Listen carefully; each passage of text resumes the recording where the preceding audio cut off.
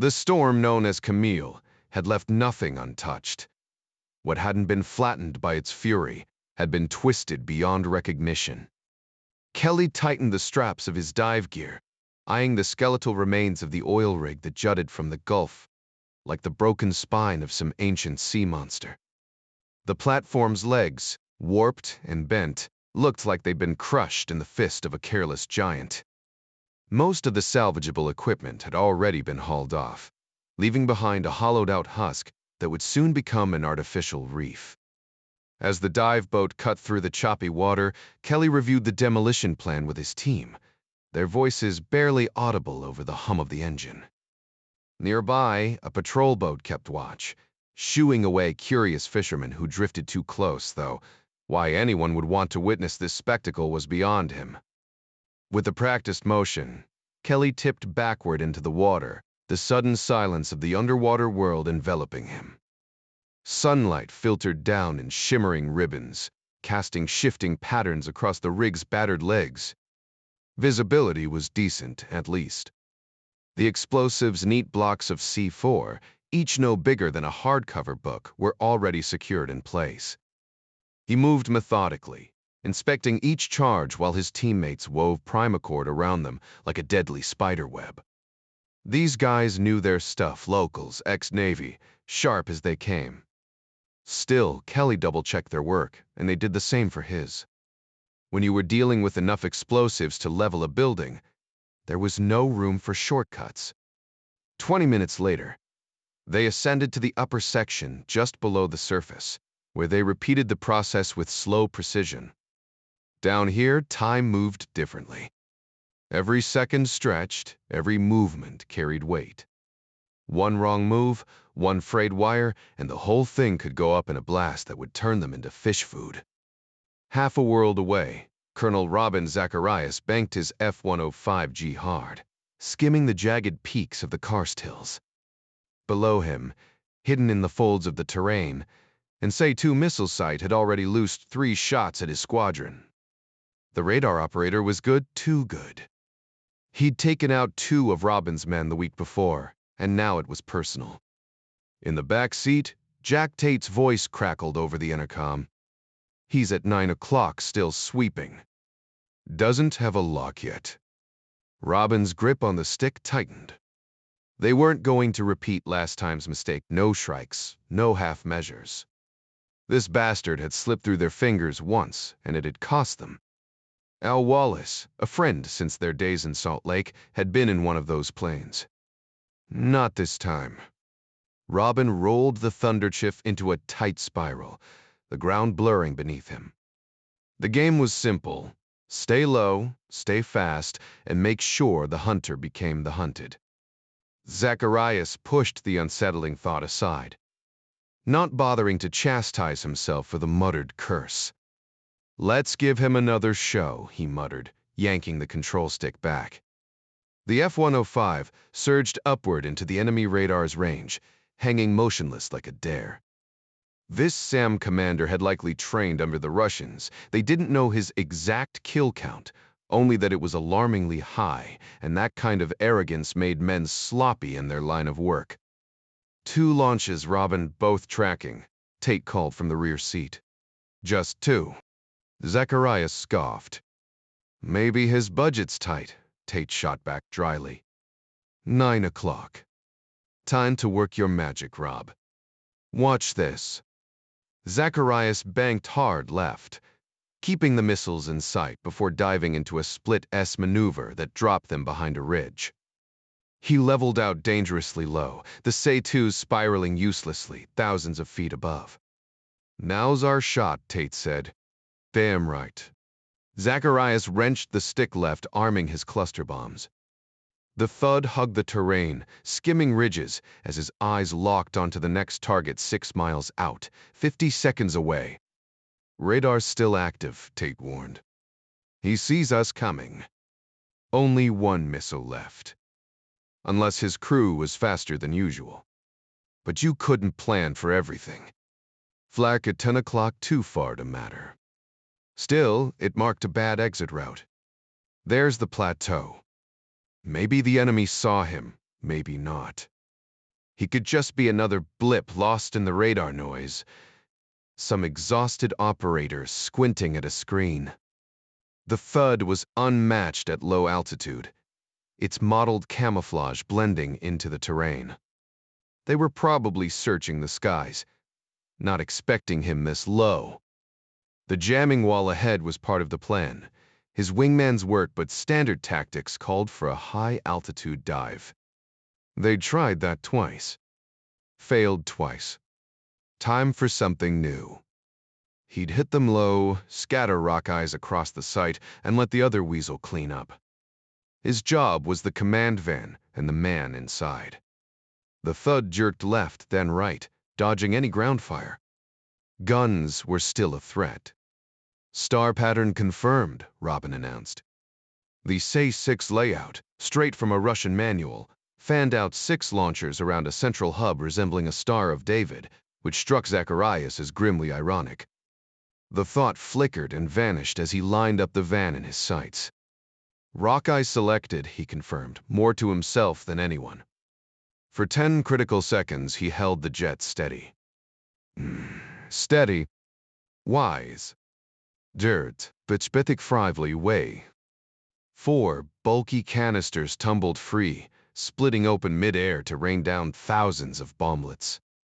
He was already miles past when they struck.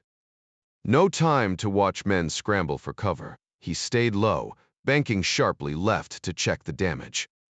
A towering plume of smoke erupted from the star's center. That's for Al, he allowed himself to think, just once before leveling out and scanning for an escape route. The strike team could move in now the SAM site was done. He aimed for a narrow pass, pushing near Mach 1, finally relaxing as the threat faded behind him. Home for Christmas. Then tracers. Red streaks erupted from the pass ahead. No warning, no deflection, just straight at him. He jerked up instinctively, and the thud flew right into the fire. The aircraft convulsed violently, and in the blink of an eye, everything turned from order to chaos. Robin. A voice crackled through the intercom, barely audible over the blaring alarms. Zacharias felt a cold certainty settle in his gut. His plane was going down. Before he could even process it, the engine erupted in flames, and the thud lurched into an uncontrollable roll. Instinct took over as he grabbed the ejection handles, but a choked cry from the back seat made him hesitate. He turned just in time to see Jack Tate's blood suspended in the air like a macabre mist, but then agony exploded through his own spine as the ejection seat tore him free. Meanwhile, Kelly fired a flare into the sky, signaling the all-clear. Another boat lobbed small charges into the water, scattering the fish away from the demolition zone. After a tense 5-minute wait, he nodded to the safety officer. Piavia's secure. With 3 sharp warnings of fire in the hole, he twisted the detonator. The explosion was textbook water erupted into froth as the rig's legs snapped clean. The platform tilted almost lazily before crashing into the sea with a colossal splash, the illusion of floating steel lasting only a second before it vanished beneath the waves. Kelly coiled the wires and tossed them overboard. 2 weeks ahead of schedule. Guess you really wanted that bonus, the executive remarked, impressed. A former Navy pilot himself, he appreciated efficiency. Dutch wasn't wrong about you. The Dassers Tamalus. The Admiral's a solid guy. Helped Tish and me out more than once. Flew with him for 2 years. Absolute legend. The executive chuckled, then gestured at the tattoo on Kelly's arm, a cocky red seal balanced on its flippers. What's the story there? Unit tradition, Kelly deflected with a grin. Classified, huh? Figures. The exec clapped him on the shoulder. Check will hit your account by close of business. I'll radio ahead so your wife can swing by. Tish Kelly browsed the racks at the stork shop, her excitement barely contained. At just under 3 months along, she could still wear most of her usual clothes, but she couldn't resist imagining the possibilities. She made a mental note to drag John here. Later, he loved picking things out for her. Stepping outside, she slid into their Plymouth wagon, the coastal sun a welcome change from Maryland's dreary autumn. The drive to the oil company's yard was smooth, every traffic light flipping green just as she approached. The truck driver, however, wasn't as lucky. Running behind schedule after a grueling haul from Oklahoma, he scowled as the light turned yellow. He jammed the brakes only for both pedals to sink uselessly to the floor. His stomach dropped faster than the rig had. The highway stretched empty before him as he gripped the wheel, downshifting to slow the massive rig while laying on the horn with desperate urgency. His prayers went unanswered. The station wagon darted into the intersection without hesitation. The driver would forever remember the sickening moment when the woman's face vanished beneath his grill, followed by the horrific lurch as his truck rolled over the crumpled vehicle with a metallic scream. Pam watched in numb horror as Helen's muffled cries filled the shack. She wanted to feel something, anything for her friend, but fear had frozen her emotions solid. The men worked methodically, their violence calculated, each choked gasp from Helen a reminder of what happened to those who tried to escape. Henry's lessons always left marks, both visible and not. Pam's own ribs ached in phantom pain as she met Helen's pleading gaze, silently begging forgiveness through her own terrified stare. When the sounds finally stopped, Pam squeezed her eyes shut, wondering whose turn would come next. The artillery crew laughed as they propped their captive beside his dead comrade, relishing the pilot's anguish. Their amusement faded when the Hanoi intelligence officer arrived, scrutinizing the prisoner with sudden intensity. After a hushed phone call, the officer smeared the dead man's blood across the living one's face and snapped photographs of bizarre pantomime that left the soldiers exchanging confused glances. Why make a living man look like a corpse? Kelly stood motionless in the ER hallway, the chaplain's empty words washing over him. The officer's rehearsed speech about failed brakes and tragic accidents meant nothing. His wife, their unborn child, gone in an instant, while the truck driver, a father himself, now lay sedated in another ward, shattered by guilt. Kelly's colleagues hovered nearby, ready to handle logistics, but no amount of paperwork could fill the void where his future had been. The world kept moving, indifferent, as if the universe itself shrugged and said, "These things happen." The man had already faced hell, or so he thought, but life had a way of showing him there were deeper layers he hadn't even imagined. Kelly wasn't sure what made him pull over. One second he was driving, the next his foot was on the brake, steering his Scout onto the gravel shoulder. The girl wasn't even thumbing for a ride, just standing there, indifferent as cars roared past, kicking up dust and exhaust. She had the stance of someone used to waiting one leg straight, the other slightly bent, a worn backpack hanging off her shoulder. Her hair, the color of sun-bleached wheat, whipped around her face in the wind. By the time he noticed her blank expression, it was too late to change his mind. She watched his car slow, then gave a half-hearted shrug before walking toward him. The window was already down when she leaned in. "Where are you headed?" she asked, catching him off guard. He'd expected to be the one asking the first question. Up close, she looked young, maybe early 20s, but her eyes carried the weight of someone much older. Her face wasn't dirty, just weathered, like she'd been out in the elements too long. The oversized shirt she wore had seen better days, and her hair was tangled.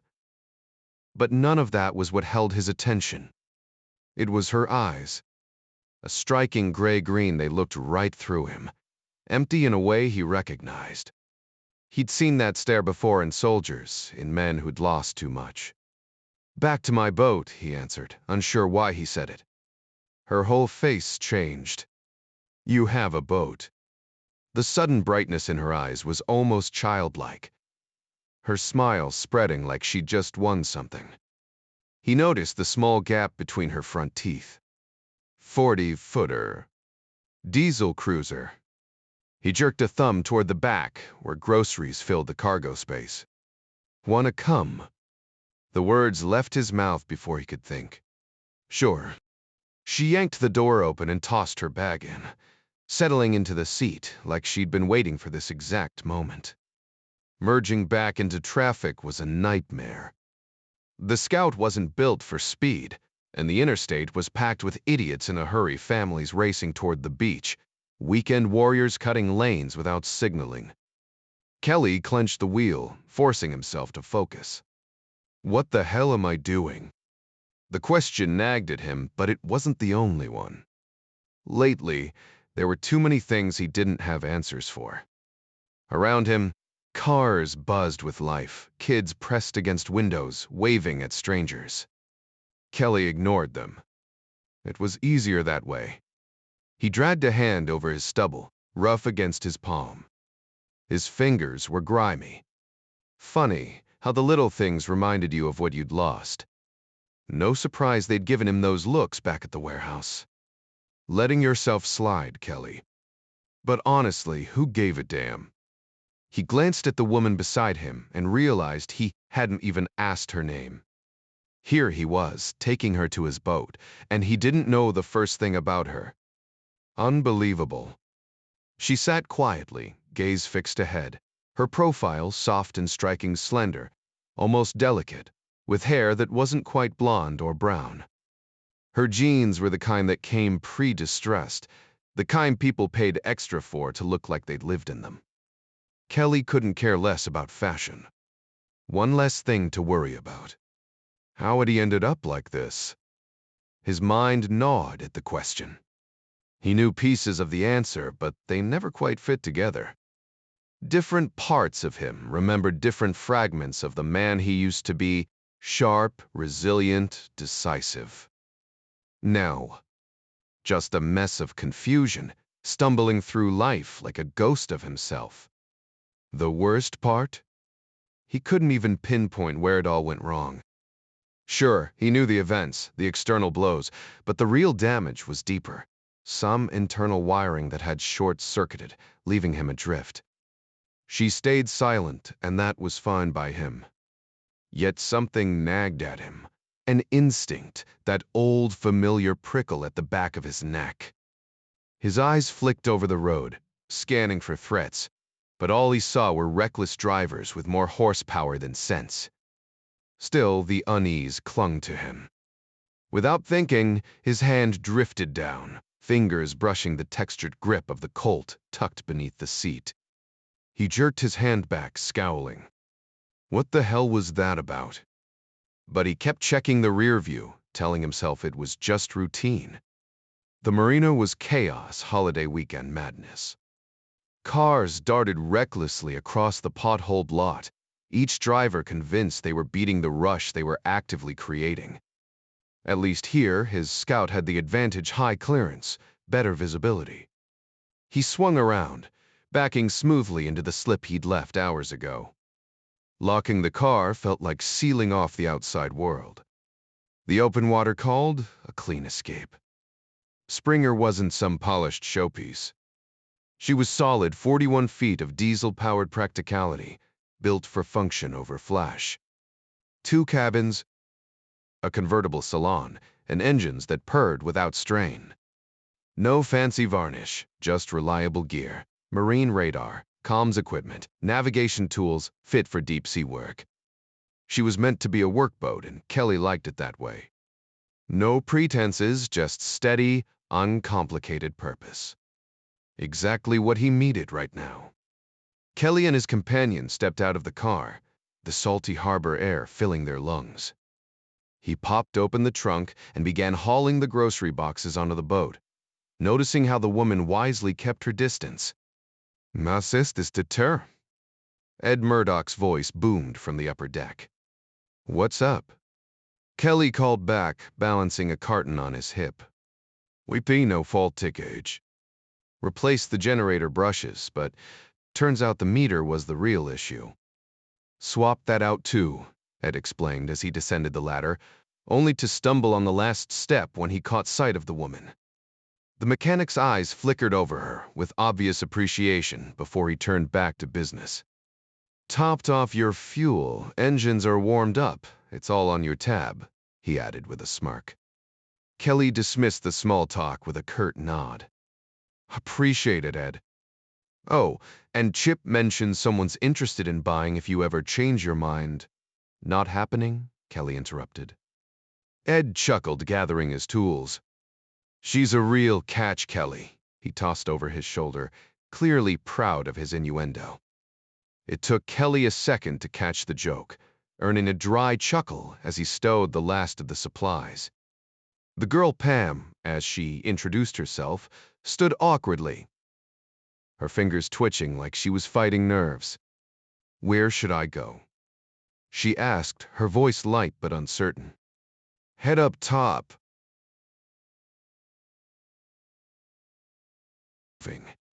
She flashed a smile so bright it could thaw a glacier, as if she'd already figured him out.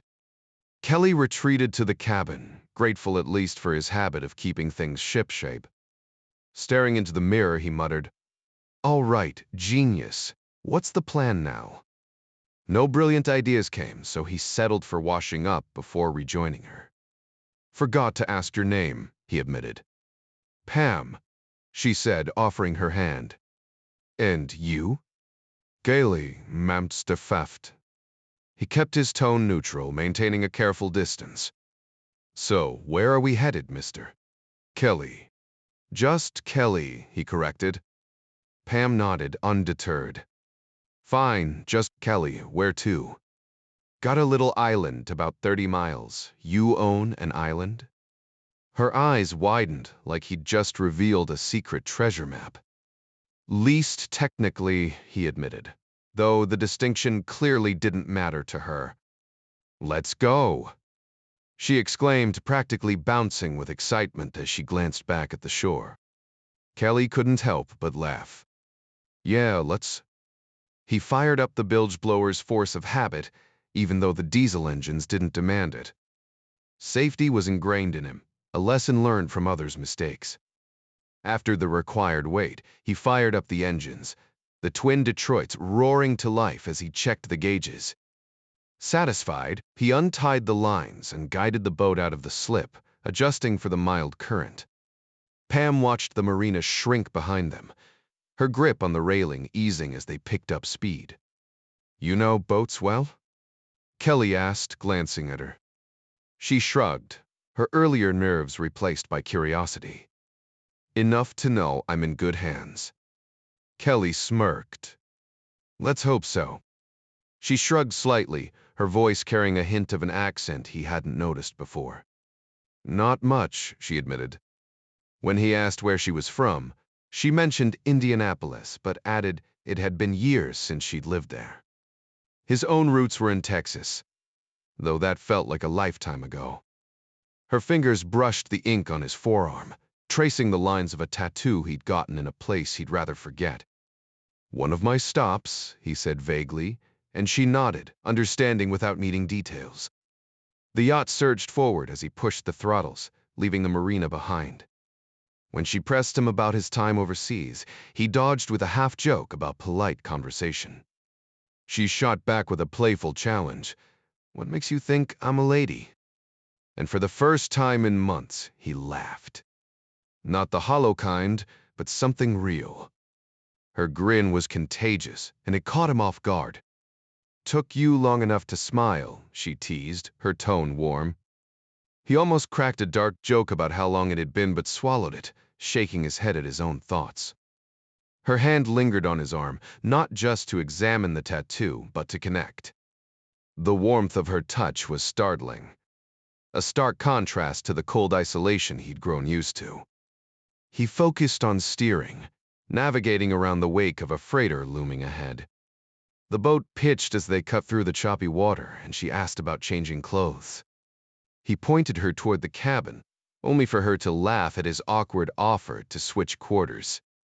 When she reappeared, it was in shorts and a loose halter, her skin pale against the sun.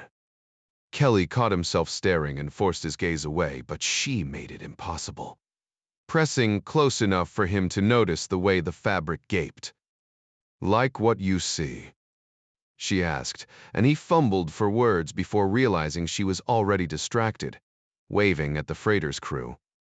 An Italian sailor blew her a kiss, and she returned the gesture, leaving Kelly oddly irritated. He swung the boat wide, sounding the horn as they passed the ship's bridge, proper etiquette, though most wouldn't bother. Through binoculars, he knew the officer wasn't looking at him. Not with Pam standing there, sunlit and laughing. Kelly spun toward the wheelhouse and barked an order. Seconds later, the freighter's deep horn blasted across the water, startling the girl so badly she nearly jumped overboard. They both burst out laughing, and she clung to his arm, her fingers absently tracing the edges of his tattoo. "It doesn't feel like I thought it would," she murmured. "Yeah, most folks think it'll be smooth like paint," Kelly admitted with a shrug. "Not exactly an art gallery masterpiece. Why did you get inked?" "Puberty establers. Even the brass. Guess we were bored. Kinda ridiculous when you think about it." "Uka bachelor," she grinned. "Nee, Zybet." "Good, 'cause I like you," he shot back, flashing her a smirk. She rolled her eyes playfully before pressing closer, her warmth seeping into his skin as he guided the boat out of Baltimore's harbor. The Italian freighter loomed in the distance, the only ship breaking the calm, glassy water. The Chesapeake Bay stretched ahead, smooth as oil, as Kelly stuck to the main channel. To Stauble, thirsty?" she asked as they veered south. "Sure. Mini fridge in the galley, grab whatever." She returned with 2 beers, just as Kelly noticed, the sky darkening. A monstrous thunderhead towered miles high, its shadow swallowing the sunlight. "Rain's coming," he muttered, cracking open the can. She tensed. Back home, that meant tornado warnings. "Not here," he assured her, scanning the deck for loose gear.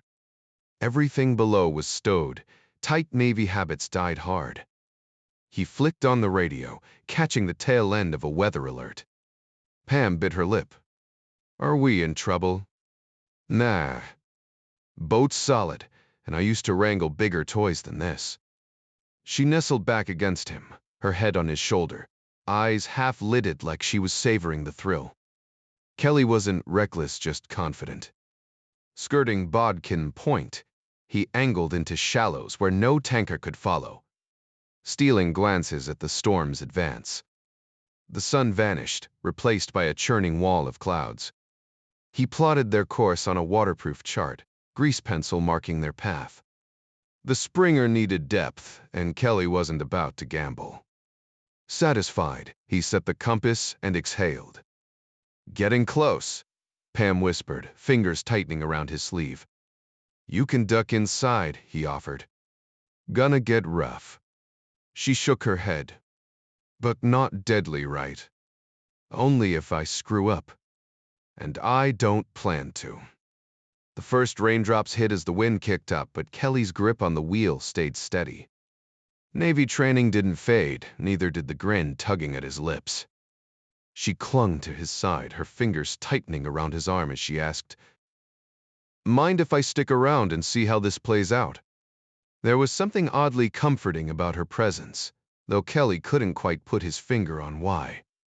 He glanced at the darkening sky. "You're gonna get soaked," he warned, but she just grinned, pressing closer. With a shrug, he eased off the throttle, letting the boat settle into the water.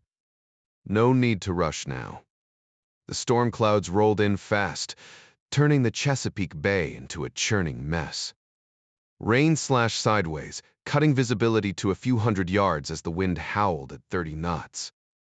Kelly flicked on the running lights, his grip steady on the wheel.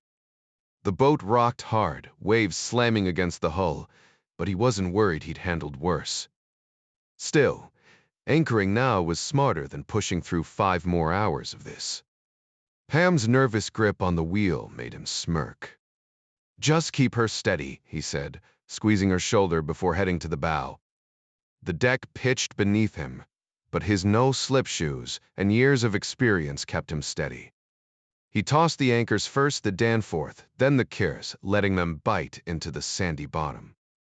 By the time he made it back, they were both drenched, hair plastered to their faces. He killed the engines, letting the wind drag them back until the anchors held. Could he fought it, he admitted, shaking water from his sleeves. But why bother? Pam shivered, though her eyes sparkled with something like excitement. So, we're camping out here. Muwa Bisin. Kelly nodded, watching the storm rage around them. For once, he didn't overthink it. Tonight, the bay could keep its secrets. The storm raged around them as Kelly hesitated, unsure whether to retreat below deck or stay in the moment. You want me to leave? He asked, rainwater streaming down his face. Pam shook her head, her fingers brushing his cheek. No, I just thought you might prefer somewhere drier. Her voice was nearly lost in the wind, but the warmth in her touch spoke louder. I like it right here, he admitted, surprising himself. The realization hit him like the lightning cracking overhead. All the signs had been there for hours, yet he'd been too guarded to see them. Logic protested weakly in the back of his mind, reminding him how little he knew this woman, how reckless this was. But the loneliness that had haunted him for months dissolved under her touch, her skin slick with rain yet radiating heat. This wasn't like the hollow encounters he'd forced himself into since the accident, leaving him emptier afterward. Pam's halter top slid off effortlessly, and suddenly logic didn't stand a chance. They're perfect, Kelly murmured, his hands tracing the curve of her waist as she laughed against his mouth, taking control with a confidence that left him breathless. The boat lurched beneath them as they stumbled toward the cockpit, clothes scattering across the deck. Pam guided him down, her movements fierce yet deliberate. And Kelly, usually so measured, so careful, let go completely. Thunder rolled as she arched above him, her smile luminous even in the storm's gloom. Later, tangled together under the fading rain, he clung to her, terrified the moment would evaporate like the mist rising off the water. But the chill eventually drove them below, where towels and quiet replaced the frenzy. Drying her hair, Kelly's grin faltered. The weight of everything he'd buried came crashing back, and this time, he couldn't outrun it. Pam didn't press, just held him as his shoulders shook, her fingers threading through his hair. You don't owe me words, she whispered. But they came anyway, ragged against her collarbone. 7 months ago. She was buying groceries, the truck's hitch failed. Pam's arms tightened around him, and for the first time in half a year, Kelly didn't feel alone. Tish, her name was Patricia, he murmured, the words catching in his throat. Pam studied him in the dim salon light, noticing scars she hadn't seen before, each one a silent story. None of it mattered now. She pressed her cheek against the top of his head, struck by the unfairness of it all. He should have been building a life, raising a family, not carrying this weight alone. You kept it all locked inside, didn't you? His silence was answer enough. And why tonight? She pressed. I don't know, he whispered, then surprised himself by adding, thank you. Kelly blinked up at her, unguarded for once. That's the kindest thing anyone's ever done for me. Pam shook her head. You know why. And so does Tish. She loved you, John. Enough to let me step in, maybe even enough to send me your way. The dam broke again. She held him, rocking slightly until the storm passed. When he finally lifted his head, gratitude flickered into something hotter, something alive. Pam yielded, letting him reclaim himself in the only way he knew how. Later, as he slept beside her, she traced the stubble along his jaw, her own tears falling not for the fear the day had brought, but for the unexpected grace that followed. Dawn came too soon. Kelly stirred at his usual hour, disoriented by the warmth beside him, until memory flooded back. He slipped free, draping the blanket over Pam before stepping into the crisp morning air. The coffee pot hissed to life as he tugged on swim trunks and climbed topside. The anchor light still glowed one small victory. The storms had scrubbed the sky clean, leaving behind a world washed in pale gold. Then he saw at the dragged anchor. A rookie mistake. He scowled, though the sea lay flat as glass, the breeze barely a whisper. The coastline shimmered in the early light, beautiful and indifferent. For the first time in years, he'd slept through the night. No whiskey, no nightmares. Just peace. A distant rumble cut through his thoughts. He squinted west, but the mist clung low, swallowing whatever approached. Grabbing binoculars from the bridge, he barely had time to register the blinding spotlight before it vanished. A voice crackled over the water. "Damn! Kelly didn't recognize you out here." The Coast Guard boat materialized from the haze, its hull nudging against Springer. Kelly lunged for the fenders, muttering, "Trying to give me a heart attack. Portagee." Oreza grinned, leaping the gap with the ease of a man who'd spent more time on water than land. "What, and miss your charming company." Oreza motioned toward the boat's sides with a smirk. "Trying to bruise my ego?" Kelly shook his head as he approached. "You all?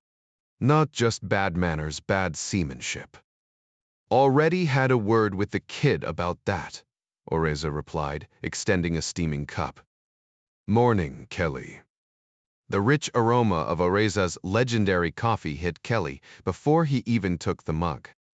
He chuckled, raising it in mock salute. "Consider me officially appeased." The Coast Guardsman rubbed his eyes, exhaustion evident. "Sterk Exetan. Crew's green, and I'm practically their grandpa at 28. "Ode to trouble?" Kelly asked, sipping the strong brew. Oreza scanned the water, jaw tight. "Some idiot in a day sailor went missing after last night's squall. We've turned the Chesapeake inside out looking for him." 40 knot winds do that, Kelly remarked. "Hit like a freight train." "Yeah, well, 6 boats rescued, 1 still Mia." "Spot anything weird?" Kelly shrugged. "Left Baltimore around 4, took 2.5 hours to get here. Dropped anchor when the storm rolled in. Couldn't see squat through the rain." Oreza arched a brow at the word "we," then grabbed a soaked halter from the wheel and lobbed it at Kelly. His expression stayed blank, but curiosity flickered behind it. Maybe his friend had finally caught a break. Life owed him that much. Kelly handed back the cup, face equally unreadable. "Only saw one freighter tailing us.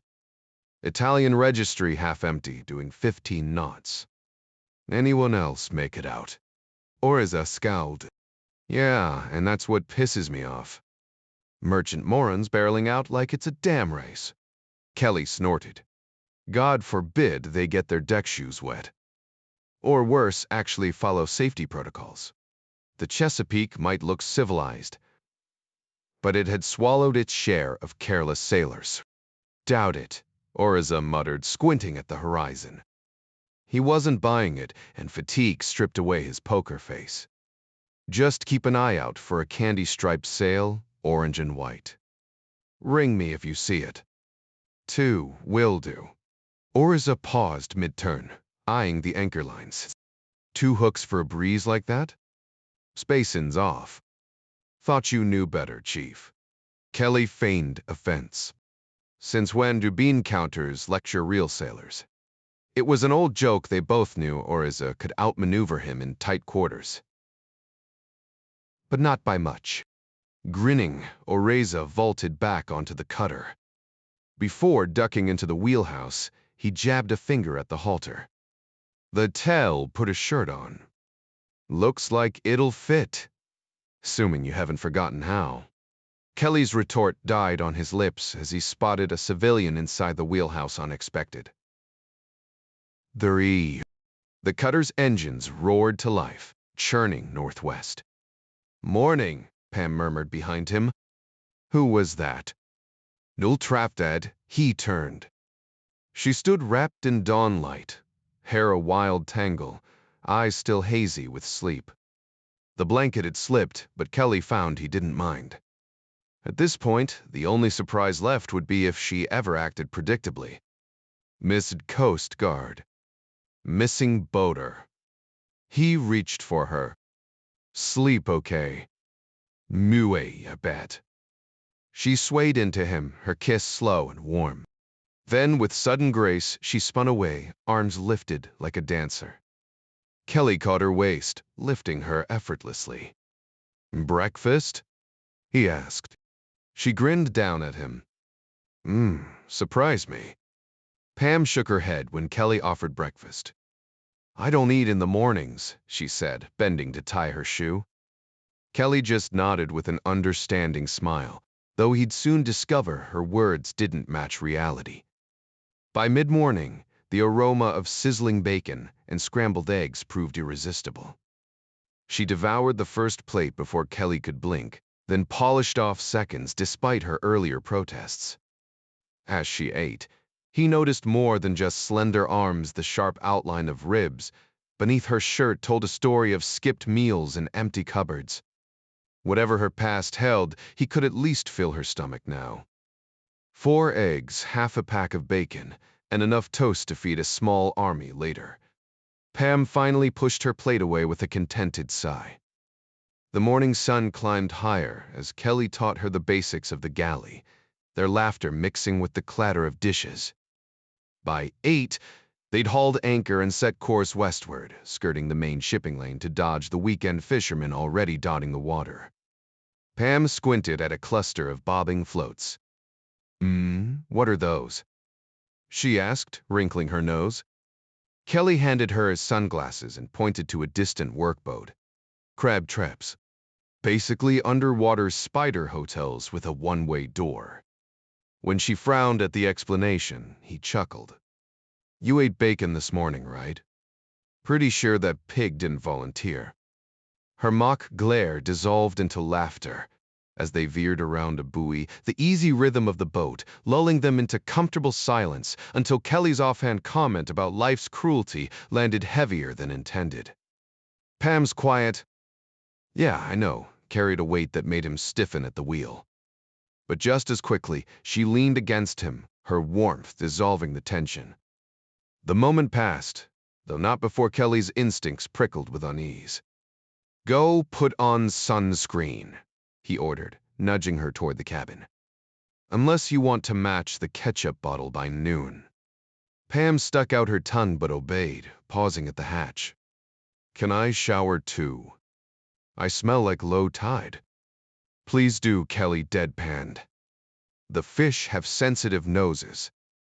Her dramatic gasp and playful swat at his arm sent him grinning as she disappeared below deck. Meanwhile, 30 miles north, Coast Guard veteran Manuel Orza slammed his coffee cup onto a weather-beaten chart table. Gone. Like smoke, he snarled to the exhausted civilian beside him. The man rubbed his bloodshot eyes. 28 hours of storm chasing, and seasickness had left him in no mood for riddles. Helicopters wouldn't have helped in that mess, Orza continued, jabbing a finger at their search grid. Unless our guy grew gills, he either sank or... The civilian interrupted with a humorless laugh. Soused. Turned into a damn mermaid? Station Commander Paul English silenced them both with a look that could freeze salt water. The missing boat was out there. And so, Orza knew, was trouble. The exhausted man sighed, rubbing his temples. Look, I know this seems hopeless, but trying is part of my job. Petty Officer Orza crossed his arms, his voice thick with fatigue. Sir, we've been at this all night. My team's wiped out. Unless you've got a solid reason to keep going, grab some shut-eye while you can. The civilian offered a weary grin, softening his earlier frustration. Orza, with brains like yours, you should be wearing officer stripes. Orza snorted. If I'm so sharp, how'd we lose track of our guy before sunrise? That one we spotted at first light? One daddy, former Navy chief, good man. English, the new guy at the station, squinted at the grainy photo captured by the spotlight. Seems young for a chief. Oreza shrugged. Came with a Navy cross. English raised an eyebrow. You really think he'd... Not a snowball's chance. With a tired shake of his head, the civilian trudged toward the bunks. They'd be back on patrol by dusk, and rest wasn't optional. Once he was gone, English turned to Oreza. So, what's the deal with this Kelly guy? Oreza tapped the chart with his pencil. He's hauling serious equipment, Captain. And the man barely sleeps. English exhaled. He'll be around for a while. I need you to manage it. Oreza circled a spot on the map. This is the perfect lookout point. And yeah, I trust him. Higher-ups said no. Oreza smirked. Higher-ups don't know the water like we do, sir. I'll take orders, but not navigation lessons from a desk jockey. Meanwhile, in a dimly lit shack near the marshes, 3 men huddled over a table. The tallest one flicked open his knife, slicing through thick paper to reveal a plastic bag of white powder. Couple hours of work, and we walk away with 300 grand. Got a problem with that, Eddie? The third man grinned. And this is just the beginning. Eddie hesitated. What about the boat? Debbie scuttle it. Mais ip you at teaming. They glanced at Angelo, unconscious and bleeding on the floor. The tall man's voice was ice. Same goes for him. Right here's good. Eddie swallowed hard. His people won't take this well. Tony scoffed. What people? He turned rat. You think rats have friends?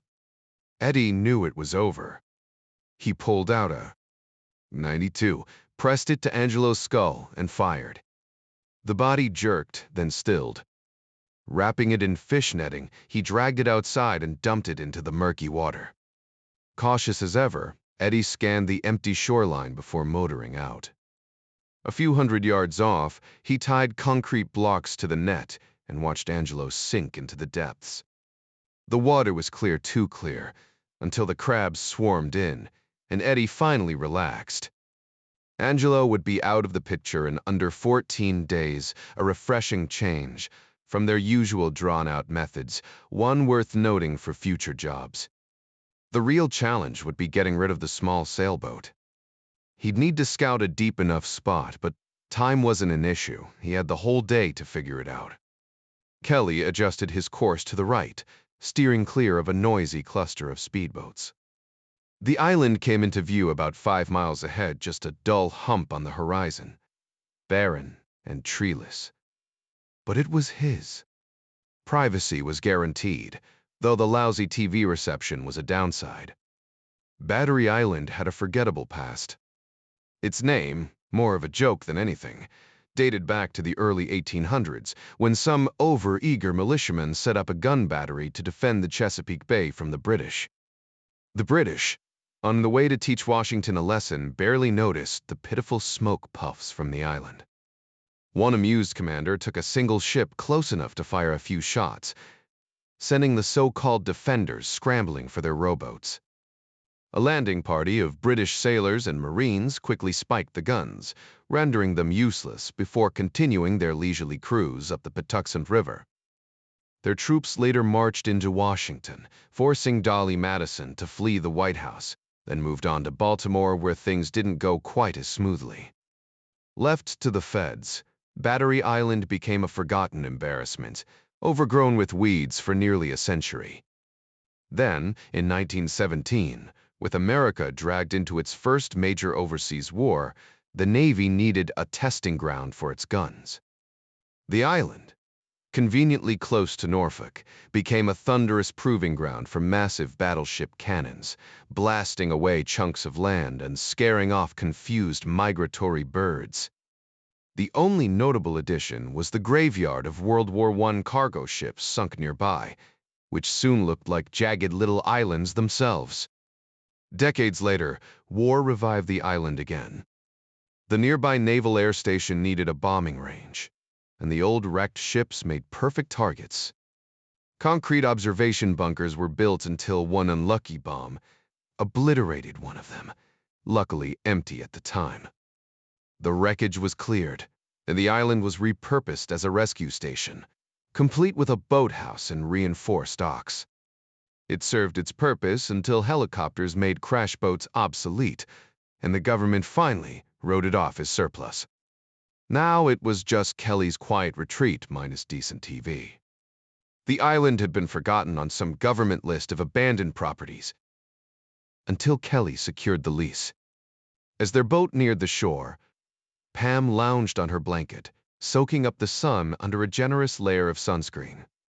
Without a swimsuit, she'd opted for just her underwear, something Kelly didn't mind, though the casualness of it nagged at him in a way he couldn't quite explain.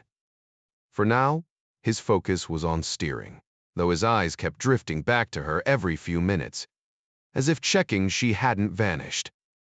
Adjusting the wheel slightly to avoid a looming fishing yacht, he stole another glance. Pam had slid her bra straps down for better sun exposure, and Kelly couldn't help but approve. A sudden blast of diesel horns from the nearby boat jolted them both. Kelly scanned the water, zeroing in on the source, a Hatteras cruiser about 200 yards to port. A man on its flybridge waved frantically. Kelly sighed and altered course, taking his time to close the gap. The other captain clearly lacked experience, fumbling with the controls as his boat drifted. "What's the issue?" Kelly called through the loudspeaker. "Lost our propellers," the sunburnt man shouted back. "Hit something, maybe a sandbar." Kelly suppressed the urge to suggest rowing and instead edged closer. The man, short and hairy-chested, looked desperate, while the woman beside him seemed mortified. "You need a tow?" Kelly asked, already sizing up the situation. The man eagerly agreed, scrambling for a line. As Kelly maneuvered into position, he couldn't help but judge. This guy had money, sure enough, to buy a nice boat, but no clue how to handle it. Yet when it came to tying knots, the man surprised him, securing the line with practiced ease. Pam, now watching from the deck, raised an eyebrow. "What's his deal?" "Some people forget the ocean has a bottom," Kelly muttered. "Hit it wrong and things break." He shot her a look. "Might want to cover up before we dock." Laughing, Pam disappeared below. Kelly eased the throttle forward, towing the Hatteras at a cautious pace. He'd done this too many times. Maybe he should start charging. Docking was a slow, careful dance. Kelly dropped fenders, tied off lines, and made sure the other boat didn't scrape the pier. The owner, at least, knew how to handle ropes, tossing them over with surprising skill. As Kelly hauled the boat in, he flexed a little no harm in showing off for Pam. It took just 5 minutes to secure her boat before Kelly helped Springer tie up as well. "This your place?" the stranger asked, eyeing the weathered dock. "All mine," Kelly answered with a grin. "Welcome to my little slice of paradise." The man extended a surprisingly delicate hand despite his firm grip. Sam Rosen. He'd thrown on a wrinkled button-down, but his smooth skin gave him away. "John Kelly," he replied. "My wife, Sarah," Sam added. Kelly chuckled. "Let me guess you're the one who actually reads the charts." Sarah, a stout woman with nervous brown eyes, let out a sharp laugh. "Somebody ought to thank you for fishing us out," she said, her Brooklyn accent thick. "Unwritten rule of the water, ma'am." "So what happened?" "That damn chart said 6 feet of clearance. We only need 4, and low tide was hours ago." Sarah snapped, frustration boiling over. Her husband had clearly gotten an earful already. "That sandbar's been growing since last winter's storms. But my charts don't show it. And it's not even hard bottom, just soft silt." Just then, Pam appeared, now dressed in something presentable. Kelly realized he hadn't even caught her last name. Pam. She introduced herself with a quick wave. "You'd need a break?" "We've got all day to figure this out," Kelly offered. The group agreed, and he led them toward his home. Sam stopped short. "What in the world is that?" He pointed at the massive concrete bunker, its 3-foot-thick roof looming like a relic from another era. A smaller companion structure sat beside it. "Used to be Navy property," Kelly explained. "I lease it now." "Nice dock setup," Sam remarked. "Comes in handy," Kelly admitted. "So what do you do?" "Surgeon," Sam said. "Professor of surgery," Sarah corrected, rolling her eyes. But he couldn't navigate a bathtub. The damn charts were wrong. Sam grumbled as they stepped inside. Kelly cut in. "What's done is done. Lunch and a cold beer will make it easier to stomach." He surprised himself with the offer, then froze at the sharp crack of a distant gunshot echoing over the water. Sam's head snapped up. What was that? Probably some kid plinking at muskrats with a naughty two, Kelly guessed. Usually quiet out here, except during duck season. Then it's a zoo at sunrise. Sam eyed the hunting blinds along the shore. "You a hunter?" "Not anymore," Kelly said flatly. Something in his tone made Sam pause, reassessing him. "It too is long. Long enough." "Oh'd you know?" "Did my residency, then got shipped to Iwo Jima and Okinawa." "Mispittle ship. Kamikaze season, huh?" Sam nodded grimly. "Real party. What about you?" "Spent most of my time belly crawling," Kelly said with a wry smile. "Good. You've got the look." "Close enough, just dumber." Kelly spun the combination lock and heaved the steel door open. Inside, the bunker defied expectations. What had once been a stark military space now felt almost homey, with drywall, rugs, and even a covered ceiling. Only the narrow view slits betrayed its past. The decor showed a woman's touch, Patricia's, but the current state of orderly bachelorhood was unmistakable. As Kelly rummaged in the fridge, Pam wandered, wide-eyed, while Sarah examined the space. "Stays cool in here," she noted. "Steam heat," Kelly said, tapping a radiator. "Government specs, this place was built to last." Sam whistled as he ran a hand along the sleek countertops. "This place is incredible. How'd you swing a setup like this?" "A buddy pulled some strings," Kelly replied, popping open the stainless steel fridge to grab another beer. "Government surplus deal." Sarah raised an eyebrow, impressed. "Must be one hell of a friend." Kelly just grinned. "Yeah, he is." Meanwhile, over at the Pentagon, Vice Admiral Dutch Maxwell glared out his E-ring window at the protesters below. The distorted chants of baby killers. And the sight of a North Vietnamese flag made his jaw tighten. He could still hear the rhythm of their shouts, even if the words were muffled by the thick glass. "You're gonna give yourself an ulcer, Dutch," Rear Admiral Casimir Podolsky remarked, though his own grip on his cigarette was tight enough to crush it. "Tell me something I don't know," Maxwell muttered. Podolsky exhaled smoke, his sharp blue eyes flickering with something between bitterness and resolve. "Those kids out there. They've got the right to protest. It's what we fight for." Maxwell snorted. "Yeah, real heartwarming." Podolsky tossed a heavy folder onto the desk, its edges marked with red and white striped tape and stamped with the words, "Boxwood Green." "They're letting us run with it." Maxwell blinked. "You're joking." "Worked on it till 3:30 a.m., but it's a go. Full feasibility study, just us, though." Here to books?" Maxwell let out a slow breath. Jim Greer in on this. Just got word he's at Langley now. Perfect timing. We need a spook who still remembers which side he's on. Podolsky smirked, nodding toward the window. After dealing with that circus outside, what's a few more enemies? Back on the boat, Kelly cracked open his second beer as lunch wound down. The spread was simple cold cuts, bread, and cheap beer, but nobody complained. You handle the lines pretty well for a newbie, Kelly said, mostly to break the silence. The doctor grinned. Surgeon's hands. Good with knots. Sarah chuckled. Pharmacologist, actually. I teach at Hopkins. Sam, ever the conversationalist, asked, So how long have you two been married? The pause was instant. Pam, oblivious, chirped, Oh, we just met. Kelly nearly choked on his beer, heat creeping up his neck. But the doctors just shrugged, unfazed.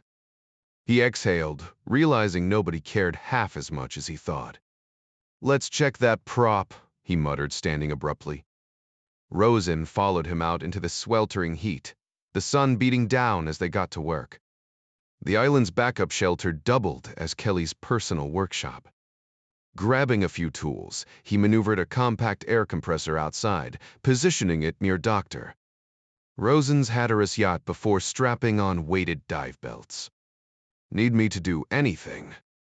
Rosen asked, watching as Kelly peeled off his shirt. The doctor's trained eye caught the faint traces of old battle scars, the kind field medics never had time to stitch neatly. Nah, I'll be fine, Kelly assured him, climbing down the dock ladder. Only going about 5 feet down. If the compressor fails, I'll notice right away. True to his word, Kelly resurfaced moments later, tossing 2 mangled propeller blades onto the concrete. Found your issue, he announced. Rosen stared in disbelief. What the hell did we hit? Kelly smirked as he unbuckled the weights. Just water, Doc. Plain, old salt water. Rosen frowned. What? You had a marine survey done before buying this boat, right? Memai, Bephorse. Insurance required it. Guy charged me $100, said it was a steal. Kelly snorted, shutting off the compressor. And what problems did he list? Claimed something was wrong with the sinks. Had a plumber check, turned out fine. Guess he had to justify his fee. Sinks, Kelly repeated, barely containing his laughter. That's what he told me over the phone. I never bothered with the written report. Zincs, Doc. Not sinks, Kelly corrected, shaking his head. Your props were eaten alive by electrolysis galvanic corrosion from mixed metals and salt water. The sandbar just finished them off. Didn't the Coast Guard Auxiliary cover this in their boating course? Rosen flushed. Well, yes, but now you know, Kelly interrupted, holding up a propeller fragment that crumbled like stale bread. This used to be bronze. Son of a Rosen grabbed the debris, pinching off a brittle flake. The surveyor meant for you to replace the zinc anodes on the strut. They sacrificed themselves to protect the rest of the metal. Your rudder's shot too, but it can wait. Those props. Not a chance. Rosen cursed under his breath, glaring at the harbor. Idiot. Kelly chuckled. Hey, if this is your worst mistake this year, you're winning. So, what now? I'll call a buddy in Solomon's. He'll ship new props by tomorrow. Kelly paused, flipping through Rosen's navigation charts. These are 5 years old. You're supposed to update them annually. Rosen groaned. Unbelievable. Relax, Kelly said, clapping him on the shoulder. Best lessons sting a little. You fix it and move on. The doctor finally cracked a smile. Sarah's never letting me live this down. Blame outdated charts, Kelly suggested with a wink. Need backup. Men's solidarity. I like it, Rosen admitted. Think we'll get along just fine, Kelly. Elsewhere, tension crackled. Where the hell is she? Billy snapped. Rick threw up his hands. How should I know? Both men turned to the woman in the corner. Billy's voice turned icy. You're her friend. Doris stood frozen, her entire body quivering with fear, as Billy closed the distance between them in 3 quick strides. She braced herself, but couldn't avoid the sharp crack of his hand against her cheek, sending her sprawling to the floor. You lying little snake, spill it now. He snarled, his voice dripping with menace. Tears blurred her vision as she clutched her stinging face. Her desperate glance toward Rick met only with cold indifference. I swear, I don't know anything, she pleaded, her voice breaking. Billy's fingers worked at the button of her shorts, his belt already sliding free from his waist. Bring the others in, he ordered Rick, his tone leaving no room for argument. Doris forced herself to stand, stripped of dignity and trembling uncontrollably, knowing escape was impossible. The other girls shuffled in, eyes averted, their silence deafening. She had suspected Pam might run, but that was all. And now, as the belt sliced through the air, the only comfort she had was knowing she'd never betray her friend. The pain was unbearable, but Pam was free. Meanwhile, Kelly and Rosen maneuvered the hand truck along the dock, stacking groceries with practiced ease.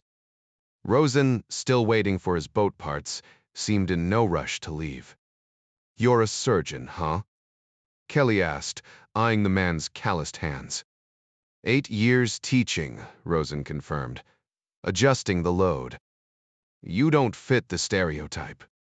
Rosen chuckled. Not all of us play golf. My old man laid bricks for a living.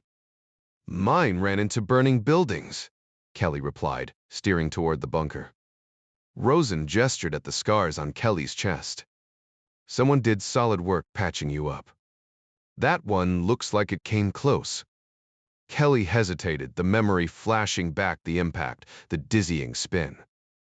Got sloppy, he muttered. Just nicked the lung. Could have been worse. Rosen gave a dry laugh. 2 inches from your heart. No big deal, right? As they stored the last of the supplies, Kelly wiped his hands. Nice talking to someone who gets it, Doc. He forced a grin, though the phantom ache of that bullet still lingered. Rosen studied him.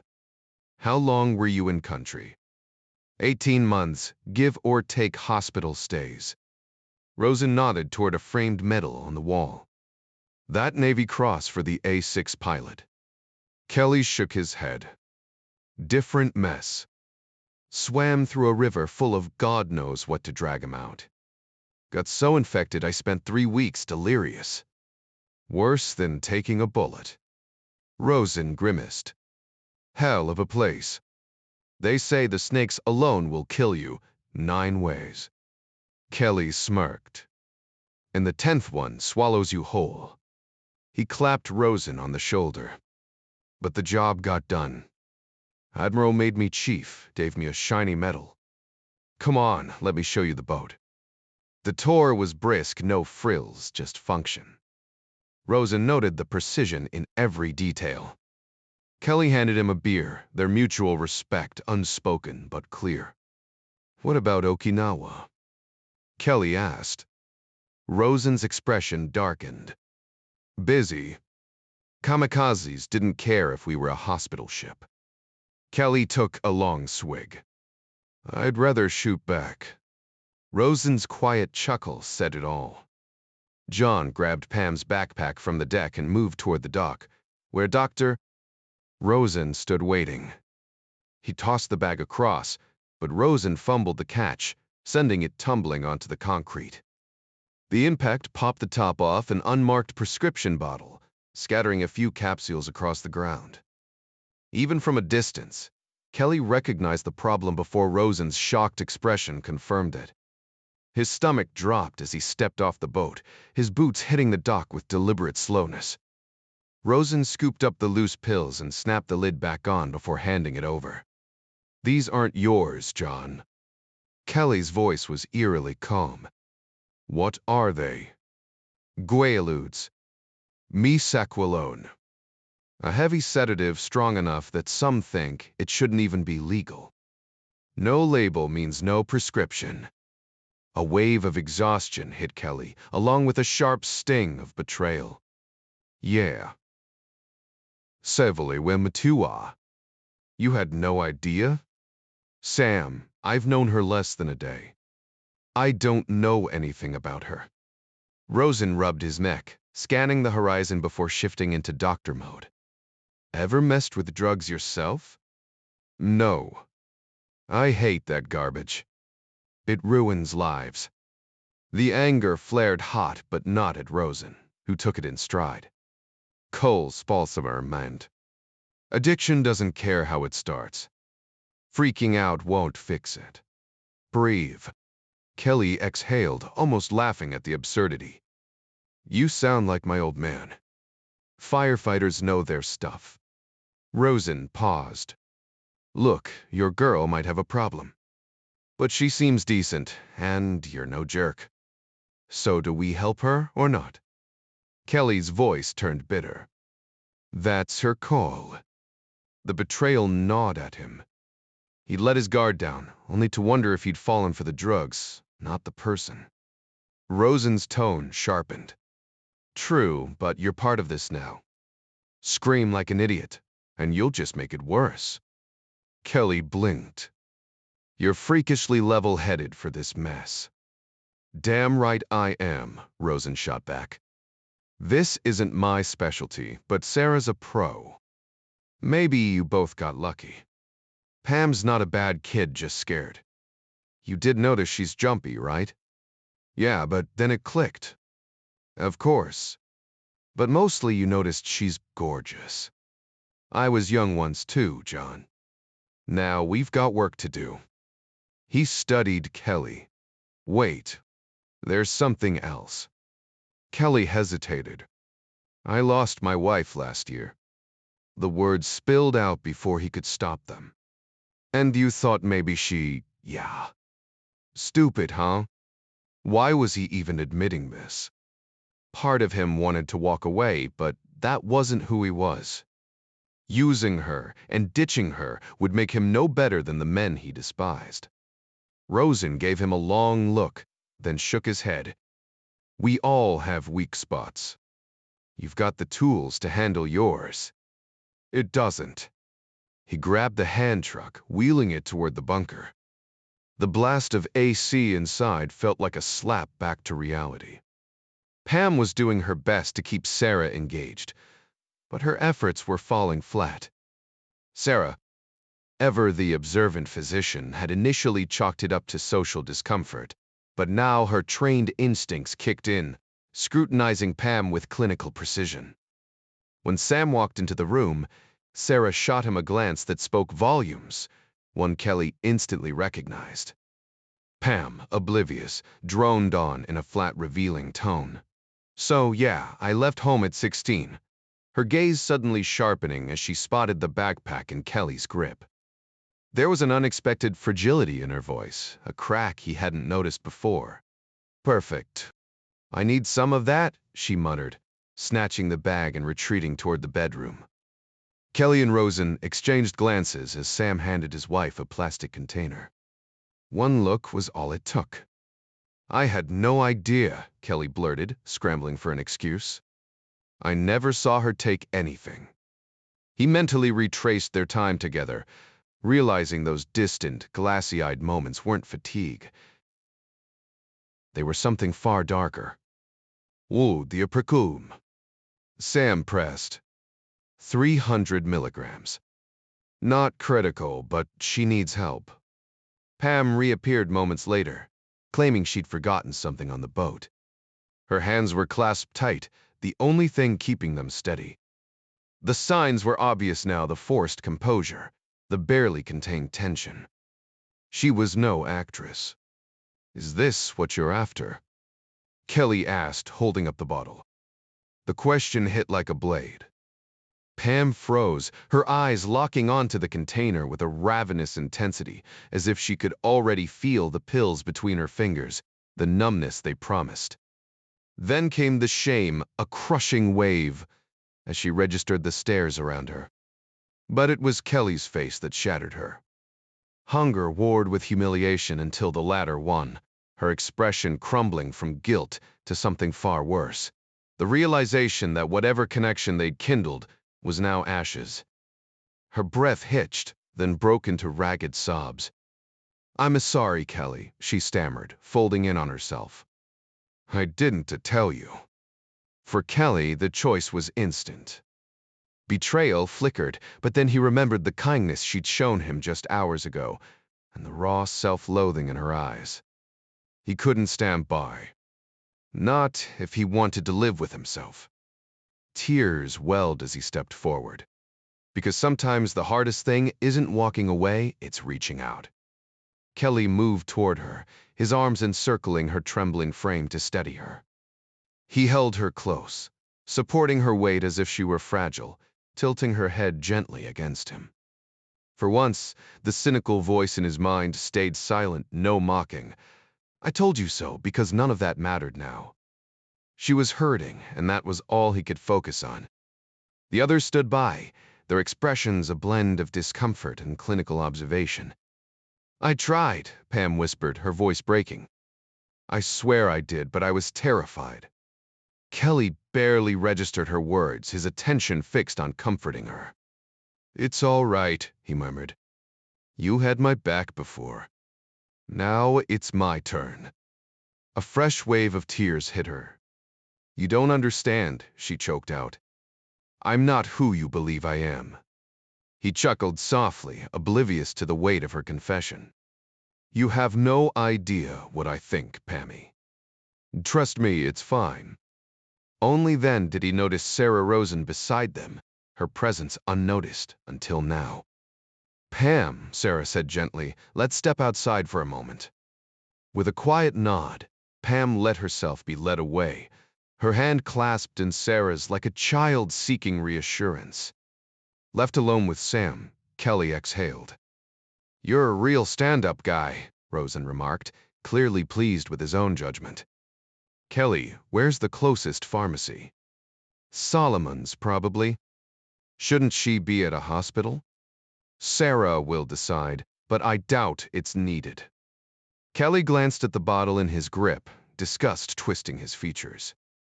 "I'm tossing this garbage overboard." "Absolutely not." Rosen cut in sharply. "I'll take them. The lot numbers could help track where these came from. They're going in my boat's safe." "So what's next?" "We wait." 20 minutes later, Sarah and Pam returned, fingers still entwined. Pam's chin was lifted, though her eyes glistened. "We've got a fighter here," Sarah announced. "She's been battling this alone for weeks."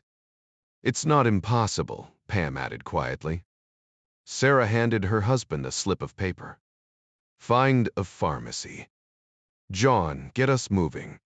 Now." As Solomon's faded into the distance, Kelly frowned. "What's the plan?" "Simple, really," Rosen explained. "We use barbiturates to ease her off gradually. Cold turkey can be dangerous seizures, even death in extreme cases." Kelly stiffened. "People die from this." "Why would you know?" Rosen shrugged. "That's our job. Sarah thinks she'll be fine." He checked the list again. "Phenobarbital to manage withdrawal." "Look, you know boats, right?" "Yeah," Kelly muttered, turning toward the helm. "Then let us handle the rest." The Coast Guardsman exchanged weary glances as the civilian, wide awake, despite the hour, pored over navigation charts, tracing circles with his finger. "How fast does a sailboat go?" he asked, oblivious to Quartermaster Manuel Orza's irritation. Orza sighed. "That one, 5, maybe 6 knots in good conditions. Hull speed's roughly 1. Sine times the square root of the waterline length." "My is a tef for check a tef." The man barely nodded, already lost in his calculations again. The night had been rough with howling winds, making the officer grumble in frustration. Small boats don't speed up in rough water, they slow down. All that bouncing over waves means less forward progress, he snapped. The civilian interrogating him wasn't satisfied. Then how'd he slip past you? Oreza clenched his jaw. This guy wasn't even a real officer, just some desk jockey throwing his weight around. A real officer would have understood the situation, not berated him for things beyond his control. He forced himself to stay calm, though part of him wished an actual commander were here to set this guy straight. Civilians respected rank, which said everything about their common sense. Sir, you ordered me to hang back. I warned you we'd lose him in the storm clutter. Our radar's useless in bad weather, especially tracking something as small as a day sailor. You've made that clear, the man muttered. Oreza bit back the urge to repeat himself again. A sharp glance from Warrant Officer English kept him in check. Instead, he exhaled and studied the chart. So where do you think he went? The bay isn't endless. He's got 2 shorelines to choose from, plenty of hidden docks and narrow creeks. If it were me, I'd ditch the boat up some quiet inlet. Easier to vanish there than at a marina. The civilian's face darkened. You're saying he's gone? Pretty much, Oreza admitted. 3 months of surveillance down the drain. Not my fault, sir. The petty officer hesitated. Odds are he went east sailing, with the wind beats fighting against it. That's the silver lining. Bad news.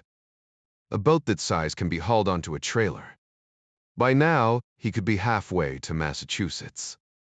The man's expression soured further. Just what I needed to hear. You want me to sugarcoat it? Why, Barry Sieve. 3 months. The civilian was stuck on that number, refusing to accept reality. Oreza and English exchanged a glance. Some people never learned sometimes the sea kept what it took. You searched, you hoped, but in the end you had to let go. Neither man liked it, but that was the job. English saw an opportunity. Maybe call in some choppers. The Navy's got assets at Pax River. It'd also get this nuisance out of their hair. The civilian smirked. Trying to get rid of me? Wouldn't dream of it, sir, English replied smoothly, though he couldn't help thinking the guy wasn't as clueless as he seemed. Meanwhile, Kelly docked just after 7, securing his boat with meticulous care. Sam handled the medical supplies while Kelly covered the instruments, his mind still churning from the trip. Rosen had been a good teacher, but the return voyage left Kelly alone, with his thoughts no easy answers. Just more questions. He lingered on the mooring lines, double-checking everything, delaying the inevitable. Above the clouds, a Lockheed Hercules cruised effortlessly, its crew monitoring the calm skies. The aircraft, built years ago in Georgia, logged another smooth flight, everything running like clockwork. For them, it was just another day in the air. The 4 turboprop engines droned steadily, their familiar vibration resonating through the cabin, making the coffee in their cups ripple in tiny concentric circles. Everything about the flight felt routine, except for the aircraft itself. This wasn't just any plane. It belonged to the 99th Strategic Reconnaissance Squadron, and its modified wings carried 2 Model 147 SC drones, nicknamed Buffalo Hunters. Originally designed as high-speed targets called Fire BIIs, they had been repurposed for missions far more secretive. In the rear cargo bay of the DC-130E, a second crew busily prepped the drones, inputting coordinates for a mission so classified that none of them knew its true objective. Not that it mattered, their job was simply to launch and guide the unmanned aircraft. The lead technician, a seasoned sergeant in his 30s, focused on his assigned drone, Cody 1930. He glanced out a small window to check on it, though there was no real need. After a decade in the drone program, he treated each one like a prized possession, and this particular model had flown under his control 61 times, a squadron record. Cody 1930 had a storied lineage. Built by Teledyne Ryan, the same San Diego company that crafted Lindbergh's Spirit of St. Louis Perclat. But unlike that legendary plane, the company had found its niche in military contracts, producing target drones for fighter pilots to practice on. The sergeant, however, saw his role differently. To him, the drones weren't just disposable targets, they were his chance to outmaneuver the cocky fighter jocks who thought they could shoot anything down. And he'd gotten good at it. So good, in fact, that frustrated pilots owed him more than a few bottles of whiskey for their missed shots. Then someone higher up had a revelation: if American pilots struggled to hit these drones, maybe enemy defenses would too. Suddenly, the Firebees weren't just practice targets. They were life-saving decoys for reconnaissance crews. Now, as Cody 19-3's engine roared to full power, the sergeant gave it one last look. 61 tiny parachute symbols marked its side, each representing a successful mission. With any luck, there'd soon be a 62nd. "Don't let me down, sweetheart," he muttered as the drone detached, vanishing into the sky. Back on the ground, Kelly stepped into a house filled with the scent of a light dinner. He found Dr. Rosen in the living room. "Where's Pam?" he asked. "We gave her something to help her sleep," Sam replied. "She's been running on fumes for days." Sarah nodded from the kitchen doorway. "Poor girl's completely drained. I just checked she's out cold." Very softly, Kelly frowned. "But if she's been on sleeping pills, her body fights them even as it craves them," Sam cut in. "It's a nasty cycle." Sleep was going to be a major struggle for her in the coming weeks. Sarah hesitated before adding, "There's more to it. She's terrified of something, but she wouldn't tell me what." She took a breath, knowing Kelly needed to hear the truth.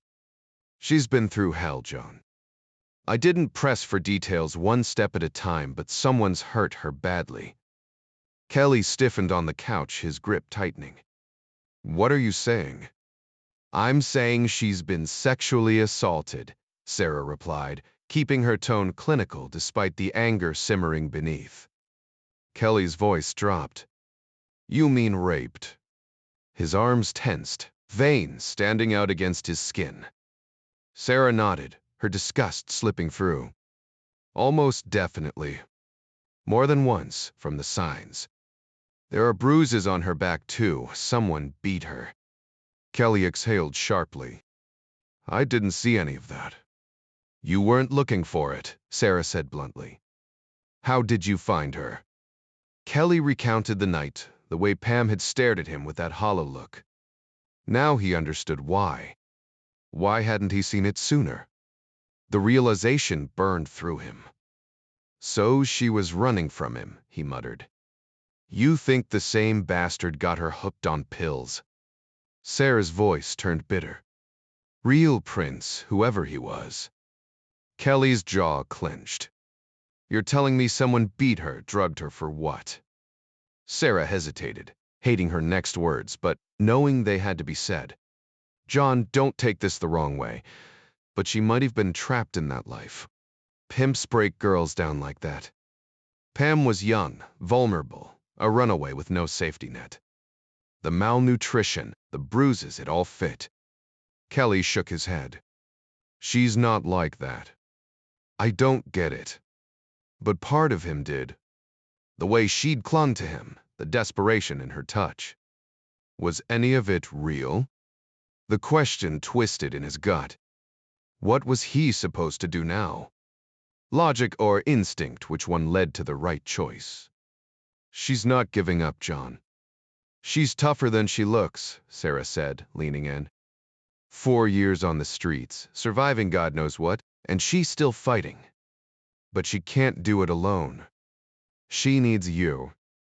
Her gaze sharpened. So, here's my question, are you going to step up? Kelly's icy blue eyes locked onto hers, searching for an answer he wasn't sure he had.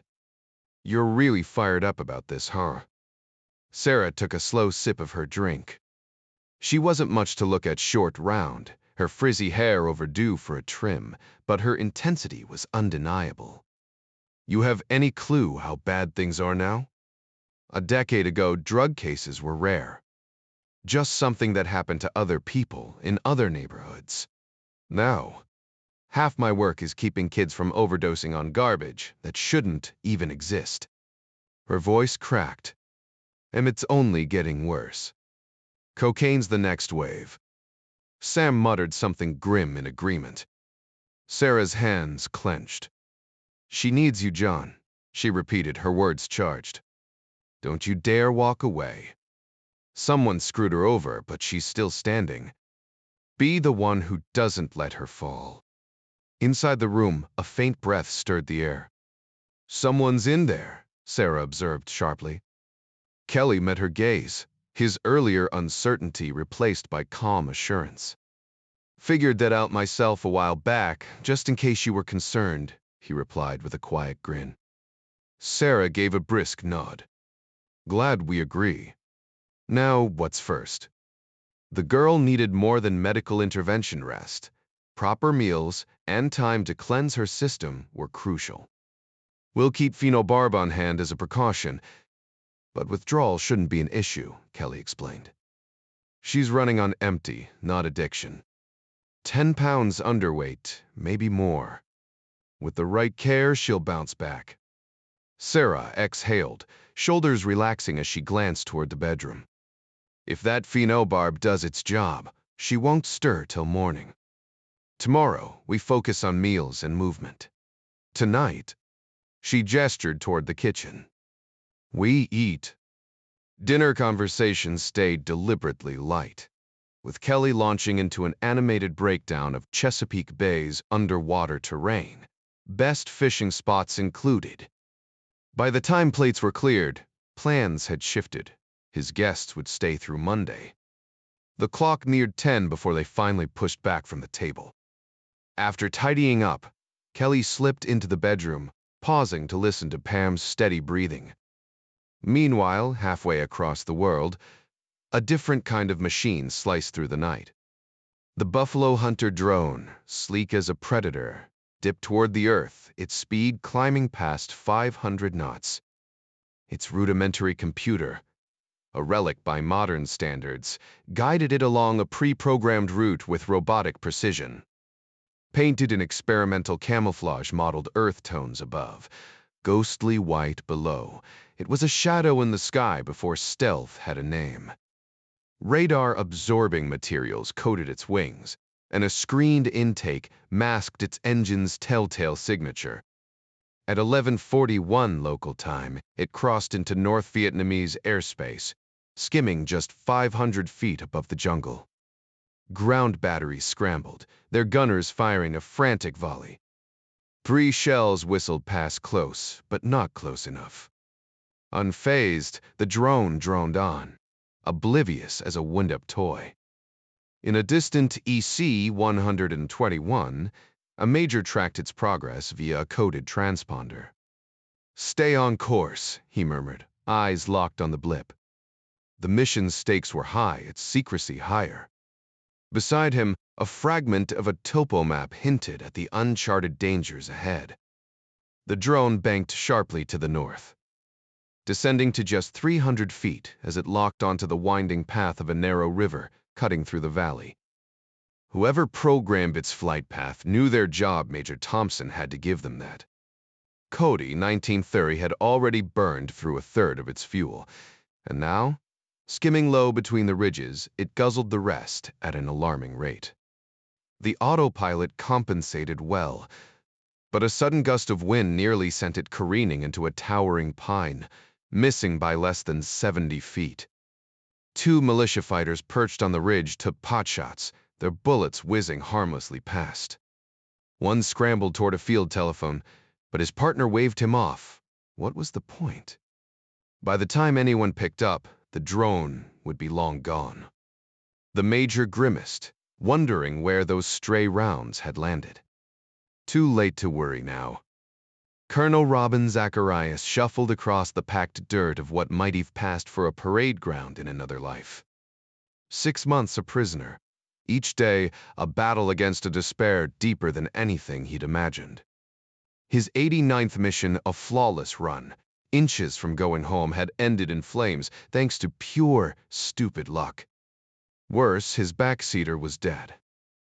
Probably the lucky one, Zacharias mused bitterly, as 2 armed guards prodded him forward, his wrists bound, ankles shackled. Even with rifles and watchtowers, they still feared him. I must look like a real monster to these little guys. The irony almost made him laugh. Dangerous. Thicket frilly second. His back still screamed from ejection injuries.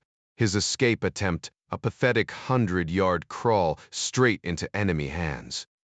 The beating started immediately, dragged through villages, spat on, pelted with stones before landing here. Wherever here was. Seabirds cried overhead. Maybe near the coast, though we remembered the gulls of Salt Lake City, miles from any ocean. The physical torture had eased lately. Maybe they'd gotten bored. Or maybe I'm just not as fun to break anymore. He snorted at the thought. No windows in his cell, no contact with other prisoners. Twice he'd glimpsed faces men his age, likely officers, but any attempt to speak earned him a rifle butt to the ribs. They'd only nodded, smiling faintly. That was the worst of it. None of this matched the briefings. No Hanoi Hilton, no fellow POWs. Just isolation and the gnawing terror of the unknown. For a man who'd spent 2 decades controlling his own destiny, that was the real torture. He'd thought things couldn't get worse. He was wrong. The crisp morning air was shattered by a booming voice. "Morning, Colonel Zacharias."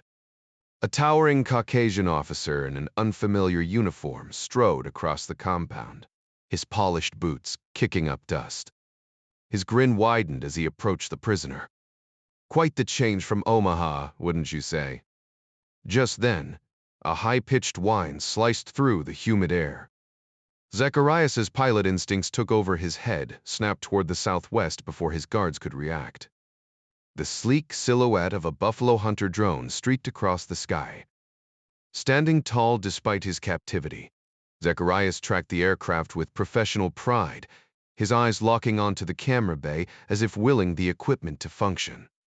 His moment of defiance ended abruptly when a rifle stock slammed into his ribs, dropping him to his knees. Through the pain, he noticed the polished leather shoes stepping into view. "Save your enthusiasm," the officer chuckled darkly. "That bird's just counting ships in Haiphong. Now let's have a proper introduction." Meanwhile, the drone designated Cody 1930 maintained its northeast trajectory, skimming through the thick anti-aircraft defenses surrounding Vietnam's busiest port. Its whirring cameras captured everything: flak batteries, watchtowers, even infantrymen taking potshots with their AK-47s. The little drone's only advantage was its compact frame as it barreled forward at 500 knots, its film reel spinning furiously. Down in the operations center, a major white-knuckled his console, watching the radar blip dance across his screen. "Come on, sweetheart, right on cue," he barked, earning a glare from the sergeant monitoring nearby communications with Red Crown, the Navy command ship coordinating the chaotic airspace. The drone executed its programmed turn with mechanical precision, banking hard over Haiphong's docks, where panicked longshoremen scrambled for cover beneath a storm of tracer fire. "That's my girl," the major whooped, immediately lowering his voice when the sergeant shot him another warning look. The coded transmission crackled through to Red Crown. "Cody 193 is bingo."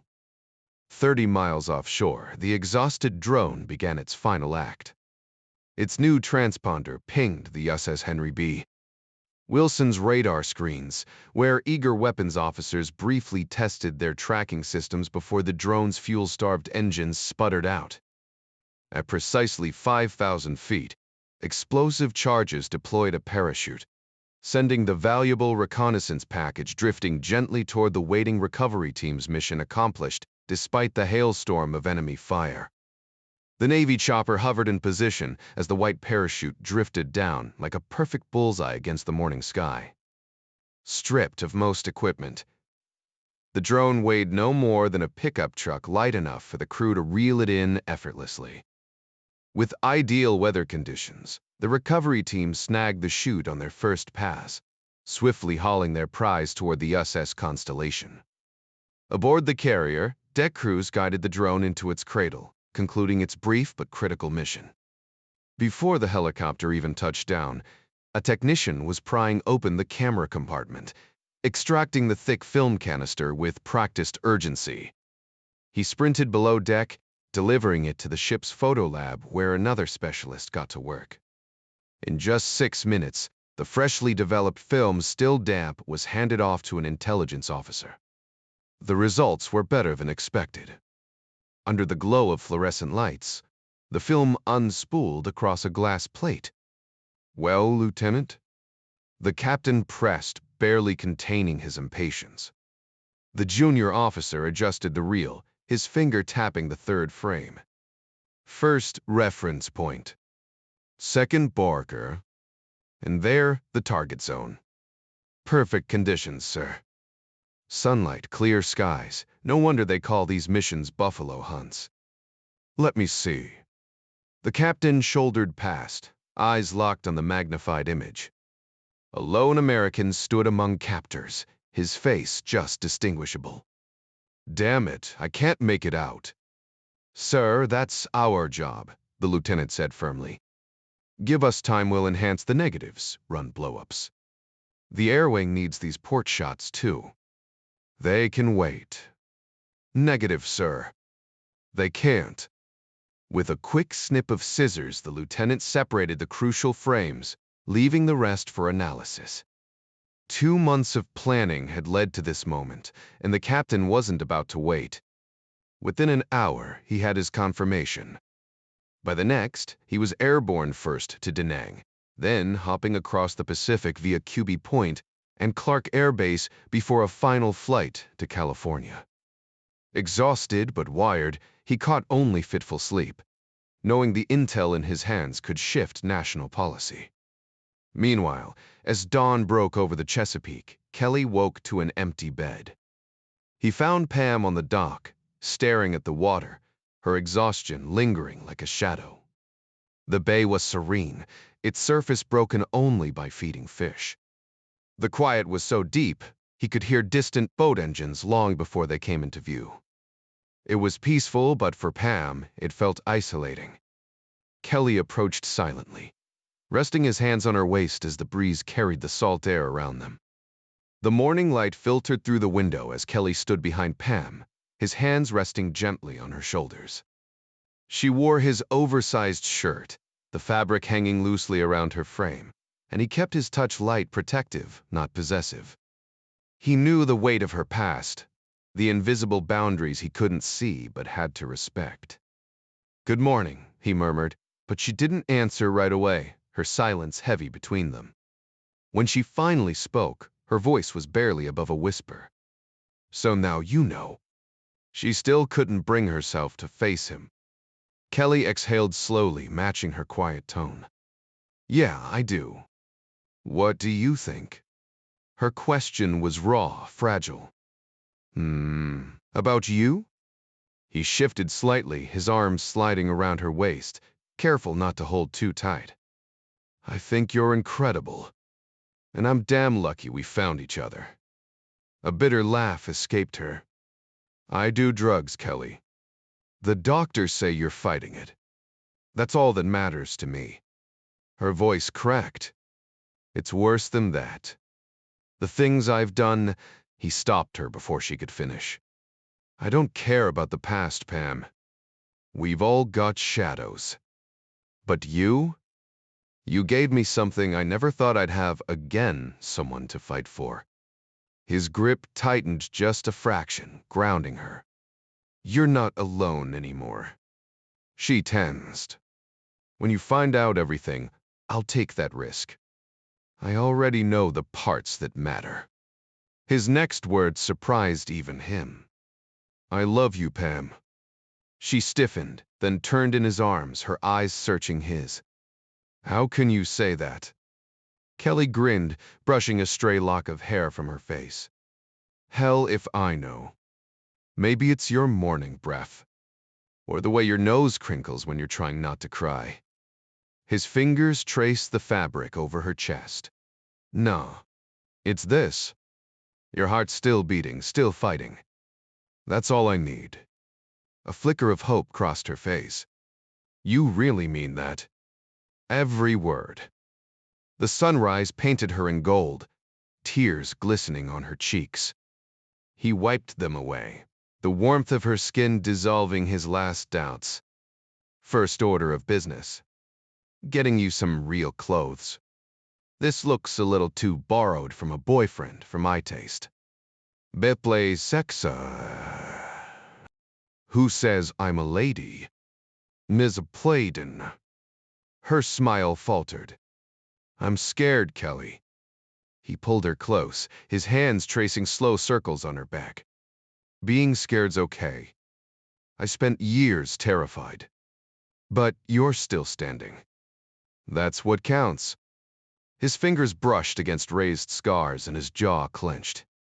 Suddenly, the room felt too small. You hungry? He asked, stepping back to take her hands. They starving. Then let's fix that. He led her outside, where Sam and Sarah were returning from their morning walk. Sarah's grin was knowing. How are our favorite lovebirds? The Coy de Debray. Pam called back. Melt the bell, Terry Pam. And we're picking up some screws today. Pam blinked. What? Propellers, he clarified. For Sam's boat. She eyed him skeptically. Sailor talk. Trust me, he laughed, tugging her along. Across the island, Tony nursed his coffee, glaring at Eddie. Where's mine? Eddie snapped, rubbing his tired eyes. You told me to move the damn heater outside. Get your own. Eddie scowled. You want us to suffocate in here. That monoxide'd kill you. Tony rolled his eyes, too exhausted to argue with the man's grumbling. Some battles weren't worth fighting. Eddie muttered under his breath as he stepped outside where the coffee supplies were set up. Henry, the quiet one of the trio, stayed focused on portioning the product, wisely avoiding the tension. Things had unfolded surprisingly well, better than Henry had anticipated. His lie about Angelo had smoothed things over, removing both a loose end and a potential rival.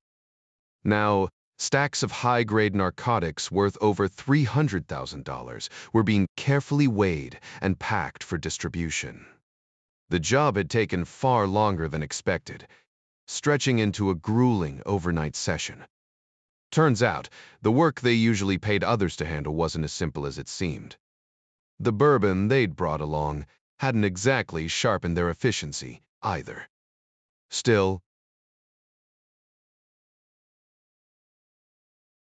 not too shabby. And this was only the first taste Tucker was letting them have. Eddie couldn't shake his unease about Angelo's sudden disappearance.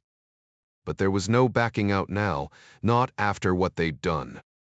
He'd been dragged into Tony's mess, and the weight of it settled in his gut. Leaning against the rusted frame of what used to be a ship's cabin, he squinted at the sunlight, glinting off a luxury yacht in the distance. For a second, he let himself imagine owning something like that, taking his kids fishing, maybe even crabbing. The irony wasn't lost on him. Crabs. He let out a dry laugh, then stiffened. Was he really safe with these guys? They'd just iced Angelo less than a day ago. But Angelo hadn't been connected like Tony was. Tony was their golden ticket, their link to the streets. That bought Eddie some time as long as he kept his head straight. Any idea what this room used to be? Tucker asked, mostly to break the monotony. Tony barely glanced up from sealing the last bag before tossing it into the cooler. Dunno. Maybe the captain's quarters. Tucker shrugged. Makes sense close to the bridge. He stretched, his back aching from hours of tedious work. Of course he was the one doing the heavy lifting. Tony was made. Betty wanted to be. And Angelo. Well, Angelo had been expendable. Tucker wasn't losing sleep over it. These guys kept their word for now. But he wasn't naive. The moment he stopped being useful, he'd be just another problem to solve.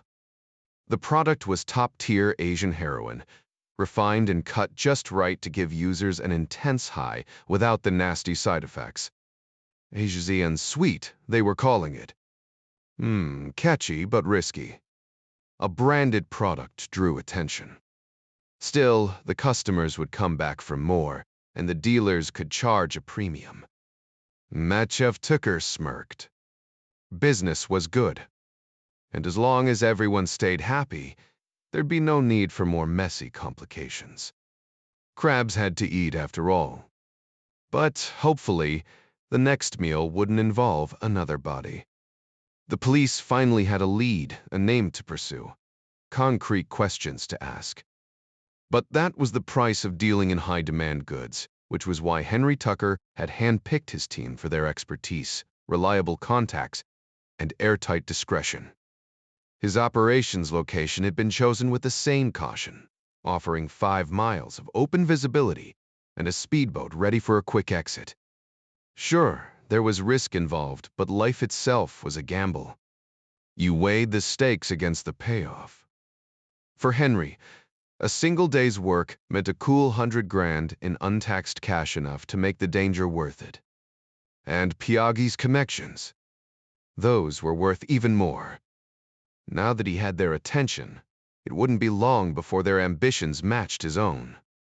Over in Solomon's, the boat arrived a few minutes ahead of schedule.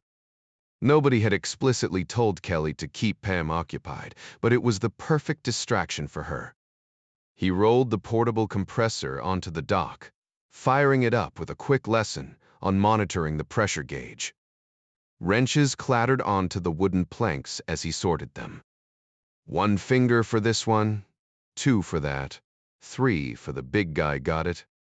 Pam nodded, amused by his exaggerated show of professionalism. The others knew he was playing it up, but nobody minded. Kelly slipped into the water, checking the prop shafts first, thankfully. The threads were intact.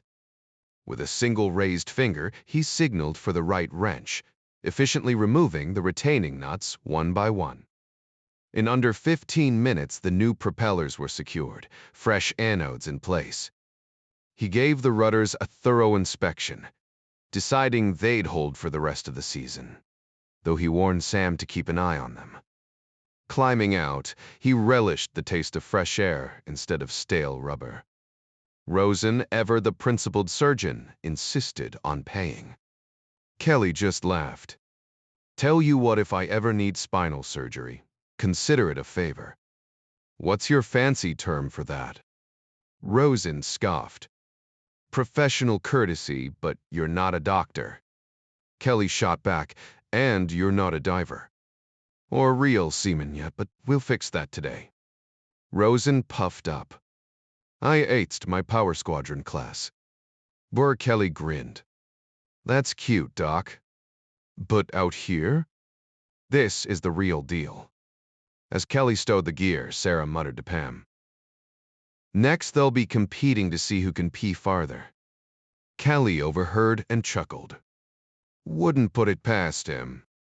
Freshly changed into a t-shirt and cutoffs, Kelly settled onto the flying bridge, watching Rosen prep the boat.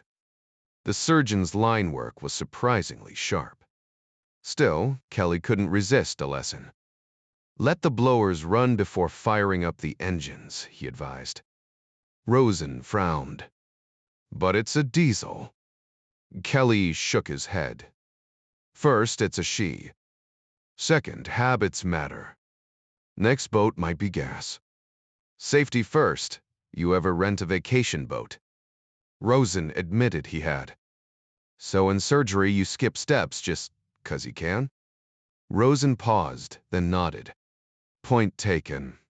With a wave, Kelly let Rosen take the helm. The surgeon maneuvered away with confidence too much, in Kelly's opinion. Ease up on the rudder, trust the props. Wind won't always bail you out. The engines were the one thing you could always count on, especially when moving slow. Steering. That could fail when you least expected it. Better to know how to handle things when it did. Understood, Captain, Rosen muttered, feeling like a rookie all over again. At 48, Sam Rosen wasn't used to taking orders, he was the one giving them.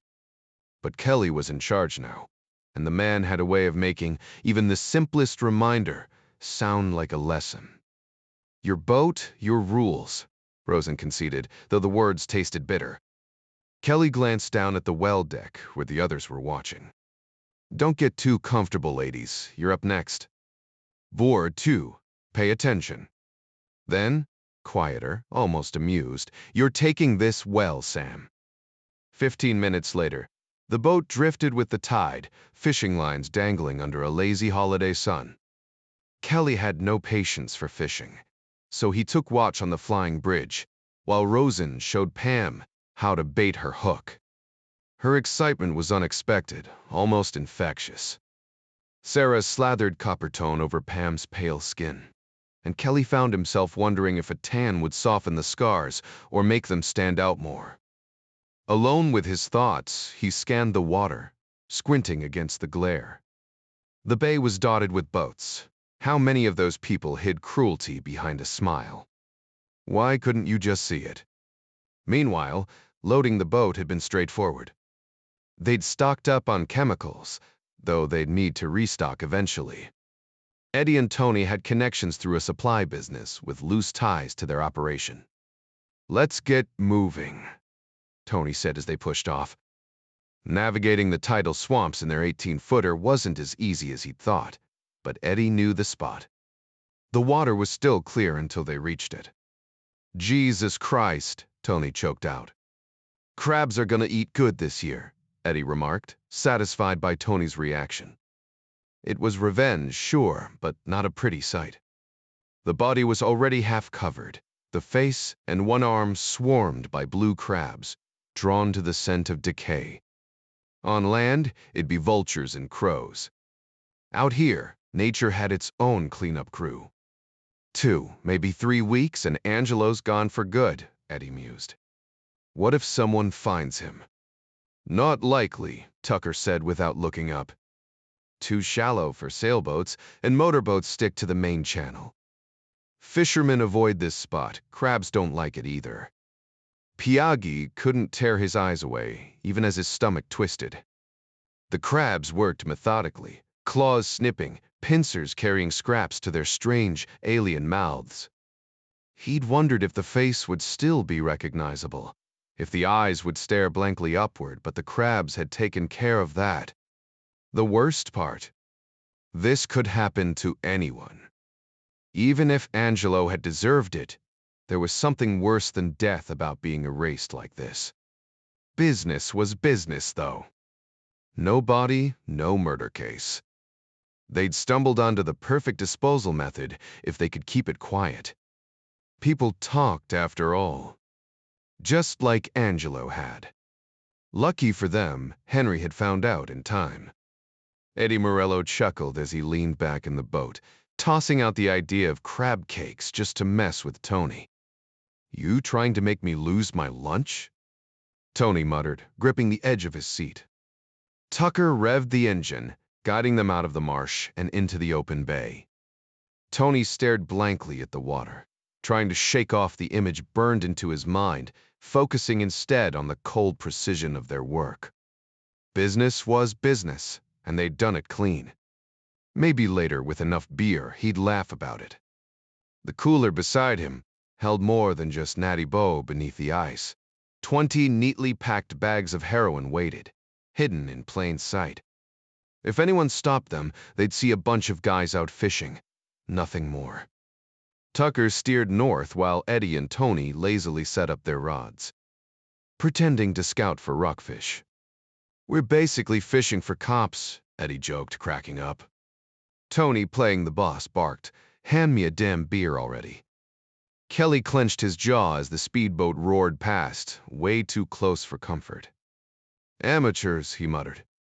"No respect for the water. No common sense, just a bunch of drunks in a flashy boat, already tipping beers before noon." He grabbed the binoculars, zeroing in on the trio. One of them raised a can in a mocking toast. "Yeah, real funny," Kelly grumbled. The name Henry's Eighth stuck in his mind next time he'd steer clear. Sarah's shout cut through his irritation. "Got one." Then a warning. Big wake incoming. The boat rocked violently as the speedboat's wake hit. "See what I mean?" Kelly snapped. But Sarah was already back to work, reeling in a hefty rockfish with practiced ease. Sam netted it, dumping it into the holding tank. Pam's line jerked next, her excitement contagious as Sarah coached her through the fight. Kelly exchanged a grin, with Pam was coming alive out here, thriving under Sarah's guidance. When Sam pulled in an 8-pound bluefish, Kelly waved it off. "Toss it back. Tastes like garbage." Sarah shot him a look. "Oh, please. You just don't know how to cook it." She leaned over to whisper something to Pam, who burst out laughing. The bluefish joined the rockfish in the tank, and Kelly shook his head, wondering which one would win the inevitable scuffle. Meanwhile, Dutch Maxwell stepped out of his car at Arlington, the weight of Memorial Day settling over him. For most Americans, Memorial Day meant the Indianapolis 500, a long weekend getaway, or the unofficial kickoff to summer evident by the empty streets of Washington as families headed for the shore. But for Admiral Maxwell and his comrades, this day carried deeper significance. While others enjoyed barbecues and beach trips, these men gathered to honor those who never made it home. Admiral Podolsky stepped out beside him, their mismatched strides reflecting the unspoken weight they carried. His son, Lieutenant Stan Podolsky, wouldn't be joining them, not today, not ever. The young pilot's A-4 Skyhawk had been vaporized by a SAM missile near Da Nang, the official report stating it was nearly a direct hit. Stan's final transmission crackled over the radio, a raw curse swallowed by static. Some speculated one of his own bombs might have detonated on impact, leaving nothing but smoke and unanswered questions. The enemy hadn't bothered returning what little remained.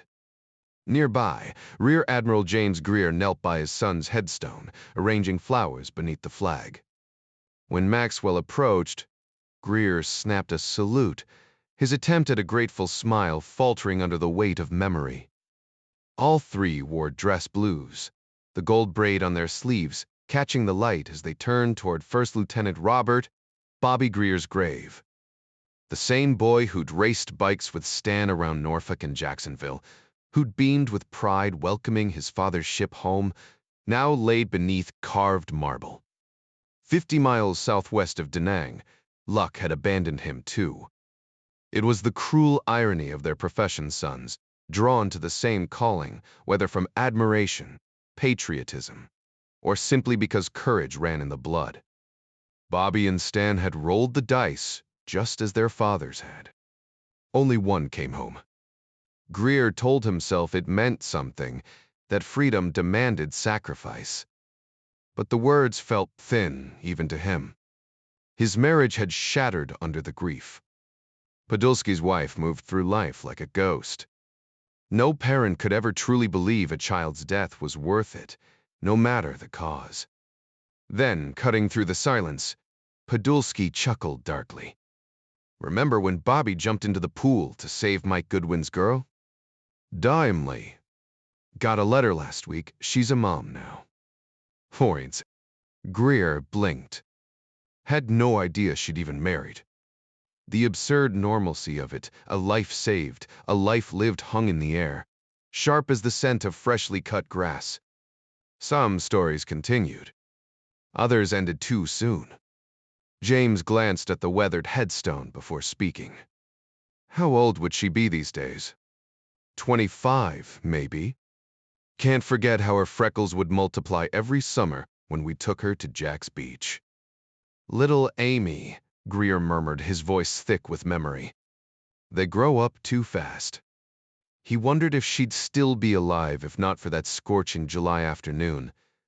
But that was just another ghost to add to the collection, another weight tied to his son. One life pulled from the water. Perhaps 3 spared in exchange? That had to count for something, didn't it? The 3 men turned in silence, retreating from the grave toward the winding driveway. Their steps halted as a funeral procession crested the hill soldiers from the 3rd Infantry Regiment, the Old Guard, moving with solemn precision. The admiral straightened, saluting the flag-draped casket. The young lieutenant leading the detail mirrored the gesture, his gaze lingering on the Medal of Honor ribbon adorning one officer's chest. The weight of the moment hung heavy in the air. Another one gone, Greer muttered once the procession had passed, bitterness sharpening his words. What's the point of burying these kids, Dutch? No, tell me that. Casimir's voice was dry as he recited, pay any price, bear any burden. Sounds noble until you realize we're the ones footing the bill. Where were the politicians when the checks came due? Dutch exhaled, scanning the sea of white markers. We are the chips, Cass. That's Sequate. He gestured to Arlington. This is the damn table.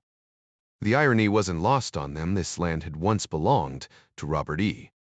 Lee, a final twist of fate that the very soil he'd cherished now cradled the men he'd led. Maxwell allowed himself a grim smile. What's the word upriver, James? Could use improvement, James admitted. Got orders to sweep house clean. Gonna need one hell of a broom. Dutch raised an eyebrow. Heard anything about Boxwood Green? Greer's lips twitched his first near smile all day. Should I brace myself? Your expertise might come in handy. De say cur, off the books then? Greer shot back. Casimir snorted. After the kingpin mess? Tight as a drum this time. Name your needs. You'll have whatever I can dig up. Greer paused. You handling the 3 work, Cass. Damn right. Podolsky's eyes gleamed, the wings of gold on his uniform catching the light. Operations and planning were his forte, and he wore the responsibility like a second skin. How's your boy?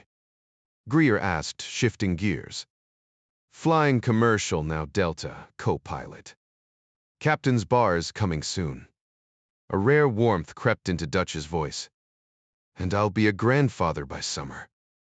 Congratulations, Greer said, clapping him on the shoulder. Can't blame him for stepping away. I used to, but not anymore. The SEAL who pulled him out, Kelly, right? Maxwell nodded. He's out too.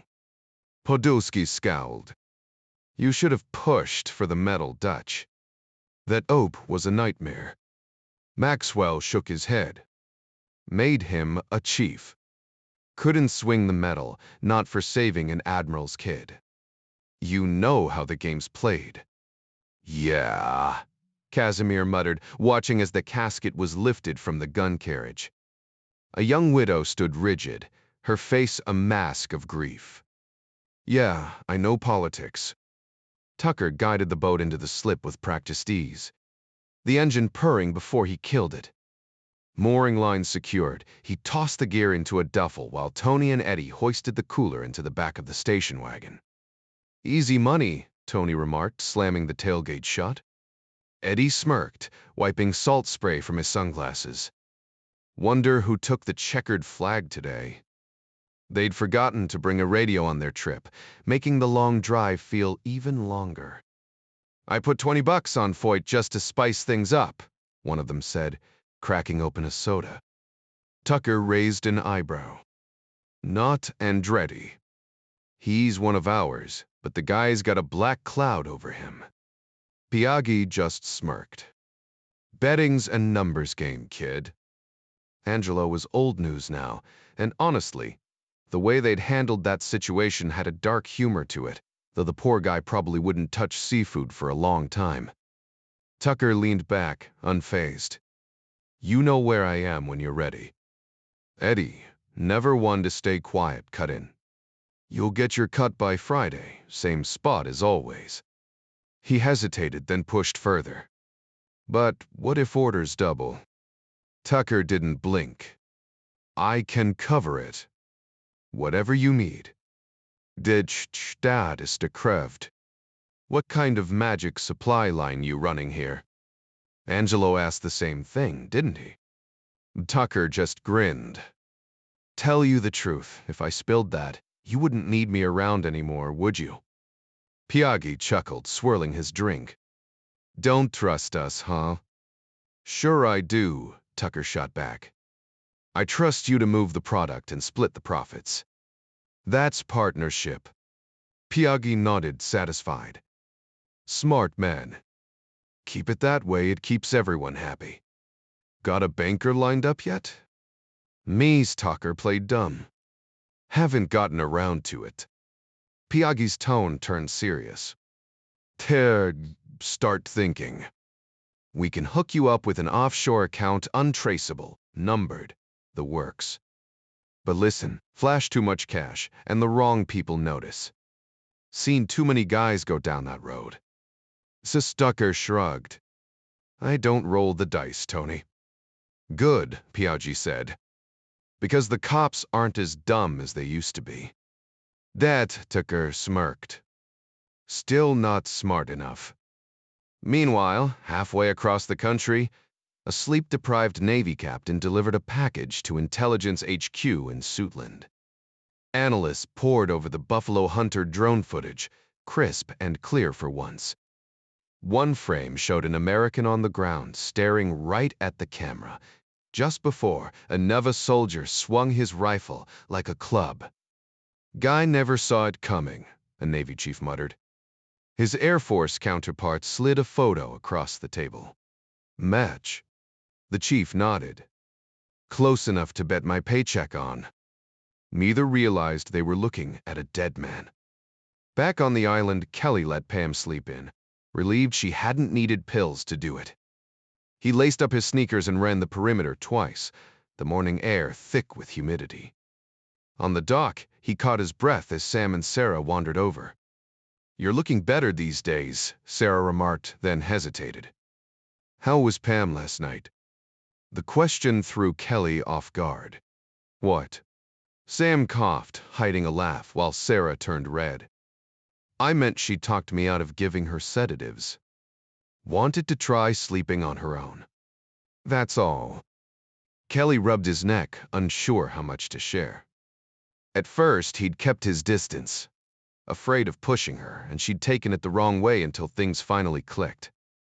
She's got some wild ideas, he started, then stopped himself. That wasn't his story to tell. She slept fine. Wore herself out yesterday. Sarah smiled. Never met a patient so stubborn. She poked Kelly's chest. You two are a pair. You've been a huge help, kid, the woman said, making Kelly shift uncomfortably. He wasn't sure how to respond, should he say it was his pleasure. Part of him still wrestled with guilt, wondering if he'd somehow taken advantage of Pam's vulnerability. But no, that wasn't it at all. Against all odds, he'd fallen for her. His chaotic life was finally stabilizing, or at least, that's what he told himself. Their healing went both ways. While he helped her recover, she was stitching up his own broken pieces too. She's afraid I'll judge her for. Well, everything that happened before, he admitted, rubbing his neck. But honestly, I couldn't care less about her past. Like you said, she's tougher than she thinks. Hell, my own history isn't exactly Sunday school material either. Sam leaned forward, his voice steady. She needs to voice it all, get everything out in the open before she can truly move past it. Sarah studied Kelly's reaction carefully. You certain you can handle what she might reveal? Some of it could be. Dark. Dark compared to war. Kelly scoffed, shaking his head before steering the conversation elsewhere. What about her meds? The shift in topic eased the tension. Sarah slipped back into professional mode. The worst of withdrawal is behind her. Stress might still trigger episodes, but she's fighting through it. If things get rough, you've got the phenobarbital, just follow the instructions I gave you. Honestly, her resilience surprises even her. You'll know if she's struggling. If she is, convince her to take a pill. The thought of forcing Pam to do anything made Kelly bristle. Doc, I can't just relax, John, Sarah cut in. I'm not saying force it down her throat. If you tell her she needs it, she'll trust you. What to blades? How much longer? Another week, maybe 10 days, Sarah said after a pause. And after that? Then you two can start figuring out what comes next, she replied. Sam shifted awkwardly at the personal turn in conversation. But first, I want her fully evaluated. When are you heading back to Baltimore? Kelly shrugged. Couple weeks, maybe sooner. Why? Sarah crossed her arms. My exam wasn't thorough enough. She needs a full workup, history, physical, the works. Sam, any thoughts? Madge North. Perfect, Sarah nodded, then pointed at Kelly. And you're getting checked, too. Kelly flexed his arms with exaggerated pride. Do I look sick to you? Sarah rolled her eyes. Cut the act. When she goes, you go. I want you both healthy, end of discussion. Kelly mock saluted. Yes, ma'am. One last thing, Sarah added firmly. She needs a psychiatrist. Kelly frowned. Why, Kustaprevdern? Because life isn't some Hollywood ending, John, Sarah said bluntly. She's been through hell, abuse, addiction, trauma. Right now, she probably blames herself for all of it. Therapy can help untangle that. What you're doing matters, but she needs professional help too. They're understood. Kelly exhaled. Understood. Good, Sarah said, her expression softening. I like you. You actually listen. Kelly smirked. Do I have a choice? Minna right, Sarah. Not really. Sam clapped Kelly on the shoulder.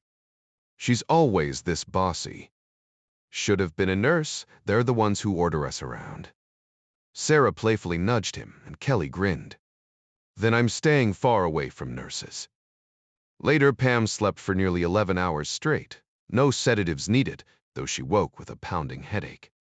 Kelly handed her aspirin, but Sarah insisted, switch to Tylenol. Easier on her stomach.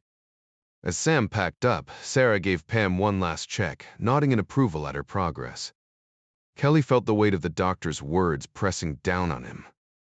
Put on 5 pounds before our next visit, she'd ordered, leaving no room for argument. Before he could protest, she'd already turned to John, arranging a full medical checkup in 2 weeks. Kelly sighed, nodding in reluctant agreement. Pam shot him a sympathetic look as Sarah piled on the pressure. They ambushed me too, Kelly admitted, his voice uncharacteristically meek. Sarah just smirked, tossing her bag over her shoulder. We should have left last night, but oh well. Her eyes locked onto Kelly's. If you skip that appointment, I'll hunt you down. Kelly groaned. Sarah, you're relentless. You think I'm bad? You should hear Sam. They walked her to the dock, the morning air thick with salt and the rumble of Sam's boat engine. Pam hugged Kelly tightly, and though he tried to keep it casual with a handshake, she planted a quick kiss on his cheek. Sam, ever the show-off, backed the Hatteras out with precision, spinning the boat neatly before gunning the engines toward open water. Pam stood frozen, gripping Kelly's hand until the boat vanished into the horizon. "I never thanked her," Pam murmured. Kelly squeezed her fingers. "You did. Just not out loud." He studied her messy hair, clear eyes, a lightness in her step. Without thinking, he leaned in and kissed her. "So, what's next?" Pam took a deep breath. "We need to talk." "Well, perious time." Kelly fetched 2 lounge chairs from the shop, settling her into one. "All right," he said gently. "Tell me everything." Pam's story spilled out her full name, Pamela Starr Madden. Her stifling childhood in the Texas Panhandle under the iron fist of a father who mistook cruelty for discipline. Donald Madden was the kind of man who quoted scripture but forgot mercy, who drank to numb his own failures and took his rage out on his family. The night she finally ran away, after a beating worse than any before, she'd crawled out her window and walked 4 miles to a Greyhound station, boarding the first bus to Houston. No one came looking. Kelly listened, his grip on her hand tightening as she spoke. "You don't owe me this," he said softly. But they both knew she needed to say it. The words hung between them, heavy with the weight of years. With the last few dollars she'd scraped together, Pam boarded yet another bus, this time Greyhound, and ended up in New Orleans. Naive, underweight, and barely 16, she had no idea how many predators lurked in the shadows, waiting for girls like her. It didn't take long for a sharply dressed smooth talker named Peter Laurent to notice her. After buying her dinner and spinning a tale of sympathy, he offered her a place to stay. She accepted, not realizing the trap she'd walked into. Within days, he became her first lover, though lover was too kind a word. A week later, a stinging slap across her cheek forced her into the arms of a middle-aged salesman from Springfield, Illinois, who paid Laurent $300 for the privilege, murmuring how much she reminded him of his own daughter. The next morning, Pam swallowed a handful of Laurent's pills in desperation. But all she got for her rebellion was a gut-wrenching sickness and a brutal beating. Kelly listened without flinching, his face unreadable. Inside, though, his stomach twisted. The girls he'd known in Vietnam, tiny, fragile things, and the few he'd been with since his wife's death had never seemed unwilling. Or had they? The realization hit him like a punch to the gut. He'd paid for their company, never once considering they might have been just as trapped as Pam. The shame of it seared through him, hot and relentless. By 19, Pam had cycled through 4 different pimps, each worse than the last. One in Atlanta took pleasure in lashing his girls with thin leather straps while his friends watched. Another in Chicago, sensing her defiance, hooked her on heroin to keep her in line, but she bolted the next day anyway. The worst was watching another girl collapse from an overdose, her body convulsing before going still. That terrified Pam more than any beating ever could. With no home to return to, her mother had hung up on her the one time she called, and no trust in the system that might have saved her, she washed up in Washington, D.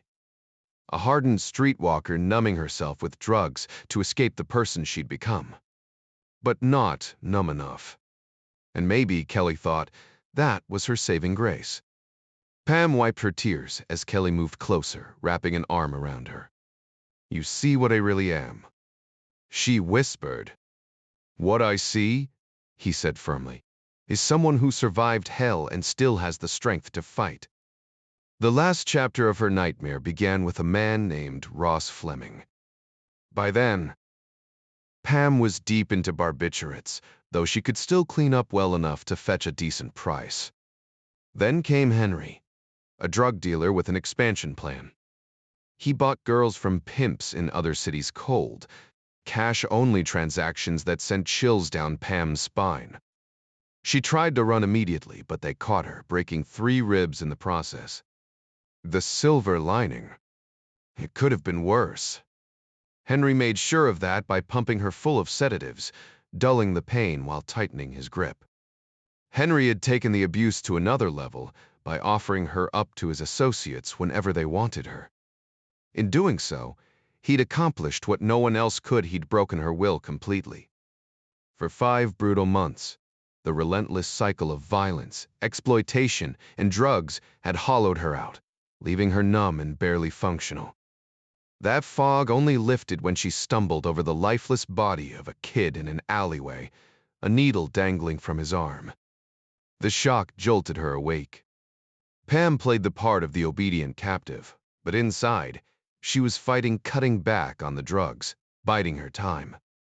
Henry's crew didn't notice, mistaking her quiet resilience for submission. They assumed their own charm was the reason she seemed more present, never guessing she was silently plotting. When Henry left town, she seized her moment. With nothing but the clothes on her back, Henry made sure none of them had money. She slipped away, hitchhiking out of the city before anyone realized she was gone.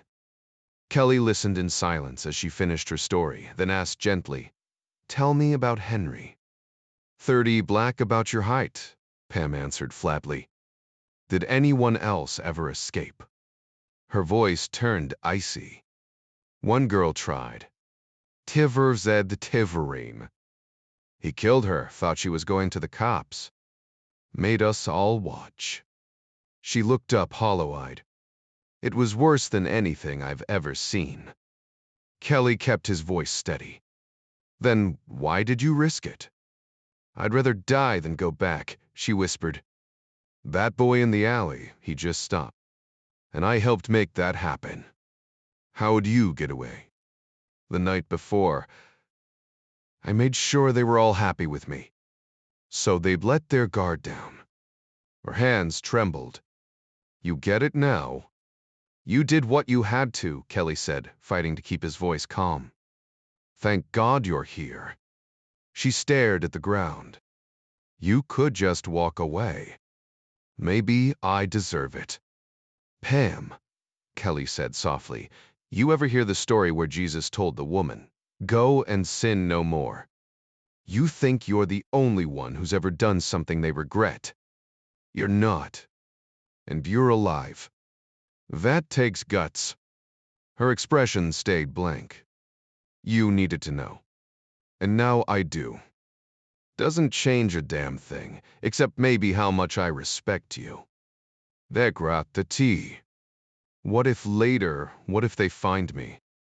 Kelly's jaw tightened. Then we deal with it. You keep running, or you help me make sure they can't hurt anyone else. She shook her head violently. The cops won't stop them. You don't know how powerful these people are. Kelly noticed the scars on her back, pale lines where the sun couldn't reach. The marks told their own story, one that started with men like Donald Madden. Small, vicious cowards who only knew how to take. Stay here, he said abruptly. He walked to the nearby bunker and returned with a handful of empty cans, lining them up in the dirt. Cover your ears. When she did, his hand flashed to the pour. Safety valve under his shirt. The first shot rang out before she could blink. One by one, with precise half-second intervals between each shot, the tin cans either toppled or launched a couple feet into the air as Kelly's pistol barked. Before the final can even landed, he'd already swapped out the empty magazine for a fresh one, sending 7 more targets dancing. After ensuring the weapon was clear, he holstered it and took a seat beside Pam, who watched with wide eyes. Scaring a lonely girl doesn't take much, he said, wiping sweat from his brow. But intimidating me. That's a taller order. Listen, Pam, if anyone even considers laying a finger on you, they'll have to answer to me first. She glanced at the scattered cans, then back at Kelly, whose smug grin betrayed his satisfaction. The shooting session had been cathartic for him, each can representing a face from his past. Yet Pam's hesitant expression told him she wasn't fully convinced. These things took time. "All right," he sighed, settling beside her again. "You've told me your story. Do you still think it changes how I see you?" Pam shook her head. "No. You say it doesn't, and I believe you." "Good. Because the world isn't full of monsters, Pam. Most guys aren't like the ones you've met. You just had a string of rotten luck, like a soldier stepping on a landmine or catching a stray bullet. It doesn't mean you're broken." He hesitated, then added, "Sarah thinks talking to some doctors would help." "I agree. We'll get you through this." "And then what?"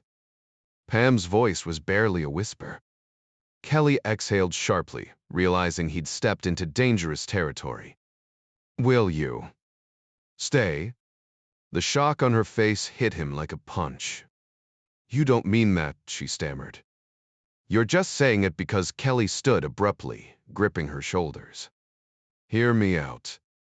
You've been through hell, but you're still standing. That takes guts. And I believe in you. It won't be quick or easy, but when you come out the other side, you'll be unstoppable." His hands trembled not from anger at her, but at himself for pushing too hard. "I'm sorry," he muttered, releasing her. "Just trust yourself a little." "I can't," she whispered. "Not after everything I've done." Sarah was right. Pam needed more than he could give. The realization gnawed at him. The days that followed fell into an unexpected rhythm. Pam's cooking was disastrous at first, burnt offerings that brought her to tears, though Kelly choked them down with forced cheer. But she improved fast, and by week's end, her hamburgers were edible. Kelly stayed close, offering quiet encouragement without smothering her. She picked up his early rising habit, and he coaxed her into light exercise, starting with slow walks around the island, working up to 5 laps by Friday. Sunbathing in her underwear, she began to tan, oblivious to the faint scars that made Kelly's jaw tighten. She took pride in her appearance now, washing her hair until it shone, and Kelly never missed a chance to compliment her. Not once did she reach for the sedatives Sarah had left behind. One evening, as the sun dipped below the trees, Pam surprised him by laughing at a joke he hadn't meant to make a small sound, but genuine. Kelly stored the moment away, proof that progress was happening, one step at a time. She fought through the struggle at first, but by sticking to exercise rather than medication, she gradually found her way back to a steady sleep schedule. Her smiles grew more genuine, and more than once, he noticed her studying her reflection with something other than despair. "Looking good, huh?" he teased one Saturday evening as she stepped out of the shower. She gave a small shrug, picking up a comb to work through her damp hair. "The sun's really brightened it up for you," he added, watching as she carefully untangled a stubborn knot. "It took forever to wash all that grime out," she admitted, leaning into his touch. Kelly kept his movements gentle, not wanting to tug too hard. "But it's clean now, Pammy. You see that, right?" She met her own gaze in the mirror, hesitating before answering. "Yeah, I guess so. Tough to admit, huh? Really tough." This time, her smile reached her eyes warm. Real. Kelly set the comb down, pressing a kiss to the nape of her neck, letting her watch the moment in the glass. He picked the comb back up, smoothing out the last of the tangles. It wasn't exactly the most rugged thing for a guy to enjoy, but he loved every second of it. There. Perfect. "You should really invest in a hairdryer," she said, turning to take his hands. He shrugged. Never had a reason to before. Her grip tightened slightly. "You will now, if you still want to." The silence stretched between them, thick with unspoken fear. When he finally spoke, his voice wavered. "You mean that? Do you still, yes?" He didn't care that her hair was wet or that she was still damp from the shower. Some moments demanded action. Lifting her up, he marveled at how much she'd changed. Her ribs weren't as stark beneath her skin, her body stronger from steady meals and movement. But the real transformation was deeper, hidden behind those brightening eyes. He didn't dare believe he'd played a part in it, even though he knew he had. Setting her down, he caught the mischief in her gaze and felt a surge of pride. "I've got my own scars, you know," he warned, oblivious to the intensity in his own expression. "I've seen them," she murmured, her fingers tracing the marks on his chest, some from battles fought in distant lands. Her wounds were buried deeper, but so were some of his. Together, maybe they could mend what was broken. For the first time, Pam saw the future not as a void to hide in, but as something worth reaching for. The rest came naturally. They took the boat to Solomon's, where she picked out a few simple things, clothes, toiletries. A salon trimmed her hair, shaping it into something fresh. By her second week with Kelly, she'd started running, her legs firming up, her body filling out. She could even wear a bikini without feeling self-conscious. But the past wasn't done with her. Some nights, Kelly woke to find her trembling, caught in nightmares that never quite formed words. His touch soothed her, but it left him unsettled. He taught her to run, to swim, surprised she'd learned in landlocked Texas, but most of all, he just loved her. The sound of her laugh, the way she smelled after a shower, the way she'd playfully catch his eye across the room. Yet sometimes, he'd catch her staring into the distance, lost in thoughts he couldn't reach. In those moments, he wished he could carve out the darkness inside her, knowing some wounds needed more than just time. But for now, she was here alive, healing, and more real than he'd ever imagined. Kelly found himself drawn to Pam more often than not, inventing reasons to be near her just so he could brush his fingers lightly across her shoulder, a silent reminder that he was there. A week and a half after Sam and Sarah had gone, they held a small ritual. He watched as she took the boat out, fastened the bottle of phenobarbital to a heavy stone, and dropped it into the water. The splash marked the end of one chapter of her life, and as Kelly wrapped his arms around her waist, they both stared at the boats gliding across the bay, the horizon full of possibility. "You were right," she murmured, tracing the lines of his forearms. "Even a broken clock is right twice a day," Kelly quipped, though his smile faded when she spoke again. "There are more, John. Other women Henry hurt. Like Helen, the one he murdered." His grip tightened. "What are you saying?" "I have to go back. I can't let him keep doing this." Kelly exhaled slowly. "It's dangerous, Pam." "I know," she whispered. "But what about them?" He recognized it, the return of her conscience, the weight of empathy. She wasn't just surviving anymore, she was thinking of others. "Hiding forever isn't living," she added, her voice steady despite the fear he could feel in her trembling frame. "No," he admitted, pulling her closer. "It's not. And some things chase you, no matter how far you run." She turned slightly. "Are you sure about your cop friend?" "Yeah, the Torsensafer. Lieutenant Allen. I helped him recover a tossed weapon once, and after that, I ended up training their dive team. He owes me." Kelly hesitated. "But Pam, you don't have to do this. We could walk away. Baltimore doesn't have anything left for me, except medical checkups." Her jaw set. "If I don't stop him, it'll never be over. Not for me, not for the others." Kelly knew that feeling too well, the ghosts that refused to stay buried. If they were going to move forward, they'd have to face them. "Let me make a call." Lieutenant Frank Allen picked up on the second ring, his office stifling from the broken AC, paperwork stacked high. "Allen," he grunted. "Frank, it's John Kelly." A grin tugged at Allen's mouth. "Enjoying your vacation on the bay?" "Something like that," Kelly replied. "Listen, I've got someone who might have information for you. Alan leaned back in his creaky chair, fishing for a cigarette. What kind of information? About a murder. Drug-related.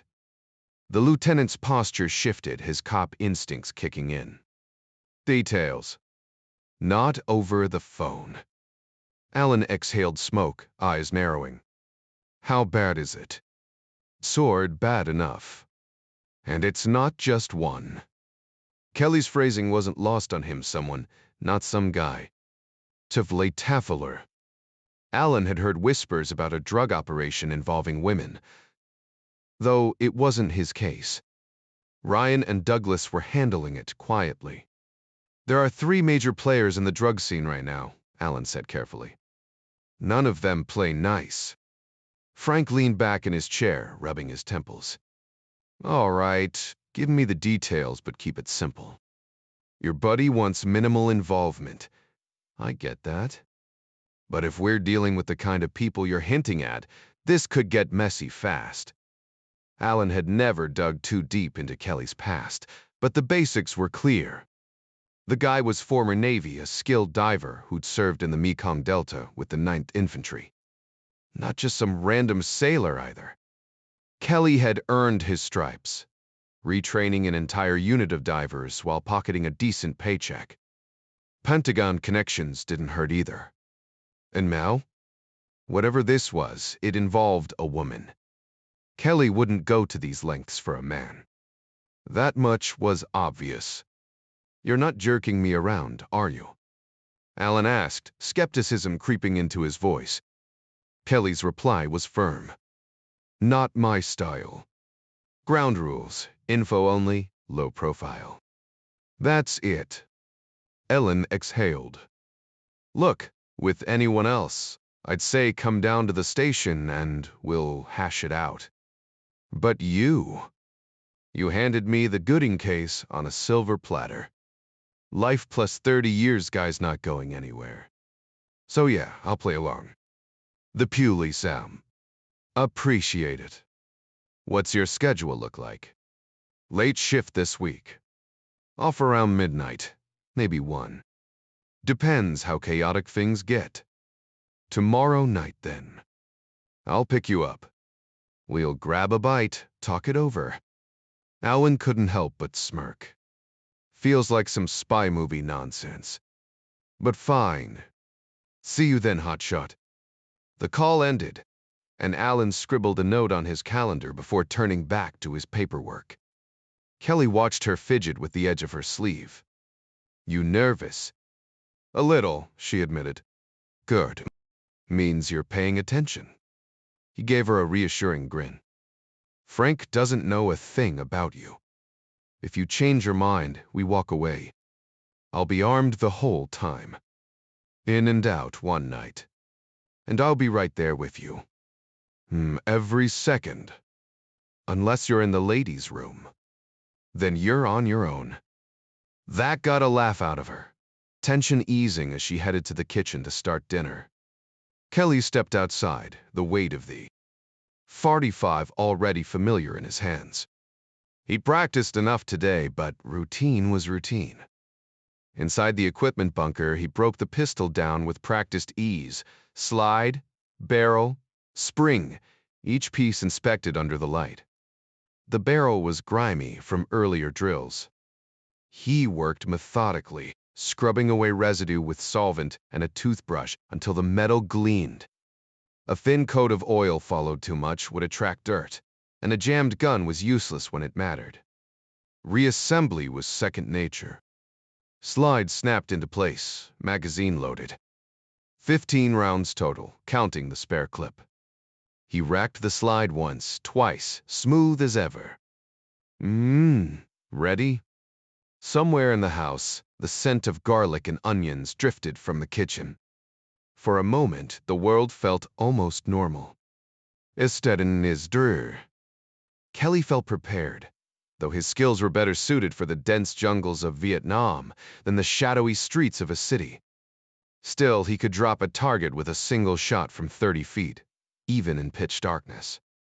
Combat had never shaken him, He'd taken lives before, and whatever threats lurked ahead, he was ready. This wasn't the Viet Cong. Nightfall was his ally, thinning crowds and reducing the risk of ambush. Staying sharp came naturally to him. Dinner was simple. Pam had cooked chicken, and Kelly considered opening a bottle of wine before deciding against it. No sense tempting her. Maybe he'd quit drinking altogether. It wouldn't be a hardship, and the gesture would prove his dedication. They kept the conversation light, steering clear of danger. No point in dwelling on risks overthinking, only made things worse. You really think we need new curtains? Pam asked, eyeing the mismatched fabric. Kelly smirked. For a boat? It's a little drab, don't you think? Drab, he echoed, clearing the table. Next, you'll tell me all men are the same, he froze. The words had slipped out before he could stop them. Sorry, but tray pin, sorry. Pam flashed a teasing grin. Well, in some ways you are. And relax, you don't have to tiptoe around me. Kelly exhaled, pulling her close. If that's how you feel. She melted into his embrace, laughing softly as his hands traced her back, discovering the absence of a bra beneath her blouse. Took you long enough, she teased. The candles were distracting, he muttered, though he didn't mind the dim, stuffy bunker. There'd be time to fix the ventilation later. Right now, he had better things to focus on. You've put on a little weight, he remarked, fingers lingering. Just a bit, Pam admitted, guiding his hands. We should get you some new clothes, he said, watching the newfound confidence in her expression. At the helm, she adjusted their course past Sharp's Island Light, avoiding the crowded shipping lanes. Any suggestions? She asked. Look for the parking lots with Lincolns and Cadillacs, Kelly said. Means good shopping. She laughed, and he marveled at her growing self-assurance, though there was still progress to be made. Where are we staying tonight? She asked. On the boat, Kelly replied. We're safer here. You look different now, and nobody knows me. That's how we stay under the radar. Pam nodded, her trust warming him more than he'd admit. Rain's coming, Kelly noted, eyeing the distant clouds. Good for us. People get careless when they're wet. You really know your stuff, she said. He grinned. Learned it the hard way. 3 hours later, they docked. Kelly played the part of the vigilant protector, scanning the lot before sending Pam below deck. Once the car was ready, she moved swiftly from the boat to the Scout, and they drove off without a second glance. The morning sun had barely risen when they left the city behind, pulling into a bustling shopping center in Timonium. Pam took her time, agonizingly slow in Kelly's opinion, picking out 3 stylish outfits, all paid for in crisp bills. She slipped into his favorite, a simple yet elegant skirt and blouse that complemented his jacket, worn without a tie. For the first time in ages, Kelly dressed like a man who actually had money, and it felt good. Dinner followed at a dimly lit upscale spot, tucked into a shadowy booth where the clink of silverware was the only distraction. He didn't admit it, but the meal was a relief. Pam's cooking skills were improving, but chicken could only go so far. You look good, he remarked, swirling his coffee. Relaxed, I mean. Hard to believe it's only been, 3 weeks? Almost, Pam replied. Kelly set his cup down, his voice steady. Tomorrow we meet Sarah and the others. A few months from now, everything changes. He reached for her left hand, imagining the weight of a gold band on her finger. Mean it. I really do. She smiled. Good. With hours to kill before their covert rendezvous with Lieutenant Allen, Pam glanced out at the rain-slicked streets. What now? Just drive. Kelly tossed cash on the table and guided her outside.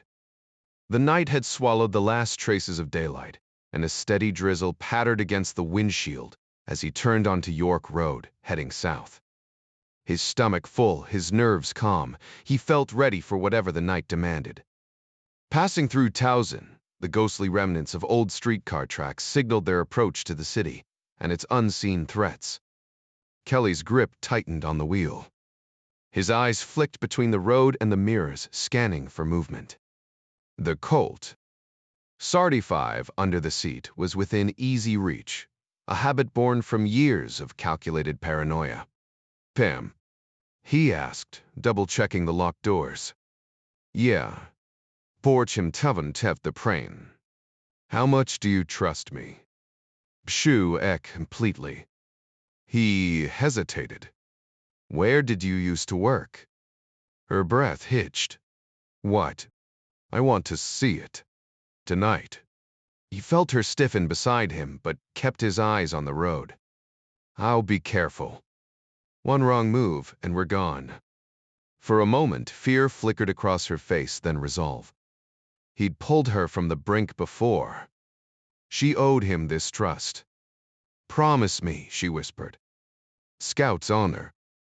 An hour later, Kelly marveled at the hidden world unfolding outside his window.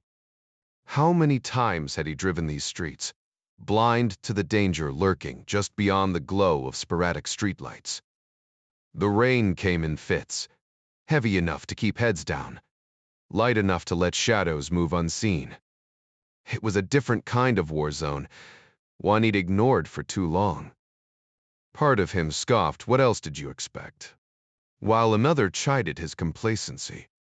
The perfect hunting ground, dark, wet, and indifferent. Kelly didn't mind the slow, methodical circling of the blocks it gave him, time to observe the subtle shifts between each pass. The flickering streetlights were more than just neglect. It felt deliberate, like a silent agreement between underpaid city workers and the neighborhood's so-called entrepreneurs. A 20 slipped into a pocket could buy a little extra darkness, after all. And darkness suited Kelly just fine. It had always been his ally. The streets told a story of decay. Crumbling storefronts, once family-run groceries, now stood hollow, casualties of supermarket chains that had themselves been gutted in the riots decades ago. The sidewalks were cracked, littered with the remnants of lives no one seemed to care about. Who even lived here? Not just criminals, surely. Did they cower behind locked doors at night, only to face the same dangers in daylight? Kelly knew better give an inch, and they'd take everything. He'd learned that lesson in Vietnam. The enemy never stopped pushing. A bitter chuckle escaped him as he turned onto another street, new to him, but worn down by years of abandonment. The good people had fled long ago, leaving behind those they deemed unworthy, until even they had moved on. What remained was a shell of a neighborhood, hollowed out by neglect and greed. Then he saw her, a young mother gripping her child's hand, hurrying past the bus stop. Where were they coming from? A doctor's visit? A rare trip to the library? Whatever it wasn't worth the gauntlet of dealers and danger between the bus and home. Kelly's jaw tightened. He'd seen this before, parents shielding their kids from the world's ugliness, even in war zones. Children deserved better than this. His grip on the wheel tightened as he watched them cross the street, skirting the corner where a dealer made his sale. The war here wasn't fought with guns, but the casualties were just as real. And right now, the wrong side was winning. Kelly eased his foot off the gas, letting the woman cross safely, silently, wishing the tenderness she'd shown her child tonight might somehow shield them both. Did the dealers even register her presence? Or was she just another ghost in the background, invisible, irrelevant, or worse, a target? The child. An afterthought, if that. "Damn it," he muttered under his breath, the anger simmering beneath his calm exterior. Pam shifted beside him, her posture tense. "What's wrong?" she asked, her voice low. "Nothing," Kelly lied, shaking his head before refocusing on the scene outside. Strangely, he was starting to find a grim fascination in it all. This wasn't just surveillance, it was an education. And Kelly had always loved learning, even when the lesson was something this dark. The customers were a mixed bag. Some looked like they belonged here, their worn clothes and hollow eyes marking them as locals. Others were barely holding it together, their bodies betraying the slow unraveling of addiction. Then there were the suburbanites, clean-cut, nervous, gripping their steering wheels like lifelines. Kelly caught sight of one guy in a loosened tie, his knuckles white as he fumbled with the window. Cash exchanged in a flash before he peeled away like the devil was on his tail. Following the Buick on impulse, Kelly watched as it weaved through traffic, desperate to put distance between itself and this part of town. The cops? Nowhere. The whole operation ran like a well-oiled machine, bold as brass in broad daylight. How had things gotten this bad? A decade ago, his old neighborhood in Indianapolis felt worlds away from this. The Navy, the island that kept him sheltered, oblivious. Now he was a stranger in his own country, playing tourist in a war zone. Pam stayed quiet, but her tension was palpable. Not that they were in real danger. Kelly had made sure of that, blending in, staying unpredictable, keeping his Sartor 5 within reach. These street thugs, amateurs compared to the Viet Cong. He'd faced worse and walked away. Still, his grip tightened on the wheel as a dealer in a flashy silk shirt, brown or maybe maroon, caught his eye 50 yards ahead. The game wasn't over yet. The dim lighting made it difficult to discern the exact shade, but the fabric's shimmer gave it away, definitely silk, maybe even the real deal. Kelly smirked at the dealer's audacity. These guys didn't just break the rules, they flaunted it, like peacocks strutting in a junkyard. Stupid, really. If you're going to play with fire, you don't wave a neon sign over your head. You stay hidden, plan your exits, and never let arrogance cloud your judgment. How do these clowns even survive? Kelly muttered under his breath. Pam glanced over. What? These guys are walking targets, Kelly said, nodding toward the flashy shirted dealer near the curb. Even if the cops look the other way, what stops some street thug from rolling up and taking his cash? Probably carrying $1,000 or $2, Pam replied. But trust me, he's not alone. See that shadow in the doorway?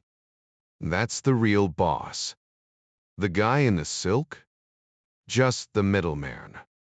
Kelly clenched his jaw. He'd missed that detail, pride blinding him again. A rookie mistake. He watched as a suburbanite in a sedan handed over cash, and the middleman slipped something back. Then, like clockwork, the money traveled to the shadowy figure lurking in the alcove.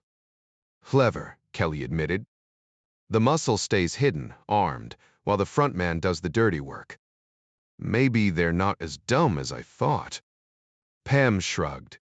They've been at this a while. Kelly's mind raced, filing away the lesson. 2 threats, not 1. The real danger wasn't the showy lackey, it was the ghost in the doorway. Just like back in Vietnam, hunting that Mia officer codenamed Ermine Coate. 4 days of stalking, studying his routines before the perfect shot. The memory sent a cold thrill down his spine. He could almost feel the weight of the rifle again, the predator's patience settling over him. Then something snapped him back, a red Plymouth Roadrunner, idling too, still down the block. Its engine growled faintly, out of place in the slow hum of the street. "They what, Kelly?" Pam's voice tightened, her fingers digging into the seat. His fingers instinctively brushed the Serpy 5, easing it slightly in the holster, just enough to feel the familiar texture of the worn wooden grip. That reflexive reach for the weapon sent a clear signal something wasn't right.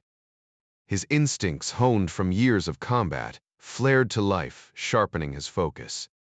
A flicker of pride cut through the tension, at least his reflexes hadn't dulled. Still got it when it counts, he thought, the realization flashing through his mind in an instant. Kelly's voice stayed steady, almost unnervingly calm. All right, we're moving. Your right time to go. He pressed the accelerator, swerving left to pass the Plymouth Roadrunner idling ahead. He almost warned Pam to duck, but she was already shrinking low in her seat. Just another minute, and made be clear then. Bam, some rich guy in a sleek black Carmen Ghia, fresh from whatever shady deal he'd just wrapped up, darted out from behind the Roadrunner. The idiot slammed his brakes, forcing Kelly to do the same. The timing couldn't have been worse. They lurched to a stop right beside the Roadrunner, its door swinging open as the driver stepped out. Instead of moving forward, the guy circled around the back of his car and froze. His gaze locked onto Pam's terrified face, barely 3 feet away. Kelly saw the recognition in the man's eyes. He knows her. Got it, Kelly muttered, his voice eerily detached, the same tone he'd used in combat. He cranked the wheel hard left and punched the gas, swerving past the stalled convertible. Within seconds, they hit the intersection. A quick scan of traffic, then a sharp turn, they were out. He saw me. Pam's voice trembled on the edge of panic. We're clear, Kelly assured her, eyes flicking between the road and the rear view. You're safe with me. But his instincts snarled back. Dumb move. Hope they don't chase. That Roadrunner's got twice the muscle under the hood. Then headlights. Bright, low, aggressive. The same turn Kelly had taken moments ago. The car fishtailed on the wet pavement, engine roaring as it accelerated. Not the Carmen Ghia. Now you've got trouble, his instincts warned, cold and clinical. Zevolv, wake up. Kelly tightened his grip on the wheel. The gun could wait. He took stock his Scout wasn't built for speed. 4 cylinders against the Roadrunner's roaring V8. That Plymouth was made to dominate the streets, while his truck was built for hauling over dirt roads at a crawl. But it wasn't helpless. High ground clearance. Heavy-duty bumpers. This thing could ram like a battering ram if he played it right. The Plymouth might be flashy, but his Scout? It was a weapon. And Kelly knew weapons. Pam, he said, voice low but firm, get down on the floor. She started to turn, fear thick in her voice. Are they? His hand pressed her shoulder down before she could finish. Yeah. They're coming. Kelly tightened his grip on the steering wheel, his knuckles white as he navigated the winding streets with calculated precision. A quiet satisfaction settled over him. He'd been in tighter spots before, and this Billy character was nothing but an overconfident amateur with a shiny car and a fragile ego. The Roadrunner might have speed, but Kelly had experience, and that counted for a hell of a lot more. He flicked a glance at the rearview mirror, just as headlights from a passing car illuminated the Roadrunner's interior. 3 figures probably armed, probably reckless, definitely outmatched. A shotgun would be messy, but unlikely. These guys weren't professionals. They were just thugs with bad judgment and too much pride. Wisted, his Brentomai. Sarty-5 rested snug against his hip, a comforting weight. If things got ugly, he'd make sure they regretted it. The chase turned into a twisted dance. Kelly feinting left, Billy swerving right, neither willing to commit to a full collision. It was almost funny, really. Here was Billy, clinging to his precious paint job like it was his firstborn, while Kelly played him like a fiddle. A sudden brake check sent the Scout lurching forward, giving Billy an up-close view of the trailer hitch. The Roadrunner's tires screeched in protest as Billy slammed his brakes, too scared to risk a dent. Pam's voice cut through the tension, shaky and strained. Kelly, what's happening? He kept his tone steady, almost amused. Billy loves his car more than he loves winning. That's his problem. Another sharp turn, another near miss. Kelly let the Scout fishtail just enough to sell the illusion of panic. Billy took the bait, closing in like a predator, only to hesitate again when Kelly smoothly corrected course. The guy had the reflexes of a startled deer. Then, just for fun, Kelly gunned it, swerving hard into the next intersection. The roadrunner followed, but the hesitation was there. Billy wasn't sure if this was a trap or just bad driving. Kelly smirked. Let him wonder. The police station was 3 blocks away. All he had to do was keep Billy chasing his tail until then. And if Billy got too bold? Well, Kelly had a few surprises left. The Roadrunner's driver was feeling confident he had the advantage, or so he believed. Kelly knew his options were limited. With Billy cutting off his right turn, he swung the wheel hard left, barreling down a desolate stretch of vacant land, slated for a future highway. The rain had turned the filled-in basements into a swamp of thick mud. A quick glance in the rearview mirror sent a jolt through him. The Roadrunner's passenger window was rolling down. No question what that meant. Hey, gun. Kelly's mind raced. He could use this. Playing the terrified victim, he let his face twist into panic, mouth gaping, eyes wide. Then he slammed the brakes and jerked the wheel right, sending the Scout lurching over a shattered curb in what looked like pure desperation. Pam shrieked as the vehicle jolted violently. The Roadrunner had the edge: better speed, better tires, better brakes, but Kelly was banking on that. He knew the driver would follow, matching his every move. And follow he did. The sleek muscle car tore after him, bouncing over the ruined remnants of a demolished neighborhood, only to plow straight into Kelly's trap. 70 feet in, the Roadrunner was done. Kelly had already downshifted, feeling the Scout's tires sink slightly into the muck before gripping again. Behind him, the Roadrunner wasn't so lucky. Its low frame yawed wildly, tires spinning uselessly as the engine roared, digging itself deeper into the sludge. Steam hissed from the overheated block, sealing its fate. 3 men climbed out, their flashy shoes instantly ruined, staring in disbelief at their once pristine ride, now buried like a pig in filth. All their big plans, wrecked by rain and mud. Mel Kelly smirked. Still got it. From 30 yards away, he couldn't resist. You dummies. He shouted through the drizzle. See ya, round losers. Keeping one eye on them, he eased the Scout back onto pavement, listening to the mud clods thumping against the wheel wells. You can sit up now, Pam. They're not going anywhere. Pam slowly straightened, her face pale as she glanced back at the stranded Roadrunner. How did you? Picked the right battlefield, Kelly said, grinning. Fast on pavement, useless in mud. She forced a shaky smile, playing along like a trooper, but her hands trembled. He checked his watch, plenty of time before the cops' shift change. Billy and his crew would be stuck for hours. Finding a quiet side street, Kelly pulled over. You okay? He asked gently. Bowles and Pam shuddered. That was terrifying. We can head back to the boat if... No. Her voice was steel. Billy raped me. And killed Helen. Kelly clenched her fists, the weight of her decision pressing down on her.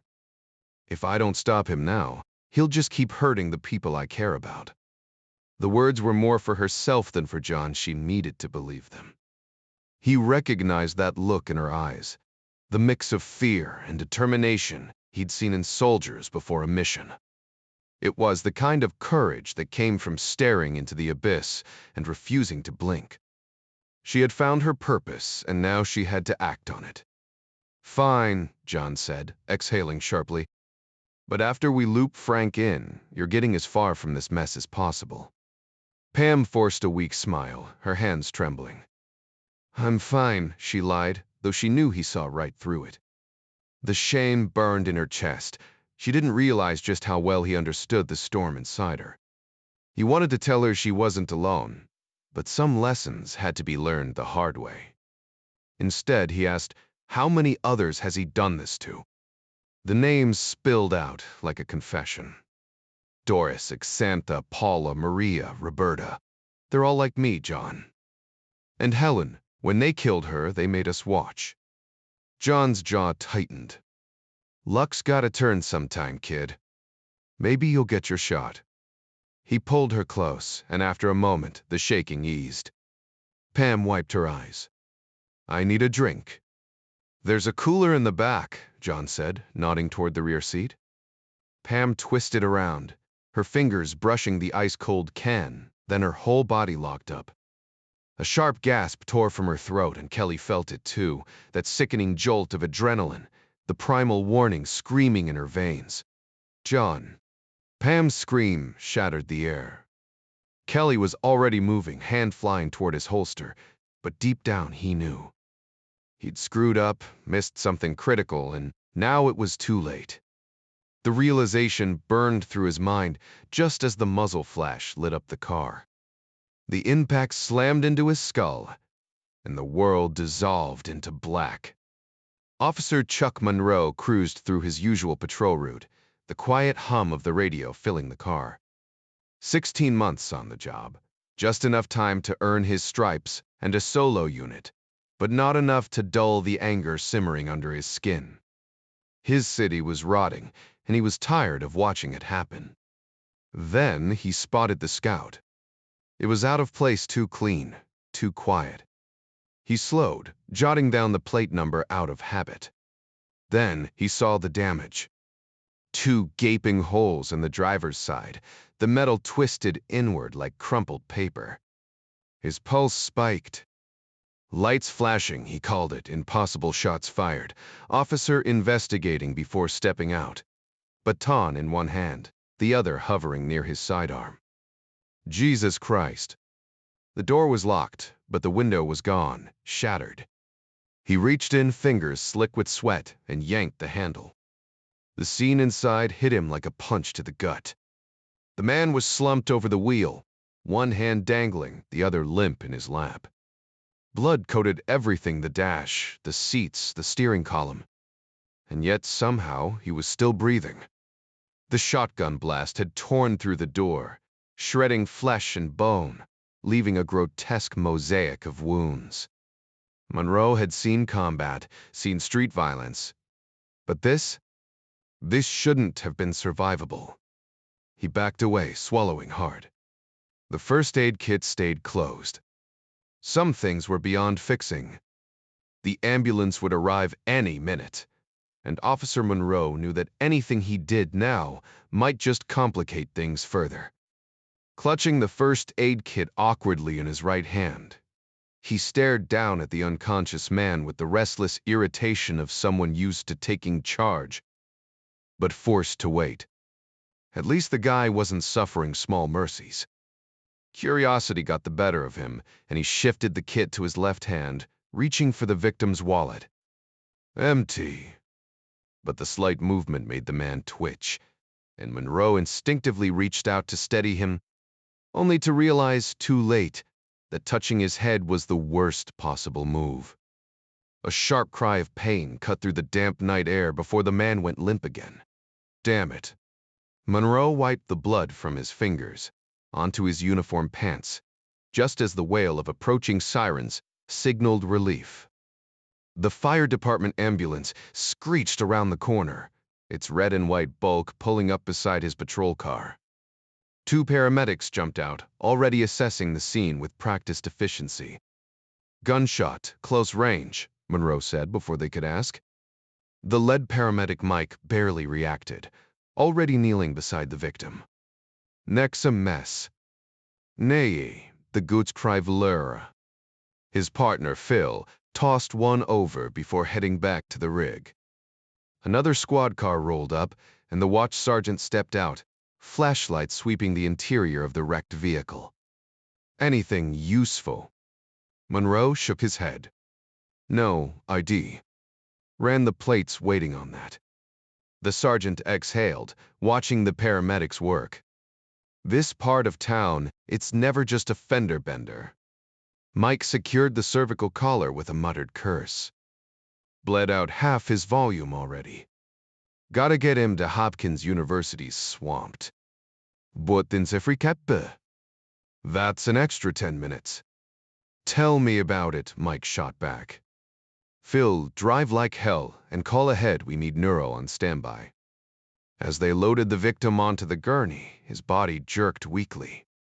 3 more officers moved in to help hold him down while the paramedics strapped him in. Hey, tough guy, Phil said, adjusting an oxygen mask. You hang in there? We're not done with you yet. Monroe stepped back, watching the ambulance doors slam shut. Another night, another mystery one that might never get solved. The sergeant's grim expression said it all. Some cases just slipped through the cracks, leaving nothing but bloodstains and unanswered questions. Let's move, Mike, the senior paramedic said as they lifted the unconscious man onto the gurney. Mike Eaton adjusted the IV line, fighting against gravity as the patient lay prone, but he secured it just as the ambulance lurched forward. The ride to Johns Hopkins stretched 16 tense minutes, Eaton monitoring erratic vitals, scribbling notes, stealing glances at the stranger. Mid-20s, solid build. Not your typical overdose case. Under different circumstances, this guy might have looked intimidating, but now?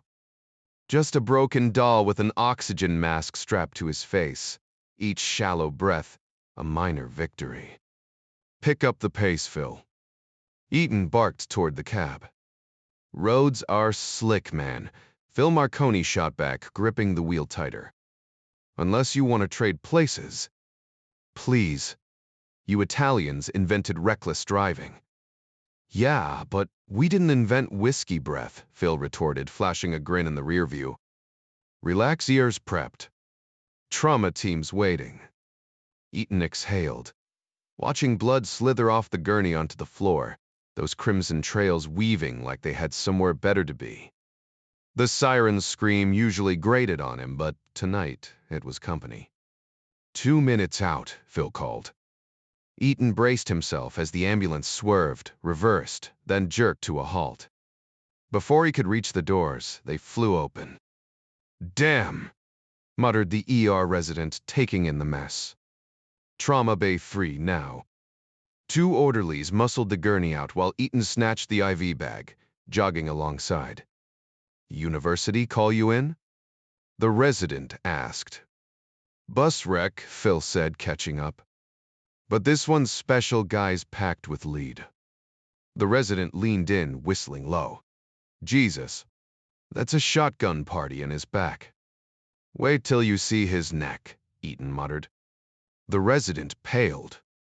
They shoved into the ER, commandeering a corner bay. 5 sets of hands transferred the patient. The room erupting in controlled chaos. Nurses swarmed, starting new IVs, drawing blood. Resident Cliff Severn peeled back the cervical collar, then froze. Possible spinal involvement, he announced, but he's bleeding out first. Orders flew. A nurse scraped a metal tool down the patient's foot, twitched. Good. Legs reacted too. Small miracles. Where's Neuro? Severn snapped. Right behind you, a voice grumbled. Severn turned. Oh, Professor Rosen. Sam Rosen looked like death warmed over 20 hours deep into a failed surgery, his scrubs rumpled, his temper thinner than the coffee in his cup. That old woman's face kept flashing behind his eyelids. He should I've saved her. The how and why still gnawed at him as he glared at the new disaster on the table. The professor felt more relieved than frustrated by the unexpected extension of an already grueling shift. There was still a chance to turn things around. Give me the rundown, he demanded sharply. Multiple shotgun pellets lodged near the spinal cord, came the reply. Rosen crouched beside the gurney, clasping his hands behind him. And the glass fragments? Vehicle accident, Eaton answered from across the curtained space. We'll need to clear that out and prep the scalp, Rosen muttered, assessing the injuries. Vitals. BP's tanking 50/30, a nurse practitioner reported. Pulses racing at 140, weak and irregular. Rosen exhaled. This is going to be a long night. He's crashing hard. He paused, studying the patient. Decent muscle tone, though. Let's push fluids. As if on cue, 2 IV lines were already in place. The ER team was sharp. He gave an approving nod. How's your boy, Margaret? He asked the senior nurse. Carnegie Mellon in the fall, she answered, adjusting the transfusion rate. Neck cleanup next, Rosen directed. I need a clear view. Margaret worked methodically, using forceps and sterile gauze to clear the blood, revealing the wounds beneath. The damage looked dramatic, but she knew appearances could be deceiving.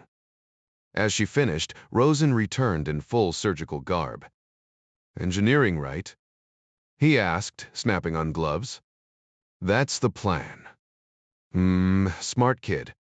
Rosen held out a hand. Tweezers. With surprising precision for a man his size. He extracted a small lead pellet from the patient's shoulder. Number 7 shot. Someone thought he was target practice. Lucky break, he remarked to the paramedics. Leaning in, he examined the neck again. Mastostafic debegen. Climbing 55/40, another nurse called. First IV was yours? Rosen glanced at Eaton. Mia. Dave, solid work. You first responders pull miracles daily. He smirked. Half the time, I think you keep us surgeons in business. Eaton nodded, surprised by the praise. Rosen wasn't known for handing out compliments. Neurological responses. Rosen turned to the resident. Strong reflexes, no major deficits, Severin replied, trying to sound confident. Then let's move fast before these pellets decide to wander. 2-3 hours max. Rosen checked his watch. I'll take him at 6. Might as well, I'm already here. You're scrubbing in personally? Easy case for once. I deserve it. He stretched, rolling his shoulders.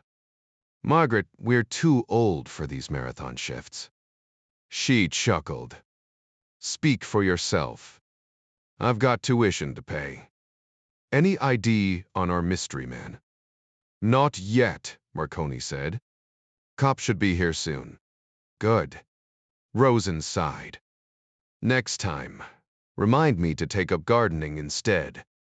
As the nursing team leader for the shift, Nurse Wilson was the first to notice the unusual marking. What's this? She murmured, tracing a finger along the patient's arm. Professor Rosen, who had been reviewing charts nearby, immediately stepped closer at her comment. His sharp intake of breath surprised her. Since when did tattoos warrant that kind of reaction from a seasoned trauma surgeon? Kelly's awakening wasn't the gradual drift he was used to. Instead, it hit him like a truck confusion first, then the dull ache creeping in like storm clouds on the horizon. His eyelids felt weighted, but he forced them open to the sterile glow of hospital lights reflecting off a scuffed linoleum floor. The sharp scent of antiseptic mixed with the hum of distant voices and the rhythmic whoosh of air conditioning. Every nerve in his left side screamed, as if someone had pressed a branding iron from his neck down to his elbow. Alive. Why does that feel wrong? His thoughts swam, sluggish. The vibration under him wasn't ship engines. No, the growl of a city bus fading into traffic. Since when was I in a city? A blur of green scrubs passed by, clipboard in hand, before darkness swallowed him again.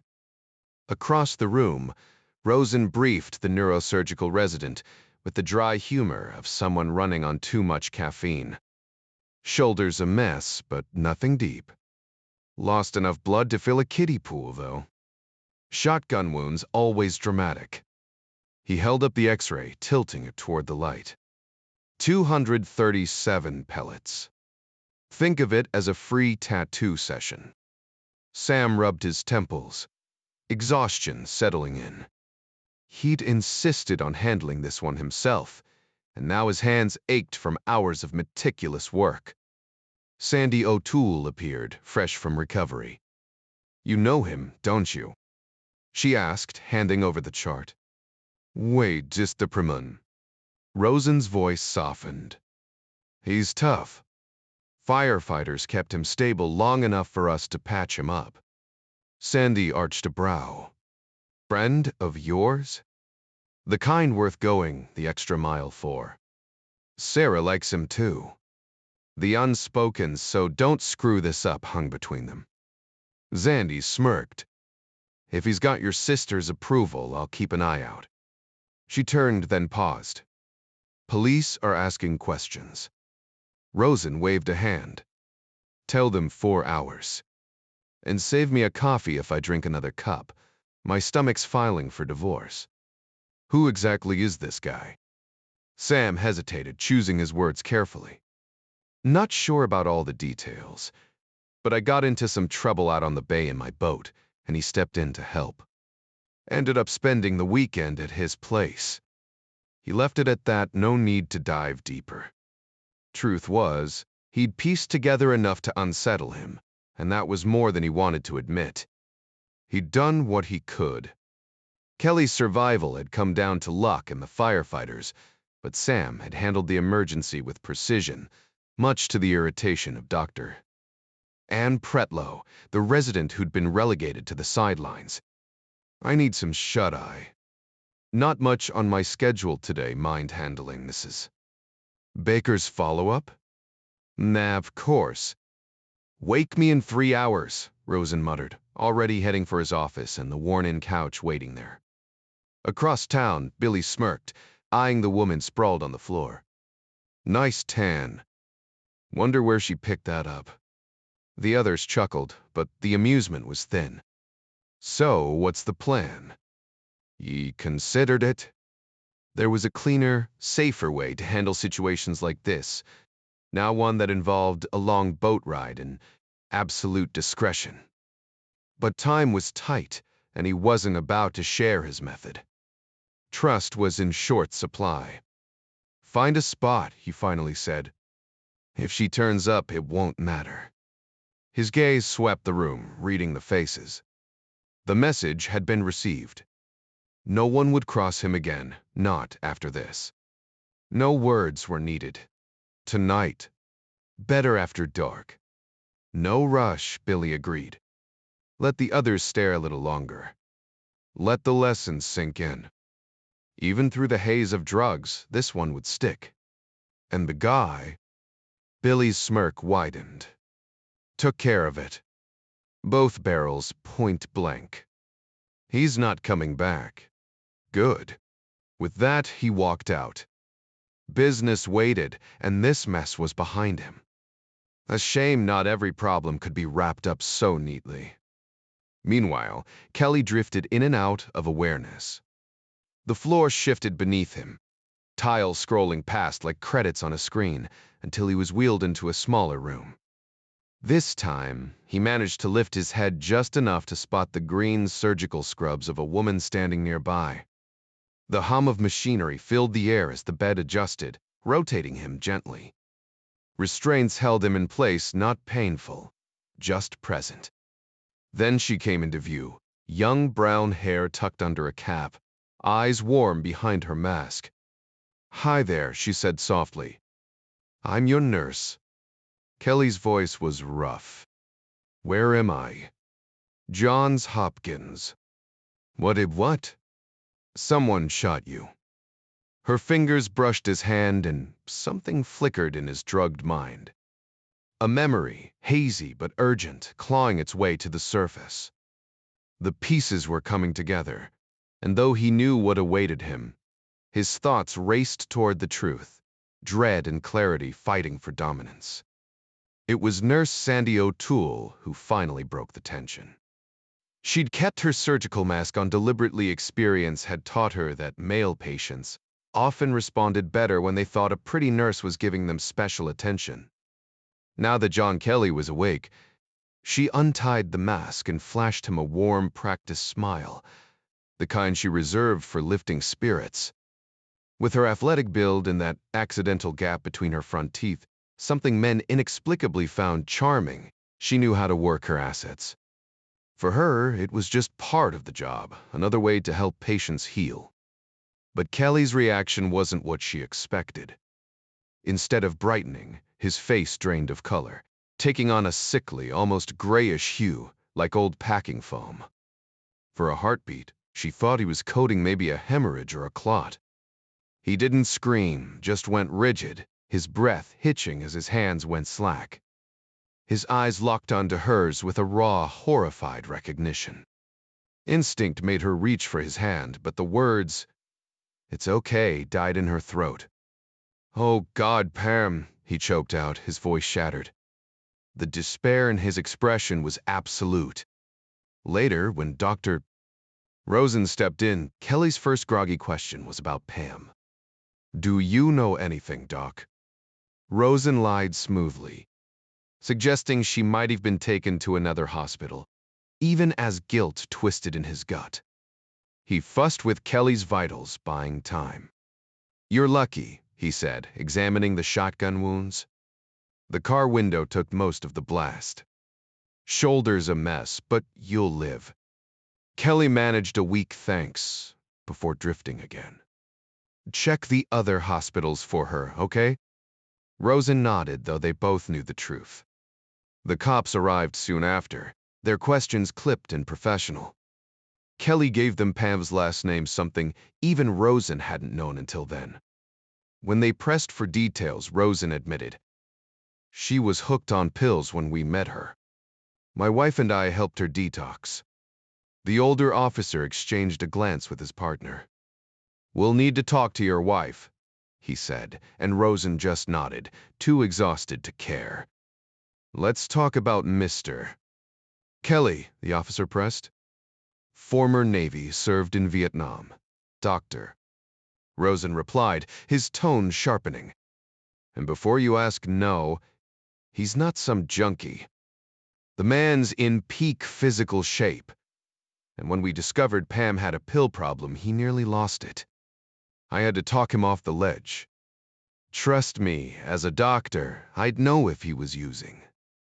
The cop shrugged, jotting it down. The detectives were gonna love this. What started as a basic robbery now had kidnapping written all over it. Just what they needed. So why was he in that neighborhood? "Your guess is as good as mine," Sam admitted. "Who's Lieutenant Allen?" "Homicide, Western Division," the officer said. "Funny they had a meeting scheduled." "That's Allen's problem to explain," the cop muttered. "Robbery, then." "Looks that way." Wallet turned up a block over, cleaned out, except for his license. Found a pistol in his car, though. Guess the thief missed that. Which, by the way, is illegal. Another officer walked in, snapping his fingers.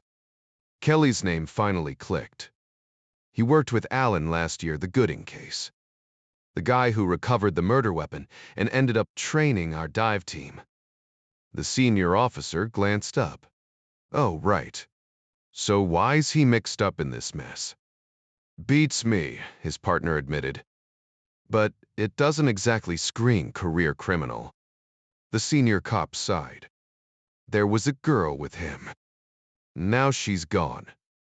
And Savin, too. What do we know about her?" "Just the name Pamela Madden. 20, ex-addict, vanished. Kelly's car, his gun, nothing else. No shell casings, no witnesses.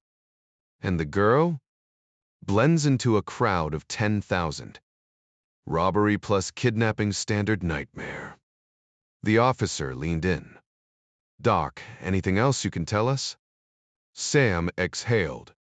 "She had scars. Old ones. My wife noticed hell, I noticed. Whip marks, signs of abuse. Might have been working the streets.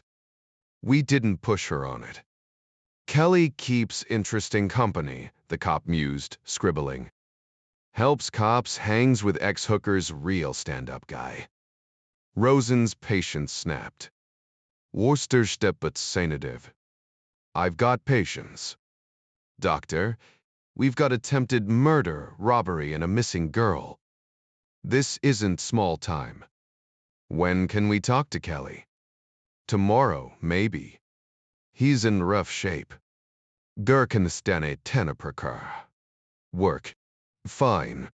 As the officers left, Rosen rubbed his temples. Criminal cases weren't his usual traffic accidents. Workplace injuries? Sure. But this? Kelly, a criminal. The questions had that slant, and it didn't sit right. Then, Dr. Pretlow walked in, lab results in hand. Kelly's blood work came back. Gonorrhea. Early stage, but he'll need penicillin. Me allergies. Rosen shut his eyes.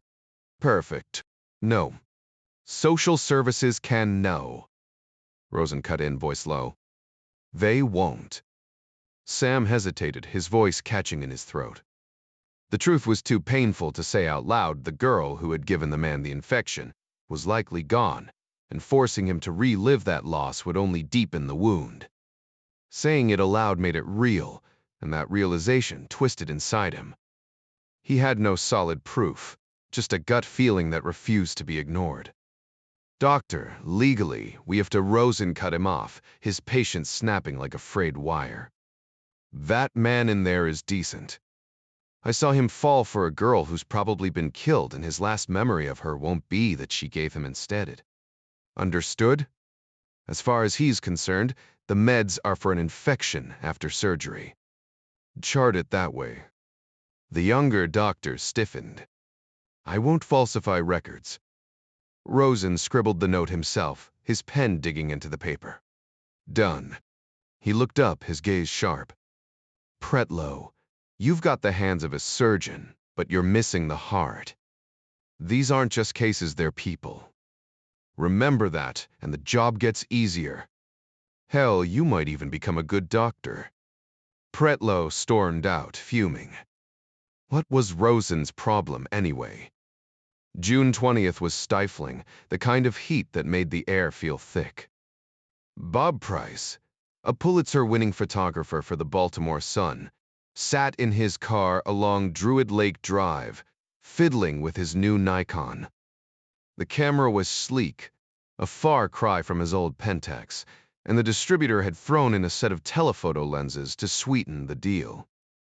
Bored, he practiced swapping lenses by touch, his eyes scanning the lake out of habit. Then, the crows caught his attention. They circled the fountain, a plain concrete pillar, spewing water into the humid air, darting close before recoiling from the spray. What were they after? His fingers found the 200mm lens, and he raised the camera smoothly. The moment the image focused, his breath hitched. Jesus Christ. 10 shots in rapid succession. Then he grabbed his radio, barking at the office to call the police. Switching to the 300mm lens, he loaded a fresh roll of film, bracing the camera against the Chevy's window. One crow finally broke through, landing on his stomach lurched. A pale, lifeless body sprawled across the concrete. The bird hopped over her, its beady eyes assessing, indifferent. Priez dropped the camera and slammed the car into gear. Priez broke multiple traffic rules in his frantic attempt to get near the fountain. And, in an uncharacteristic moment of emotion overriding duty, he leaned on the horn, trying to scare off the bird perched above the water. The creature glanced up briefly, unimpressed by the noise, then resumed its search for breakfast with that razor-sharp beak. On a whim, Priez flicked his headlights, an odd enough disturbance that the bird reconsidered its position and took flight. Maybe it was an owl, smarter than most, realizing its meal wasn't going anywhere. It could always circle back once the nuisance left. A patrol car rolled up beside him. "What's the problem?" the officer asked. Prius handed over his camera without a word. The cop's face went pale as he stared at the image. "Jesus," he muttered before calling it in. Soon, squad cars arrived like scavengers, one after another, until 8 surrounded the fountain. A fire truck showed up minutes later, followed by a Parks Department truck towing a small boat. The forensics team rolled in with their mobile lab, and the grim procession began. Prees asked to join, knowing he could capture the scene better than the department's photographer, but they refused. So he stayed on the shore, documenting from a distance. No Pulitzer here, he thought.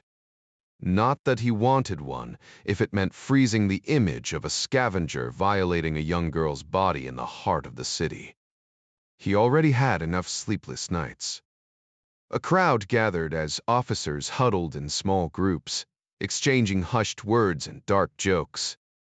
A news van from Television Hill arrived, the same station near the zoo where Priest sometimes took his kids. They loved the lions, the polar bears, all those predators safely locked away. Unlike some people, he mused, watching them zip the body into a black bag. At least her suffering was over. He reloaded his camera as they loaded her into the coroner's wagon. A reporter from the Sun had arrived to handle the questions. Prius would find out later just how sharp his new lens really was when he developed the shots back in his Calvert Street darkroom. Across town, Rosen found Kelly staring blankly at the floor. "John, they found her." "One, sir, for Sabu a Ted." Kelly didn't need to look up. Sam's voice said it all. Hope had a way of slipping through your fingers when you needed it most. "Yeah."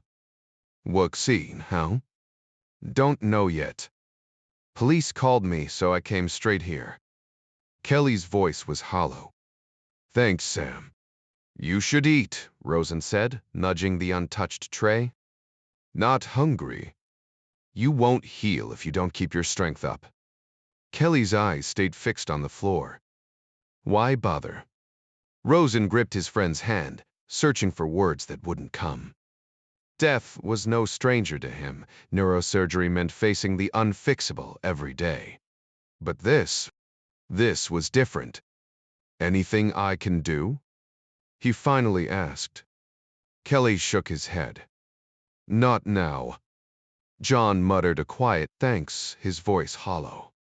"Maybe you should see a priest," Sam suggested, but John shook his head. "Not now." Sam tried to reassure him. "It wasn't your fault." "Then whose?" John's voice cracked. "She trusted me, Sam. You have failed her." The police had already questioned him twice that morning. He'd given them the basics: her full name, where she was from, how they'd met.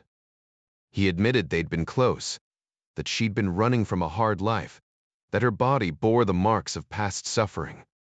But he couldn't bring himself to tell them everything. Confessing the full truth would mean laying bare his own mistakes, and that was a humiliation he couldn't stomach. The officers didn't seem to like him much, but that was fine. He didn't much like himself either. Sam hesitated before speaking again.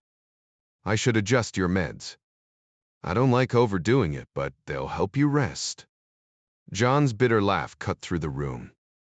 "Dope me up more. You think that'll fix anything?" His expression was raw, a look Sam never wanted to see again. Unable to hold his gaze, Sam turned away. "You're stable enough for a regular bed.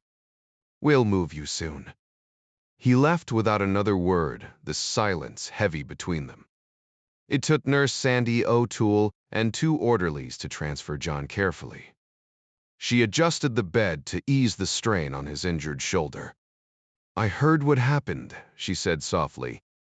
His grief felt wrong, too controlled, too bottled up.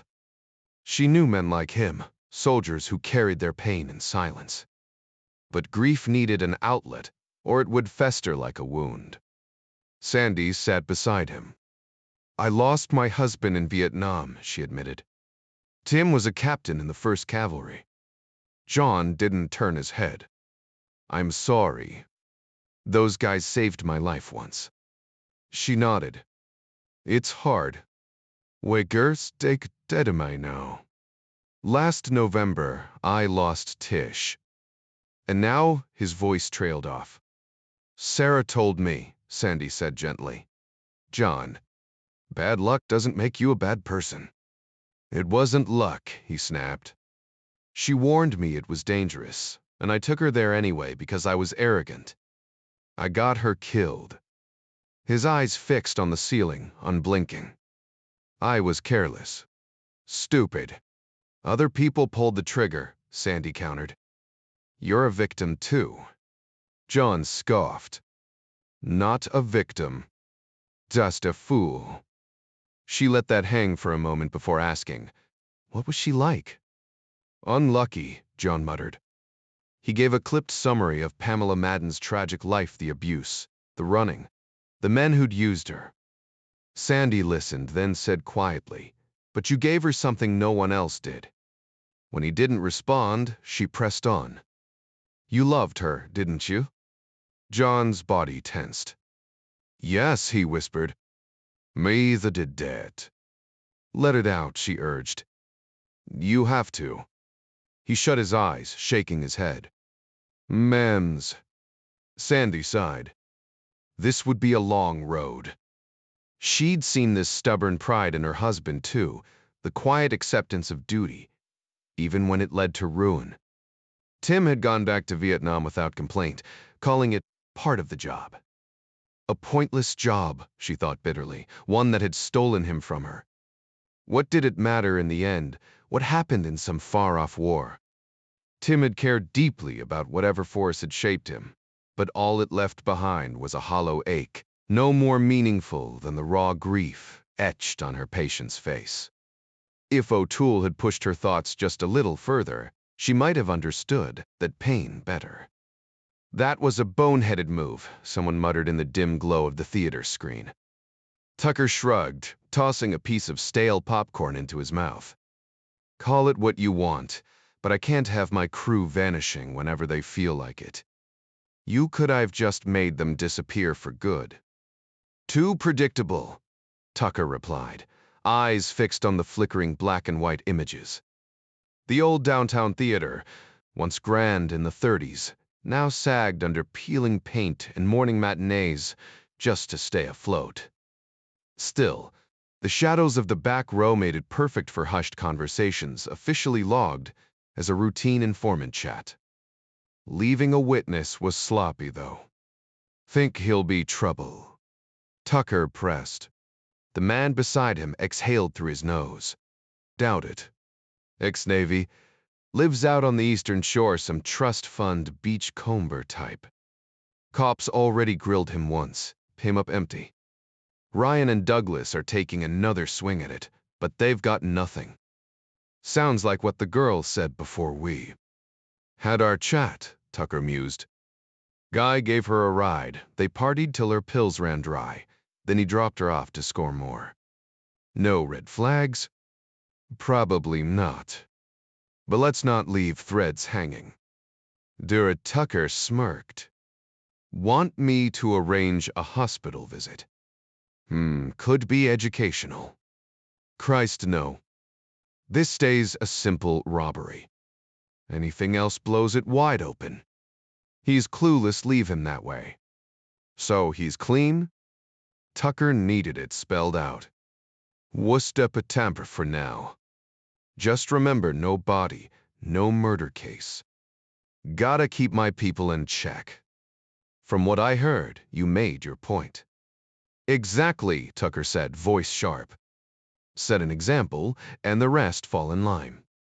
Not your concern, so why's it itching you? A crunch of popcorn bought time. What do you got for me? Tucker's grin was a slash in the dark. Pyoggy's warming up to me. A derisive snort. I'd watch my back. Comes with the territory, Tucker admitted.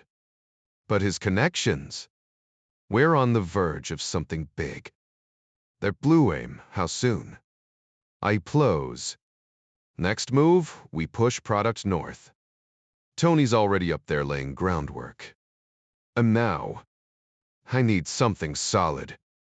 How about 3 mules hauling a ton of grass? They don't know me, but I know them. That was the beauty of it. His operation ran on fear, loyalty, enforced with teeth. Outside the hospital room, Rosen blocked the doorway, arms crossed. Go easy on him. He's fresh out of surgery, doped up, and not thinking straight.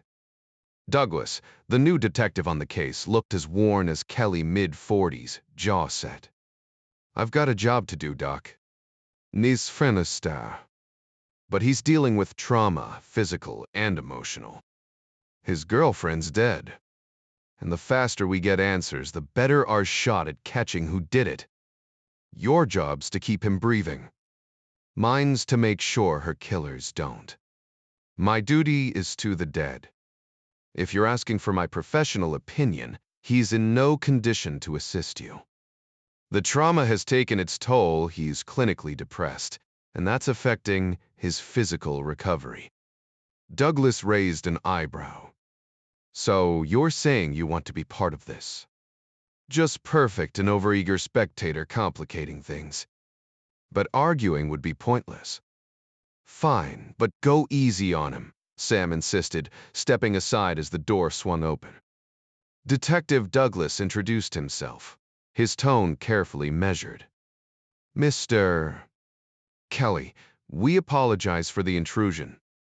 The case had landed on Douglas' desk precisely because of its high-profile nature. The Evening Sun had splashed a lurid front-page photo borderline, obscene by media standards, and the mayor had demanded immediate action. Douglas had taken the assignment, though he doubted the politician's attention span would outlast the news cycle. Politicians only cared about votes, after all. This case was messier than a wild pitch, but it was his now, and the worst part was just beginning. 2 nights ago, you were with a woman named Pamela Madden?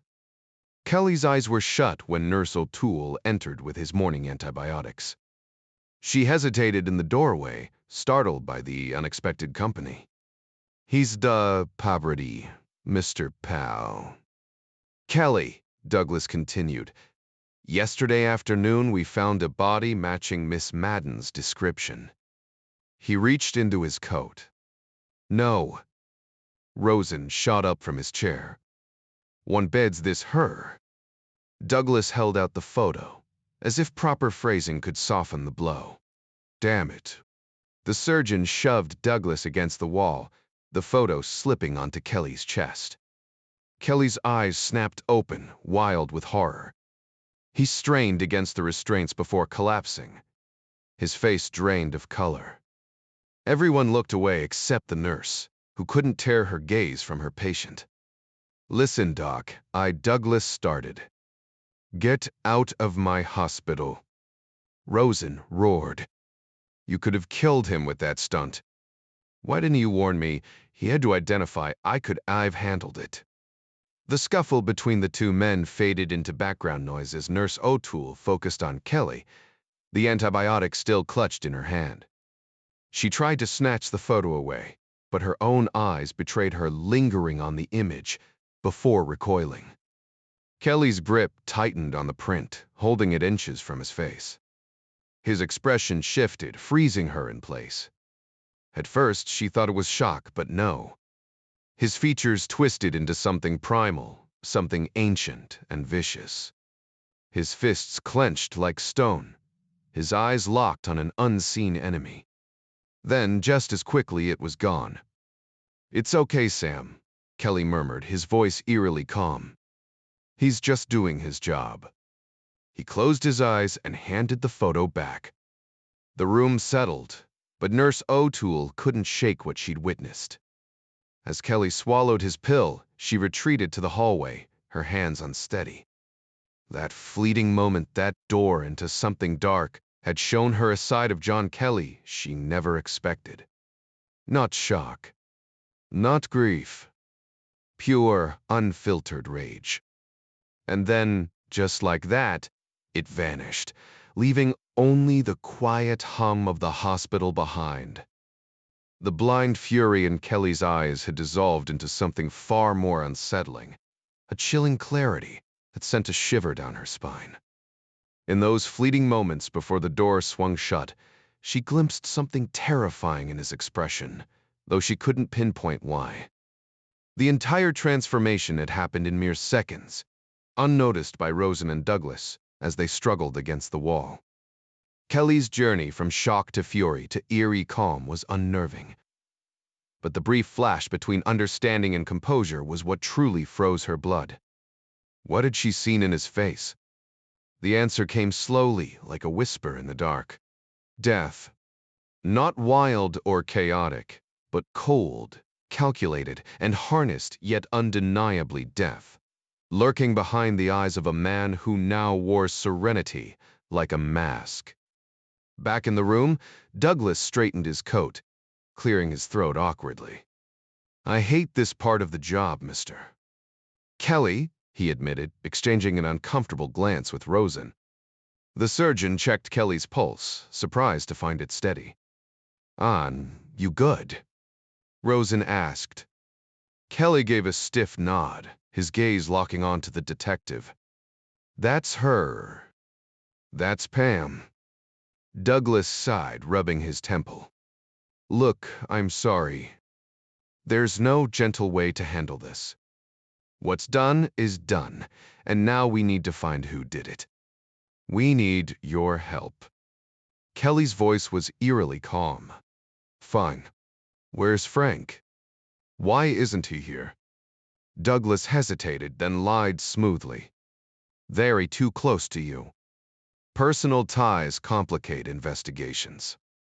The half-truth hung in the air. "Did you see the people who Kelly cut him off?" Staring blankly at the bed. "No. I wasn't fast enough. Pam saw them, but by the time I turned, it was too late." Douglas pressed, leaning in. "What were you doing there?" "Observing," Kelly muttered. "You talked to Alan, right?" "Pam witnessed a murder. I was bringing her to Frank." "But go on." Kelly's voice flattened. "She was tangled up with drug dealers. Saw them kill a girl. I told her she had to come forward." "Way a stupid, huh?" His fingers twitched, guilt gnawing at him as the memory replayed. "Stever, names?" "None I remember." Douglas exhaled sharply. "She must have told you something." Kelly met his stare, unblinking. "I didn't ask. Figured that was your job. We were supposed to meet Frank that night. All I know is they deal drugs and use women. That's it." Douglas clenched his jaw. A dead end. Time for another lie, wrapped in just enough truth to stick. "There's a pair of robbers hitting the west side. Two guys, medium build, sawed-off shotguns. They target buyers, especially the rich ones. Most victims don't even report it. They've got 2 kills, this might be number 3. Rosen frowned. "That's it. Robbery and murder aren't exactly small time." Douglas shrugged. "Sometimes it's just bad luck." He turned back to Kelly. "You must have seen something. What were you really doing there? Was Pam trying to score?" "No." Kelly snapped, then forced his voice level. "Like I said, she was mixed up with them. And me. I don't know a damn thing about drugs. But I'll learn." The unspoken vow coiled in his mind, sharp as a blade. Lying motionless in the hospital bed, Kelly's gaze traced the sterile ceiling tiles as if they were frames in a silent film. The cops had it all wrong, he felt it in his gut. This wasn't some random robbery, it was them, the shadowy figures Pam had whispered about in fear. The pattern matched her warnings too perfectly. His mistakes haunted him, letting himself be seen twice, but regret wouldn't rewrite history. The real problem was the monsters still out there, creatures who'd strike again given the chance. Behind his blank expression, though, a darker truth simmered. They've never faced a man like me, he realized, flexing his bandaged hands. Chief Bosun's mate John Terrence Kelly knew pain hell. He'd survived worse than gunshot wounds. Recovery meant gritting through therapy, then rebuilding his body stronger than ever. Running laps before dawn, punishing swims, iron weights clanking in the gym. But the real battle would be in his mind, already sharpening like a blade. A ghost from Vietnam whispered in his memory, "Snake." With a grim smile, he jabbed the nurse call button. When O'Toole hurried in, he simply said, "Bring me a steak." Rare. Across town, Douglas slumped in his chair, rubbing his temples. "That professor's gonna file a complaint. Mark my words," he muttered to Lieutenant Ryan. Kelly's no help doped to the gills. Couldn't ID a clown at a circus. Showed him the crime scene photo like an idiot. Guy nearly coded on the spot. Ryan didn't glance up from the autopsy shots littering his desk. Even after 20 years, the calculated brutality turned his stomach. Frank vouchers for Kelly Solid Guy, helped crack the Gooding mess. Clean record, no drug ties. Pamela Madden's sheet reads like a tour map. Douglas spat. Chicago, Atlanta, Nola picked up for soliciting. Always walked. Judges calling it victimless. His coffee cup cracked the silence as he slammed it down. Ryan finally looked up. "A dead hooker won't move the needle, Tom." Mayer saw the photos, gagged, then shrugged once he heard her rap sheet. "We get a week before this becomes yesterday's news. Then lean on the brass for more bodies, with a mole in the precinct?" Ryan's laugh was bitter. "Trust me, the second we brief City Hall, those animals will vanish like smoke." Douglas exhaled, knowing he was right. Some wars were fought alone in the dark. The investigation was going nowhere fast.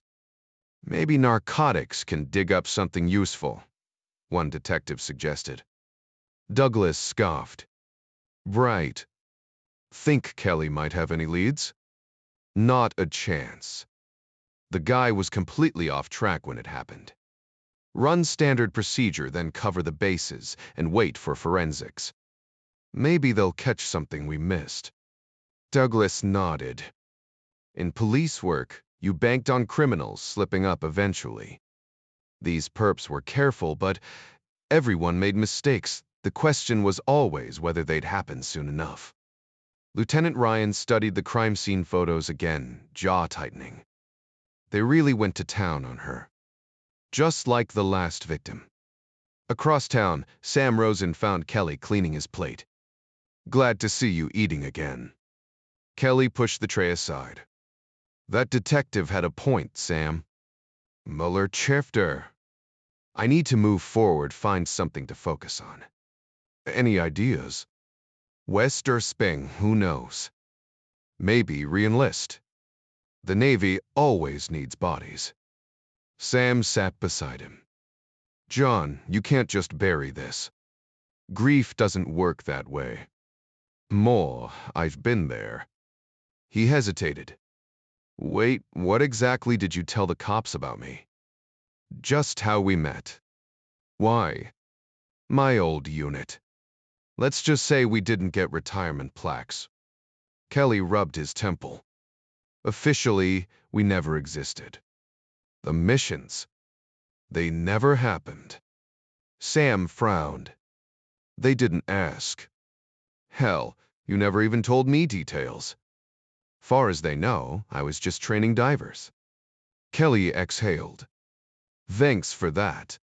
And for everything else." Sam stood abruptly but froze before reaching the door. "Cut the act. You think I don't see right through you?" Kelly met his gaze.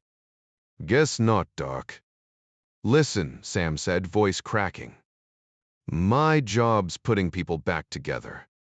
You can't get emotionally involved, it screws your judgment." "But John." "I liked her too. Who's bad than me?" So let me help. May, properly. Sam's hands trembled. He feared what Kelly might ask, and worse, that he'd say yes. Just get me back on my feet. In rehab, Kelly's determination unsettled even the staff. Sandy watched as he demolished every physical therapy goal without complaint, pushing until his therapist grew uneasy. Ease up, the man warned when Kelly's heart rate hit dangerous levels. Why, Bilibula? Kelly gasped, pedaling harder. Because corpses don't rehab. Kelly laughed darkly but slowed. As Sandy arrived to collect him, the therapist wiped his brow, relieved, yet unnerved by a patient who treated recovery like a combat mission. Kelly wiped his face with a towel, relieved she hadn't rolled in with a wheelchair or anything else that might feel patronizing. So, what's the occasion for this visit, ma'am? He asked, his tone playful but guarded. Sandy crossed her arms. I'm here to keep tabs on you. Trying to prove something with all this. His expression shifted from casual to serious. Mrs. Chul, the docs told me to take my mind off things, right? Exercise helps. Can't run with one arm out of commission. Can't do push-ups. Can't hit the weights. But I can ride a bike. So that's what I'm doing. Fair enough? She sighed, conceding. Fine, you've got a point. Stepping into the crowded hallway, she lowered her voice. I really am sorry about your friend. Appreciate it, Kelly replied, blinking away the dizziness from his workout as they navigated the sea of people. In the service, we have traditions, bugles, flags, rifle salutes. It helps. Makes you feel like it meant something. Still hurts, but there's closure. What happened to you, though? What happened to me? That's different. So, what do you do? Bury yourself in work? Finished my master's. Became a nurse practitioner. Now I teach. I fret over patients. That was her life now, pared down to the essentials. Kelly smirked, then quickly schooled his face. Well, don't waste the worry on me. I know my limits.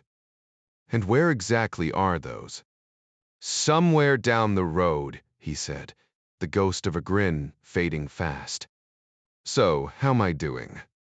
Better than expected. Neither of them bought the lie. Donald Madden had flown in to collect his daughter's body, refusing to speak to anyone, especially not Sarah Rosen. Not interested in talking to a fornicator, he'd spat over the phone, a detail Sandy knew but kept to herself. The surgeon had filled her in on Pam's tragic backstory, another bleak footnote in a short, hard life. Kelly had asked about the funeral, but they'd shut that down. No way he was leaving the hospital yet.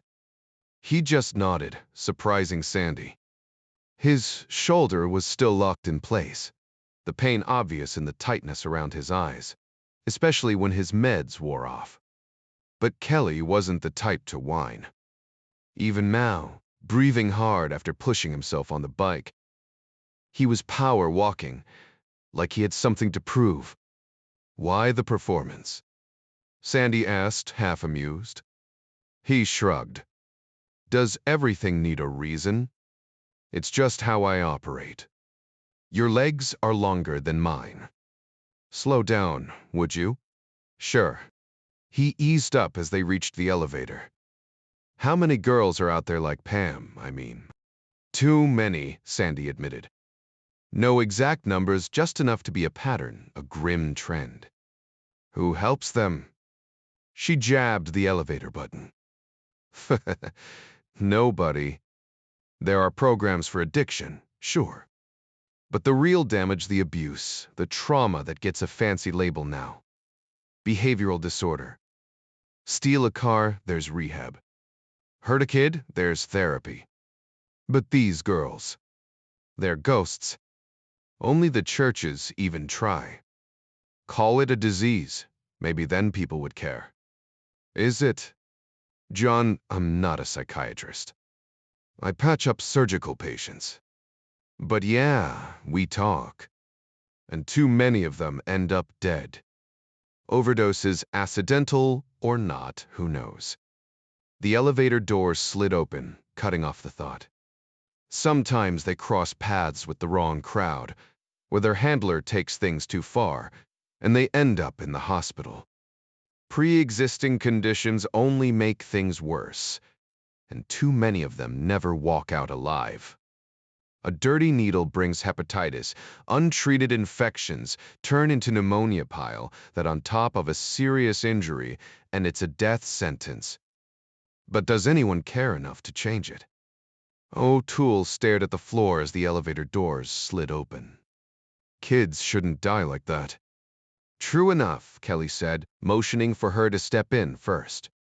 You're the one who's hurt, she argued. Old habits, he shrugged. Blame my upbringing. Who was this guy? Sandy had plenty of patience, but Dr. Rosen had made it clear well, strongly suggested that Kelly needed extra attention. Not that she minded. He wasn't like the others. Still bruised, physically and otherwise, but there was something different about him. A mix of quiet strength and rough edges, like a soldier who remembered his manners. No inappropriate comments, no awkward flirting, just respect and dry humor. And that intensity in rehab, pushing himself like every second counted. When do I bust out of this place? Kelly asked, trying to sound casual but missing the mark. Another week, O'Toole said, guiding him down the hall. Tomorrow, we take the bandages off your arm. Seriously. Sam didn't mention that. So I can start using it again? Don't get too excited, it's gonna hurt. Kelly smirked. It already does. Might as well put the pain to work. She didn't give him a chance to argue before shoving a thermometer in his mouth and checking his vitals. His stats, 98. C, pulse 64, BP 105/60 surprised her. For a guy who'd been through hell, his body was bouncing back fast. What was the rush? One more week, Kelly thought after she left. Time to get this arm functional. Meanwhile, in another room, Maxwell leaned forward. What's the latest? Mixed bag, Greer replied. Good news. Enemy ground forces near the target are minimal 3 battalions, 2 prepping for deployment south, 1 just back from I Corps, and in rough shape. Light on heavy weapons. Bad news. The coast is a nightmare enough anti-air to blot out the sun. Say 2 batteries everywhere. Fast jets might have a shot, but helicopters? A small rescue team could slip through, but a full extraction? That's gambling with lives. Podolsky scowled. It's only 30 miles inland. 15 minutes in a straight line, which they won't get, Greer shot back. Best route I found is 25, and that's pushing it. A wander tet daylight. Forget it. Then we blast a path open with B-52s, Podolsky growled. Greer sighed. Thought we were keeping this quiet. Bigger issue. Nobody's eager for another kingpin situation. Wasn't our fault last time. I know, Greer said, rubbing his temples. But try telling that to the suits upstairs. Podolsky had always been fiercely dedicated to the cause. This should be possible, Cass muttered through gritted teeth. The 3 men leaned in, studying the reconnaissance images spread across the table, a mix of satellite shots, SR-71 Blackbird flyovers, and the sharpest of all, fresh low-angle snaps from Buffalo Hunter drones. The camp was a perfect square, 200 meters on each side, as if lifted straight from some Eastern Bloc manual on high-security installations. Guard towers stood at each corner, identical down to their 10-meter height and tin roofs, shielding the outdated Burt-Pied machine guns inside. Behind the wire, 3 large structures and 2 smaller ones formed the compound. Intelligence suggested one of the main buildings held 20 captured American officers, all lieutenant colonels or higher. This wasn't just any prison. It was the drone images that had first caught Greer's eye. One frame was clear enough to identify a face, Colonel Robin Zacharias of the Air Force, whose F-105G Wild Weasel had been shot down 8 months prior. Officially, he and his weapons officer had been declared dead, their bodies photographed as proof. Yet here he was, alive in a place called Sender Green, a facility so secret, fewer than 50 people knew its name. Unlike the infamous Hanoi Hilton, this camp had never been acknowledged, tucked away where no one would think to look. Its very existence sent a chilling message. Some prisoners might never come home. A pattern had emerged in the data. Higher-ranking flight officers were killed at suspiciously higher rates. The enemy had sources everywhere, even within American peace groups, compiling dossiers on senior officers. Were they being isolated? Their knowledge bartered to Soviet backers in exchange for continued support? The war was a chessboard, and these men were pawns in a darker game. "Brave son of a gun," Maxwell whispered, staring at the enlarged photos. Zacharias's face was unmistakable, his gaze locked on the camera in defiance. The last shot captured a guard mid-swing, rifle butt aimed at his back. Then, Podolsky's finger jabbed at another figure. This one's Russian. The uniform was a dead giveaway. Casimir Podolsky's past simmered beneath the surface. The son of Poland's former ambassador, his family had been erased first by the Nazis, then by the Soviets at Caton Forest. After graduating from Princeton, he'd traded diplomacy for a naval aviator's wings, serving his adopted country with a skill honed by fury. Now, arthritis twisted his hands, a cruel reminder that even warriors have expiration dates. Greer could see it. The clock was ticking, and the rage burned hotter than ever. No matter how hard he tried to hide it, Cass knew his upcoming medical exam would end his career for good. Retirement loomed with nothing but painful memories, a son lost too soon, a wife dependent on antidepressants, and a military legacy he'd likely view as a disappointment, despite the medals and honors. "We have to figure something out," Podolsky insisted, his voice tight. "If we don't act, those men are gone forever." "Dutch, you realize who could be in that camp?" "Pete Francis and Hank Osborne." Maxwell gave a slow nod. "Pete served under me on the Enterprise." Both men turned to Greer, who exhaled sharply. "I agree about the camp's significance. At first I wasn't sure, but Zacharias, Francis, Osborne, those are names they'd want." Greer had once been stationed at Omaha, part of the team that mapped out strategic strikes. His mind, a vault of America's most classified war plans. The Navy officers held equally critical intel. Brave as they were, determined to resist. Every man had his breaking point, and time wasn't on their side. "I can pitch this to a few contacts," Greer added, "but don't get your hopes up." Podolsky slammed his fist on the desk. "If we walk away, we're betraying our own." But Cass had another motive. Uncovering this prison camp would expose North Vietnam's lies, potentially derailing peace talks and pushing Nixon toward a drastic alternative, an all-out invasion. The plan, codenamed Certain Cornet this month, was a fever dream of vengeance. Paratroopers dropping into Hanoi, Marines storming Haiphong's beaches, helicopters swarming the interior.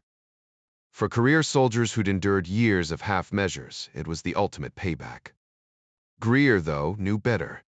Certain Cornet would never leave the briefing room, not with Congress leaking like a sieve. But Sender Green? That was still in play. "Easy, Cass," Maxwell said, rubbing his temple. Greer's eyes drifted to the map. "You flyboys need to think outside the cockpit." He traced a red line snaking from the coast to the camp. "Enemy forces are here, here, and here. The road's paved, follows the river. Flak batteries everywhere, but they're useless against the right gear. Podolsky scoffed. Sounds like an invasion. Maxwell smirked. And sending in air mobile units isn't. Greer ignored them, tapping the map. My boy was shot down near here. A SEAL pulled him out right about this spot. Someone with ground experience? Greer asked. That's useful. Where is he now? Kelly managed a weak smile as Sarah took the chair beside his bed. She looked exhausted. Third visit, she said softly. You were out cold the last two. Sleep's about all I'm good for lately, he admitted. Sam stops by, though. The silence stretched, heavy and awkward.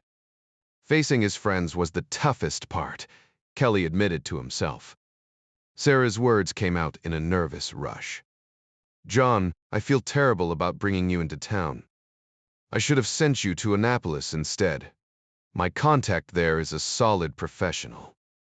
Pam didn't need to see Madge at all. Her voice cracked under the weight of regret. Kelly watched her wrestle with guilt, recognizing the familiar spiral. Sarah, stop, he interrupted gently. You were the closest thing Pam had to family. If her actual mother had half your heart. His words trailed off, but Sarah barely registered them. She kept circling the same drain.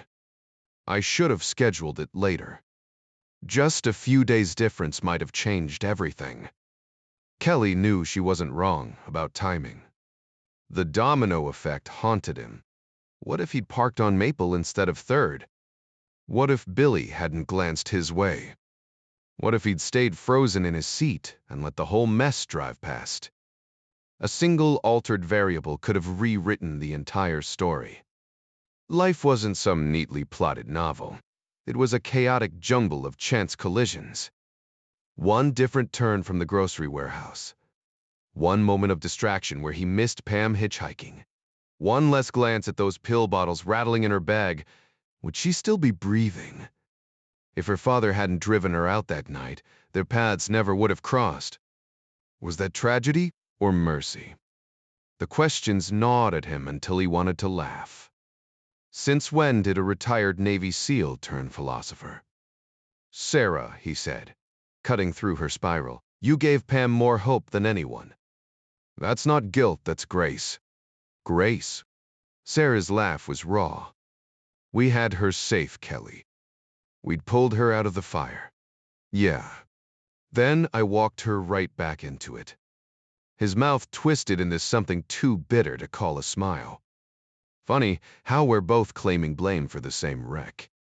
Here's the only truth that matters. It wasn't random. Sarah's voice dropped to a whisper. No, Kelly agreed. It never is.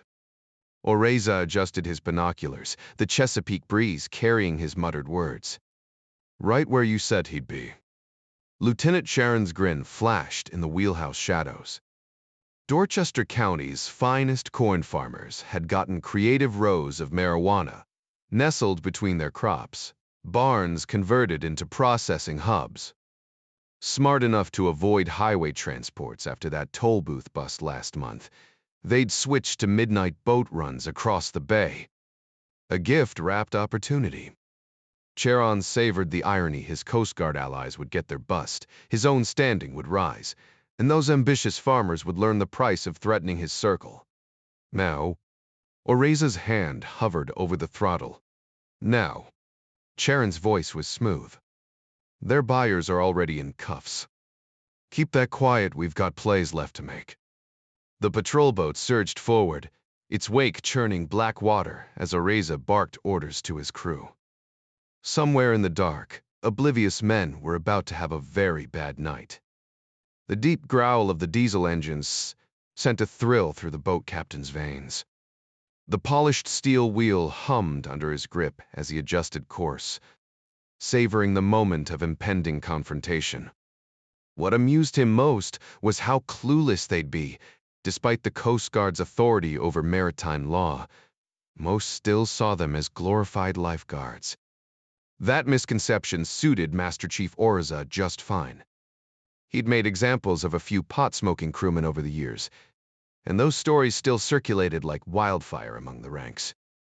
Through his binoculars, the target came into sharp focus.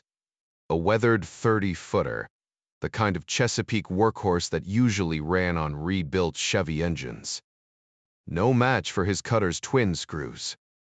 A decent disguise might fool tourists, Oriza mused, but betting your freedom on it? That took a special kind of stupid. Keep it casual, he murmured. His crew played their parts perfectly relaxed stances, weapons out of sight, their course an unremarkable beeline toward Thomas Point Station. At 500 yards, Oriza slammed the throttles forward, grinning as the cutter surged. There's English, a deckhand noted. The second patrol boat was already in position, cutting off any escape toward the lighthouse. Geniuses, these guys, Oriza deadpanned. Then again, if they had brains, they wouldn't be running dope, would they? 300 yards out, panic erupted aboard the fishing boat. Oriza could practically script their dialogue. Coast Guard behind us, stay cool. Maybe shift change weight. Why's that other boat, oh hell? Right on cue, the helmsman's jaw dropped in a silent oh shit. A young crewman snorted. Think they've caught on, boss. Lights flashed, the loudhailer crackled to life, and the bay boat veered south straight into the waiting cutter's path. Should have sprung for a speedboat, geniuses, Oriza muttered. But smugness faded fast. These idiots would learn, and next time they'd come prepared. The takedown was textbook. English held position while Oriza closed in. You. Coast Guard, the quartermaster boomed. Prepare for boarding. The defeated slump of the crew said it all like a team realizing the game was rigged from the start. The crew stood frozen in defeat, their slumped shoulders betraying any lingering hope of escape. Oriza scanned their faces, calculating how long before desperation overrode common sense. Nearby, 2 of his sailors boarded the vessel, while 2 others provided cover from the fantail of the 41-footer. Mr. English maneuvered his boat expertly into position, just like a seasoned warrant officer should his own team ready to intervene if things turned ugly.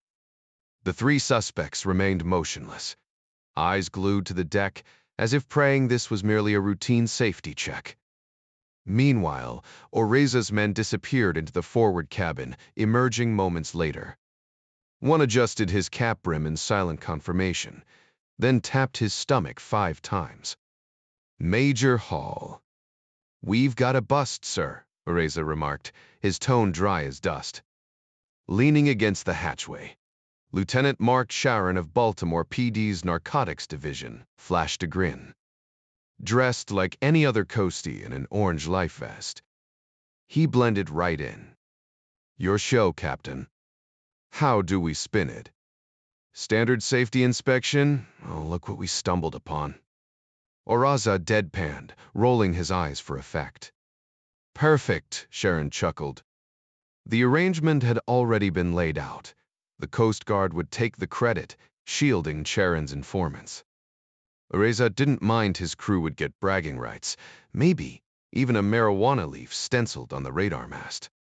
As for the suspects, they'd fold fast, pleading to whatever slap on the wrist deal their lawyer could scrape together. Word would spread that their buyers had sold them out.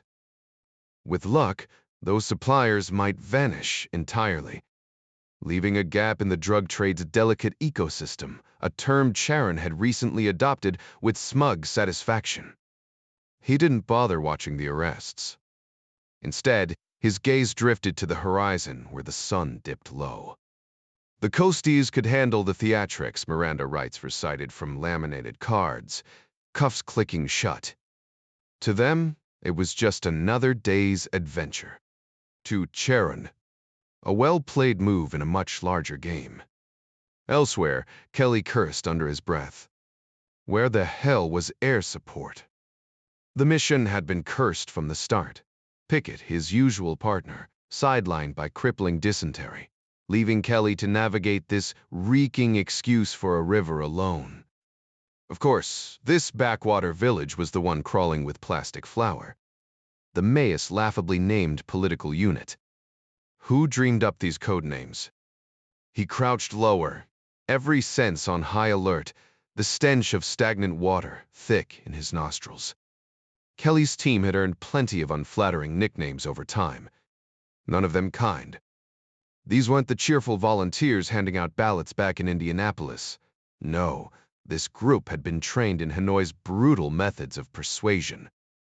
The village leader, whatever title he clung to, had crossed the line from bravery into sheer stupidity, and now he knelt in the dirt alongside his wife and 3 daughters, their arms wrenched behind them with cruel efficiency. The plastic flower unit had arrived just after 1:30 a.m., rousing every farmer from their homes with chilling precision, herding them into the square to witness the consequences of defiance.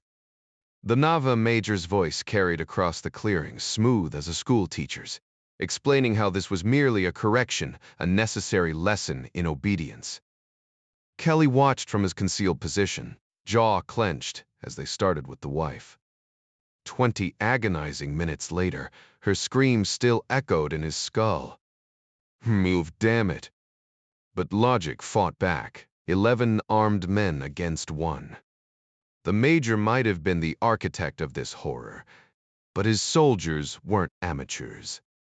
They were disciplined, ruthless, and utterly committed to their cause, something Kelly couldn't fathom, even as he counted each wasted second. Where the hell was backup?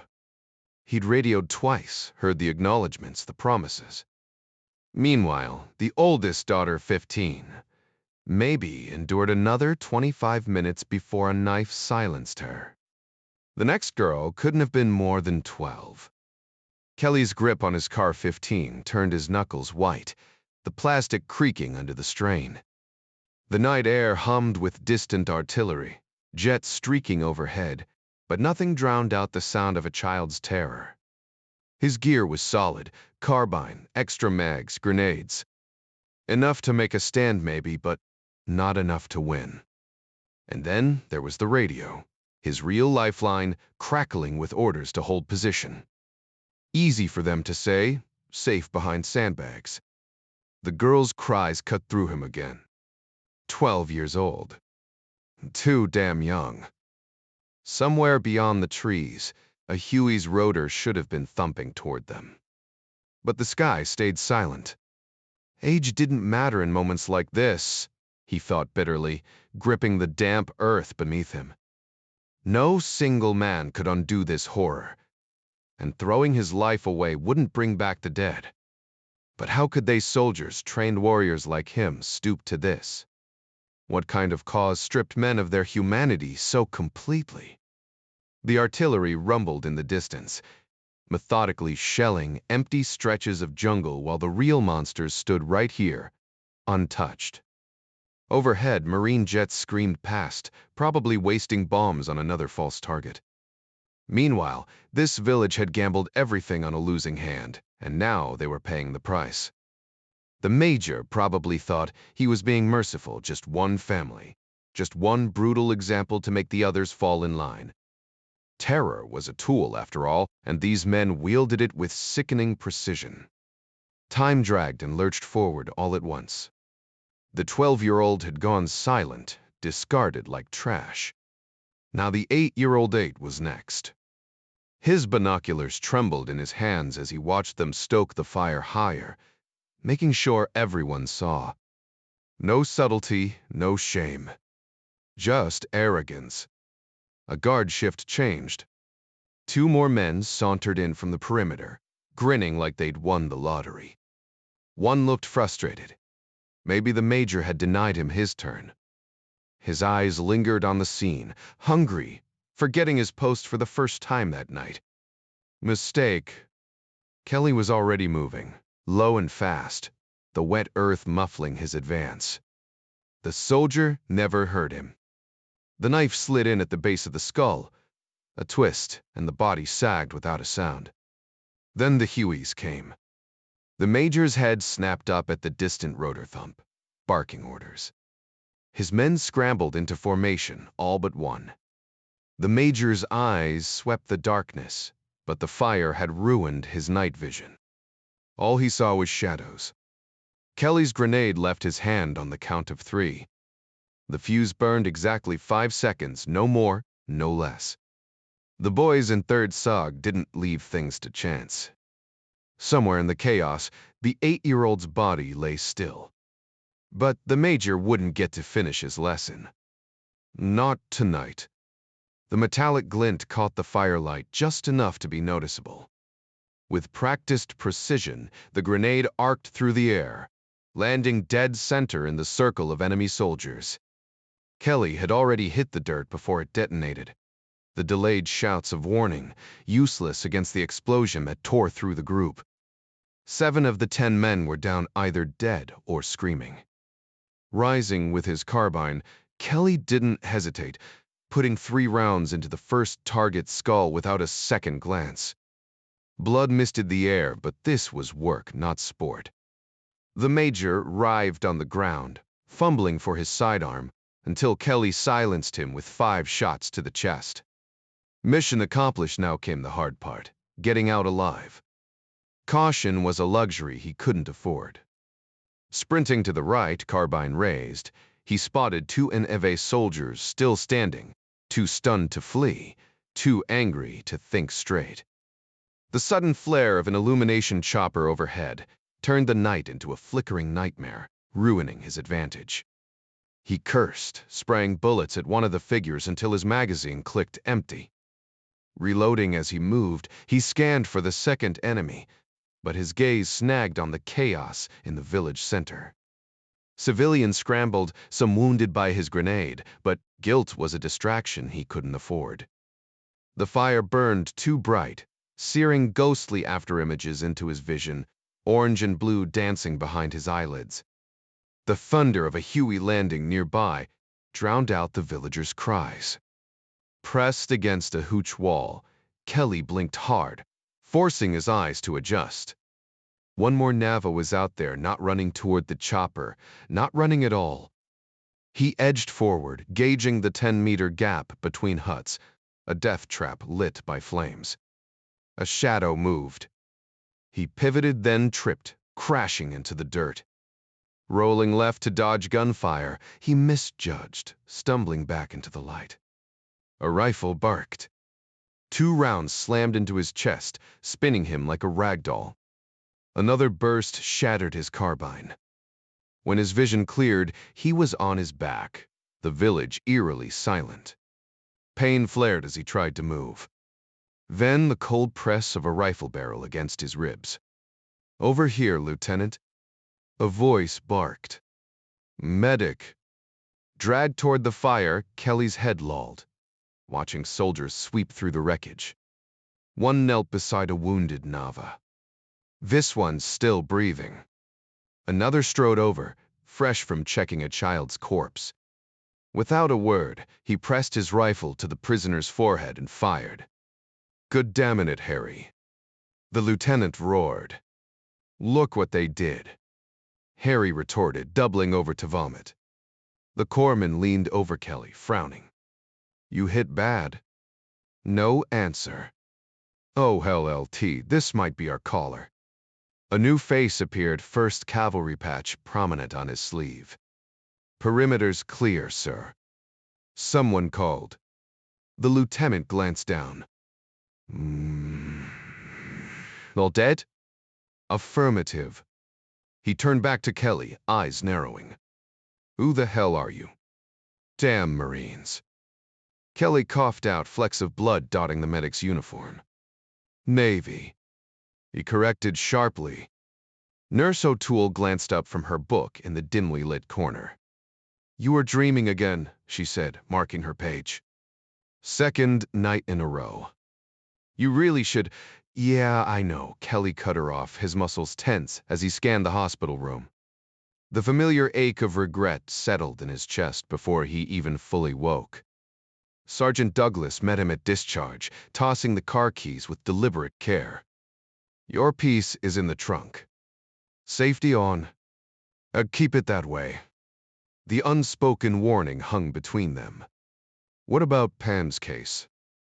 Kelly demanded from the wheelchair, already knowing the answer.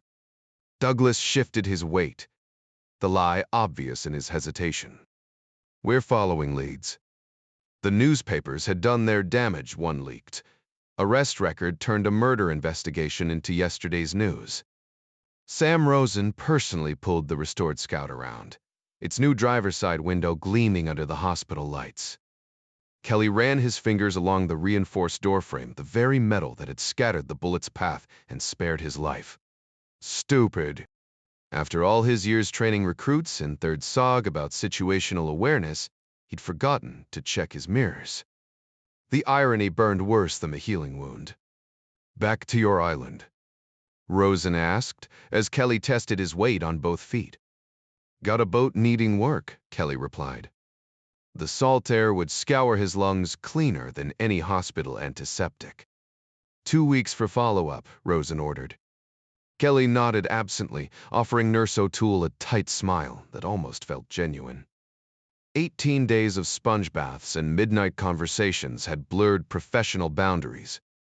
He buckled into the Scout's worn seat, the ghost of Pam's perfume still clinging to the passenger side. The manila envelope of medical bills mocked him from where she'd last sat alive. Mulberry Street unfolded like a combat zone, now every loitering figure a potential threat, every alley mouth an ambush point. Civilians drove with tunnel vision, desperate to outrun the city's decay. It struck him then, this was Vietnam in reverse. Instead of keeping jungle violence at bay, Baltimore's good people barricaded themselves against the rot spreading from its core. The Scout accelerated past courthouse marble and bank towers, daylight fortresses abandoned by dusk. Kelly's knuckles whitened on the wheel. No more blind spots. Not ever again. The city thrived under tight security, its pulse dependent on the constant flow of commerce. Without it, the place might as well collapse. Or maybe it wasn't survival at stake, just the frantic pace of life. Kelly frowned, checking the distance in his head. 1.5 miles? That couldn't be right. He'd need to verify on a map later. Either way, it was too close for comfort. Barely any buffer between the bustling streets and the lurking dangers people feared.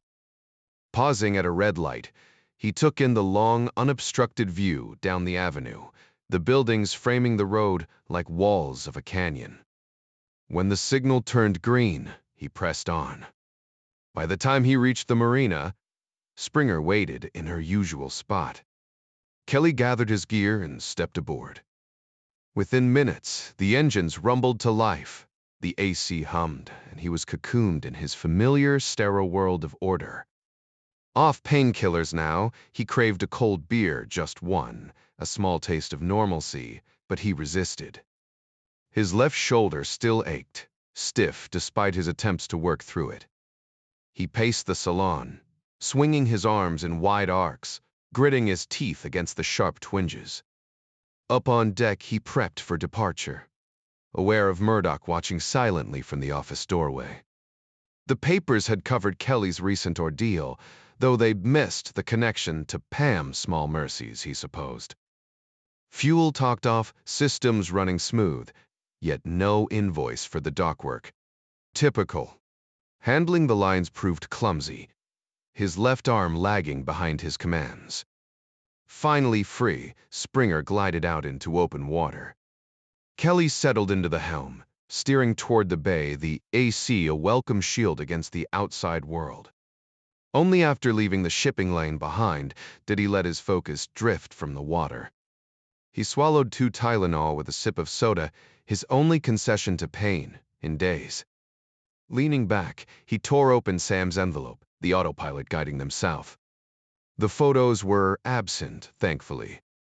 One had been enough. The attached note, handwritten and cautious, explained the documents were copies courtesy of Sam's medical examiner friend. The words wrongful death and homicide glared from the page. The report was clinical, detached, manual strangulation, deep ligature marks, a shoestring likely used. Bruises hinted at a large-handed killer facing her as he choked the life out of her. 5 pages of cold, methodical details followed every wound, every violation. She'd fought back hard. Defensive wounds marked her arms. And then the final indignity, evidence of multiple attackers. Pam had fought. And lost. Kelly stared at the medical report, his fingers tightening around the pages. The injuries described were brutal: a shattered jaw, multiple broken bones, including a compound fracture in her left forearm. He had to pause, lifting his gaze to the distant horizon just to steady himself. The clinical detachment of the report couldn't mask the horror. Flipping to the handwritten note tucked at the back, he read the words of an old colleague. "Sam, take a look at photo 6. This wasn't just violence, it was calculated. Hours of deliberate torture. And they missed one detail: her hair. Combed out neatly, probably after she was gone. The rookie pathologist overlooked it, too focused on the obvious damage. I know you knew her." I'm sorry." The signature, Brent, was clearer than the rest. Kelly slid the documents back into the envelope, his movements deliberate. He reached into the console drawer, pulling out a box of 55 rounds and methodically loaded 2 magazines. An unloaded gun was nothing but a paperweight. Then he moved to the galley, grabbing the heaviest can off the shelf. Back at the controls, he worked the can like a weight, his muscles burning with each repetition. The pain was grounding, a reminder of purpose. His eyes scanned the water, unwavering. "No more mistakes, Johnny boy," he muttered, voice steady. "Not this time." Meanwhile, a C-141 touched down at Pope Air Force Base in North Carolina, its landing harder than usual. The crew was exhausted, their flight spanning thousands of miles, but their cargo required no attention. Troops coming home got the red carpet treatment: smiling flight attendants, free drinks, the works. This flight wasn't for the living. The crew went through the motions, taxiing to the receiving center before heading off for debrief and drinks at the officers' club. None of them glanced back at the plane. They'd see it again soon enough. It was a strange routine, this solemn duty. In past wars, the fallen stayed where they lay, marked by rows of white crosses in foreign soil. But Vietnam was different. No one wanted to linger there, not even in death.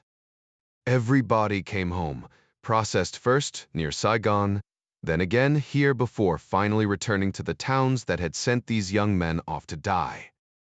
The contradiction hung in the air: routine for the crew, a final journey for the lost. By now, the grieving families had likely chosen burial sites, with arrangements ready for each named casualty listed on the flight manifest. Civilian morticians stood by in the receiving center, a role the military didn't cover in its training programs. A uniformed officer remained present to confirm identities, a solemn duty ensuring the right remains reached the right families, even though most caskets left sealed. The brutal toll of combat, compounded by delays in recovery under tropical conditions, meant few relatives would ever see their loved ones as they were.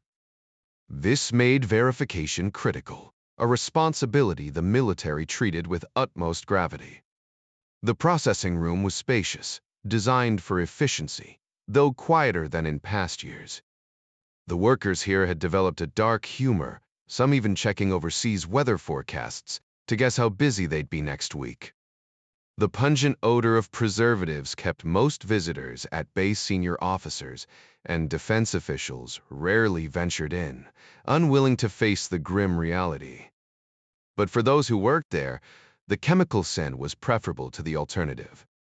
One body, that of Specialist Dwayne Kendall, bore the brutal evidence of war. The mortician noted the jagged scars of field surgeons' frantic attempts to save him, incisions that would have horrified a civilian hospital but paled next to the shrapnel wounds. 20 minutes of effort, the mortician guessed, before the damage to the liver proved fatal. His attention shifted to a white tag tucked near the arm, matching the container's markings. "Solid ID," he remarked to the passing captain, who nodded and moved on. With practiced ease, the mortician worked through his tasks, waiting until the officer was across the room.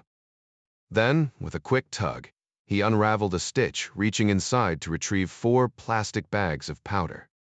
They vanished into his bag before he resealed the incision.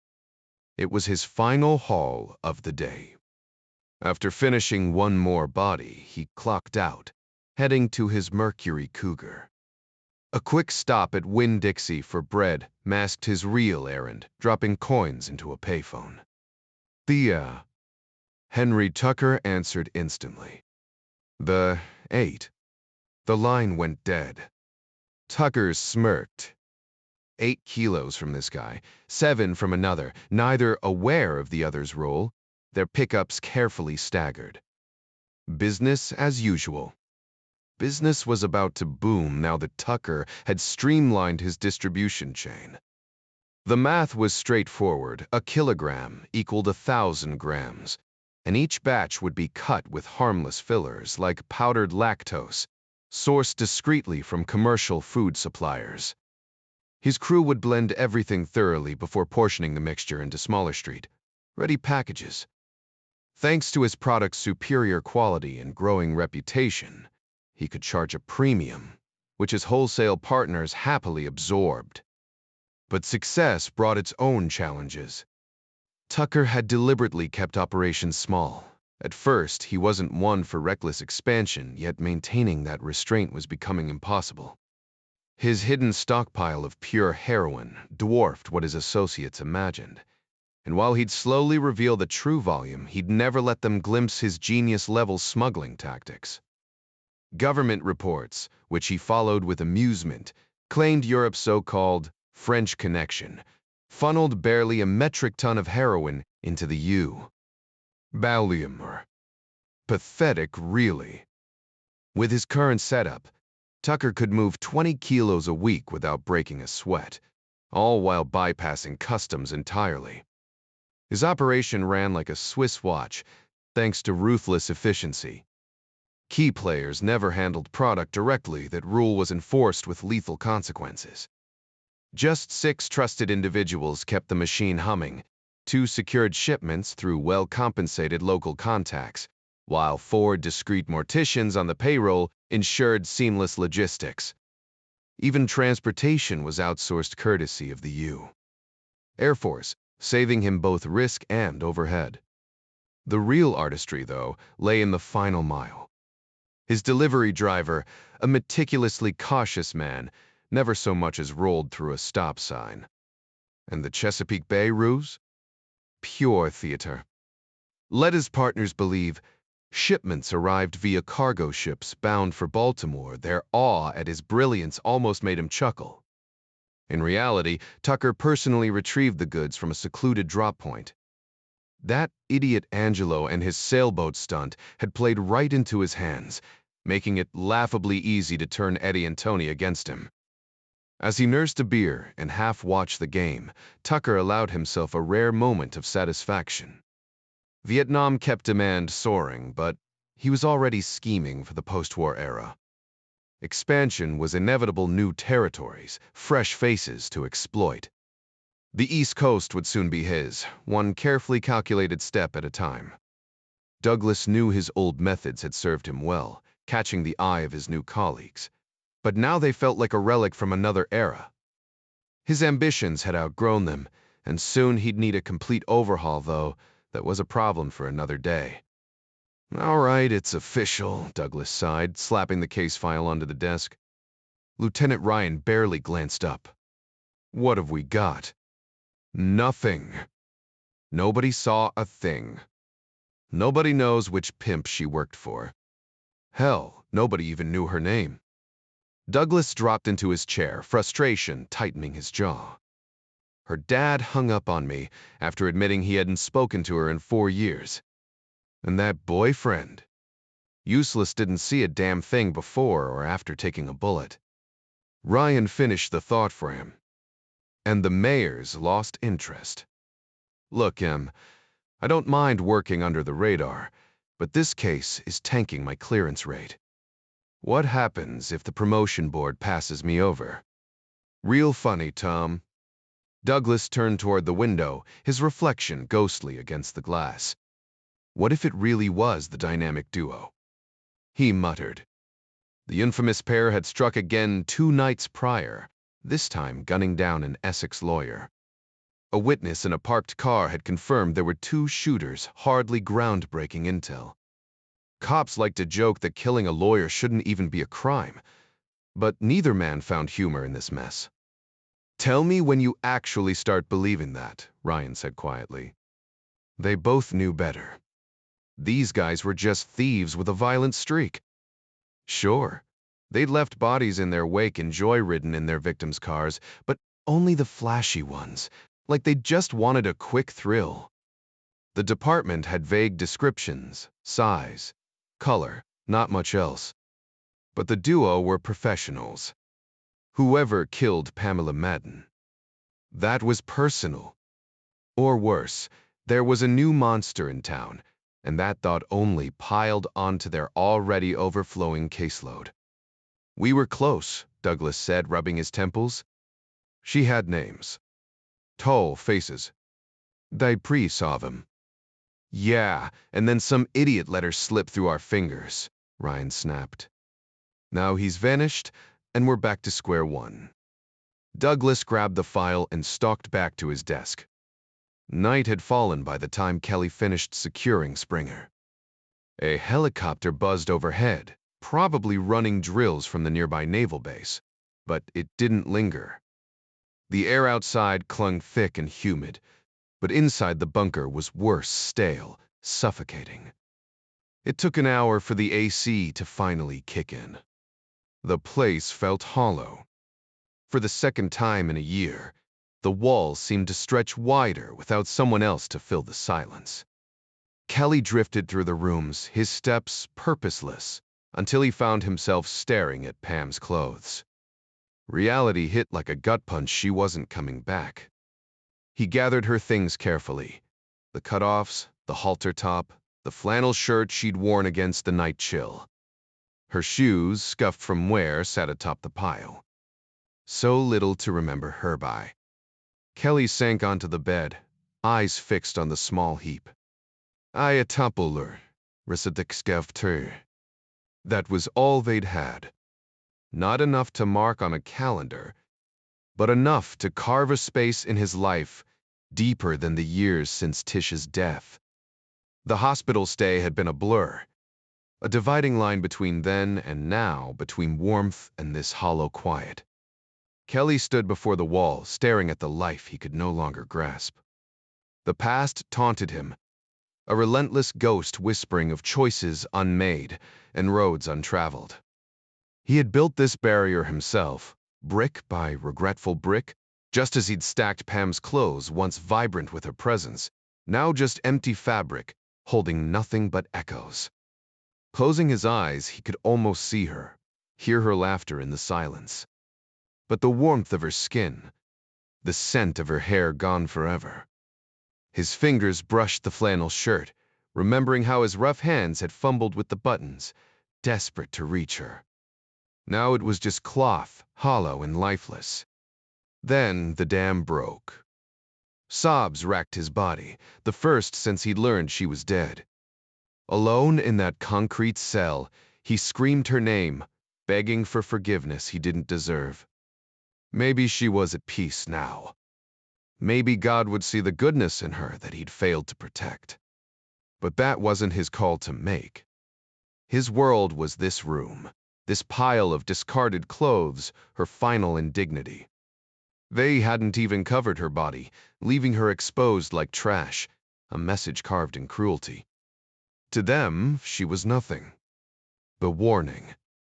Oh, a trophy. The realization hit him like a punch. If his pride had destroyed her, theirs would answer for it. Exhausted, Kelly collapsed onto the bed, glaring at the ceiling light. Sleep wouldn't come, not the kind he wanted. No dreams of Pam, just the cold truth waiting in the dark. Meanwhile, halfway across the world, Dutch Maxwell settled into his office at dawn. As the Navy's assistant chief for air operations, every aircraft was his responsibility, even if he no longer flew them himself. The morning report lay before him yesterday's strikes over Vietnam, though thanks to the dateline, it felt like today.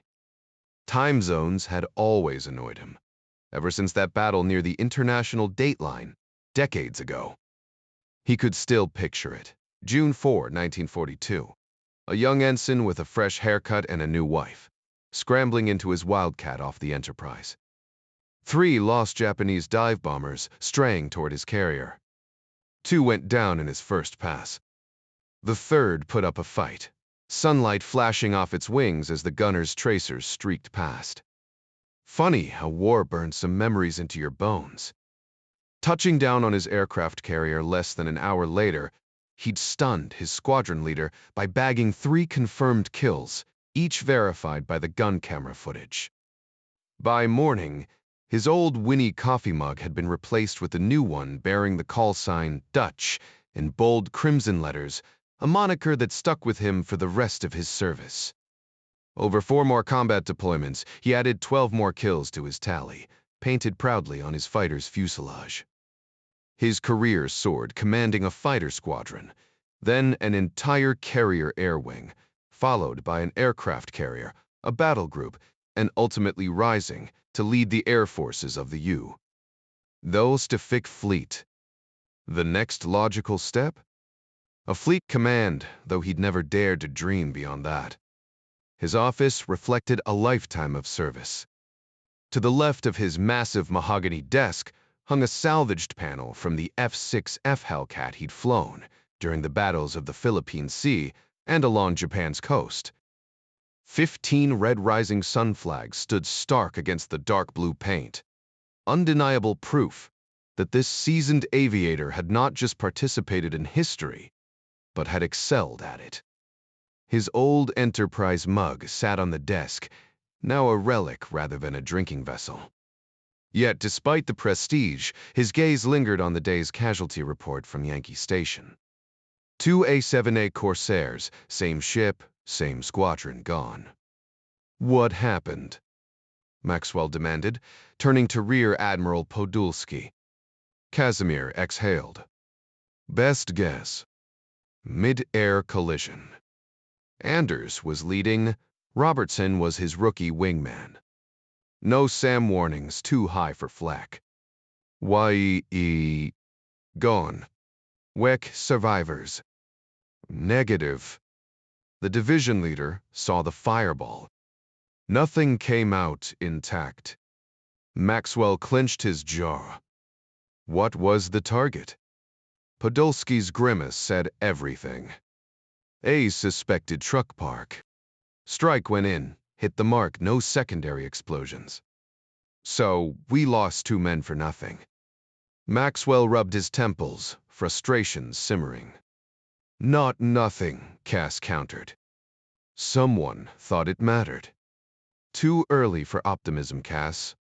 The Admiral nodded. Beezer Kagad's investigating. Probably chalk it up to Nerves Robertson's second mission. Maybe he overcorrected. Happened to us too, back in the day. Maxwell sighed. What else? An A-6 took a SAM near Haiphong, but limped back. Pilot and bombardier both earned DFCs. Otherwise quiet in the South China Sea. Atlantic's dead. Eastern Med's heating up Syrians testing their new MiGs. Not our problem yet. Tomorrow, we meet Grumman, then Capitol Hill to beg for F-14 funding. Maxwell smirked. You like the new bird specs. Wish we were young enough to fly it. Hell, Dutch, one of those things costs what a carrier used to. Progress, Maxwell muttered. Yeah, ain't it grand? Podolsky snorted. One more thing Pax River called. Your civilian friend's boat's docked. You waited this long to tell me. Cass shrugged. He's retired. Probably still asleep. Maxwell chuckled darkly. Must be nice. Maybe I'll try that someday. 5 miles can feel like an eternity. The swim felt endless, more so because Kelly hadn't done it solo in weeks.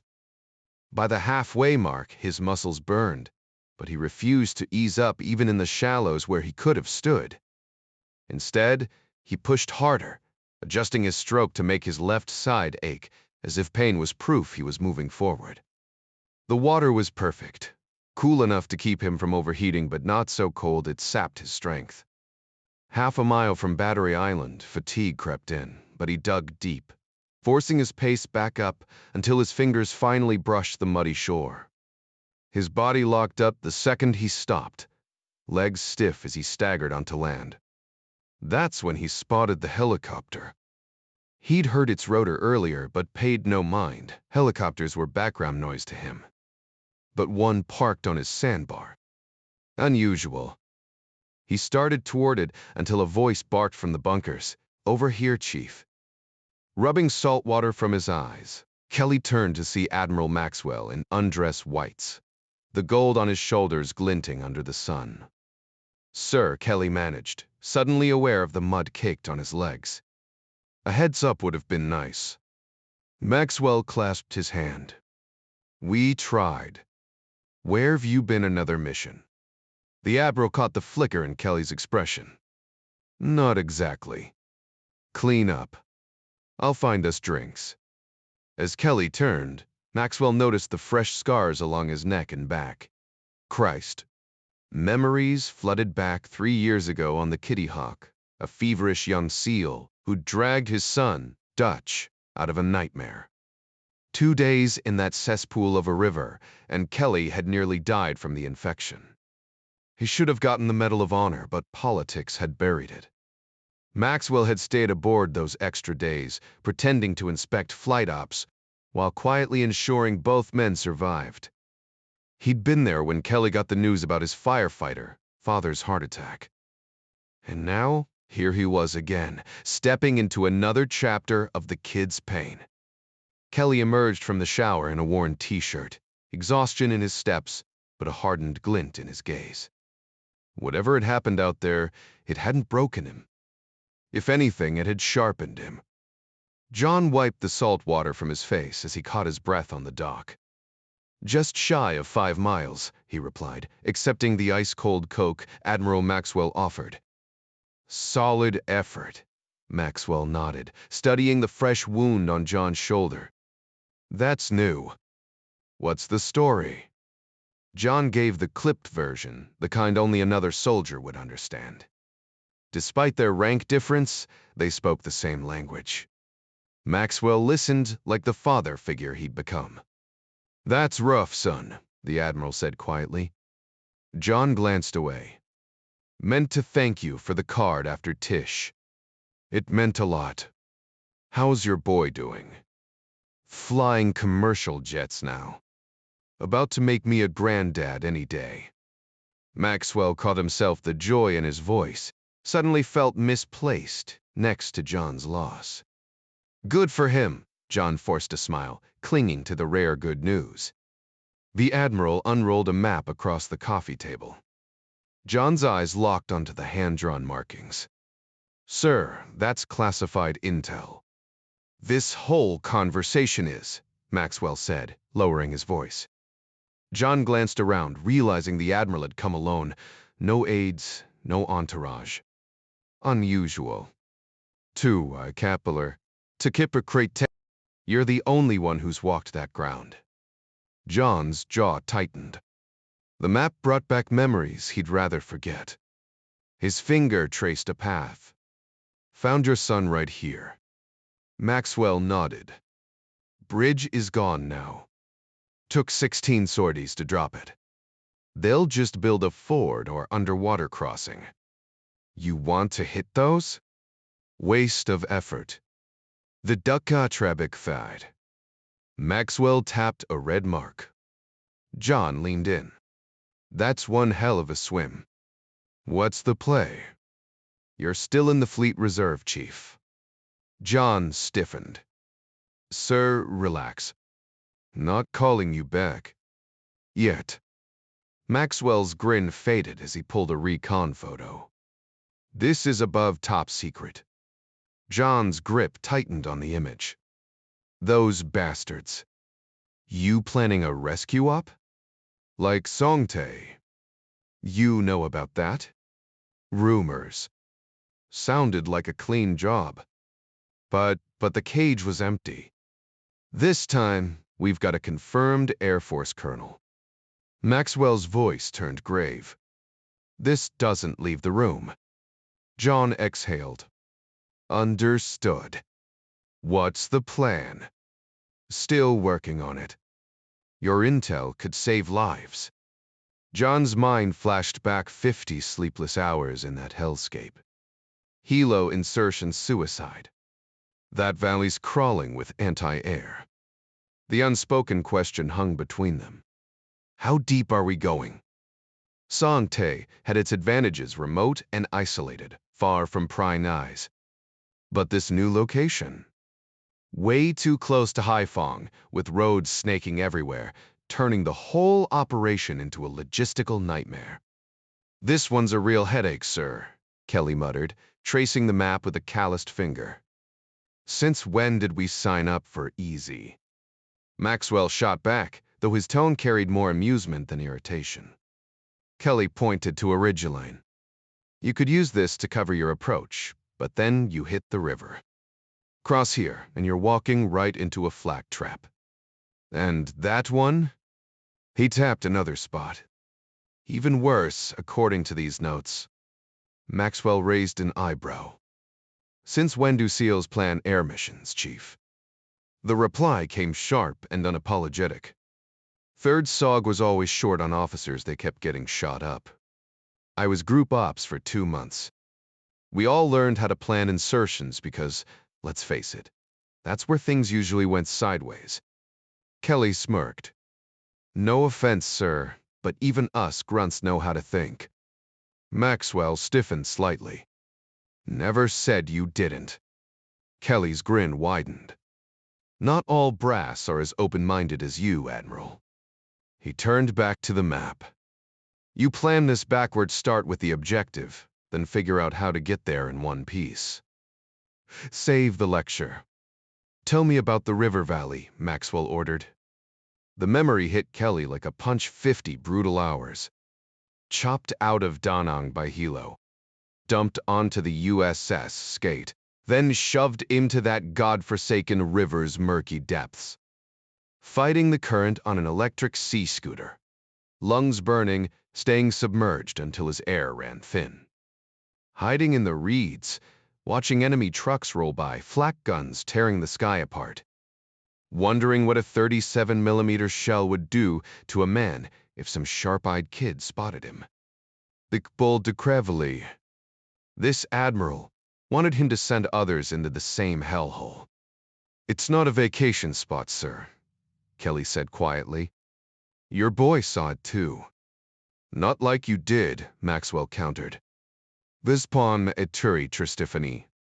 Little Dutch had hunkered down with a busted leg, radio silent, waiting for extraction while flak guns shredded the sky. Same bridge, same failure.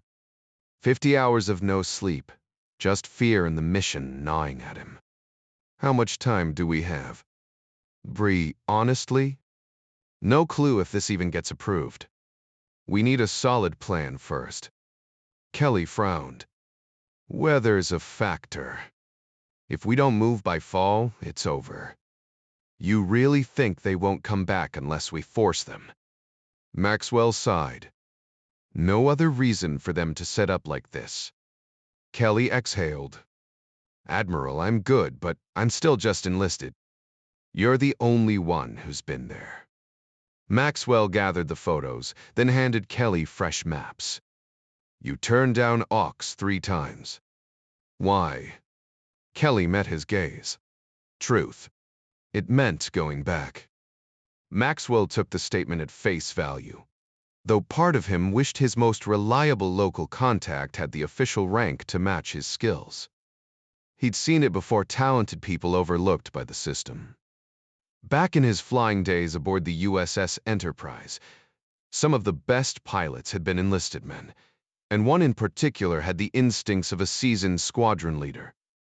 Then there were the Army's warrant officer helicopter pilots, straight out of Fort Rucker, who could outfly most commissioned officers. This wasn't the time for rigid hierarchy. Kelly broke the silence. One lesson from Song Tae, they probably trained too long. After a while, you're just going through the motions. Pick the right team, 2 weeks tops, and you're sharp. Anything more, and you're just wasting time. Maxwell nodded. You're not the first to say that. Think this is a SEAL mission? Still up in the air, Kelly admitted. But I can give you 2 weeks while the details get ironed out. How do I reach you, sir? Maxwell slid a Pentagon access pass across the table. No calls, no letters, strictly face-to-face. As they walked to the waiting SA-2C Sprite, the crew fired up the engines. Kelly grabbed Maxwell's arm just as the rotors began spinning. Was Song Tae compromised? The Admiral froze. Why ask that now? Cherry Kelly smirked. Your reaction just answered me, Admiral. Maxwell hesitated before ducking under the rotor. We don't know for sure, Chief. As the helicopter lifted off, he couldn't shake the thought that Kelly should have taken that officer commission.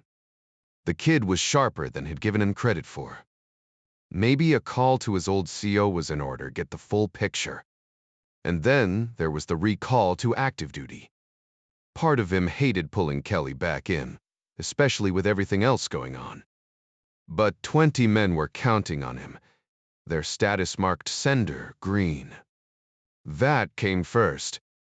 Watching the helo vanish into the morning haze, Kelly turned toward his workshop. He'd expected to be sore after yesterday's workout, but instead, his mind was restless while his body felt surprisingly loose. The rehab had worked better than he'd hoped. His shoulder, after the usual initial protest, had held up fine, and now he was riding that post-exercise high. He'd crash early tonight tomorrow. The real grind began. The machine shop was his sanctuary. Every naval station had one, no matter the size. Battery Island had housed crash boats for years, and with them came the tools to keep them running. His setup wasn't far off what you'd find on a destroyer, probably ordered straight from some military supply catalog. Hell, for all he knew, the Air Force used the same gear. He powered up the South Bend mill, checking oil levels and calibrations. Time to get to work. The workshop was cluttered with an assortment of hand tools, precision gauges, and drawers packed with rough steel blanks, unfinished metal pieces waiting to be shaped into whatever a skilled technician might require. Kelly perched on a stool, weighing his options before shifting gears entirely. Instead of diving into fabrication, he reached for the 35 automatic mounted on the wall. With practiced ease, he unloaded it, broke it down, and scrutinized the slide and barrel under the harsh workshop light. 2 of everything, he muttered, shaking his head. Priorities first. Securing the slide in a heavy-duty jig, he fired up the milling machine. The South Bend lathe hummed smoothly as the drill bit pierced the hardened steel. With surgical precision, barely a quarter turn of the wheel, and it was done. A second hole followed, precisely 1. Nej, die vows treffen the first. Threading them was child's play, finished off with a twist of a screwdriver. Simple enough, but the real challenge loomed ahead. He smirked at his own reflection in the polished metal. Perfect. Meistri Temmeler. Good enough got the job done without the headache. Grabbing a thick-walled steel blank, narrower than a can but just as sturdy, he drilled a centered hole, measuring it twice with his calipers. 0. Nooksy inches, dead on. 7 smaller blanks waited next, each destined to become baffles. After trimming them down to 3/4 of an inch, he bored 0. 94-inch holes in their bases, leaving them resembling tiny, bottomless flower pots. The real fun began when none of them fit inside the main tube. 50 minutes of meticulous lathe work, later punctuated by muttered curses, each baffle gleamed, shaved down to a flawless millimeter under the tube's inner diameter. A well-earned sip of Coke later, he slid them in. Perfect snugness, no rattle, no resistance. The cap came next, threaded and secured only for him to realize, with a groan, he'd forgotten to drill the final hole. Another quick pass with the mill, and light shone clean through the assembly. Straight as an arrow. Now, the moment of truth. Kelly exhaled slowly, triple-checked his setup, and pulled the handle in one decisive motion. No room for mistakes now. Kelly had seen this done before, but never tried it himself. As a retired bosun, he was handy with tools, though not exactly a trained machinist. After finishing the modifications, he removed the barrel and put the pistol back together, grabbing a box of .22 long rifle ammo before stepping outside. The hefty Colt automatic had never fazed him, but the price of Serpy 5 rounds compared to the cheaper .92 rimfire had convinced him to buy a conversion kit last year. He flung a soda can about 15 feet away, loaded 3 rounds into the magazine, and skipped the ear protection. Standing relaxed, hands at his sides, he snapped the gun up into a firm two-handed grip only to freeze when he realized the suppressor screwed onto the barrel completely blocked his sights. Not ideal. Lowering the pistol, he raised it again and fired blindly. Predictably, the can remained untouched. The suppressor, at least, worked perfectly, no Hollywood zing, just a muffled scrape like metal on wood. The baffles trapped the gas as the bullet passed through, reducing the noise to a whisper. Great for stealth, but useless if he couldn't hit anything. Missing a soda can at 15 feet? Not a good look. A human head was bigger, sure, but the spot he needed to hit wasn't. He reset, raising the gun smoothly. This time, he pulled the trigger just as the suppressor obscured the target. The can toppled with a hole an inch from the bottom. Wetter, close enough. The next shot landed dead center, and Kelly smirked. After loading 5 hollow points, he turned the can into Swiss cheese, 6 rounds clustered tight. Still got it, old man, he muttered, flicking the safety on. But daylight and a stationary target were one thing, real-world conditions were another. Back in the shop, he stripped the pistol again. The suppressor held up fine, but he cleaned and oiled it anyway. One last touch, a white line painted down the slide for better alignment.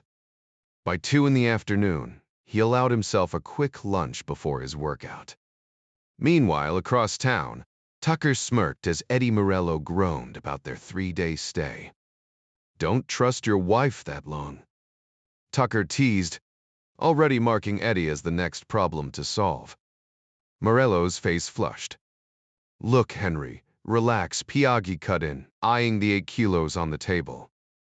I'd love to know where you get this stuff. Tucker just grinned. We've been over that, Tony. You sure you're ready for this? Piaggi leaned back, scratching his chin. Once you dive into this game, there's no easy way out. It's like feeding bears stop handing out treats, and suddenly you're the main course. His mind raced through connections in Philly and New York, hungry guys like him, sick of taking orders from old-timers stuck in the past.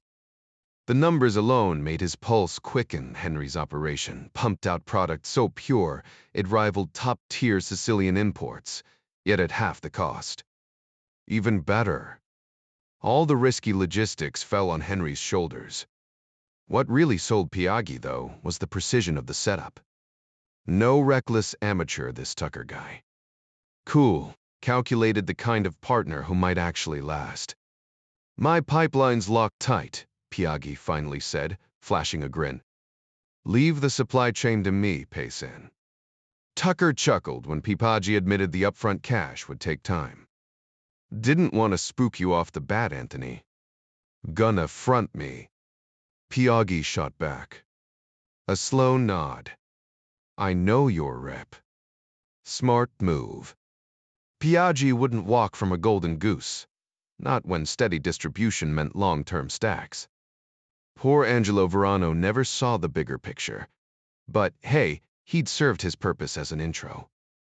Now, but de Kofriedser, crab bait. Morello, ever the skeptic, piped up about product quality, earning twin eye rolls. Christ, Eddie, Pabaji cut in. You think he'd stiff us after fronting the goods? He spread his hands. Look, here's the deal. I've got the supply.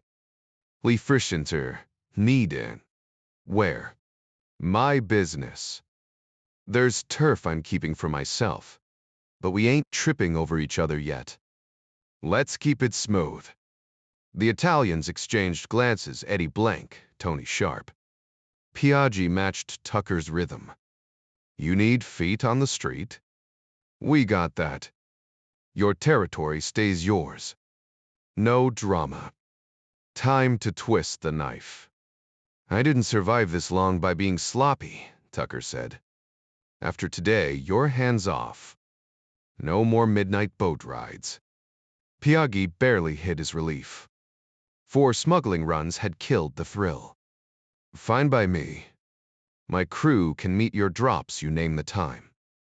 Clean splits, Tucker pressed. Money here, product there. Saw's businesslike. Product first, Piaggi countered. Fair, fair. But vet your guys, Tony. Layers protect everyone. Morello, sulking on the sidelines, muttered about snitches. Tucker didn't blink. My people know the price of loose lips. Piaggi's grin turned wolfish. That mess in Jersey, that was you, huh? A confirming nod. Respect. But maybe dial back the fireworks next time. 2 years and a fortune to build this, Tucker said flatly. I'm not gambling it now. So when's my money? Tony jerked a thumb at the duffel. 100 grand right there. The operation had exploded faster than either expected. But those first 3 shipments flew off shelves. Bullies spit Traffers Chervek. For a guy in their line of work, he was practically trustworthy. Tony figured if Tucker had wanted to rip him off, it would have happened by now. No small-time operator would risk moving this much product at once. It's all yours, Henry. Guess we owe you another. 500. Gonna need about a week to pull that together. You kinda blindsided me here. Cash like that doesn't grow on trees. Henry shook his head with a smirk. Make it 4. No need to bleed your friends dry right out the gate. Let's start off on the right foot, yeah? Damn, you running a promo or something. Tony laughed, tossing him a cold one. You sure you ain't part Italian? Fine, we'll do it your way. Tucker didn't wait for small talk. He tore open the first bag, dumping its contents into a steel mixing bowl. This was the last time he'd dirty his hands with prep work. Step 7 of his business plan was officially done. From now on, underlings would handle the grunt work while he played executive. As he blended the filler into the mix, he couldn't help but admire his own strategy. He'd built this empire the right way. Calculated risks, hands-on hustle, no shortcuts. Maybe Piaggi's ancestors had started the same, but Tony had clearly forgotten the grind. Not Tucker's problem. Across the world, Colonel Grishinov leaned forward in his chair, studying the exhausted American across from him. You expect me to believe you were just an aide? A glorified secretary? Zacharias rubbed his temples. How many times? I fetched coffee, typed memos, same as your general's lackeys. Then why take the job? Grishinov almost pitied him. Nay, Melst. In my Air Force, proximity to power fast-tracks promotions. The colonel's gaze didn't waver. 6 interrogations in, and the Vietnamese still micromanaged every session. Zacharias's file painted a clear picture. Fighter pilot, sure, but also a tactician with a Berkeley master's in electrical engineering. His thesis on radar evasion had practically handed the Soviets a blueprint, unclassified, bafflingly. 3 years later, he joined SAC's war planning team at Offutt, sketching flight paths for B-52s to slip past Soviet defenses. Grishinov exhaled. Hating him would have been easier. The Russian colonel was a seasoned fighter pilot, fresh from commanding a regiment in the Soviet Air Defense Forces, and already tapped for another assignment. In many ways, he was the mirror image of Colonel Zacharias. His mission in wartime was to prevent American bombers from devastating his homeland, and in peacetime, he strategized ways to make their incursions into Soviet airspace as costly as possible. This shared purpose made his current task both challenging and essential. Unlike the KGB or their ruthless enforcers, he took no joy in inflicting pain. Shooting down enemy planes was one thing, but interrogating prisoners was another entirely. Even if they were Americans plotting his country's ruin, he preferred a different approach. The problem was, those skilled in extracting confessions rarely understood the nuances of what he needed to uncover. Written questions were useless. You had to watch a man's eyes when he spoke.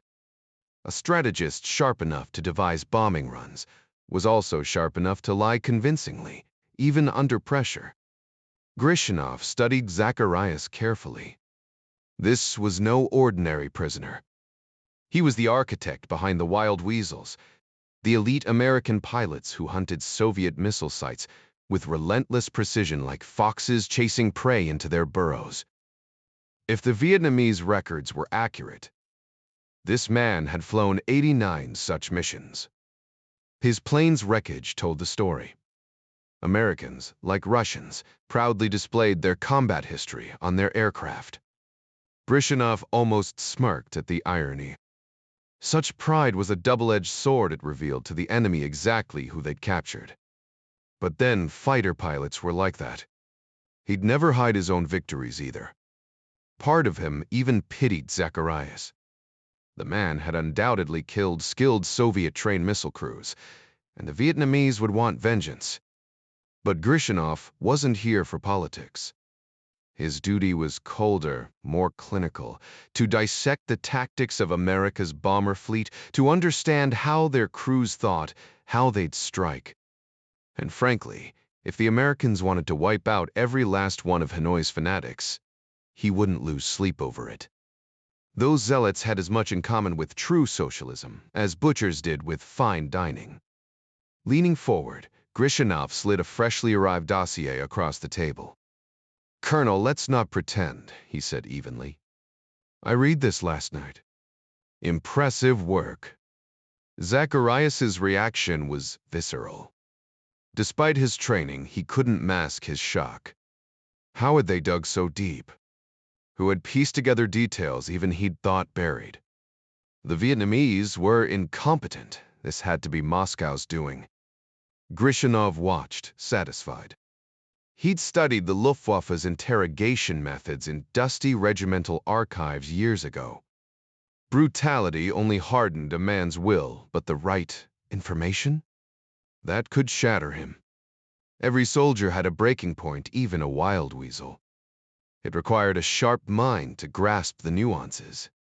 Why wasn't this research classified? Grishinov inquired, exhaling a cloud of smoke as he lit his cigarette. Zacharias gave a half-hearted shrug, his frail frame betraying the exhaustion he fought to mask. "Just academic work," he muttered. "The phone companies showed more interest than anyone else." Grishinov tapped the document with deliberate emphasis. "Last night, I discovered something remarkable using terrain maps to predict radar blind spots, calculating evasion routes mathematically. U.S. genius. Tell me, what's Berkeley really like?"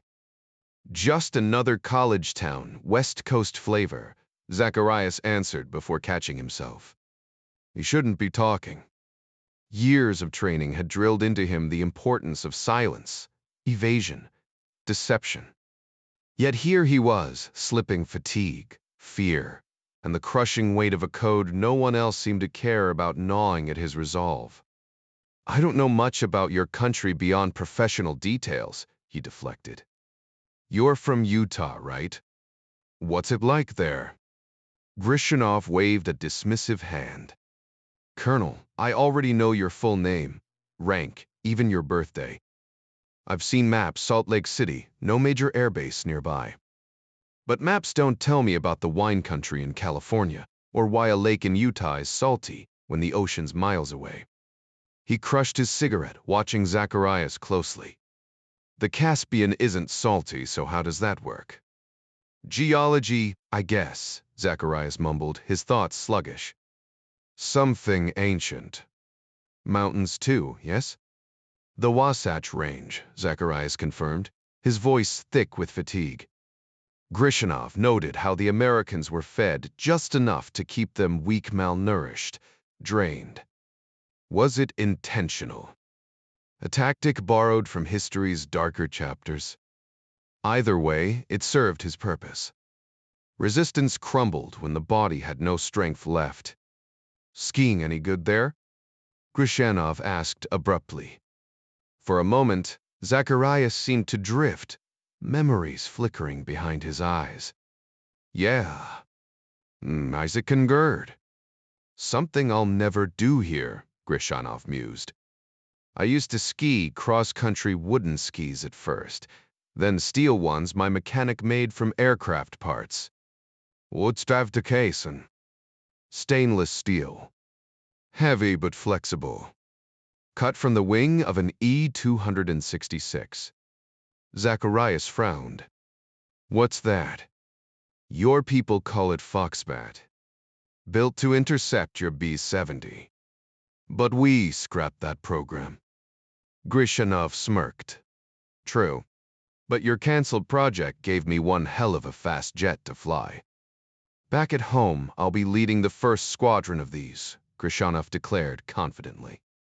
Weight steel fighter jets. Seriously?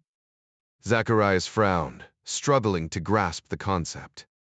Steel handles extreme heat better than aluminum, Grishanov explained with a smirk. Plus, you can repurpose the scrap into decent skis. Zacharias blinked, his mind racing. So, how do you think your steel birds would pair with my aluminum bombers?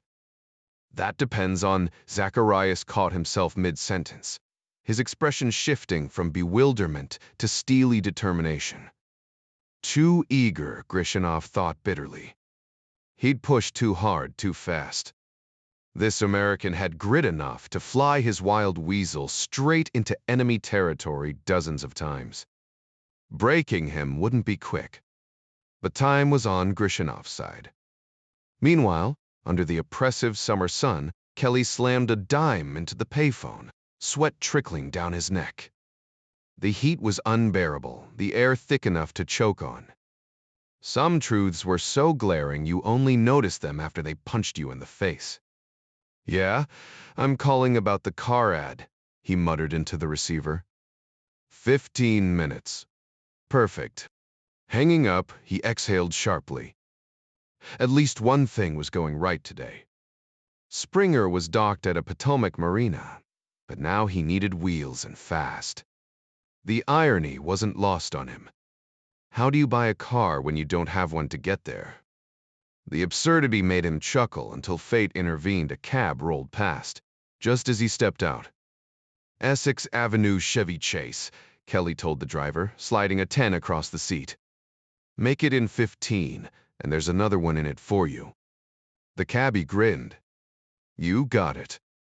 The ride was a blur of side streets and near misses, the driver expertly avoiding traffic. With seconds to spare, they pulled up to a quiet, tree-lined neighborhood. The house was easy to spot, and so was the car. A faded VW Beetle, the color of stale peanut butter, sat in the driveway, its body speckled with rust. Perfect. Kelly bounded up the steps and knocked. The door creaked open to reveal a frail woman with sharp green eyes magnified by thick glasses. Mrs. Bravel. Boyd. Belmesser, Claude Prafrim. Called about the car. She studied him before nodding. Awful out, isn't it? Brutal, Kelly agreed, wiping his brow. She fetched the keys and even shuffled outside with him, her steps unsteady. Kelly offered his arm, guiding her down. Thank you, young man. My pleasure. My granddaughter used this car, she said wistfully. Then Ken took over. One Sivig, Ken. My husband. Her voice wavered slightly. Gone a month now. They'll softened. I'm sorry. She waved it off. He was sick a long time. Handing him the keys, she gestured to the Beetle. Take a look. The interior showed its age-worn seats, one slashed from years of use. But the engine roared to life instantly, the gas gauge hovering near full. Exactly what he needed. The odometer showed just 52,000 miles. The ad had been honest about that much. After getting the owner's permission, he took the car for a quick spin around the neighborhood. It ran smoothly. No strange noises or hesitation, so he pulled back into the driveway and handed the keys over. It drives well, he admitted. But what's with all the rust? The older woman sighed. My daughter took it to Northwestern in Chicago. All that snow and road salt did a number on it. Now Telly nodded. Good school. Gently, she guided the woman back inside, the house thick with the scent of dust and lingering meals still made for two, though only one remained. A faded wedding photo hung on the wall. The groom stiff in his uniform, the bride in a snug white dress. More pictures traced their life together, kids, beach trips, grandkids, all the markers of a long, full marriage. Water's fine, Kelly said when offered a drink. As the woman shuffled to the kitchen, a cat slinked in, curious about the stranger. He worked for the Commerce Department, the woman explained when asked about her husband. 42 years. We planned to retire to Florida, but then he got sick. Now it's just me moving my sisters down in Fort Pierce. Widowed too. Her husband was a cop. Her voice faded as the cat rubbed against Kelly's leg. Place is sold already. A young doctor bought it. I leave next week. Kelly studied the car again. How much? My grandson says it's worth $1,500. $1,500? Kid must think he's negotiating a corporate merger. Kelly kept the thought to herself. I'll give you 12. Usted peasant cash. The woman's eyes brightened. Cash. A handshake sealed the deal, but the paperwork took longer than expected. Kelly helped her fill out a deposit slip, then drove her to the bank so she could stash the money safely. A quick stop for cat food and milk later, he walked her back to the door. Thanks again, he said. What'll you use it for? Why, there can for eat hate. Kelly grinned and left. By 8:45 that night, two cars rolled into the I-95 rest area near Maryland House, a Dodge Dart. Leading, a red Plymouth Roadrunner trailing. The Dart wove through the lot before parking near a white Oldsmobile with Pennsylvania plates. The Roadrunner settled a row over. A woman stepped out, heading toward the brick building, her path taking her close to the Olds. Hey, baby, a voice called out. She paused, then turned toward the car. The man was tall, with jet-black hair slicked back neatly, his crisp white shirt unbuttoned at the collar. Henry sent me, she murmured. His fingers brushed her cheek, lingering just a moment too long before sliding down. You got what I came for? He asked flatly. Doris nodded, her lips twisting into a tight smile that didn't reach her eyes. She was way past shame at this point. Nice rack, he remarked, voice empty as a hollowed-out shell. Hand it over. She turned toward her car, pretending to search for something, then came back with an oversized handbag that looked more like a gym sack. As she passed the Oldsmobile, his arm shot out and snatched it. Inside the building, Doris grabbed a soda from the vending machine, her gaze darting toward the Roadrunner idling nearby. The driver revved the engine and blew her a kiss, she managed a weak smirk in return. Piece of cake, Henry Tucker muttered from the picnic tables across the lot, where he and two others sat sweating in the muggy night. Oh, quality good. One of them asked Tony Piaggi. Top shelf, Piaggi confirmed. Same batch as the sample. No surprises. The guy from Philly leaned in. And if she cracks under pressure, Tucker cut in, she won't. They all know the consequences. A figure slipped from the Roadrunner into a Dodge Dart. Good girl, Rick purred as Doris climbed in beside him, hands trembling around her soda can. Can we just go? She whispered. He grinned, ignition roaring to life. Not yet. Show me a little appreciation. She hesitated. People are watching. His grin widened. So is our Persol? Doris unbuttoned her oversized shirt, left it tucked into her cutoff shorts, and shut her eyes tight. If she imagined hard enough, maybe she was anywhere else. Maybe this wasn't her life. Meanwhile, Piaggi scooped up a briefcase left behind by the Philly guy. Aren't you gonna count it? Tucker asked as they strolled toward a blue caddy. Piaggi smirked. He knows the rules.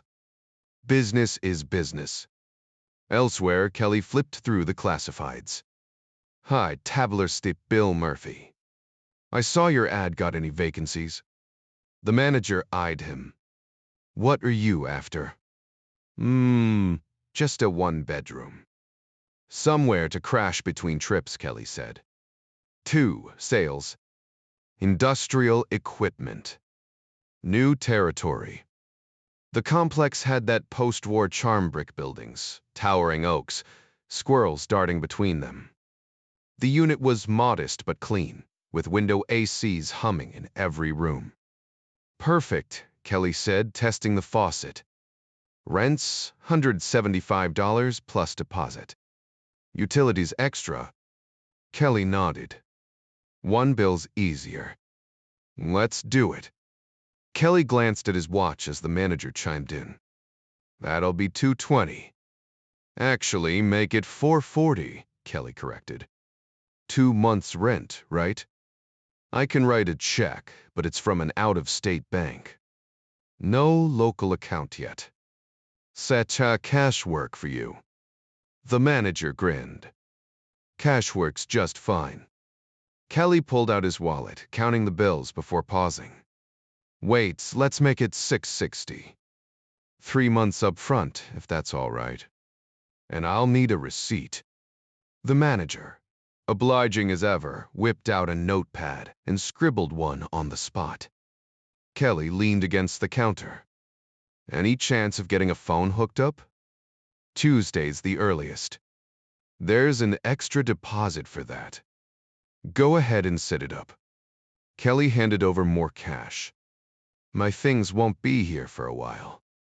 Where's the nearest place to grab sheets and basics? Not much open today. Tomorrow, plenty of options. Kelly peered into the bedroom, eyeing the bare mattress. Even from the doorway, he could see the uneven lumps. He smirked. Worse places to sleep. The manager raised an eyebrow. Veteran. Marine. Same here, once upon a time, the manager admitted, catching Kelly off guard. You're not planning anything crazy, are you? He didn't expect trouble, but the owner insisted he ask even fellow Marines. Kelly just flashed a sheepish grin. Only crime I commit is snoring loud enough to wake the dead. 20 minutes later, Kelly was in a cab speeding toward downtown. He hopped out at Penn Station, boarding the next train to D, where another taxi dropped him at his boat. By dusk, the Springer was cutting through the Potomac. It would have been simpler with backup, Kelly mused. All this back and forth felt like wasted time. Or was it? The solitude gave him space to think, and right now, strategy mattered as much as gear. He reached his place just before midnight, 6 solid hours of planning under his belt. No time to rest, not yet. He stuffed his bag with clothes, mostly bought in D. Ma's debt to knife. Linens and food could wait for Baltimore. His bray. Circuit 5 automatic and the Nutty 2 conversion kit went in next, buried under old shirts, along with 2 ammo boxes. Enough firepower, he figured. Ammo weighed a ton anyway. As he crafted another silencer, this one for the woodsman, his hands moved on autopilot. His body was in peak shape, almost as sharp as his third SOG days. Daily target practice had honed his aim to near perfection. By 3 a.m., the new suppressor was fitted, tested, and ready. Half an hour later, he was back on the Springer, pushing north. A few hours of shut-eye past Annapolis would have to suffice. The night was quiet, clouds drifting like ghosts. His thoughts wandered until he snapped back to focus. He wasn't some careless civilian anymore. Still, he cracked open his first beer in weeks, letting his mind churn through variables. Had he missed anything? Nothing came to mind. The unsettling part? He still knew so little. Billy and his red Plymouth. Henry, the black guy. Their turf. That was it. But he'd faced trained enemies with less intel. He'd be just as cautious now, but deep down, he knew he'd succeed. Partly because he was better. Mostly because he didn't care about the fallout, only the outcome. A line from Virgil's Aeneid flickered in his memory, something from his Catholic school days. Una, salus, victis nullam sperare salutem. The doomed have one hope to abandon hope entirely. The irony of his dark thoughts made him smirk as he glided across the water beneath a sky full of ancient starlight photons that had traveled farther than Kelly or Virgil had ever lived. The pills dulled the edges of reality, but never fully erased it. Doris didn't so much think as endure, her mind a reluctant witness to truths she couldn't escape. The barbiturates had become her crutch, yet sleep remained elusive, leaving her alone with her thoughts in the suffocating silence of the room. She craved more pills, not for euphoria, just a fleeting escape from the dread coiled inside her. But even chemicals couldn't give her what she needed, a temporary reprieve from the fear gnawing at her bones. She saw more than they realized, glimpses of a future she couldn't outrun. The police would come for her eventually. This wasn't like her past arrests this time. The charges would stick, and she'd vanish behind bars for years. They'd dangle promises of protection, but she wasn't naive. She'd watched 2 friends die already. Miss Pergue Splot. If you could call them that, just people who'd shared the same cage, trading whispered jokes like secret currency against their captors. Someone to cry with until the crying stopped. She'd been forced to watch, numb and drugged but horrifyingly awake as their pain became her own. Nightmares at least ended when you opened your eyes. This didn't. Rick's steady breathing beside her was the closest thing to comfort she had. He was the least cruel of them, sometimes even kind in his own twisted way. She played the obedient prisoner around him, careful not to provoke his temper, which could flare just as violently as Billy's. A part of her knew how pathetic it was, clinging to scraps of decency in a world where she had no control. But she'd seen what happened to those who fought back. Pam had whispered of escape once, holding her after a brutal night. Doris had prayed she'd made it until they dragged her back. 15 feet away, helpless, she'd watched Pam's last moments, her body jerking as life left her, her tormentor's laughter inches from her face. The only rebellion Doris could muster was smoothing Pam's hair afterward, a silent, useless act of love in a place where love didn't exist. The emptiness of it made her tears burn hotter. What sin had she committed to deserve this? Was there some cosmic scale where her suffering balanced out? Meanwhile, across town, Dr. Trewood had. Rosen raised an eyebrow at his patient. Kelly sat shirtless on the exam table, muscles defined from relentless training. "Color me impressed, John," Rosen said. "What's your routine?" 5-mile swims for the shoulders. "Better than lifting, though I do that too. Some running at night." His tone was casual, but his body told a different story, one of discipline and quiet fury. Sam leaned back in the chair as the surgeon removed the blood pressure cuff. "I'd kill for numbers like yours," the doctor remarked, though his own exhaustion was evident. He'd just come off a grueling surgery, but still made time for this checkup. "You know the secret hit the gym," Sam suggested. The surgeon gave a tired shrug. "Easier said than done, my friend." The silence that followed spoke volumes. John Rosen recognized that look, not angry, not sad, just resolved.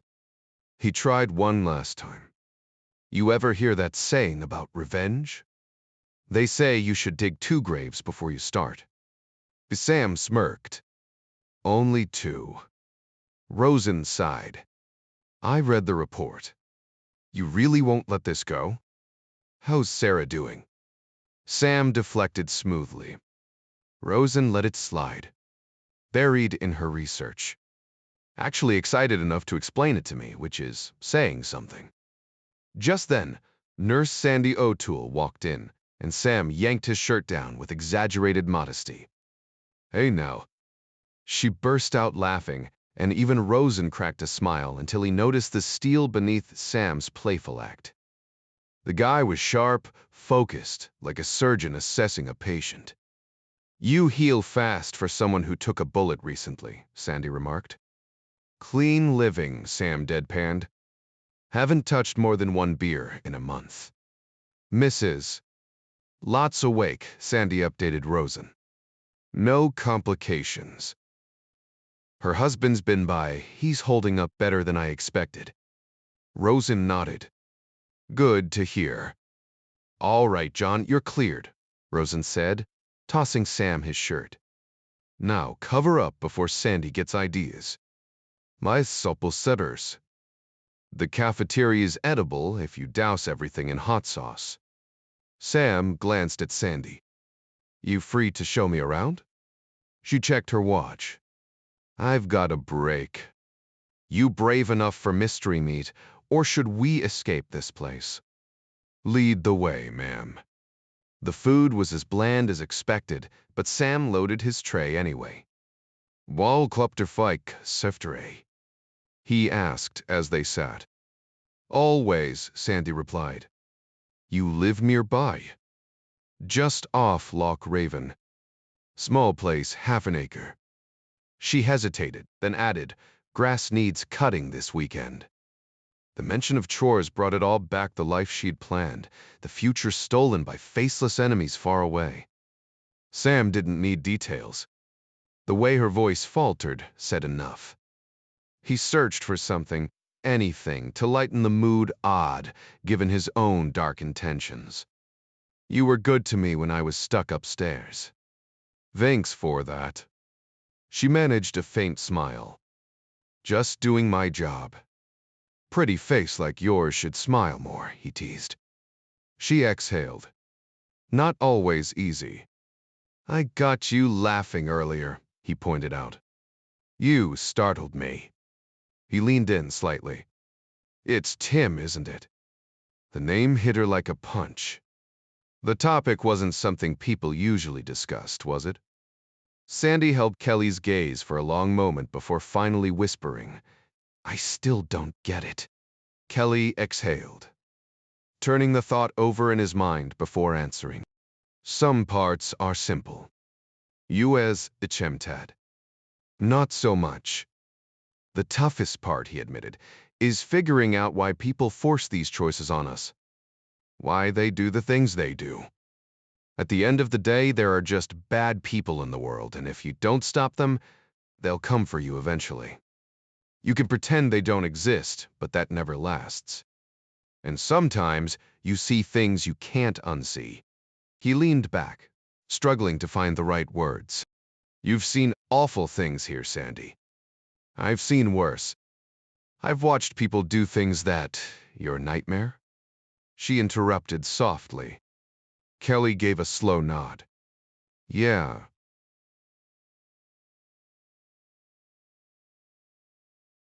Almost got myself killed that night. What happened? Trust me, you don't want the details, he cut in. Hell, I don't even understand it myself. Maybe they believe in something so much they forget what it means to be human. Maybe they want something so badly they stop caring. Or maybe they're just wired wrong. I fortstickschmetlow. But what they do is real. And someone has to stand in their way. Even when you know it won't change a damn thing, he thought. But didn't say. How could he tell her that her husband had died for nothing? Sandy's voice turned bitter. So what? My husband was some kind of hero on a white horse? Kelly shook his head. You're the one in white, Sandy. You fight one kind of battle. There are others. Somebody has to fight those too. I still don't see why Tim had to die. Kelly sighed. It wasn't about politics or grand causes. Every life was supposed to have its time until someone cut it short. He'd seen it happen, even caused it himself. But how do you explain that to the ones left behind? How do you justify it to yourself? You do tough work, right? He asked suddenly. Yeah, Sandy admitted. Ever think about switching to something easier? Pediatrics, maybe? Happier place, right? She shrugged. Sure, but it's still important. Babies need care too. But you don't do that. You work neuro. The hard stuff. Someone has to... Exactly, Kelly interrupted. It's brutal on you, on your heart, but you do it anyway. Sandy hesitated, then nodded firmly. Yes. That's why Tim did what he did. He saw a flicker of understanding before grief clouded her eyes again. It still doesn't feel fair. Maybe the situation doesn't make sense, Kelly offered. But the people, they do. He rubbed his temple. Sorry, I'm no philosopher. Just a beat-up Navy guy. Sandy almost smiled. Not too beat up. And you've got some fight left. Not all of us make it, Kelly said quietly. But the ones who do, that's worth something. He stood, walking her back toward the unit, the silence stretching between them. Finally, he cleared his throat. Listen, maybe dinner sometime? Not now, but... Sandy gave him a sideways glance, half dismissive, half curious. I'll think about it. Neither of them was ready. But for the first time in a long while, she wondered what kind of man was this, really? Kelly found herself questioning the risks of getting involved with him. Stepping into the Pentagon for the first time, Kelly felt out of place, second-guessing whether he should have worn his old khaki uniform, though those days were behind him. He'd opted for a crisp blue suit instead, the Navy Cross ribbon pinned discreetly to his lapel. The bus tunnel led him inside, where he scanned a directory, committing the maze-like layout to memory before heading to the right office. A petty officer glanced up as he entered. John Kelly, he announced. I have a meeting with Admiral Maxwell. He took a seat, eyeing a copy of Navy Times on the table. Same old complaints, nothing new. Mr. Trapple, why, sir, in the Kelly. A voice summoned him, and he stepped into the office, the door sealing shut behind him, with a red warning light flickering on. How are you holding up, John? Maxwell asked, his tone casual but assessing. Fine, sir, Kelly replied, though the presence of a flag officer still put him on edge. The tension spiked when two more men entered, one in civilian attire, the other a rear admiral with a Medal of Honor gleaming on his chest. Maxwell handled introductions. Heard plenty about you, Podolsky said, gripping Kelly's hand. Cass and I go way back, Maxwell added, nodding at the aircraft panel on the wall. 15 for me, 18 for him. All documented, Podolsky quipped. Greer smirked. I didn't bag any, but at least I kept my brain intact. He unzipped his map case, revealing an annotated version of the same intel Kelly had at home. Then came the photos Colonel Zachariah's face, enhanced and unmistakable. I was 3 miles from that site, Kelly muttered. Nobody briefed me because it didn't exist yet, Greer cut in. Place is new. Maxwell leaned forward. Any other images? Just SR-71 recon shots. My guy's reviewing every frame Air Force vet, reports directly to me. Podolsky chuckled. You're turning into quite the spook. They need me, Greer shot back, half joking, half deadly serious. Kelly studied them. The banter reminded him of the chief's mess, just with less profanity. Tell me about the valley, Greer pressed. Somewhere you don't want to be. First, walk me through Dutch's extraction. Every detail. Kelly recounted the mission departing the skate, the river extraction, the chopper ride to Kitty Hawk. The admirals exchanged glances he couldn't decipher. To him, they were untouchable, ageless. But to them, he was a reflection of their younger selves. A warrior, tested and hardened. The silent looks they shared carried the pride of elders watching the next generation step into their legacy. The stakes were higher now, and the discussion had taken a more intense turn. That was quite the briefing, Greer remarked as Kelly wrapped up. So this region, it's pretty crowded? Sort of, Kelly replied. Not a major city, but plenty of farms and small settlements. I spotted traffic on that road, mostly bicycles and oak carts, with the occasional truck. Not exactly a highway. Podolsky frowned. No military presence. Kelly tapped the map. Admiral, if there were troops, they'd be right here. His finger traced the markings for Neva positions. But getting in, that's the real problem. There's no clean approach, Maxwell admitted. We've considered helo insertions, even an amphibious landing followed by a fast push up this route. Kelly shook his head. Too risky. That road's a death trap. Vietnam's armed to the teeth. Every farmer with a rifle thinks he's defending the motherland. You'd be walking into a hornet's nest. Podolsky still struggled to grasp it. The locals actually back the communists? Kelly gave a dry laugh. Admiral, why do you think we've been stuck there for years? Why do downed pilots vanish without a trace? They don't see the world like we do. And if you land Marines on that beach, don't expect a warm welcome. That road, it's barely passable, one fallen tree, and it's a dead end. Helicopters are the only way. The room fell silent. The area was crawling with anti-aircraft guns, and the admirals exchanged uneasy glances. If even seasoned pilots hesitated at a ground assault, the threat must be worse than Kelly realized. We can neutralize the flak, Maxwell mused. Greer shot him a look. Not bringing back the B-52s, are you? Maxwell shook his head. Newport News is heading back to the gun line soon. Ever seen her in action, John? Kelly nodded. Twice near the coast. Those 8-inch guns are something else. But here's the thing, the more moving parts, the more chances to fail. One hiccup, and the whole mission crumbles. He leaned back, realizing the warning wasn't just for them. Podolsky checked his watch. Dutch, we've got another meeting in 5. The session hadn't gone as planned, but Greer and Maxwell had gleaned valuable insights. Kelly hesitated. Mind if I ask why the secrecy?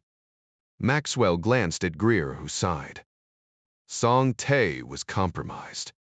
We still don't know how, but intel suggests they knew we were coming, just not when. We hit the camp after they moved the prisoners, but before their ambush was ready. Luck, good and bad. Kelly's stomach dropped. Someone betrayed us. Greer's smile was grim. Welcome to the spy game, Chief. But why? If I ever meet the bastard, I'll ask him myself. Greer turned to the others. That's our lead. Quietly dig through the mission records. Where are they? Yeglin Air Force Base where Kingpin trained. Podolsky raised an eyebrow. Mercury Keft. Kelly felt their eyes lock onto him. Gentlemen, I was just a chief. Greer ignored the protest. Where's your car parked? When the city. Took the bus. Then you're riding with me. Greer motioned toward the parking lot. There's a shuttle that runs back here later if you need it. They stepped outside into the crisp air, the silence between them comfortable rather than awkward. His Mercury sat waiting by the riverfront parking area, its chrome gleaming under the afternoon sun. As Kelly slid into the passenger seat, Greer merged onto the George Washington Parkway, the Potomac glinting through the trees. Dutch forwarded your file, Greer said, tapping the steering wheel. I went through every page. Damn impressive, kid. He left out the part about Kelly's IQ scores 3 different tests, all hovering near genius level. Every CO you served under wrote glowing recommendations. Had good leaders to learn from, sir. Clearly. Greer adjusted his sunglasses. 3 of them pushed for Ox, yet here you are. And that full ride to Indiana? Olympic-level swimmer with grades that could have landed academic scholarships, hell. You even got through prep school on merit. So what gives? Kelly stared at the passing traffic. School just. Tutu wasn't my thing. Dad did his time in the Navy during the war. Figured I'd follow suit.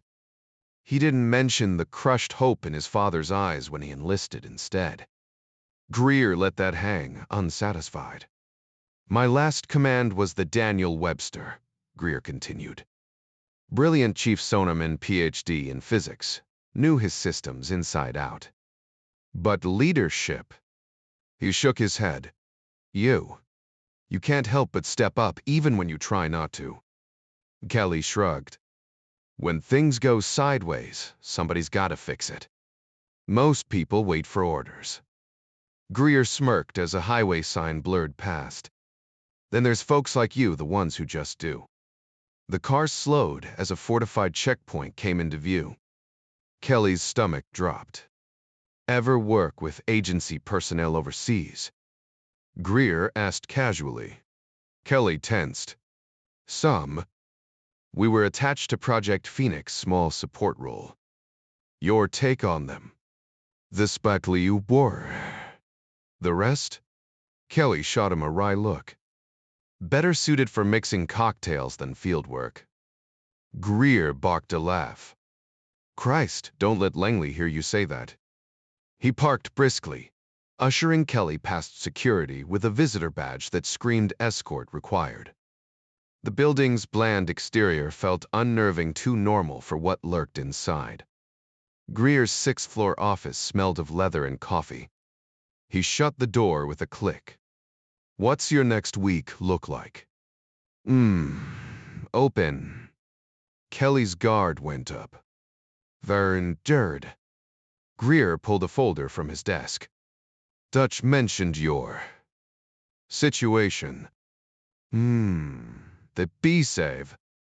But right now, 20 PUL won't see home unless we move fast. He tossed a credential onto Kelly's lap. Option 1, Dutch reactivates you. Option 2, Binel Potty, he leaned in. Civilian consultant. Triple a chief's pay. You fly to Eglin, review ops plans, tell us how to make this work. Kelly flipped open the ID. The photo stared back, official and irrevocable. The file even contained his old Navy ID photo, just a standard headshot. The kind you'd see on a government badge. Hold on, sir. I'm not exactly qualified for... Actually, you are, but we need it to look like you're not. Greer cut in, his frustration with the agency bubbling into dry sarcasm. Officially, you're just some junior analyst collecting data for a report that'll gather dust on a shelf. Half our budget vanishes into projects like this. Welcome to the bureaucratic black hole. Kelly hesitated. You're serious about this? Listen. Dutch Maxwell is ready to torch his career for those men. Deary Prever, so am I. If there's a shot at bringing them home. What about the peace negotiations? Greer exhaled, weighing how much to reveal. Zacharias is officially dead. The other side confirmed it, even released a photo of a corpse. They sent the chaplain and a fellow officer's wife to break the news to his widow, then gave her a week to clear out of base housing. That's how dead he is. His jaw tightened. We've had quiet discussions, but the truth. Our government won't derail peace talks over this. The evidence we have wouldn't hold up in court, and that's the bar they've set. 20 more lives might be the cost of ending this war. Those men, already written off. Kelly's stomach twisted. How many people did America abandon, not just soldiers, but civilians in their own cities? It's really that broken. Greer's exhaustion was etched into every line of his face. Know why I took this job? I was done. Ready for retirement, golf, consulting gigs. But too many people here treat reality like paperwork, forget there are lives at the end of every memo. That's why I stayed. Somebody's got to drag this place back to earth. He leaned forward. This is a black op, meaning it doesn't exist. Is it crazy? Absolutely. But it's the hand we've been dealt. You in or out. Tafelbert, decidedly. New Orleans. Kelly's silence stretched, then dissolved into a slow nod. If you think I can help, sir, I'm in. What's the timeline? Greer tossed a ticket folder onto the desk. You fly out tomorrow afternoon. Returns open-ended, but I want you back by Friday. ID's under John Clark, easy enough to remember. My direct line's in there. Peck light. Aye, aye, sir. As Greer walked him out, he added, and keep every receipt. Uncle Sam loves his paperwork almost as much as he loves wasting money. Kelly smirked. Do 01 Taff. Outside, the blue Pentagon shuttle rolled up moments after he reached the stop. The ride was surreal, half passengers in uniform, half in suits, all locked in silence like a single word might breach national security. He almost laughed until he remembered the weight of his own mission. Greer had handed him something unexpected, a chance to matter. Kelly reclined in his seat, gazing absently out the airplane window as the other passengers around him remained stiffly upright, lost in their own thoughts. Everyone's thrilled, Piaggi remarked, swirling his drink. I told you from the start, when you've got the top product in town, people notice. Not everyone's celebrating, Tucker countered with a smirk. Some folks are stuck with warehouses full of French product, and our little welcome discount just slashed their profits in half. Tucker chuckled to himself. The old school dealers had been price gouging for years, typical monopoly behavior. To any casual observer, the two men could have passed for corporate executives or attorneys, given their polished appearance and the upscale restaurant just steps from the newly built Garmatz courthouse. Piaggi, dressed in sleek Italian silk, made a mental note to recommend his tailor to Henry. At least the man had finally ditched the cheap suits. Now, if only he'd toned down the flashiness. Subtlety was key, just enough polish to command respect without drawing the wrong kind of attention. The ones who flaunted their wealth, like those gaudy street hustlers, were playing a reckless game they didn't even comprehend. Next shipment's doubling. Your people ready? Piece of cake, Piaggi said. Philly's especially grateful. Their usual supplier had an unfortunate mishap. Yeah, caught that in the papers. Amateur hour, too many loose ends. Nellie, you're sharp. Just don't get too sharp, got it? Piaggi's tone carried a quiet warning. Point is, let's not make those same mistakes. Piaggi took a slow sip of his beer, relaxing into the booth. Gotta say, it's refreshing working with someone who knows how to run things tight. People are curious about your supply chain, but I've got that covered. Though if you ever need extra backing down the line. Tucker's gaze hardened. Not happening. Not now, not ever. For now, sure. But keep it in mind. Tucker gave a curt nod, letting the subject drop for now. But his mind was racing. Trust was a slippery thing in this business. He trusted Piaggi to pay on time, and so far the man had. The steady profits were his safety net, and even a missed payment wouldn't cripple him anymore. As long as the product kept flowing, they'd keep operating like any legitimate enterprise. That was the whole point of this arrangement. But loyalty, that ended where usefulness did.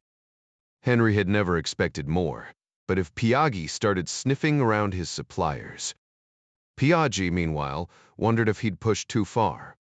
Tucker didn't seem to grasp the full potential of what they were building control over the entire East Coast market, all under the radar.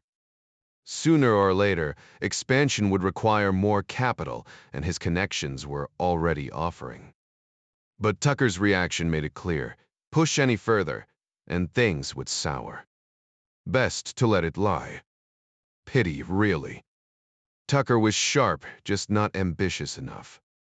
Maybe he'd grow into it. He'd never be made, but he could still be valuable. Next Friday work? Tucker asked. Perfect. Why, keep it clean.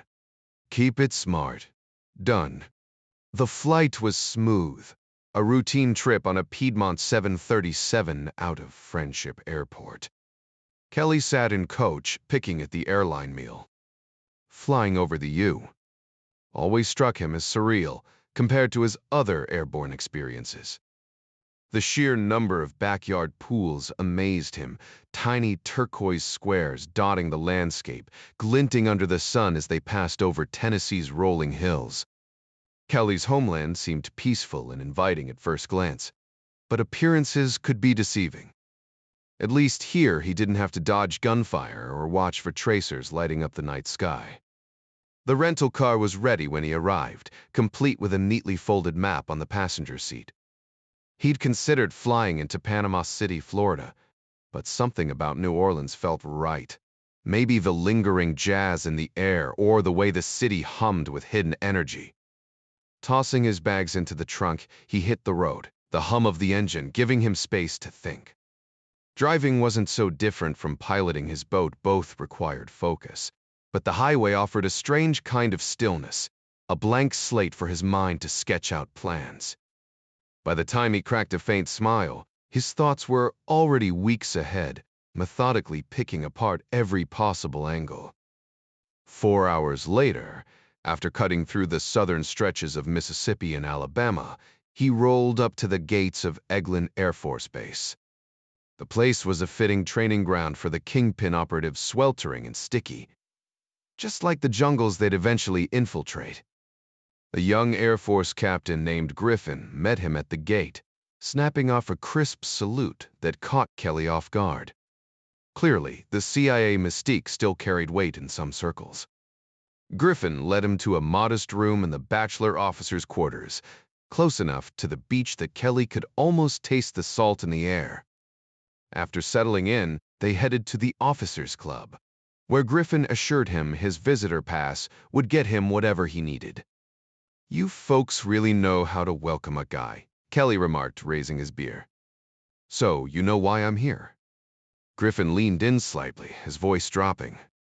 Fufta boos pingpin right. He glanced around like they were in some cheesy spy flick.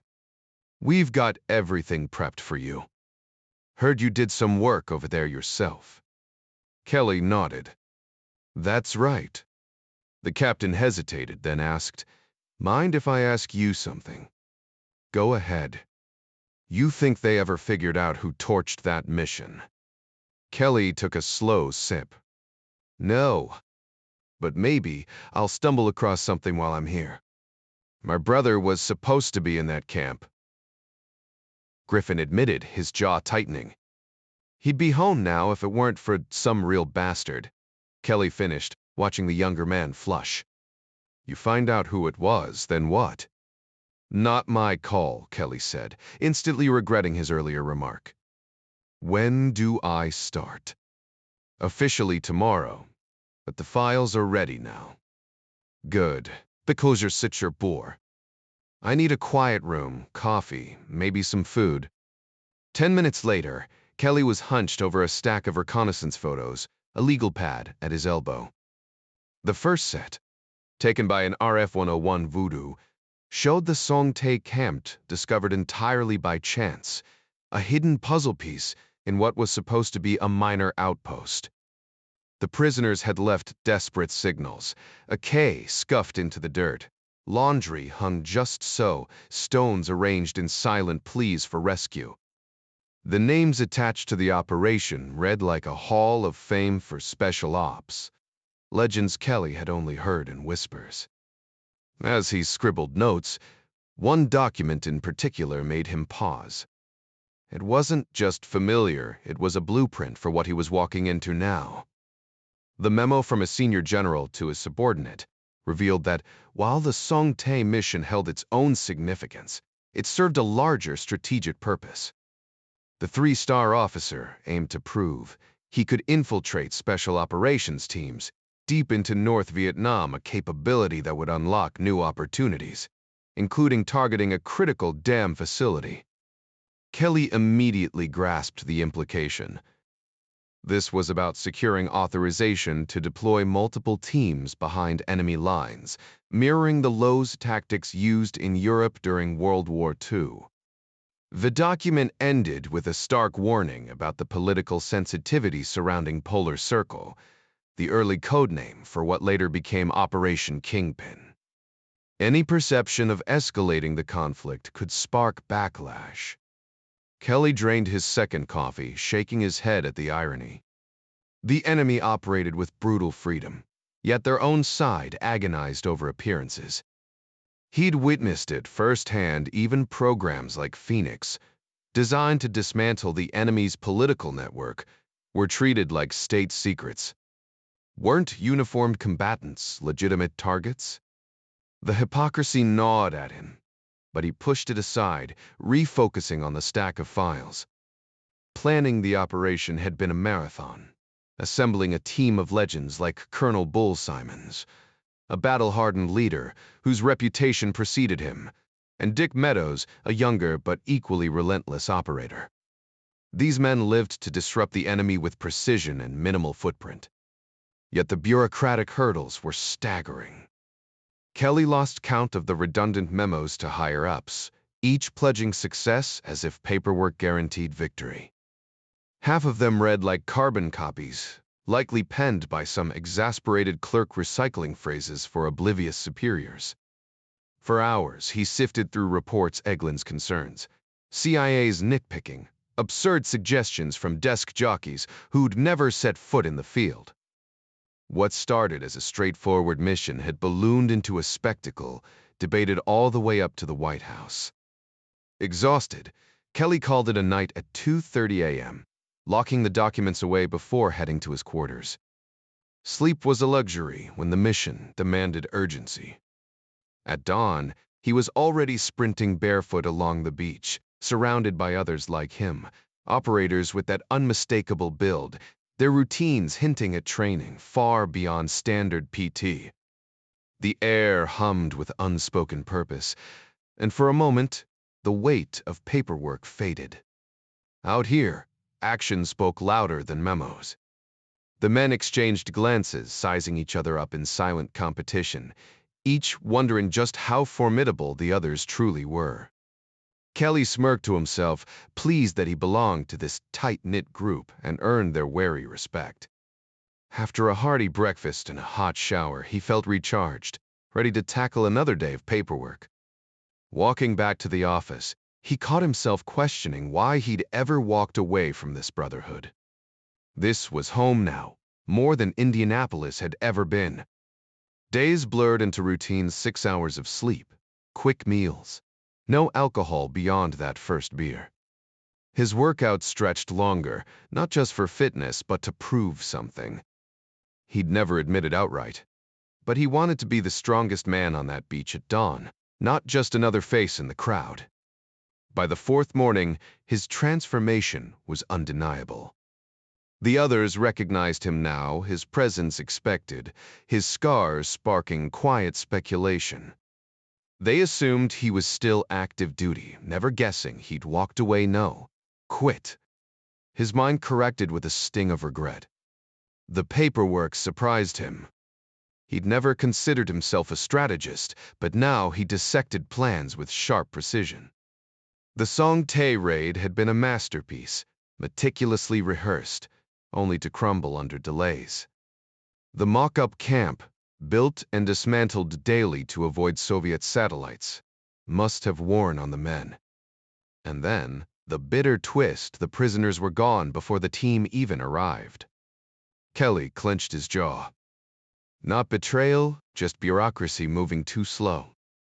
The operation itself was flawless. A Sikorsky slamming into the compound, miniguns shredding guard towers, like paper.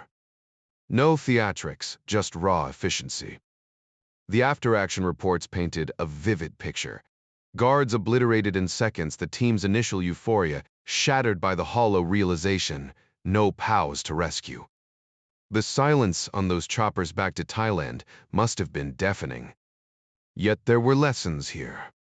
Kelly scribbled notes until his fingers ached. Kingpin was a brutal education in perfection and futility. And as he closed the files, one thought lingered sometimes. Even doing everything right wasn't enough. So much had succeeded, he realized, and those victories could be shamelessly replicated. The only real failure had been timing. Elite troops like those could have been deployed much earlier. The push for perfection hadn't come from the field operators, but from higher-ups men, who'd grown distant from the raw energy and sharp instincts of youth. And that hesitation had doomed the mission. Not because of Bull Simons, Dick Meadows, or the Green Berets, who'd willingly risked everything for strangers, but because of men too scared to jeopardize their cushy careers and corner offices, because clearly those mattered more than the lives of the soldiers on the front lines. Song Tae was Vietnam in miniature. A flawless team, undone in minutes, betrayed as much by red tape as by some faceless bureaucrat lurking in the shadows. But Sender Green would be different, Kelly told himself. This time it was a private operation, no oversight, no hesitation. If bureaucracy was the real enemy, then cutting it out of the equation was the solution. "Captain, you've been a huge help," Kelly said. "Find what you needed, Mr. Clark." Griffin asked. "Absolutely," Kelly replied, slipping back into naval lingo without thinking. "Your intel on the secondary camp was top-notch. If no one's said it yet, that analysis might have saved lives. Let me put it this way. I wish we'd had someone like you running intel back when I was in the field." Griffin shifted uncomfortably. "I can't fly, sir. Gotta make myself useful somehow." Bive, Vitersatrace. Kelly handed over his notes, watching as Griffin sealed them in an envelope with red wax. "Courier this to the address inside." "Will do." "You should take a break, sir. Did you even sleep?" Griffin asked. Kelly smirked. "Figured I'd unwind in New Orleans before heading back." "Solid choice." Griffin walked him to the car, already packed and ready. As Kelly drove off, he marveled at how easily one piece of intel had fallen into place. His quarters had a New Orleans phone book, and right there, like fate, was the name he'd been hunting since sitting in James Greer's office. Meanwhile, Tucker watched Rick and Billy finish loading the shipment. This was the big one, the deal that would finally cement his reputation. Part of it was bound for New York, where demand had spiked after a major bust. Until now, he'd been an ambitious outsider, but this haul would change everything. Baltimore and Philadelphia would be covered for weeks, maybe less if distribution was as smooth as promised. The leftovers? Straight to the Big Apple. Billy flicked on the radio, catching a weather update instead of sports. Glad we're moving now. Storms rolling in later. Tucker glanced outside. The sky was still clear, untroubled. Nothing we can't handle, he said. New Orleans was a city unlike any other, a blend of European elegance and American hustle. Once ruled by the French and Spanish, it clung to its traditions, from its baffling legal code to the way locals casually slipped French into everyday talk. It was a place where history lived, and Kelly planned to soak it all in before the real work began. Pierre Lamarck came from Acadian roots, with distant relatives still scattered through the bayou country. While tourists found the local customs charming and others clung to tradition, Lamarck saw them only as background noise, something to set him apart in a profession that demanded flamboyance. He cultivated his image carefully, a crisp white linen suit, vest, and a bold red tie that screamed respectable businessman with a touch of showmanship. His eggshell white Cadillac completed the picture, understated compared to the gaudy rides favored by lesser men in his line of work. One fool even mounted steer horns on his Lincoln, a desperate attempt at flash from a man who couldn't manage basic courtesy, let alone class. Lamarck, on the other hand, prided himself on refinement. He treated his girls well, or so he told himself, as he held the door for his latest edition, a 15-year-old with wide eyes and a hesitant step, fresh to his stable of 8. She'd earned a rare gesture with a private performance earlier that evening. The caddy purred to life, and by 7:30, Lamarck was rolling toward the French Quarter, where convention crowds meant steady business. Tonight, with distributors in town, the streets would be flush with cash. Kelly spotted him half a block away, who else wore a 3-piece suit with a girl in a micro mini. The cheap glint of her jewelry was visible even from a distance. He eased his rental car into traffic, keeping a few vehicles between them. White Cadillacs weren't exactly common, and this one led him across the river without much effort. A risky run through a yellow light was the only hiccup. When the caddy stopped at a hotel, the girl stepped out, her walk a practiced blend of purpose and resignation. Kelly avoided looking too closely tonight. Wasn't about sympathy. The mission demanded cold precision, not the anger that had brought him here. The Cadillac rolled on, parking near a garish bar, just close enough to the upscale district to draw clients, but far enough to avoid scrutiny. Taxis came and went like clockwork, proof of the place's reliable clientele. Kelly parked 3 blocks away, using the walk to scout the area. Neon signs flickered over doorways, and women in short skirts offered hollow smiles. He ignored them, scanning the street for exits, blind spots, anything useful. The past whispered at the edges of his mind, but he shut it down. Tonight was about the hunt. The man wore relaxed, nondescript clothing, the kind a well-off but unassuming guy might choose for a sweltering, muggy evening.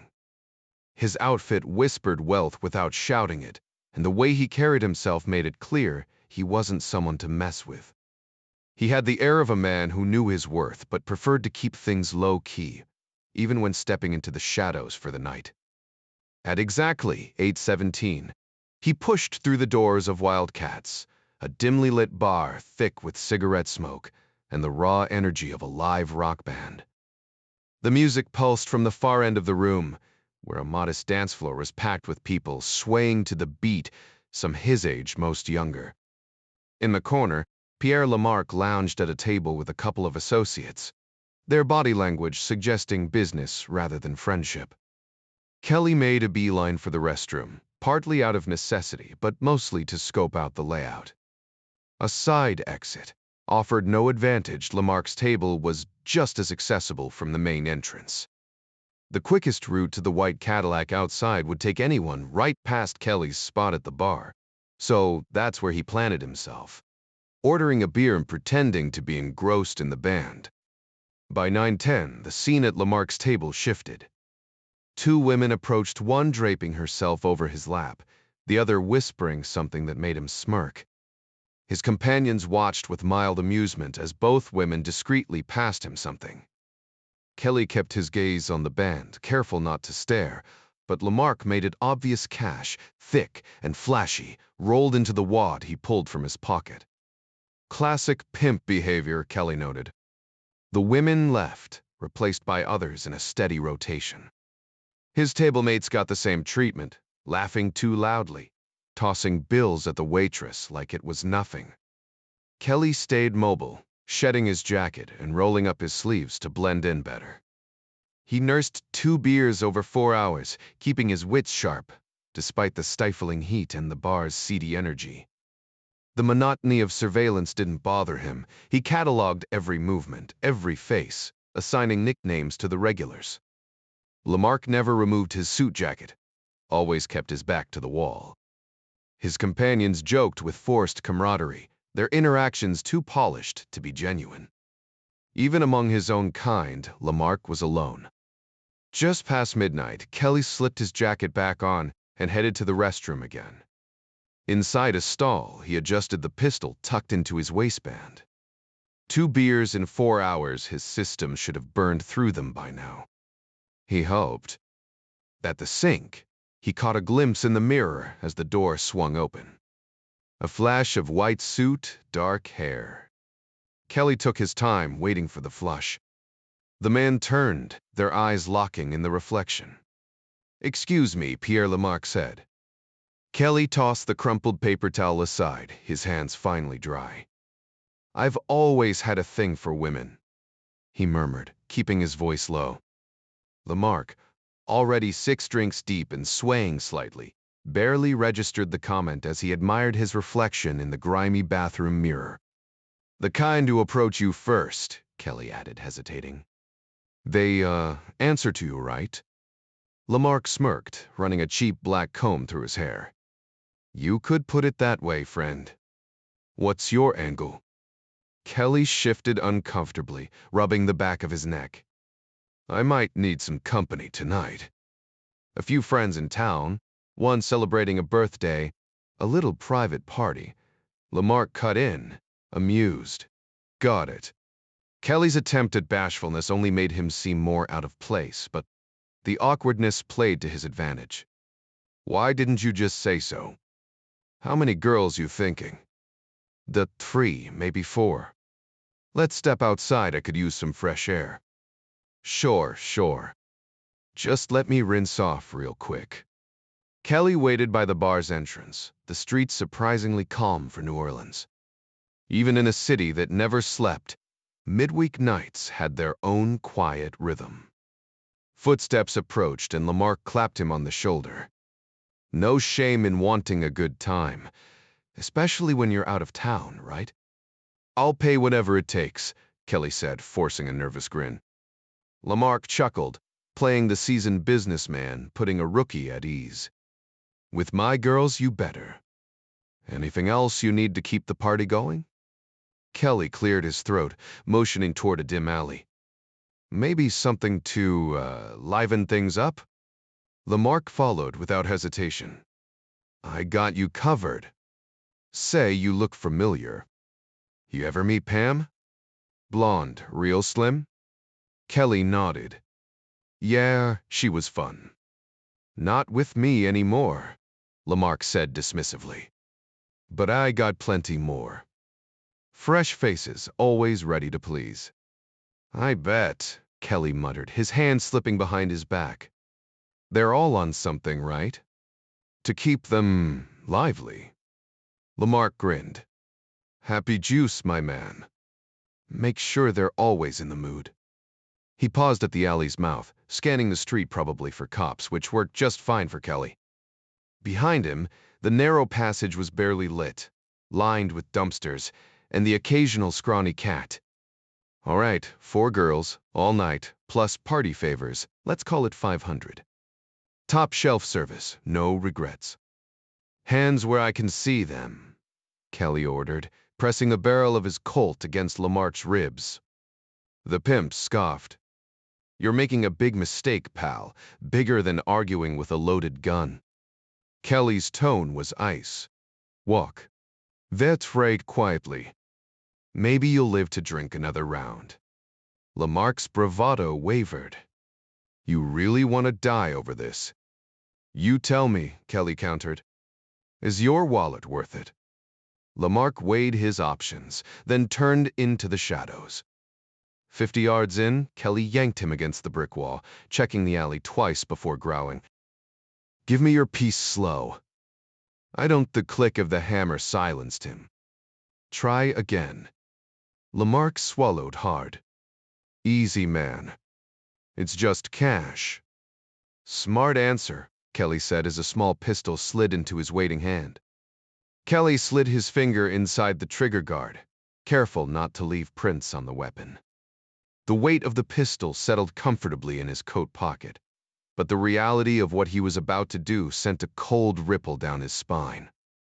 Lamarck fumbled with the roll of cash, his nerves fraying at the edges. Good for intimidation, bad for predictability. Kelly felt his own muscles tighten. Appreciate it, mister. Lamarck, he said, keeping his tone smooth, though the man's wavering focus and liquor-slurred words made the air feel thicker. Then Lamarck's gaze sharpened just for a second.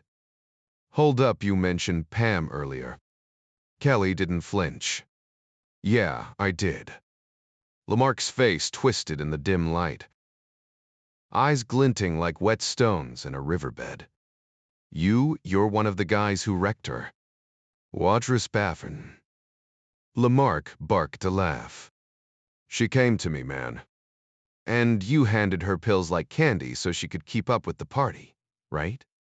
Kelly's voice was eerily calm, detached, like he was discussing the weather. Just business, huh? Just another girl to use? Lamarck's bravado flickered. She was good at what she did. Was, Kelly echoed, hand dipping into his pocket. Because she's dead. Somebody made sure of that. Not me. Lamarck's voice cracked. He was sweating now, caught in a nightmare where the rules kept shifting. Kelly twisted the silencer into place with a quiet click. Lamarck's breath hitched as his brain finally caught up. This wasn't a shakedown. This was an ending. Then why? Kelly didn't let him finish. The pistol rose, swift and final. Practice, he said, and the word hung in the air like smoke. The plane ride back to D was quiet, half-empty, just how Kelly preferred it. He sipped orange juice and replayed the night in his head, the way he always did after an op. Old SEAL habits died hard. Performance critique, his old CO would have called it. Lamarck's blood had been the surprise arterial spray, messy and dramatic. Kelly had dodged most of it, but not all. Small oversight. At least he dressed for the occasion. Dark clothes, a homemade catch bag for the shell casings, a location with no witnesses. Lamarck had dropped like a sack of flour. No twitching, no last words. Teffer craze, efficient. But as the plane hummed through the clouds, Kelly's fingers tapped restlessly against the armrest. Trapped at Depson, one mistake. That's all it took. Next time, he'd stand farther back. The alley had been dim, the perfect place to disappear back into the flow of pedestrians before reaching his car. Back at the motel, he stripped off everything, the blood-stained pants, the shirt, even the socks, stuffing them into a plastic dry cleaning bag. A quick trip across the street to toss it in a grocery store dumpster, and the evidence was gone. If anyone found it, they'd probably assume some butcher had a messy day at work. He'd been careful, no open meetings with Lamarck. Their only conversation under light had been in the bar's restroom, and luck had been on his side. The sidewalk where they'd walked was too shadowed, too anonymous. Even if someone recognized Lamarck, they'd only recall a vague figure near him. A fair risk, Kelly decided, gazing down at the dense forests of northern Alabama. The scene had been staged like a robbery. Lamarck's flashy roll of cash, nearly $1,500, tucked away in his bag. Leaving the money would have raised questions. Cash was cash, and taking it made the whole thing look random, just another street crime. As for the act itself, he refused to call it a crime. He'd executed it cleanly. But the real test had been inside his own head. This wasn't combat, not like Vietnam, yet his nerves had held. No shaking, no hesitation. Just the old familiar rush, every sense sharpened, every sound amplified, his body humming with adrenaline. For a moment, he'd felt more alive than he had in years. It was almost ironic, that surge of vitality coming from ending a life. But Lamarck, he'd lost any right to sympathy long ago. Maybe he'd had a rough childhood. Maybe the world had failed him. Kelly didn't care. Lamarck had chosen his path, exploiting vulnerable girls without a second thought. And choices have consequences. Somewhere out there, someone who loved one of those girls might have done the same thing. Lamarck had rolled the dice, and this time, he'd lost. Kelly leaned back, eyes closed, searching for guilt. There was none. No regret. No sorrow, just the quiet certainty that the world was better off. The plane hummed beneath him, miles above the earth, and he felt nothing but calm. Lamarck's death meant nothing to Kelly, just another bad guy erased from existence. The 5 girls he'd spotted working the bar might miss their pimp, but who knows? Maybe one would use this as her chance to turn things around. Not likely, sure, but hope wasn't a crime. Reality kept Kelly grounded. He couldn't fix the whole damn world, but that didn't mean he'd ignore the cracks he could patch. Still, none of that answered the real question. How did he feel about wiping Pierre Lamarck off the map? The truth? Nothing. No satisfaction. Just the quiet pride of a job well done. Like squashing a roach, no fanfare. Just one less pest in the world. The money. A prop, not a prize. Pam's death stayed unavenged. The world kept spinning. But he'd proven something to himself, cold, clean efficiency. Eyes shut, Kelly let his mind sharpen. Lamarck was small time. What came next? Bigger targets, worse men. This time they came to him. Greer smirked as he guided them into the CIA's sleek conference room. No Pentagon chaos here. VIP parking, chilled air. Podolsky already camped by the vent, cigarette in hand. "Dutch, you nailed it," Greer said, sliding typed notes across the table. "Should have dragged this kid into Ox at gunpoint. He's exactly what we used to be." Podolsky's laugh was sharp. No wonder he quit. "Careful with that gun idea," Greer countered. "Spent last night digging through his file. White's George and the calf. The guy's a tornado." Maxwell's brow furrowed. "Wild. Call it." "Motivated," Greer amended. 3 COs backed his plays except one. "Plastic flower. That political op he iced?" "Bingo. His LT lost it, but after what he saw? Only mistake was rushing in." Podolsky glanced up, fighter pilot grin intact. "Hell, I'd have done worse. And look, kid writes cleaner than half my analysts."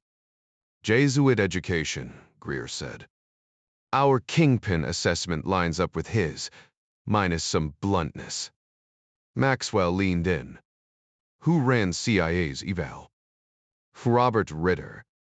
Europe guy. Terse but sharp." Podolsky blew smoke. "Why's a Euro specialist on Kingpin?" Maxwell's smile was thin. "You know why, Cass. If Boxwood Green kicks off, we need ops muscle. My cloud only stretches so far." Greer scanned the room, watching as each person at the table gave a hesitant nod, all except Podolsky, who kept his eyes glued to his files before finally voicing the question on everyone's mind. Can we really trust him? He wasn't the one who blew Kingpin, Greer countered. That's Jim Angleton's mess to sort out. Ritter was brought in for a reason. He knows how this place works better than I do. I'm just the analyst. He's the one who gets things done. And loyalty. The guy nearly got fired for extracting an asset from Gru when the suits upstairs said no. Turned out his guy had intel state needed, which saved Ritter's neck. He left out the part about the martini-loving bureaucrat who'd been quietly sidelined some losses. Weren't worth mourning. Maxwell smirked. So he's a swashbuckler. He sticks by his people, Greer shot back. Something this place tends to forget. Podolsky finally looked up. Sounds like our guy. Bring him in, Maxwell ordered, then leaned forward, his voice dropping to a growl. But make it clear if some pencil pusher screws this up. I'll personally fly down to Pax River, grab an A4 and turn his house into a bonfire. Cass chuckled. Let me handle that, Dutch. I've got a steadier hand for dropping things. Plus, I've got 600 hours in the scooter. Greer wasn't sure if the man was joking. What about Kelly? Maxwell asked. His new alias is Clark. Works better as a civilian, no rank to trip over. He'll never shake the chief mentality, but this way he's flexible. Make it happen, Maxwell said. Having a Navy man under CIA cover but still bound by military discipline was too useful to pass up. Quantico for training, Maxwell added. General Young's an old friend. Aviator. He'll get it. Podolsky grinned. Marty and I went through test pilot school together. True a tiveler true, and honestly, Kingpin was overstaffed. If this works, Kelly deserves his medal. One step at a time, Maxwell warned, turning back to Greer. Keep us posted if Angleton digs up anything. Count on it, Greer said. If there's a rat, we'll flush him out. The guy could catch a fish in a desert. Later, at the airport, Kelly dialed Greer's number while waiting for his luggage. Clark here, he said, amused by the spy movie feel of the alias. Still on for today? Rescheduled. Tuesday at 3:30.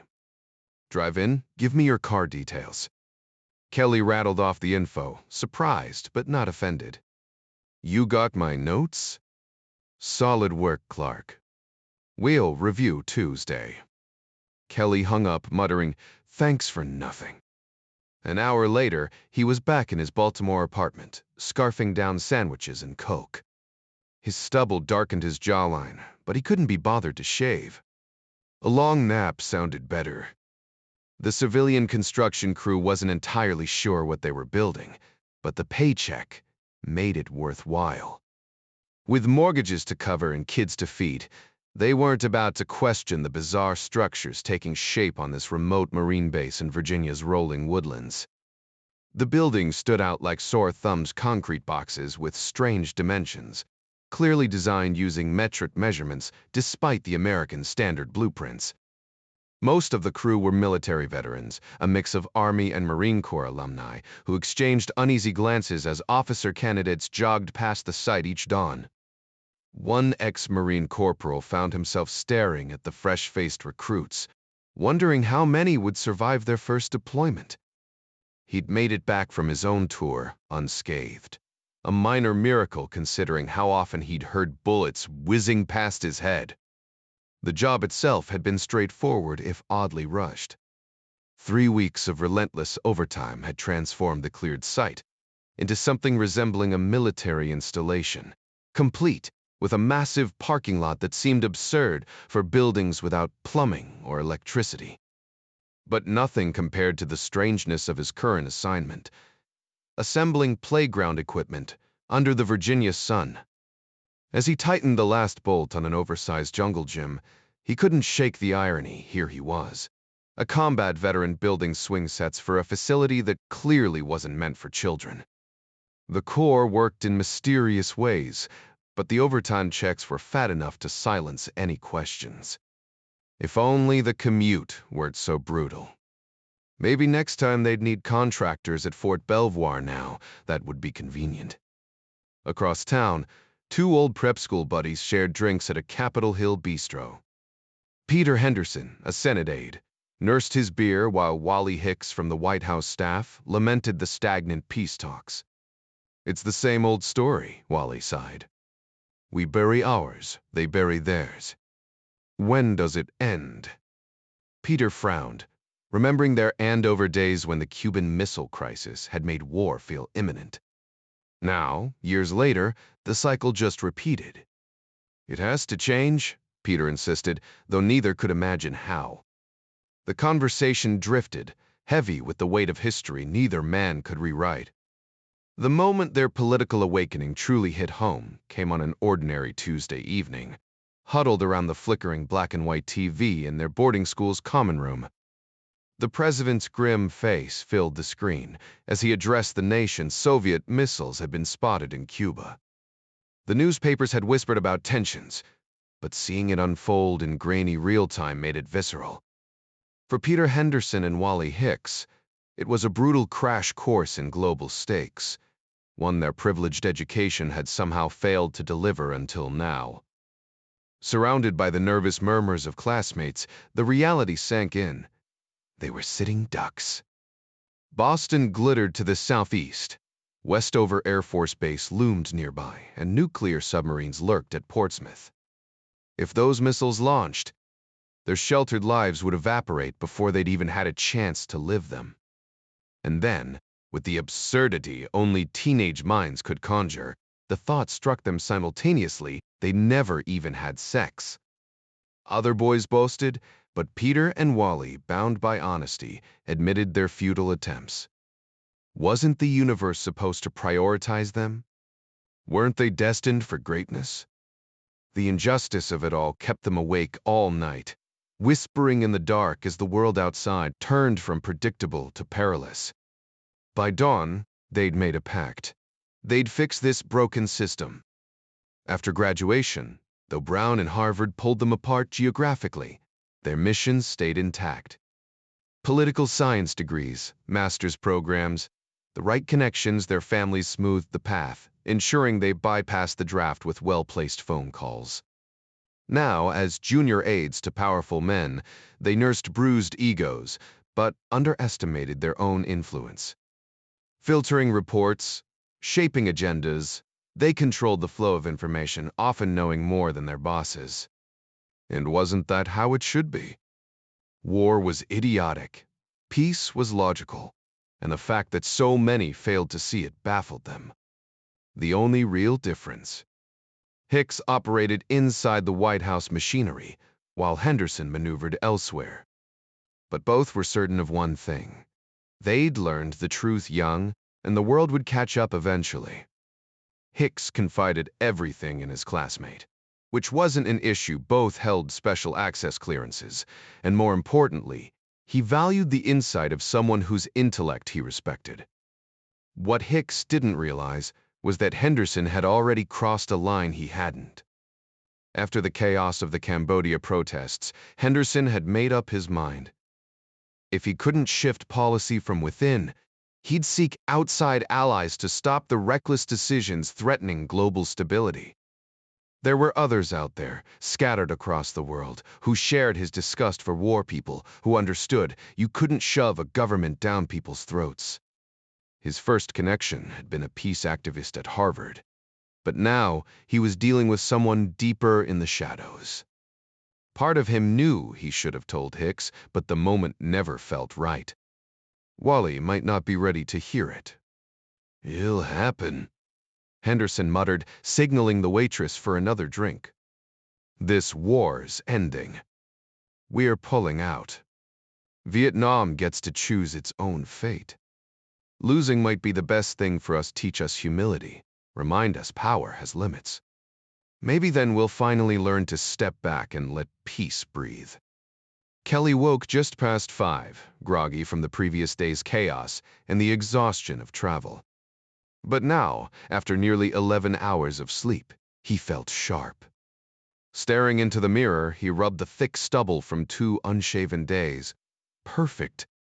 His outfit was a carefully curated disaster.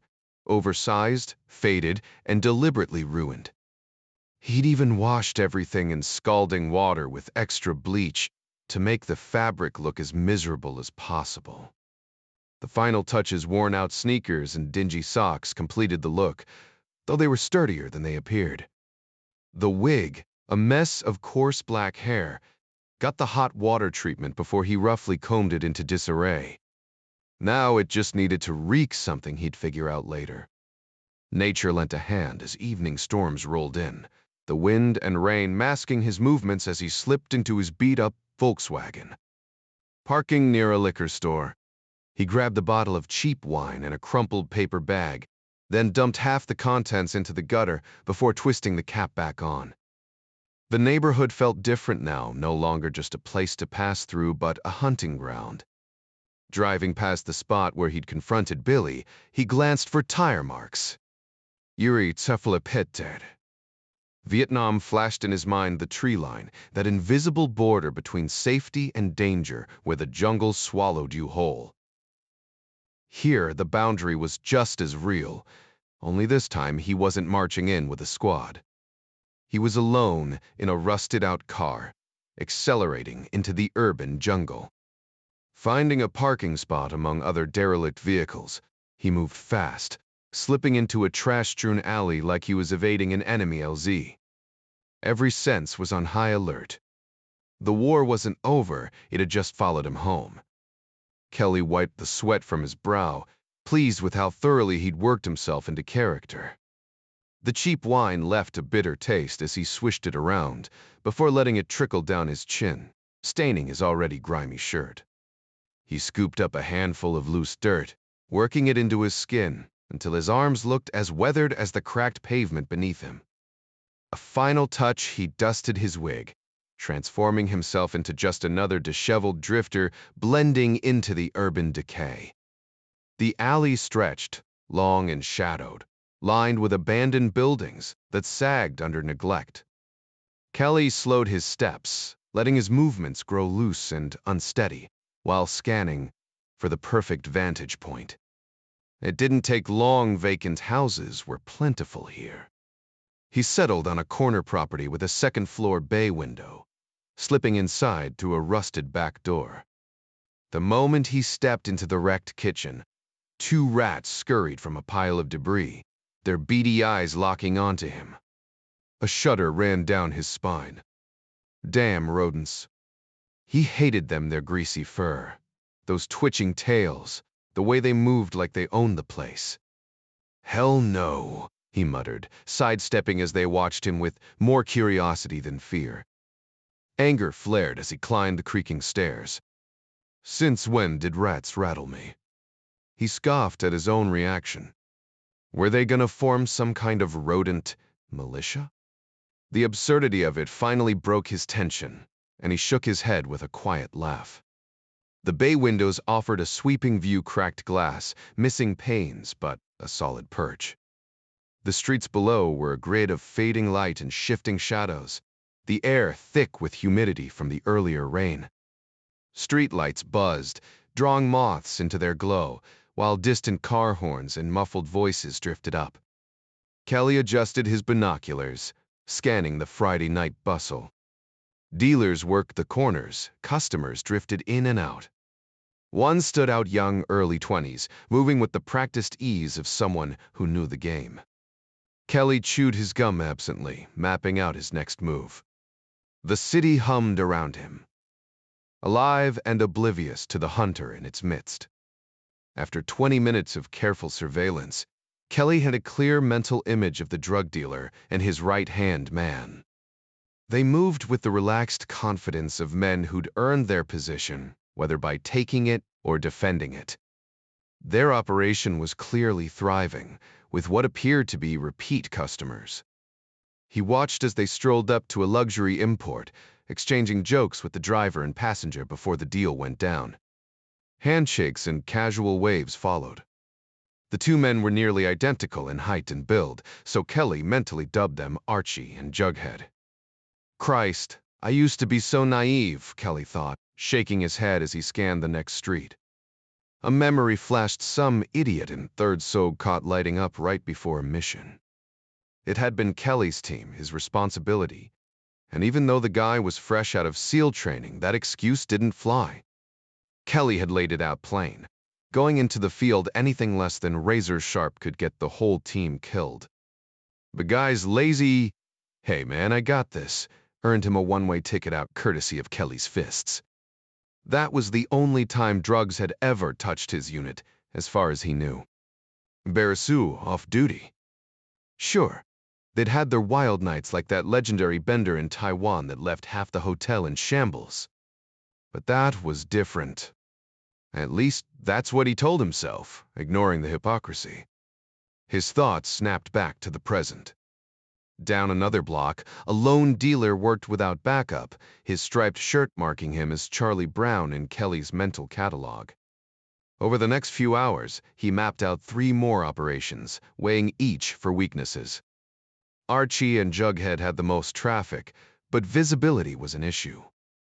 Charlie Brown had his turf to himself, except for that damn bus stop nearby. Then there was Dagwood and the Wizard, each with their own muscle, making them tricky targets. Big Bob and his even bigger enforcer. That was a fight Kelly wasn't ready for not yet. First, he needed to know the terrain cold. A 10-block radius, memorized down to patrol routes and cop shift changes. No parking the same spot twice, no movement in daylight. Gear prep, a backup blade, not a gun. Rope. Gloves the rubber kind housewives use. A jacket with hidden pockets. Snacks for energy, gum to stay sharp. Every detail mattered. Because in this game, hesitation got you killed. Kelly smirked to himself. Maybe bubblegum would lighten the mood. A glance at his watch showed 3:20 a.m., the streets thinning out. Wizard and his second-in-command had already vanished around the corner, while Dagwood slipped into his car, his lieutenant taking the wheel. Charlie was gone by the next sweep. Only Archie and Jughead to the south and Big Bob to the west remained, still closing deals with their well-dressed clientele. Kelly kept watching, his muscles stiff from hours of stillness, until even the last 2 packed up disappearing, faster than he could track. How would they pull that off? Another note for later. Creeping down the stairs, his night-adjusted eyes scanned for movement. The house next door was oddly active, but at least the rats had scattered. The alley was clear, so he staggered out, playing the part of a drunk until his car came into view. Damn it. He'd parked too close to a streetlight, rookie mistake. Slurring his steps, he closed the distance, then slid inside, engine roaring to life. No headlights until he was blocks away, merging onto the empty stretch of Loch Raven Boulevard. The car's warmth let him replay the night. Dealers flicking Zippos, their night vision ruined by each flare. Business had dwindled, their movements growing sluggish. Tired. Witduble, skindaful, human. Their routines revealed weaknesses. A good haul. Passing the baseball stadium, he almost reached for the wine bottle, but stopped himself. No slip-ups now. The wig came off, his scalp damp beneath it. God, I need water. Back at his apartment, he gulped down glass after glass. The AC, a blessing on his grimy skin. Lunch meat sandwiches vanished in seconds, but the shower taunted him. Fight, free de tree. The filth was armor. His stench, his greasy beard, they kept eyes off him. In the mirror, a stranger stared back. The floor would be his bed tonight. Clean sheets were a luxury he couldn't afford. Not when invisibility meant survival. The nightmare started right at 11 in the morning, though Colonel Zacharias had lost all sense of time. The relentless tropical sun hung like a burning spotlight, scorching everything beneath it. Even in his cramped windowless cell, the heat pressed in, thick and suffocating, while insects swarmed in the oppressive humidity, thriving where he could barely endure. It was as if the very environment conspired against him, a perfect reflection of the hell he'd once heard described in sermons back home. Zacharias had trained for this. SEER school survival, evasion, resistance, and escape was mandatory for pilots, designed to break men before the enemy ever could. The instructors had reveled in their cruelty, pushing Air Force and Navy officers beyond limits even hardened Marines would balk at. It was brutal, humiliating, and something he'd sworn never to endure again. Yet here he was, reliving it against his will. He'd always known capture was a possibility, but like most pilots, he'd pushed the thought aside until the chilling static of emergency radios cut through the air, until he'd seen parachutes drifting toward hostile ground. He'd scrambled to organize rescue missions, praying for the Jolly Green Giants from Laos or the Navy's hulking Big Muthas to swoop in. Sometimes they made it. More often, they didn't.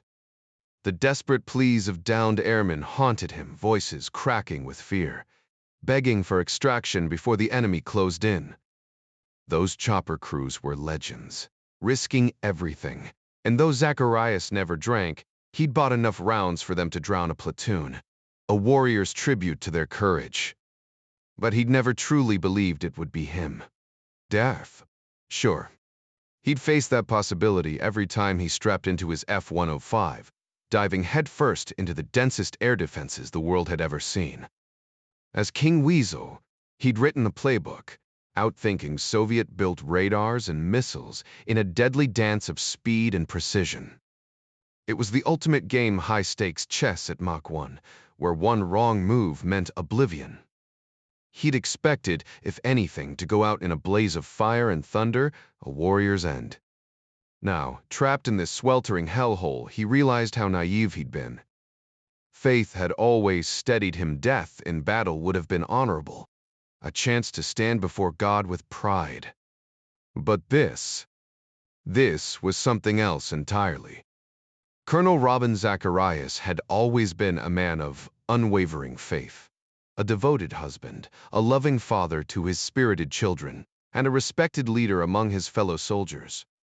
As an elder in the Church of Jesus Christ of Latter-day Saints, he dutifully tithed his Air Force salary, living by the principles of his faith without hesitation. Death had never frightened him. The afterlife was a certainty, a promise he trusted completely. But life was unpredictable, and right now, his was hanging by a thread. Faith, no matter how strong, still had to wrestle with the frailties of the body that housed it, a truth he had never fully grasped until now. He told himself his belief should be unshakable, enough to carry him through any trial. Men should be. Was. That's what he'd been taught as a boy in those quiet classrooms beneath the shadow of the Wasatch Mountains, where teachers in crisp white shirts spoke with the certainty of generations. But here, in this suffocating isolation, the lessons felt distant, almost naive. A whisper in his mind insisted this was different, and he fought to silence it. To accept it would mean doubting everything he believed. Joseph Smith had died for his faith. Countless martyrs before him had endured torture, their final breaths whispering God's name. But their suffering had an end: hours, days at most. They could see the finish line. Robin had no such luxury. Alone, cut off from any human contact, even the tap code met with silence. His prayers, once a refuge, now felt dangerous. Asking for deliverance meant admitting it might not come, and if it didn't, what then? The deprivation gnawed at him not just hunger, but the absence of thought, of connection. Fear coiled in his gut, not of death but of pain, of the slow erosion of his resolve. He had always prided himself on strength, but now he understood. The mind and body were bound together, and exhaustion could break even the most steadfast spirit. Worse, he blamed himself for it, as if being human was a failure. If only he could speak to another elder, confess his doubts, but there was no one. Instead, he spiraled deeper into his own trap, his refusal to acknowledge weakness becoming his undoing. And all the while his captors watched, waiting for the moment his faith and his soul would finally shatter. The situation took a brutal turn when the cell door creaked open.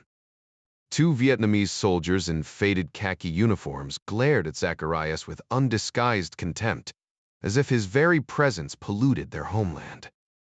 He braced himself, recognizing their intent, but before he could steady his nerves, they seized him, each gripping an arm while a third guard trailed behind, rifle barrel jabbing into his spine. The sharp pain radiated from his old ejection injury, forcing a choked gasp from his lips. Their faces remained blank, indifferent to his suffering.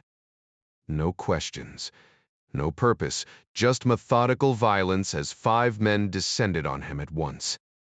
Zacharias understood. Fighting back meant death. Though part of him longed for an end, surrender wasn't an option. Not like this. Within moments, his body gave out. He crumpled onto the cracked concrete, each blow landing like a tally mark on some grim ledger. Pain locked his muscles, rendering him helpless as their laughter twisted into something inhuman hyenas circling prey. Just when the torment seemed endless, a roar shattered the chaos. The kicks ceased. Boots shuffled backward. Through blurred vision, he caught the soldier's startled expressions as a commanding voice, unmistakably American, cut through the room. Then a shift. Strong hands lifted him, propping him against the wall. Grishanov's face swam into focus, flushed with fury. "My God," the Russian muttered, before barking orders in broken Vietnamese. A canteen appeared, water sluicing over Zacharias' face. The door slammed shut. "Drink, Robin," Grishanov urged, pressing a flask to his lips. The vodka burned, harsh and medicinal. Zacharias recoiled, but Grishanov's grip tightened. "This isn't indulgence, it's survival. Your faith allows it. Trust me." Doubt flickered. Hadn't he heard of tinctures using alcohol? The logic blurred as the liquor dulled the adrenaline, his body sagging under its weight. Grishanov dabbed at his wounds, cursing under his breath. "Animals," he spat. "Major Vin will answer for this. War has rules, Robin. We're soldiers, not butchers." His voice cracked, raw with frustration. "Honor means something. To them, nothing." He offered the flask again. "It's all I have." Zacharias drank, the world tilting further. Numbness spread, but the confusion lingered deeper now, more unsettling than the pain. Grishanov gave a slow nod, his voice softening as he spoke. "You're a good man. I don't say it often, but standing firm against those relentless pests takes real guts." Zacharias winced, his breath ragged. "No choice," he muttered. "Exactly," Grishanov replied, dabbing the sweat from the pilot's brow with the same care he'd use on his own child. "I'd do the same." He hesitated, then sighed. "Christ, what I wouldn't give to be back in the cockpit." "Same here." "Colonel, if only call me Kolya," the Russian interrupted with a wave. "After all this time, we're past formalities." Said, "Kolya? Nikolay's my given name. Kolya's just. Friendlier, no?" Zacharias leaned his head against the cold wall, shutting his eyes as the memory of soaring through the clouds washed over him. "Yeah, Kolya. I'd give anything to feel that rush again." Grishanov settled beside him, draping an arm over his battered shoulders, the first kindness Zacharias had felt in nearly a year. "Not so different, I bet," Kolya mused. "The MiG-17 was my sweetheart. Outdated now, but damn, what a dance. Just a whisper of the stick, and she'd move like she read your mind." My F-86 had that touch, Zacharias murmured. All relics now. The Russian chuckled. Like first loves, eh? That girl who made your pulse race as a boy. But for men like us, nothing beats the first plane. Colder than a woman, sure, but far less unpredictable. Zacharias attempted a laugh, but choked instead. Grishinov handed him the flask again. Easy now. So, what's your pick? Zacharias exhaled, warmth spreading through him. Flown most of 'em. Missed the F-94 and 89, heard they weren't much loss. The 104, like a hot rod, but short legs. Nah, the 86H takes the cake for pure handling. And the thud? Grishinov prodded, using the slang for the F-105. Zacharias coughed. Turns like a freight train, but hell, she's fast down low. Pushed mine 120 knots past red line once. Not a fighter, they say. Just a bomb hauler. Grishinov had made a study of American pilot talk. But she'll yank you out of trouble quick. Just don't try tangling in a dogfight, make that first shot count. But for bombing runs, Grishinov leaned in. Pilot to pilot, your precision here is damn impressive. We do our best, Kolya. Zacharias slurred, the liquor hitting harder than expected. The Russian marveled this man had never touched a drop before tonight. Unthinkable to live without it. And how you handle those SAM sites. Makurgatan, I've watched. We're enemies, Robin, Kolya repeated. But we're pilots first. The skill I've seen here. It's suspense-filled. You must be one hell of a poker player back home. May poker? Zacharias shook his head. Nah, not my game. But what you pulled off in that thud, not gambling. Calculated risk. You plan, you adapt, you get inside the other guy's head.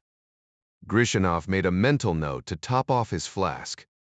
Months of trial and error, and he'd finally cracked it. Pity those stubborn little brutes couldn't grasp that breaking a man, often forged his resolve. For all their bluster, their worldview was as cramped as their villages. They never learned. Grishinov, though? He collected lessons, ironically, this one from a Luftwaffe officer. Another shame. The Vietnamese only let him run these interrogations. He'd write Moscow soon. With the right leverage, this camp could be far more useful. The savages had shown unexpected ingenuity in setting up this camp, yet their predictable short-sightedness kept them from realizing its full potential. How revolting to be stuck in this sweltering, bug-infested land among these smug, small-minded people with their viper-like tempers. But the intel he needed was here. Though his current task disgusted him, he'd stumbled upon a fitting phrase in one of those modern American novels he read, to refine his already polished language skills a distinctly American expression. This was just business, a worldview he grasped immediately. Too bad the American beside him likely wouldn't understand, Kolya mused, half listening to the man's endless chatter about weasel pilot maneuvers. The reflection staring back at him grew less familiar by the day, a good sign. Old habits died hard. He'd already filled the sink with steaming water and worked up a lather before remembering he wasn't supposed to wash. Kelly did scrub his teeth, though. That sticky film was unbearable, and for the rest of his disguise, he had that god-awful wine. Cloying, syrupy, with an unsettling amber hue, he might not be a sommelier. But even he knew decent table wine shouldn't resemble ditch water. He fled the bathroom, unable to stomach his own gaze for long. A bland meal of oatmeal and boiled eggs steadied him, providing energy without digestive betrayals. Then the real work began, jogging in place, push-ups, and combat drills to keep his reflexes razor-sharp. Yesterday's daylight excursion to Goodwill, had been a gamble, risking recognition in his grubby disguise, but the oversized frayed bush jacket he'd scored did the trick.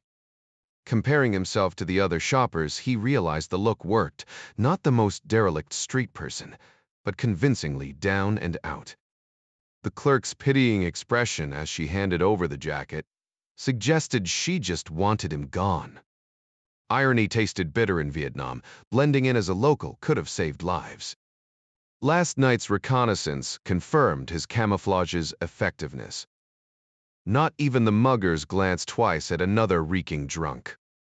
5 hours perched in an abandoned house's bay window revealed predictable police patrols and bus schedules. Post-workout, he broke down his unused pistol and suppressor, reassembling them with a new modification. A faint white stripe along the silencer for low-light aiming. Useless for long range. But tonight wouldn't require sharpshooting. The wine bottle sat half empty, its contents as foul as his circumstances, yet both would serve their purpose. With the pistol prepped, he slid around into the chamber and eased the hammer down before snapping the magazine into place. He'd picked up a Ka-Bar combat knife from a military surplus shop, the kind Marines swore by, and spent last night honing its 7-inch, Bowie-style blade to a razor's edge while keeping watch on the neighborhood. Funny how a knife could unsettle people more than a gun. Not logical, but convenient. Both weapons nestled against the small of his back, concealed under the drape of his dark shirt and bush jacket. One pocket held a dented whiskey flask filled with tap water. The other bulged with 4 Snickers bars. Coiled around his waist like a makeshift belt was a length of thick electrical wire, and his pants pocket held a pair of yellow Playtex gloves, not exactly stealthy, but they'd do the job without sacrificing grip. He'd already stashed a pair of worn cotton driving gloves in the car, which he'd scrubbed down inch by inch after buying it, erasing every fingerprint like some TV cop drama taught him. Maybe he was overthinking it, but better paranoid than caught. No ID. Just a thrift store wallet with a few crumpled bills. Binoculars stayed home tonight, too bulky. He made a mental note to grab a compact pair later. The local news predicted patchy clouds and a 75-degree low as he gulped 2 cups of instant coffee, waiting for full dark. Exiting the apartment felt riskier than it should have. Kill the lights, scan the parking lot, then move slow, deliberate. The Volkswagen's door clicked shut only after he'd gloved up. Passing his abandoned Scout, he almost pitied the lonely hulk. The radio played mellow rock to fill the silence as he crept southward, hands clammy inside the gloves. Funny how the drive-in always twisted his gut worse than the actual mission. Red lights became excuses to check mirrors. Speeders blurred past while he counted seconds like a metronome. Tonight's approach looped 2 blocks east of the target, his brain still converting urban blocks to jungle kilometers. A private joke as he parked behind a vintage Chevy. Alley shadows swallowed him whole. 20 paces in, his shoulders slumped into a drunk's shuffle. Yo, old-timer. 3 teens perched on a fence, beers in hand. Kelly veered left, but their laughter followed. No shortcuts tonight. One of the boys jumped down from the fence and swaggered toward him. Hey, old man, what's your problem? The kid sneered, his voice dripping with the careless cruelty of youth. Man, you smell like a dumpster fire. Didn't anyone ever tell you about soap? Kelly barely flinched, keeping his head low and shuffling forward. This wasn't part of the script. The kid matched his pace, deliberately staying in step just to mess with him. When the boy grabbed for the half-empty bottle in Kelly's hand, he held tight. No self-respecting drunk would just hand it over. A quick shove sent Kelly stumbling into the fence, but the kid lost interest fast, laughing as he rejoined his friends. And stay out of here, loser, echoed behind him as he reached the corner. Kelly had no intention of coming back. The next few blocks brought more of the same groups of teenagers who barely glanced his way, too busy with their own jokes to bother with some ragged old man. When he finally reached the abandoned building, the back door was still cracked open, and for once, the usual scuttling of rats was absent. Inside, Kelly straightened up, letting the tension ease from his shoulders. "Snake to Chicago," he murmured, a ghost of a smile touching his lips. Observation point secured. Up the creaking stairs he went, settling into his usual spot by the southeast window. Archie and Jughead were right where he expected, a block away, chatting up a driver in a sleek sedan. 10:12 at night, and the usual players were all in position: Big Bob and his sidekick. Little Bob, Charlie Brown, working solo. Dagwood with his unnamed partner. Only the wizard was missing, but he showed up fashionably late at 11, trailed by his nervous little shadow. Toto, who darted around like a terrier chasing its own tail. Gelly smirked. And your little dog, too. Sunday nights were slow, but Archie and Jughead seemed busier than the rest. Maybe it was their clientele: cleaner cars, better-dressed buyers, the kind that didn't usually crawl through this part of town. Not that it mattered. The real prize was what Kelly had spotted the night before and confirmed tonight. Now it was just a waiting game. He stretched out, letting his body relax while his eyes stayed sharp. The street below pulsed with its usual rhythm: police cruisers making their rounds. The groaning city bus with its screeching brakes. The dealers growing restless as the night wore on. Big Bob crossed the street to talk to the wizard, and for the first time, Kelly saw them exchange what looked like a friendly nod. Maybe the guy just needed change for a big bill. By 2 in the morning, traffic had thinned. The dealers were smoking more, talking less.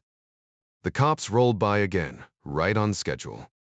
Kelly stayed still, watching, listening, ready. Kelly crumpled the third Snickers wrapper in his fist, stuffing it into his pocket as he scanned the dimly lit room one last time. Every surface was coated in a thick layer of dust, no chance of leaving prints behind. He hadn't even brushed against the grimy windows. Satisfied, he slipped down the creaky staircase and out the back door, melting into the shadows of the alley that ran parallel to the street. His footsteps were nearly silent now, just the faintest shuffle of worn sneakers on cracked pavement. The first night's confusion had turned into an advantage. Archie and Jughead had disappeared in a blink, no car, no sprint to the end of the block. It hadn't taken Kelly long to figure it out. These old row houses had been built with hidden shortcuts, arched passageways cutting through the middle of the blocks, perfect for quick getaways. Archie and Jughead always lingered close to one, though they never seemed to watch it. Kelly smirked as he leaned against a crumbling shed, barely big enough to fit a bicycle. He rigged a makeshift alarm with a couple of empty beer cans and a length of twine, ensuring no one could sneak up on him. Then he moved, light on his feet, fingers brushing the grip of his silenced pistol. 35 feet might as well have been a mile in a tunnel sound carried like a shout in a church. His eyes darted over the ground, avoiding a crumpled newspaper and jagged shards of glass. At the far end, Archie lounged against the brick wall, cigarette dangling from his lips, while Jughead perched on a dented car fender, staring down the empty street. The glow of their cigarettes flared every few seconds, ruining their night vision. Kelly could see them clear as day, but they wouldn't spot him until it was too late. "Don't move," he murmured, just loud enough for Archie to hear. The man turned his head, annoyed at first until he saw the barrel of the gun. His gaze flicked to Jughead, who was still oblivious, humming some half-remembered tune. Kelly cleared his throat. "Hey, Solasby be replace." Jughead spun, freezing when he saw the weapon trained on Archie's temple. Archie swallowed hard, hands twitching toward his pockets before Kelly waved him closer. "Business good tonight." "Fair enough," Archie muttered. "What do you want?" Kelly grinned. "Take a wild guess." "You a cop?" Jughead blurted.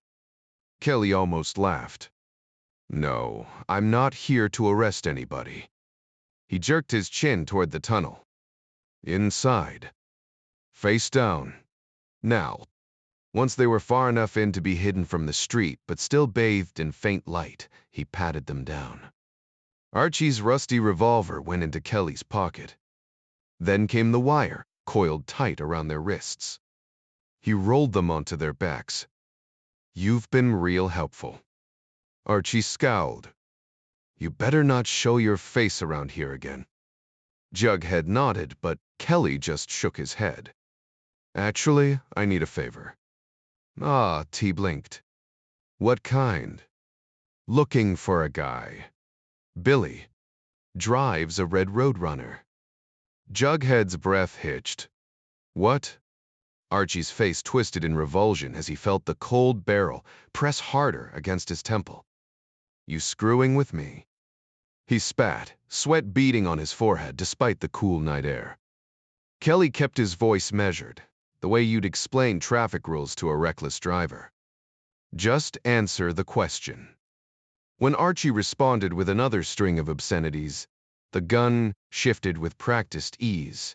Two sharp cracks echoed off the brick walls as Jughead's skull erupted like an overripe melon. Blood sprayed across Archie's cheeks in warm streaks, his expression frozen somewhere between disbelief and primal terror. Kelly almost chuckled at the irony. Jughead had barely strung two words together all night, and now his silence was permanent. The metallic scent of gunpowder mixed with copper as Kelly leaned in, his voice dropping to a whisper. I even said please. Christ almighty. Archie wheezed, suddenly aware his next breath depended on cooperation. Kelly cut him off before the bargaining could start. Billy. Red Plymouth Roadrunner, flashy type. Distributor. Tell me where he drinks. The unspoken threat hung thicker than the blood in the air. Archie's hands shook as he babbled addresses. Clinging to the lifeline, Kelly tossed him a promise of new supply, a twisted mercy. A quick pat-down yielded cash in dime bags, which Kelly pocketed with the efficiency of a man who'd done this before. He stepped over the bodies like they were sidewalk cracks, pausing only to check his shoes. No bloodstains, but they'd burn them anyway. The alley swallowed him whole as he untied the tin cans props for his drunkard act and vanished into the labyrinth of back streets. By dawn, the military base buzzed with surreal activity. 15 wrecked cars, salvaged from junkyards, were arranged in a haphazard civilian parking lot imitation. Marines grumbled as they positioned mannequins in playgrounds and sidewalks, their orders as baffling as they were precise. If Soviet satellites peered down, they'd see a ghost town with swinging child-sized dolls and adults frozen mid-stride, a stage set for a war game no one had bothered to explain. Kelly's after-action report would later call it the most tedious part of the operation. Building a fiction day after day for an audience that might never even be watching. The scene included a small playground nearby, where kids laughed under the watchful eyes of parents while cars came and went, a slice of everyday life that contrasted sharply with the grim discovery just half a mile away, hidden from the main roads and unnoticed by most of the base. Ryan and Douglas hung back, letting the forensic team work. Officer Chuck Monroe had made the gruesome find during his early morning patrol. As his headlights swept the narrow alley between houses, an odd shadow caught his attention. At first glance, it could have been a drunk sprawled out, but the crimson pool glistening under the light told a different story. Monroe didn't bother calling an ambulance. These men were long past saving. People don't realize how much blood a body holds, Douglas muttered. More to break the silence than anything else. The alley looked like someone had dumped buckets of red paint. Ryan turned to the coroner's rep. Time of death? Recent, the man replied, checking for rigor. Sometime after midnight, likely past 2. The cause was obvious, 2 neat holes in their foreheads. Ryan waved Monroe over. What do you know about them? Right one's Miss C. O'Donnell, goes by Juju. The other's his runner. Name's slipping me, Monroe said, exhaling cigarette smoke. Quiet night otherwise. Just the usual lowlifes doing their thing. The unspoken resignation hung in the air another Monday in the district. The photographers packed up, and Ryan swept his flashlight across the brick passage. Shell casings? Not a one, Douglas replied. Probably a revolver. Cheap piece, I'd bet. They combed the alley 3 times, methodical as ever. No grass to hide evidence, no clutter, just a tight, unforgiving space that left little to the imagination. Nothing, Douglas finally admitted. Guy took his brass with him. Amateur hour. Ryan smirked. Or someone who knew exactly what they were doing. The 2 detectives crouched beside the bodies, examining them closely for the first time. No visible gunpowder residue, the sergeant remarked, sounding slightly puzzled. Ryan glanced around before asking Monroe, "Are any of these houses currently occupied?" The young officer shook his head. "Not these 2 flanking the alley, sir. But most across the street have residents." Ryan frowned. 4 gunshots in the early morning. Someone must have heard something. The narrow brick passage should have amplified the sound like a megaphone, and a .92 pistol had a distinctive crack. Yet in neighborhoods like this, people either turned a blind eye or knew better than to get involved. "We've got officers canvassing door to door," Monroe added. "No lead so far." Douglas studied the precise bullet holes in the victim's forehead, barely half an inch apart. No powder burns. Shooter was standing about 3, maybe 4 feet back. He mimed the motion a natural stance, arm extended. "Could be residue we're missing," Ryan countered. "That's what the ME's for." The dim lighting and the victim's darker skin made it hard to spot any tattooing around the wounds. Nearby, the coroner's rep scribbled notes, muttering, "Glad someone values our work." Douglas pointed to the second victim, Miss C. O'Donnell. The shots were even tighter. "That's not amateur work."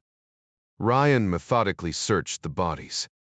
No weapons, just wallets, identifying the unknown man as Charles Barker, 20.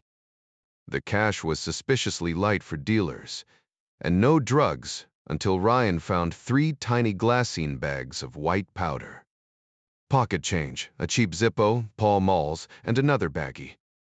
Drug deal gone bad, Douglas concluded. Monroe confirmed Maceo, nicknamed Juju, was a seasoned dealer.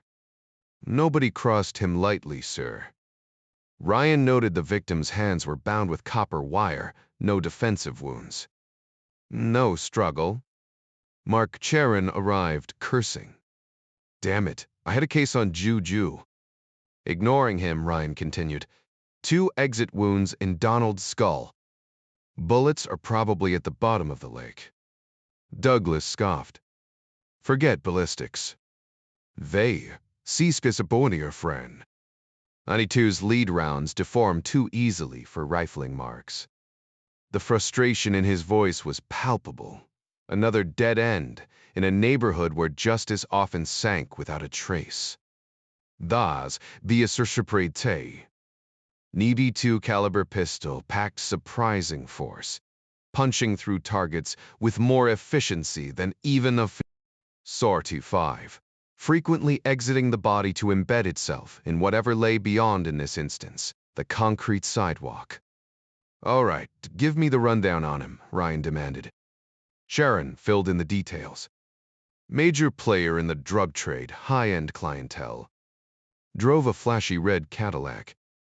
Sharp operator, too. Not anymore.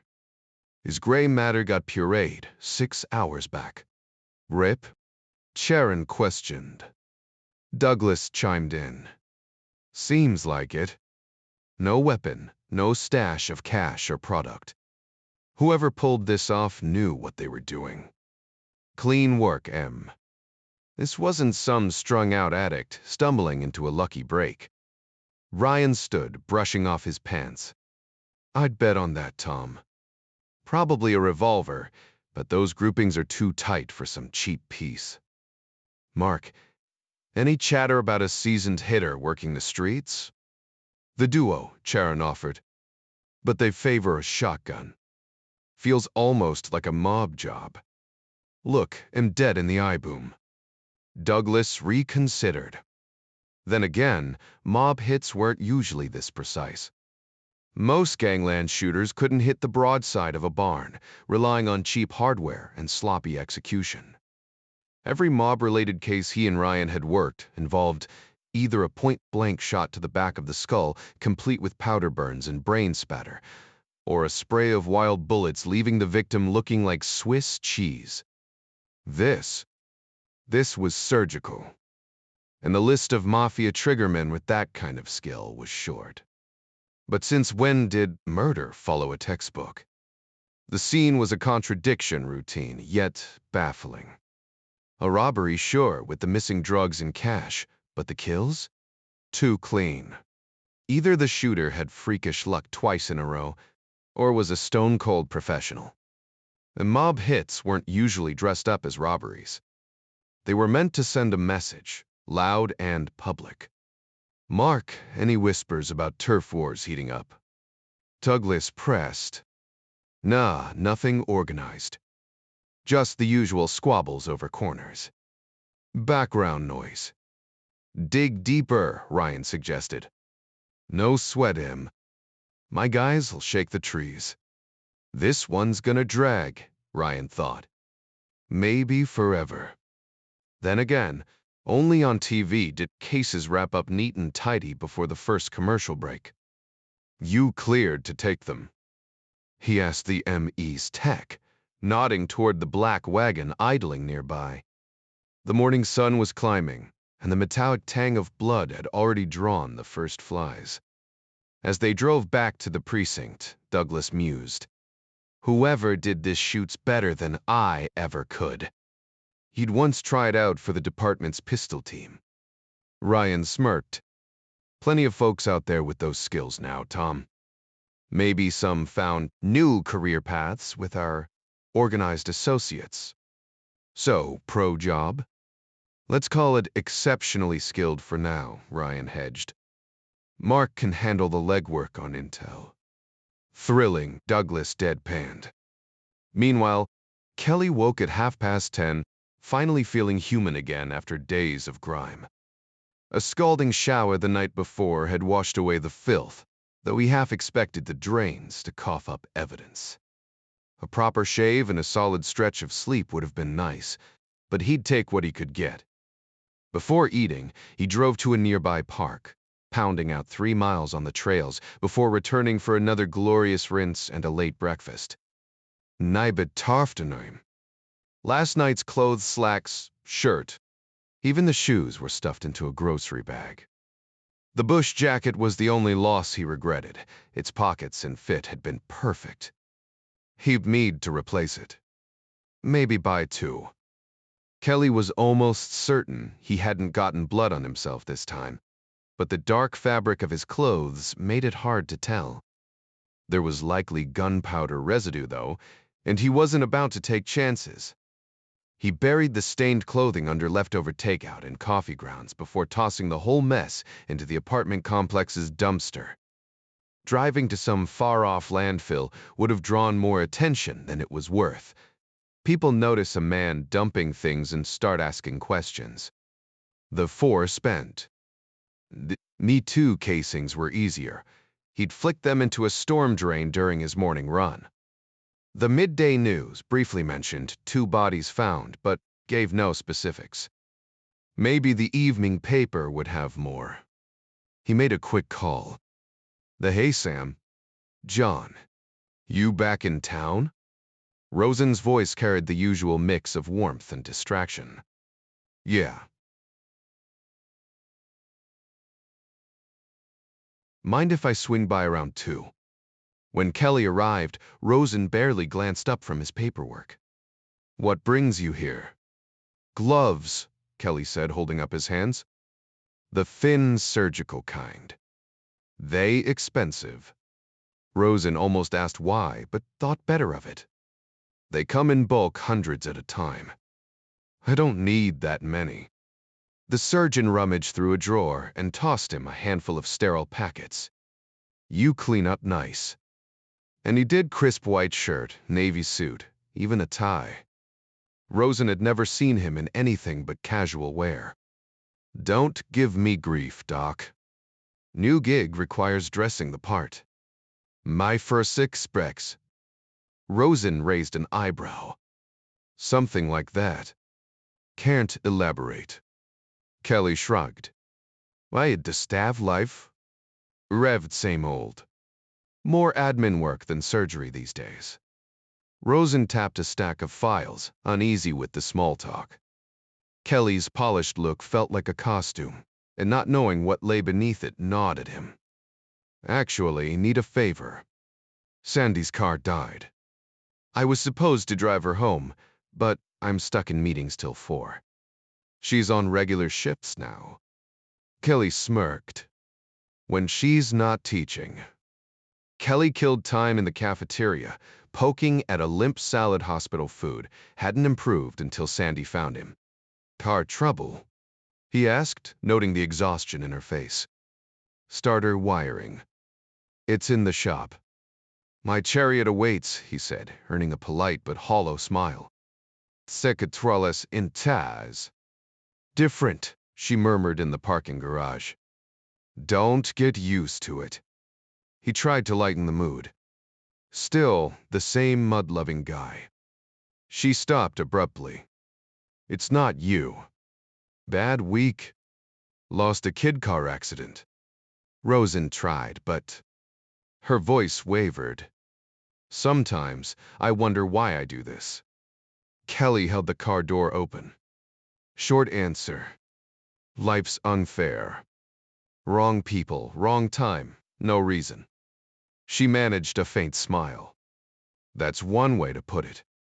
Were you actually trying to make me feel better? The irony of it tugged at the corners of her lips. But the smile that followed wasn't the reassuring kind Kelly had hoped for. We all patch up our cracks as best we can, Sandy. You battle your demons, I face mine, Kelly replied, the words slipping out before he could stop them. So, how many have you actually taken down? Enough, Kelly muttered, his voice distant as he fought to keep his thoughts in check. It startled him how effortlessly the conversation flowed with Sandy, how the walls he usually kept up seemed to crumble around her. And what did it change, John? My old man was a firefighter. Died while I was deployed. Ran into a burning house, pulled 2 kids out. Smoke inhalation had already gotten to them. He got them clear, then dropped dead right there. They said his heart gave out before he even hit the pavement. At least it meant something, Kelly said, the memory of Admiral Maxwell's words echoing in his mind, how death ought to carry weight, how his fathers had. You've taken lives, haven't you? Sandy's question hung in the air. That's what war is, Kelly admitted. What did it accomplish? If you're looking for some grand philosophy, I don't have it. But the ones I stopped? They never hurt anyone again. Plastic flowers sure as hell didn't. No more village leaders, no more families caught in the crossfire. Maybe someone else stepped into that role, or maybe not. Sandy's gaze drifted to the passing cars as they rolled north on Broadway. And the people who killed Tim, did they tell themselves the same thing? Maybe. But there's a line. Kelly almost argued that he'd never seen his own men slaughter innocents, but that wasn't true anymore, was it? If everyone believes they're the righteous ones, where does that leave us? It's not like fighting a virus. You're up against something that harms everyone. No deception, no politics. We don't kill people, that's why I do what I do, John. Sandy, 30 years ago, there was a man named Hitler who got off on murdering people like Sam and Sarah just because of their names. He had to be stopped, and he was way too late, but it happened. Wasn't that the clearest lesson of all? "We've got enough problems right here," she countered, nodding toward the rundown streets outside Johns Hopkins. "I know that. Don't forget who you're talking to." The sharpness in his voice deflated her. "I'm sorry, John." "Alf, me too." Kelly hesitated, searching for the right words. "There's a difference, Sandy. Most folks are decent. But the bad ones? You can't ignore them, can't will them into kindness. Someone's got to stand between them and the rest. That's what I did. But how do you keep from becoming one of them?" Kelly exhaled slowly, wishing she hadn't asked. He didn't want to dig into his own conscience, not now, not ever. The past few days had been simple. Identify the enemy, act. No second guessing. Facing his own choices. That was harder. "Never been an issue for me," he lied, dodging the question. Then it hit him. Sandy and her people fought an idea, risking their sanity against forces they couldn't fully grasp. Kelly fought people, tracked them, confronted them, ended them if he had to. One side had purity, but no closure.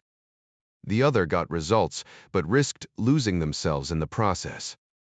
Warrior and healer, two battles, same war. Maybe the real difference wasn't what you fought, but how it changed you. Sandy turned to Kelly, her voice heavy with exhaustion. "What are we even fighting for in Vietnam?" she asked, repeating the question that had haunted her daily since the telegram arrived. "My husband died there, and I still don't understand why." Kelly hesitated, knowing no answer would satisfy her. War was chaos, bad luck. Poor choices and timing conspired to send soldiers to their deaths in some far-off jungle. Even those who survived couldn't always make sense of it. She'd likely heard every justification from her late husband, and searching for meaning now felt pointless. Maybe some things weren't meant to be understood. But how do you keep living without pretending there's a reason? As they turned onto her street, Kelly glanced at her peeling house. "You could use a fresh coat of paint," he remarked, grateful for the distraction. "I know," Sandy sighed, "but I can't afford to hire anyone, and I don't have the time." Kelly studied her weary expression before speaking. "Sandy, can I give you some advice?" "What's that?" "Let yourself live. I'm sorry about Tim, but he's gone. I lost friends too. You have to keep moving forward." Her eyes flickered with something unreadable, a practiced detachment that told him more than words could. "Something's changed in you," he thought. "I wonder what it is." Sandy noticed it too. The sadness that had once mirrored her own grief had vanished from his face, replaced by something she couldn't place. He'd always been polite, even disarmingly gentle, but now there was a quiet resolve she didn't recognize. It unsettled her. She'd always prided herself on seeing through people, but Kelly was different. He stepped out of the car and opened her door with a small gesture toward the house. "Ma'am." "Why are you so kind?" she asked suddenly. "Did Dr. Rosen put you up to this?" Kelly shook his head. "He just said you needed a ride.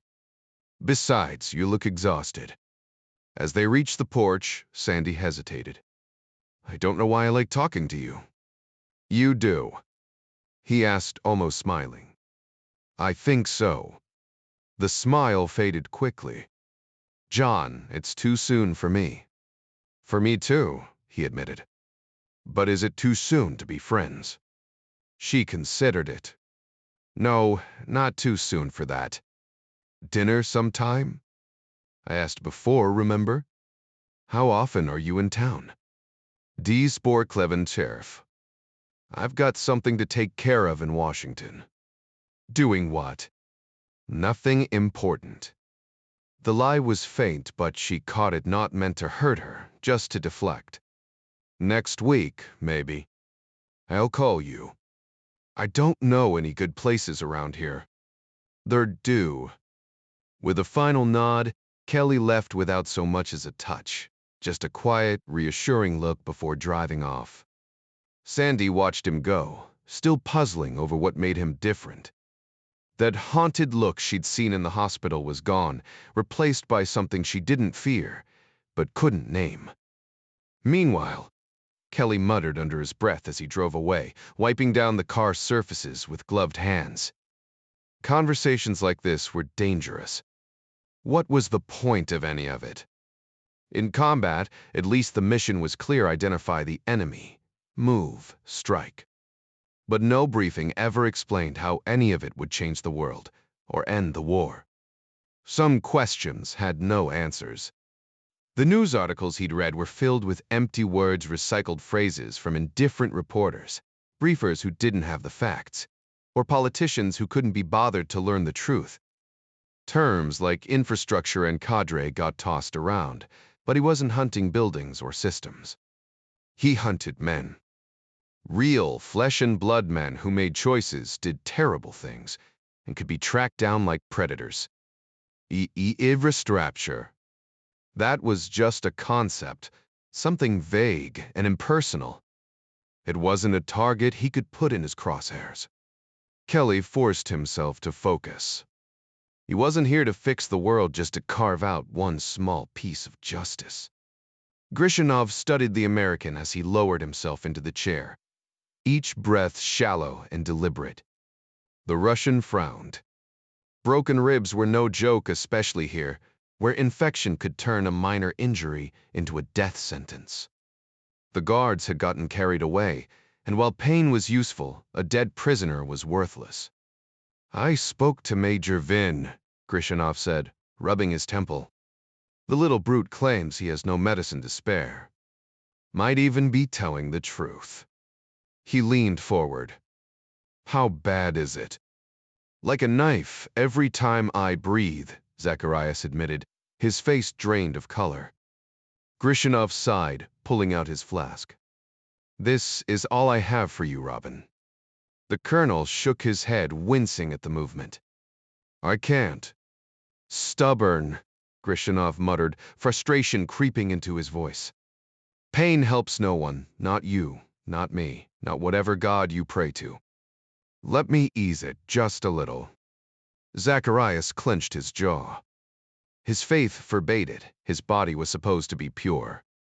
But purity didn't mean much when you were broken. Internal bleeding was a real fear now. Would he even heal in this state? Pain clouded judgment, made resistance harder. Maybe relief wasn't surrender. Maybe it was strategy.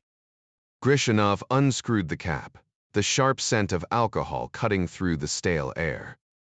Tell me, Robin, do you ski? The question caught him off guard. Yeah. Learned as a kid. The Defried D. Downhill, Zacharias corrected. Ah, the Wasatch Mountains, good snow there? A flicker of memory softened the pain. The best. Dry powder, like fine sand. Grishinov smiled, offering the flask again. Just this once. Zacharias hesitated, then took a swallow. The burn spread, dulling the edges of agony. He exhaled, feeling his muscles loosen. Grishinov watched, relieved when the man didn't cough. The vodka was good, real embassy stock, smuggled from Hanoi. Smooth with that faint papery aftertaste, most people wouldn't notice. Not that it mattered after a few drinks. You any good on the slopes? He asked, keeping his tone light. Zacharias closed his eyes as warmth seeped through him. For the first time in days, he could almost breathe without flinching. The pain eased slightly as he relaxed, and Robin found himself with enough strength to humor the Russian's conversation about skiing. I tackle the toughest slopes, he said with quiet pride. Been doing it since I was 5. My dad took me out the first time. Your father, was he a pilot too? Kolya asked. Robin shook his head. No, just a lawyer. My father teaches history at Moscow State University, Kolya replied, his voice softening. We had a cabin in the woods, and when I was young, I'd ski through the trees. The silence was perfect, just the whisper of skis on fresh snow. No other sound. Like the whole world was wrapped in quiet. Robin nodded. Same in the mountains if you go early, right after a fresh snowfall. No wind, just stillness. Kolya grinned. Ooh, like flying, isn't it? A clear day, just you and the sky. He leaned in, lowering his voice. Ever turn off your radio for a few minutes? Just to be alone. They let you do that? Robin asked, surprised. Kolya chuckled. No, but I do it anyway. Robin smiled, remembering a crisp February afternoon in '64, soaring out of Mountain Home Air Force Base. It's like being untouchable. The engine noise fades and suddenly it's just you and the sky. Like God's view. Only if your helmet fits right, Robin joked. Kolya's expression turned wistful. That's why I fly to escape the paperwork, the lectures, all the nonsense. Up there, it's just freedom. Better than skiing, even. On a clear winter day, you can see forever. He passed Robin the flask again. You think these people down here ever feel that? Doubt it. Robin hesitated, then took another sip. You know what I do? I hold the stick lightly, close my eyes for a second, and when I open them, the world's different. I'm not part of it anymore. More like an angel. Veretstabert. The sky belongs to me. But it's never quite like holding a woman. Best feelings are the ones you have alone, I guess. Kolya studied him, intrigued. You a poet or something? I love poetry, Kolya admitted. Can't write it, but I read it. Memorize it, let the words take me where they want. His voice was sincere as he watched Robin's gaze drift, lost in thought. We're not so different, my friend. Elsewhere, Tucker and Sharon stood between the towering shelves of the Enoch Pratt Library, voices low. Juju got sloppy, Tucker muttered. One of yours? Sharon flipped a page absently. Moved a lot of product for us. Who took him out? No telling. Ryan and Douglas were there, but they didn't have much. You really sweating one dealer? Tucker's jaw tightened. You know better than that.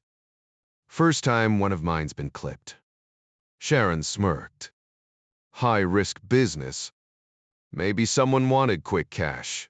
Maybe a shortcut into the trade. Hell, if they were that clean, maybe you could cut a deal. I've got enough dealers, Tucker snapped. And peace talks are bad for business. How would they do it? Taba Daruz Pravtotated. 2 headshots each. Douglas thought it looked like mob work. Tucker turned sharply, eyes narrowing.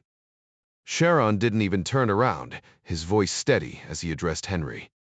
This wasn't Tony's style. You really think he'd pull something like that? Unlikely, Henry admitted. But Eddie? That was another story. Sharon exhaled, rubbing his temple. I need a favor. What kind? The dealer. Unless you've got insider tips on the next big race. That D is bricked.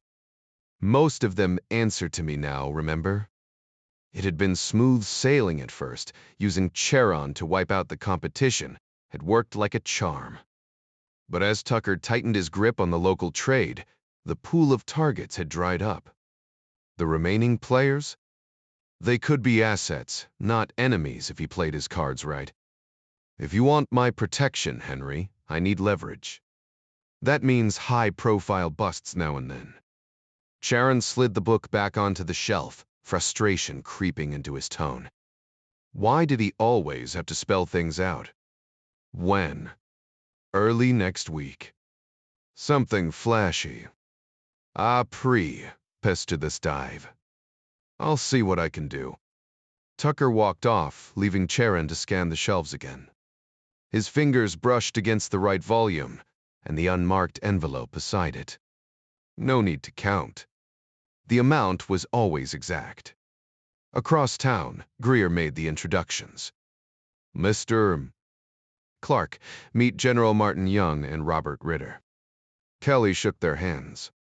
The Marine had the same pilot's edge as Maxwell and Podolsky, both absent today. Ritter spoke first. Solid breakdown. Not exactly polished, but you nailed the essentials. Sir, it's straightforward. The ground assault. The cakewalk. These aren't elite troops, they're watching the inside, not outside. 2 guys per tower, machine guns facing inward. Takes seconds to pivot. Use the tree line to get close. Hit them with M79s. Kelly traced the diagram. Barracks here, 2 doors, maybe 40 men inside. General Young tapped the southwest corner. Till point. Exactly. For a flyboy, you catch on quick. Kelly smirked. The trick is sneaking the team in. Use the weather this time of year. It's on our side. 2 gunships with rockets and miniguns to soften these buildings. Evac choppers land here. Whole thing's over in 5 minutes. So the key is getting the assault team close. No, sir. If you want a repeat of Song Tae, go for it, crash a chopper, the whole spectacle. But I thought you wanted subtle. Correct, Ritter cut in. Has to be small. No way we sell this as a major op. Fewer moving parts, different tactics. Bright side. Small target, minimal resistance. Dirk, Rhys's bowed to Sid. No margin for error. Not much, Kelly agreed. 25 men. Land in the valley, hike over the ridge, take the towers, blow the gate. Gunships strafe these buildings while the team hits the main target. Snakes cover the slicks on extraction, and we're gone before anyone knows what hit them. Greer chuckled. Mr. Poetic Ham. Clark, you've got a real talent for optimism. Gassed, Kelly grinned. Or realism, sir. General Young would never back them if he discovered Kelly had only been a chief. The man had already gone above and beyond, blowing his entire annual construction budget to assemble that training mock-up deep in the Quantico woods. Kelly tried to downplay it, just running through familiar drills, Admiral, but the stakes were higher than anyone wanted to admit. Ritter studied the surveillance photos and blueprints, his jaw tight. This operation could end careers, Greer's included. But standing by meant abandoning good men to rot. That wasn't the worst of it, though. The real gut punch? Knowing higher-ups had written those lives off as expendable and might do it again. That kind of betrayal would gut the agency's credibility. Who'd risk their neck for a country that wouldn't cover theirs? Ritter leaned forward, tapping the photos. We move fast before this hits the press. A rescue op packaged as a time-sensitive opportunity. That's palatable. But Kingpin was a disaster because it reeked of agenda. This? Clean, focused. Some of us might bite if we sell it right. Greer's question hung in the air like smoke. So, you're in? Ritter exhaled. Yeah. 30, Tafriger, I'm in. Across the room, Young traced helicopter routes on a topo map. We need boots on the ground first, he muttered. Gilly didn't hesitate. 2 images burned in his mind. Colonel Zacharias, standing proud with his family, and the broken man in the next photo, seconds from a rifle butt to the spine. One more mission. Why the hell not? Complications Archie's intel had been thin. But enough. Now Kelly just needed caffeine and luck. Tailing a car wasn't like the movies, or that messy job in New Orleans. Too close, you're made. Too far, they vanish. Traffic turned it into a nightmare. Semis blocking sightlines. Idiots cutting you off while you're fixated on Billy's cherry red Roadrunner. At least the car was a beacon. Billy might love peeling out at stoplights, but even he wasn't dumb enough to drag race past a cop. Kelly spotted him near the bar Archie had mentioned. The Roadrunner gleamed fresh wash, fresh wax. This guy treated his ride like a trophy wife. Amateur move. Kelly hung back, learning Billy's rhythm. Side streets over main roads, weaving through neighborhoods like he had a GPS built into his skull. Advantage, local knowledge. Disadvantage? Kelly's beat-up sedan blended in like wallpaper. And Billy, he drove like a man who'd never checked his rear-view mirror once in his life. The streets were cluttered with old Beetles, making one more blend right in. After 40 minutes of tailing, the pattern was obvious. The Roadrunner swerved right and parked at the end of the block.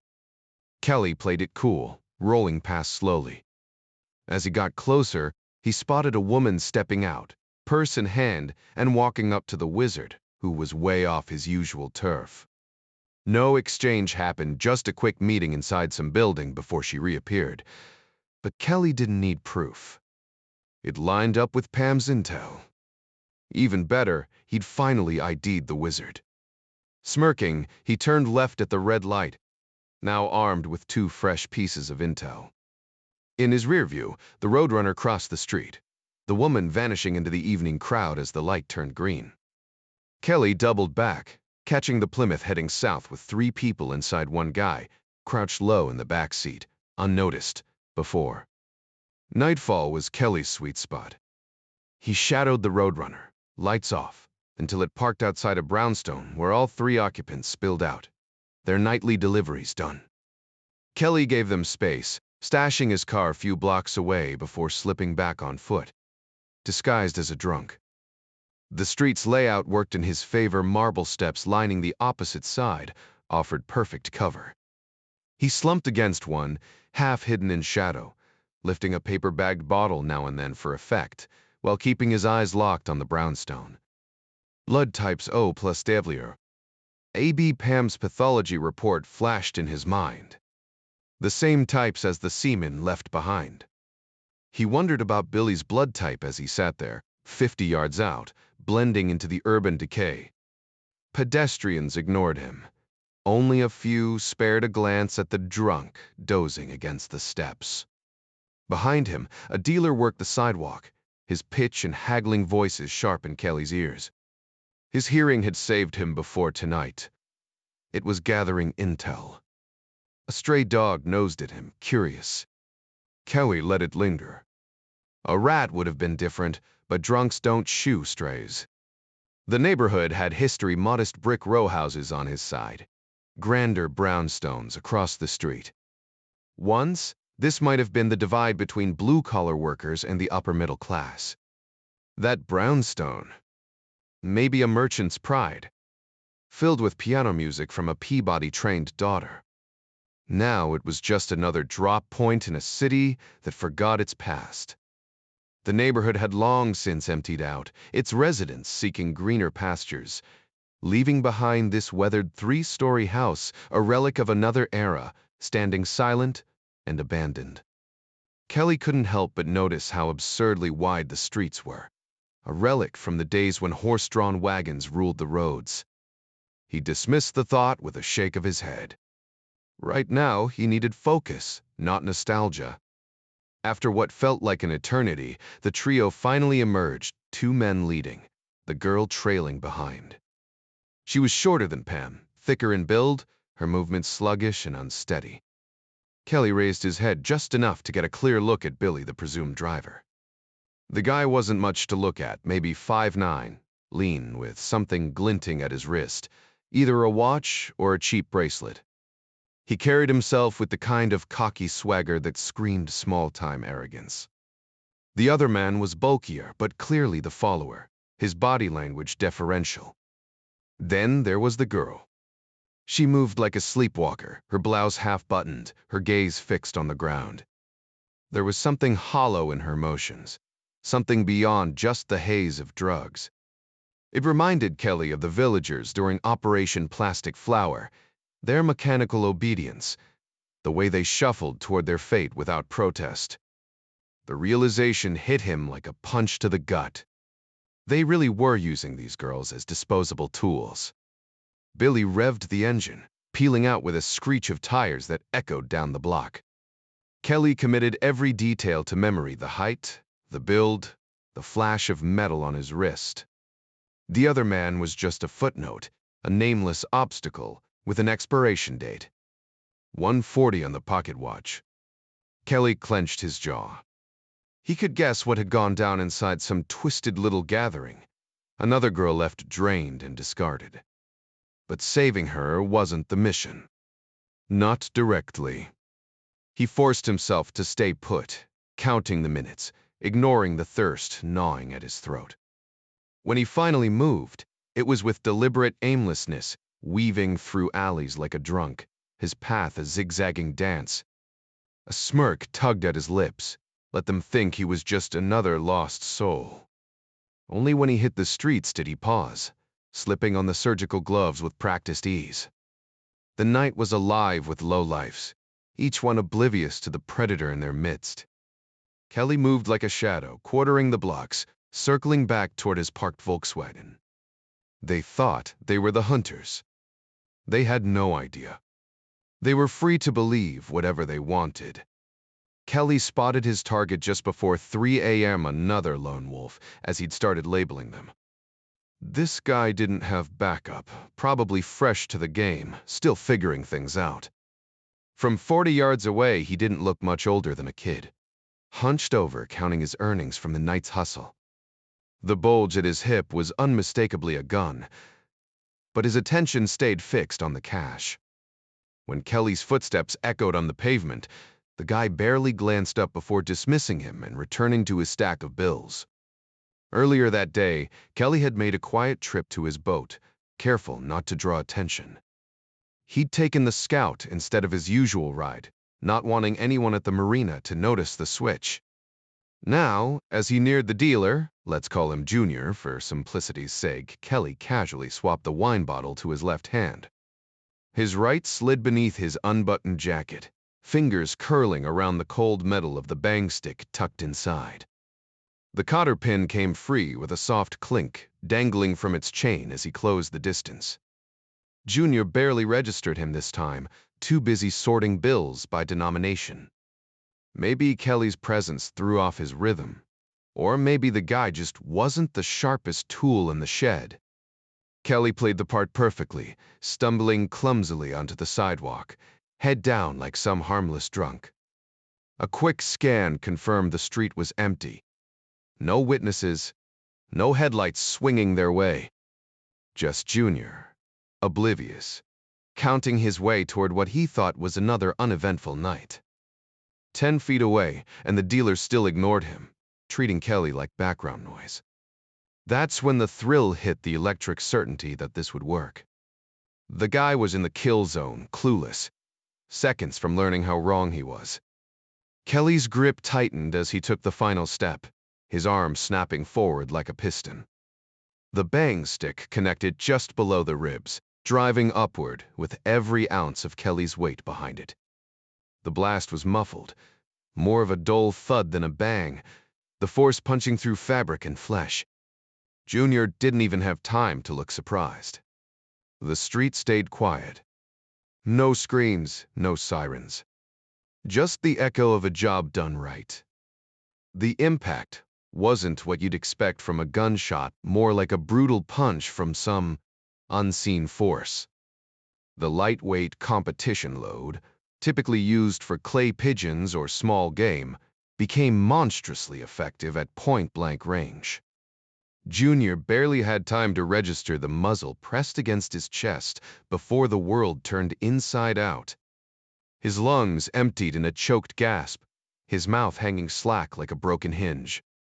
Shock flickered in his eyes as they locked onto Kelly's, his body still upright for one impossible second, just long enough for realization to set in before gravity took over.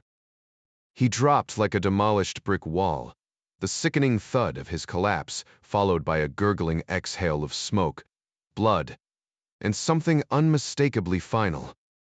Even in death, Junior's gaze clung to Kelly, his lips trembling around words that would never come. Kelly didn't linger. He snatched the cash roll from Junior's stiffening grip and melted into the shadows, pausing only to rinse the shotgun's tip in a rain puddle before vanishing westbound. By dawn, he was home, $840 heavier and one shell lighter. Across town, Detective Ryan crouched beside the body, grimacing at the surreal neatness of it all. "Bandana," he muttered, eyeing the gaping wound, a perfect 12-gauge signature, ringed in soot like a macabre bullseye. The coroner's dry chuckle cut through the morning chill. Thews of death.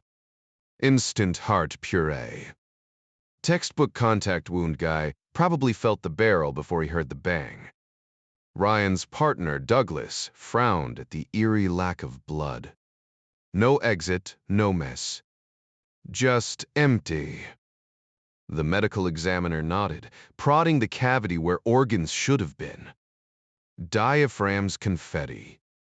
Hell, I've seen car wrecks less tidy. Ryan's gloved hand brushed Junior's hip, searching for answers in the silence.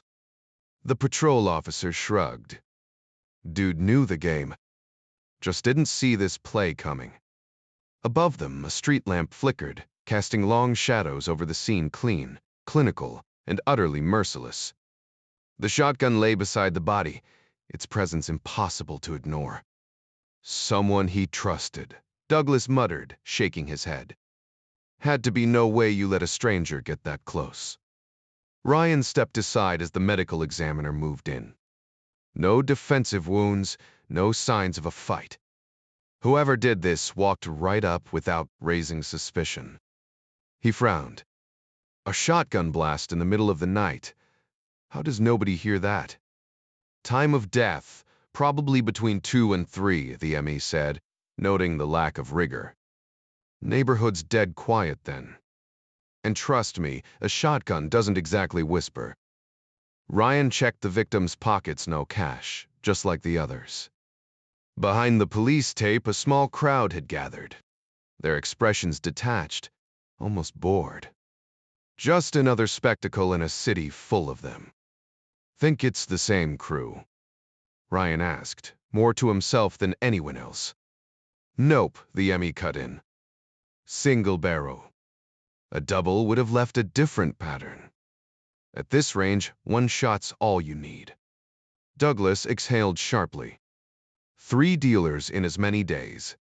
If this keeps up, Mark Charon's gonna need a new line of work. Not today, Tom, Ryan said, cutting him off. Another case file, another dead dealer, clean, efficient, but not the same as the Juju hit. Different style. Later, Kelly laced up his running shoes and hit the trails at Chinquapan Park. The morning air was crisp, the kind that made you feel alive. Kids darted across the grass, some playing pickup baseball, others chasing frisbees with the kind of reckless joy only children have. A stray ball rolled near his path and he scooped it up mid-stride, tossing it back to a grateful kid. A little girl wobbled into his way, clutching a bright green frisbee, her mom shooting him an apologetic glance. He just smiled and sidestepped. This was how it should be, carefree, safe. A far cry from the streets he'd been working. Back in Indianapolis, summers meant parks just like this, moms watching from benches, dads coming home, tired but happy. But not every kid got that. The thought gnawed at him. These kids had it, good shouldn't that be the norm? He shook it off. Changing the world wasn't his job. Finishing his run, he slowed to a walk, letting the sounds of laughter and playful arguments wash over him. Cheaters called out, rules debated with the seriousness only kids could muster. For a moment, it almost felt like the world made sense. John slid behind the wheel of his car, shutting out the noise of the city and his own nagging doubts. Sure, he was bending the rules, but wasn't it for a good cause? Justice, or at least his version of it. Vengeance. The word rattled around his brain as he idled at a red light. No, vigilante felt more accurate. A term rooted in ancient Rome's vigils, those night watchmen who patrolled shadowy streets with swords at their hips. Funny how history had a way of repeating itself. Back then, justice was brutal crucifixions, sacks of condemned men tossed into the Tiber with rabid animals. Compared to that, his actions almost seemed civilized. Almost. Parking near a row of dumpsters, he disposed of another bag of clothes, the routine now second nature. A quick shower later, he dialed the hospital. "Nurses Station O'Toole," came Sandy's voice, crisp but tired. "Still off at 3?" he asked, leaning against the wall. Her laugh crackled through the line.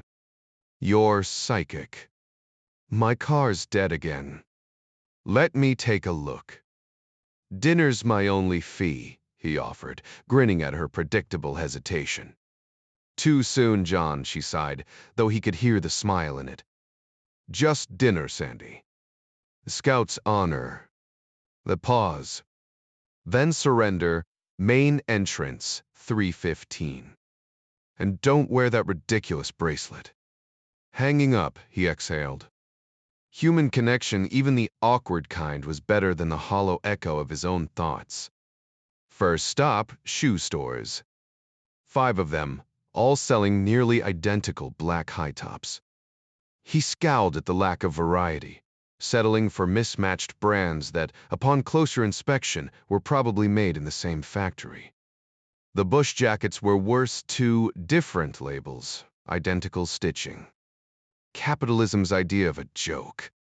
But the plan demanded anonymity, so he paid in cash, stuffing receipts into his pocket. As he drove away, the radio hummed with static, a distorted echo of his own restless mind. Rome's streets might have been safer, but they'd never had to deal with corporate branding. Returning to his apartment, which he stubbornly referred to as home, despite knowing it wasn't, Kelly tore off every tag and dumped his clothes into the washing machine. He cranked it to the hottest setting, pouring in a generous amount of bleach, tossing in the last of the thrift store finds he'd scavenged from yard sales. Down to just 3 outfits, he grimaced at the thought of having to hunt for more.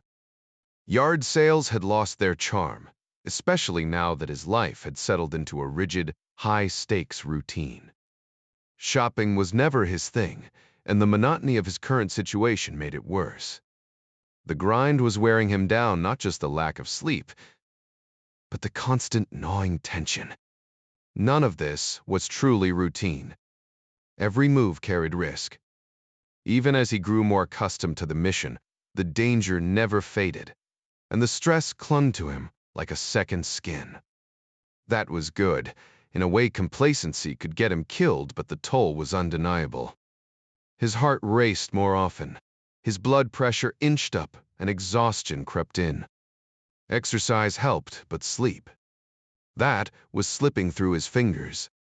It reminded him of his days in third sog-clearing jungle trails, except now he was older, alone, with no team to share the burden or crack jokes when the pressure got too heavy. He glanced at his watch. Wind. Me? That's what he needed. Flipping on the bedroom TV, he caught the midday news. "Another drug dealer found dead in West Baltimore today," the anchor announced. Kelly smirked. "Yeah, I know," he muttered before drifting off.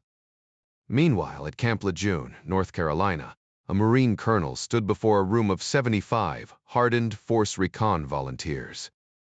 "We've got a job for you," he said, his voice steady. "Dangerous. Critical. Something you'll look back on with pride.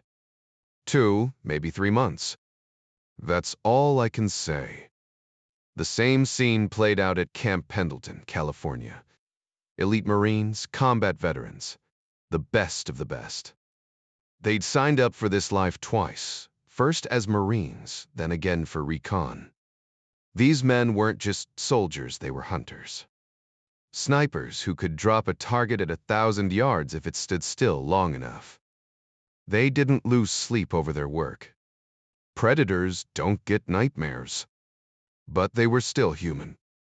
Most had families waiting for them, or sweethearts they hoped to settle down with someday. Many had already done one tour, some two, a rare few three. Those who'd seen too much didn't raise their hands this time. Duty called, but so did life, and some battles had already been fought. Their new role was to mentor the next generation, sharing the hard-won knowledge that had brought them home, when others just as skilled hadn't made it back. It was their duty to the core, a responsibility they accepted as they sat in silence. Eyes fixed on the colonel at the podium, their curiosity simmering but not enough to risk their lives again. Some stole glances at the younger faces around them, recognizing the ones who would stay behind, who would scribble their names on the volunteer list. Many would wrestle with guilt later, knowing they'd walk away from answers that might haunt them forever. But then they'd picture their families, their kids' laughter, their wives' worried eyes, and the choice became clear. Not this time. The room emptied slowly, leaving behind a handful of volunteers. Their files would be reviewed, their skills weighed against the mission's needs. Some would be chosen, others passed over, not always fairly, but that was the way of things in uniform. By dusk, the selected men were gathered, handed departure times, and told little else. A bus waited outside. Not far then. At least for now. Kelly stirred at 2 a.m., scrubbing away the grit of his last mission. Today required a different disguise. Crisp shirt, navy blazer, a tie knotted just right. His hair, still patchy from the razor, would have to do. He looked every inch the corporate salesman as he climbed into his Scout, nodding at the apartment manager on his way out. Fate tossed him a parking spot near the hospital entrance, where a towering statue of Christ loomed in the lobby, its serene gaze at odds with the violence Kelly had left behind hours earlier. He circled it, avoiding the statue's eyes. No need for that kind of reckoning today. At 3:12, Sandy O'Toole pushed through the oak doors, her expression tight. Behind her, a compact surgeon in scrubs barreled forward, voice sharp as a scalpel. Kelly edged closer, catching fragments of the argument. "The report's filed, Doctor," Sandy said, calm but firm. "You had no right." The man's face flushed darker, spittle flying. "Sure, I did. Your dosage was wrong. My job is to report it." The doctor jabbed a finger at her. "Nurses don't override doctors." His next words turned foul, echoing under the statue's watch. Kelly's jaw tightened. This wasn't just about paperwork, it was about respect. And the longer the doctor yelled, the more Kelly's hand drifted toward the weight in his jacket pocket. Just in case.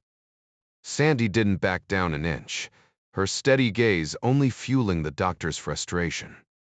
Kelly stepped in, not to intervene but to remind them both they were professionals. "Whatever this is," he said calmly, "maybe take it down a notch." Sandra shot him a glare, but the doctor barely registered his presence, something Kelly hadn't experienced since high school. The man's voice climbed louder, his insults shifting between English and Farsi, yet Sandy held firm. Kelly admired her composure, though he could see the tension tightening her jaw. Then things escalated. The doctor's hand shot up, his voice turning venomous as he hurled a crude insult, clearly picked up from local slang. That's when Kelly moved. The doctor's fist froze midair, trapped in Kelly's grip. "Need someone to fix a broken hand?" Kelly asked, his tone deceptively mild as he applied just enough pressure to make his point. A security guard appeared, drawn by the commotion, but Kelly didn't loosen his hold. 28 bones in the hand, right? He mused. "Want to test how many you can break?" The doctor's defiance crumbled under Kelly's cold stare, no anger, just quiet certainty. "Apologize," Kelly ordered. The man spat back a refusal, but a firmer squeeze changed his tune. "I'm sorry," he muttered, though the words tasted bitter. Kelly released him, then glanced at his name tag. "Feel better, doctor." Coleman. Good. Now remember, no more shouting. No threats. We clear? The doctor fled without another word, leaving Sandy exhaling sharply. "Did you really have to do that?" she asked, frustration mixing with relief. Kelly shrugged. "You were handling it." "But what's the story?" Sandy's words tumbled out the wrong prescription. The patient's allergy, the near disaster. "Doctor, Rosen might finally fire him," she added, shaking her head. "But he's desperate to stay." Kelly nodded, watching her shoulders relax as the adrenaline faded. The guy had a habit of bullying nurses, and nobody appreciated that, but Sandy felt she'd had the situation under control. Kelly shot her a look and gestured toward the exit. "Next time, maybe I'll just let him rearrange your face," he said dryly, though he already knew there wouldn't be a next time. The doctor's expression had said it all. Sandy frowned. "And then what?" she pressed. "Then he takes a break from surgery," Kelly replied. "Listen, I can't stand bullies, especially ones who pick on women. It's not something I tolerate." Sandy hesitated, studying him. "You actually go that far with people?" Kelly held the door open for her. "Not usually. Most folks back off after a warning. Think about it, if he hits you, you both lose. This way, just bruised egos. Nobody's in the hospital over hurt feelings." She let it drop, though part of her was irritated. She'd handled the doctor just fine, some hack who barely knew his way around a scalpel, cutting corners on post-op care. Sure, he only took charity cases, the easy ones, but that didn't excuse sloppy work. Every patient deserved the best, no matter what. Still, she had to admit, the guy had rattled her. Kelly stepping in had been a relief, but part of her wished she'd been the one to shut him down. The nurses would have a field day with this. In the break room, hospital gossip traveled fast, and doctors who messed with the nursing staff never lasted long. But what stuck with her was the way Kelly had looked. No anger, no satisfaction, just cold, detached precision, like he was flipping a switch. 1 second calm, the next ready to break the guy's hand without blinking. It unnerved her. Temper? No, too controlled. Something darker. Sam and Sarah wouldn't keep company with a psychopath, and they were sharp judges of character. So what was he? The car rumbled to life as Kelly pulled onto Broadway. "So what's wrong with your ride?" "Mill," he asked. Sandy smirked. "If I knew, it wouldn't be broken." "Fair point," he chuckled. She watched him. This man who could shift from easygoing to lethal in a heartbeat. Like some kind of switchblade smooth one moment, razor sharp the next. But then, just as quickly, he was back to normal, asking about her day. "Actually, it was good," she said, grateful for the distraction. "We sent home a little girl we were really worried about. 3 years old, fell from her crib. Guer tu prestidad, the niad inter. Rosen did amazing work. You'll never even see the scars." "Sam's solid," Kelly nodded. "Good doctor, better man." Sarah, too. The phrase, "good troop," echoed in her head something Tim would have said. Kelly turned onto North Avenue, his expression shifting again when he mentioned Pam. Just like that, the warmth drained from his face, replaced by something hollow. Sandy saw it the way his hands clenched the wheel. The brief, brutal lie he told himself before reality crashed back in. Some wounds never heal. Better not to remember, Kelly thought. But the minefields were always there, waiting. Life without memories, both the joyful and the painful, would be hollow. If you erase the people who shaped you, who would you even be? And if those memories didn't push you to act, what was the point of living? Sandy could read it all in his expression, shifting, unguarded, but never cold. Not a psychopath. He felt lost deeply, unlike those who couldn't grieve. So, what did that make him? Try it again, Kelly urged. The dull thud of metal followed. All right, I've got it figured, he said, leaning over the hood of her Plymouth Satellite, sleeves rolled up, his dress shirt already smudged with grease. Sandy stepped out of the car, keys in hand, odd, considering the thing wouldn't start. Might as well leave them in and torture some would-be thief. Narrowed it down to the solenoid switch, he announced. The what? She peered at the engine, a mess of wires and grime. That tiny ignition switch isn't strong enough to crank the starter, so it triggers a bigger one here. He tapped a wrench against the part. Electromagnet flips the heavy-duty switch, sending power to the starter. Makes sense. Why sort the distit? Not really. The shop swore I needed a new battery. Kelly smirked. Let me guess. They also said mechanics love to mess with women because we're clueless about cars. Sandy rolled her eyes. Something like that. But you're still paying me, he said, digging through his toolbox. How? Too filthy for dinner now. We're eating here. He vanished under the car, dress pants and all, emerging moments later with grease-streaked hands. Give it a shot. The engine sputtered to life, weak but running. Keep it on to charge, he instructed. What was it? Loose connection. Just tightened it. But get a lock washer on that nut, or it'll wiggle free again. He eyed his ruined clothes. So did she. You didn't have to, you need this car tomorrow, right? Kelly shrugged. Where's your sink? She led him inside, pointing to the bathroom. When he returned, she handed him a glass of wine. Where'd you learn all this? My old man. Firefighter, but a mechanic at heart. Picked it up from him. He took a sip, not his usual drink, but it wasn't bad. Was. Heart attack on duty while I was overseas. Mom went earlier cancer, slow and ugly. His voice stayed steady, but the ache was there, buried deep. Dad smoked. Probably what got him. I was laid up with an infection at the time, couldn't even fly back. Sandy hesitated. I wondered why no one visited you in the hospital. Couple uncles, some cousins. We're not close. It clicked then. Losing his mother young, powerless to stop it. Every woman he'd loved ripped away his mom, his wife, his girlfriend. No wonder he'd snapped when Kofan threatened her.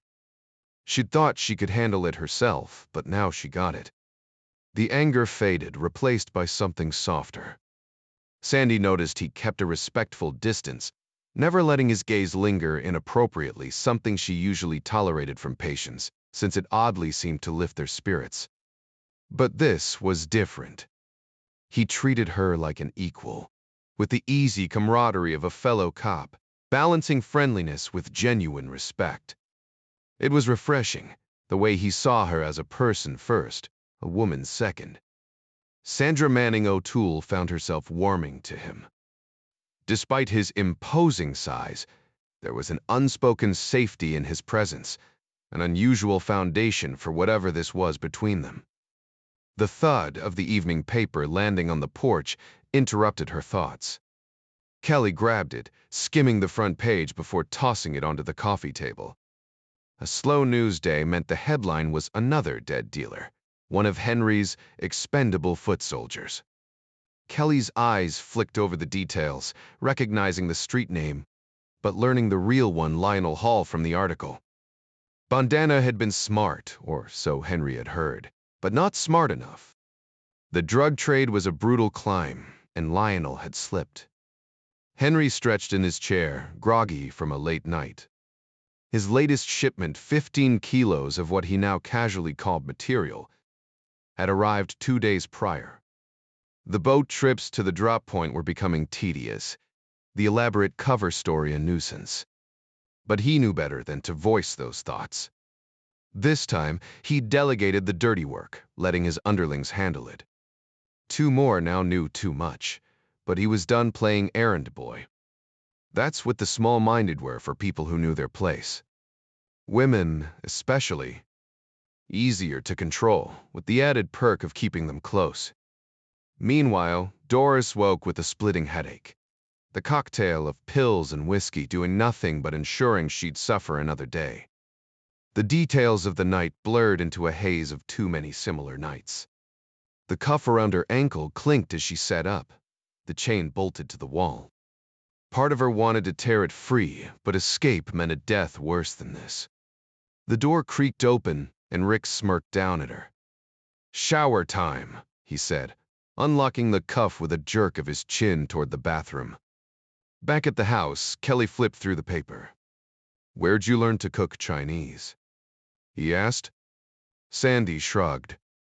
"A nurse I worked with last year." The domestic normalcy of the moment clashed with the darkness lurking just beyond the front page. "Nancy Wu currently teaches at the University of Virginia." "You enjoying it there?" Kelly asked between bites. "Yesterds arger." Sandy replied with a smirk. "If food is the way to a man's heart, then clearing his plate is the ultimate praise." He'd limited himself to a single glass of wine, but devoured the meal with barely restrained enthusiasm. "It's decent," she teased, nudging for a reaction. "Better than my usual microwave dinners, but if you're aiming for a cookbook deal, you'll need a tougher critic." She caught his grin as he glanced up.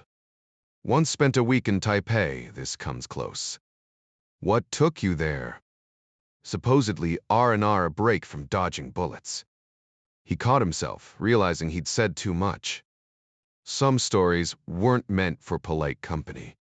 Sandy's expression shifted, and Kelly hesitated, unsure if reaching for her hand would comfort or complicate things. "Tim and I had plans to meet in Hawaii, but..." her voice trailed off. He changed the subject.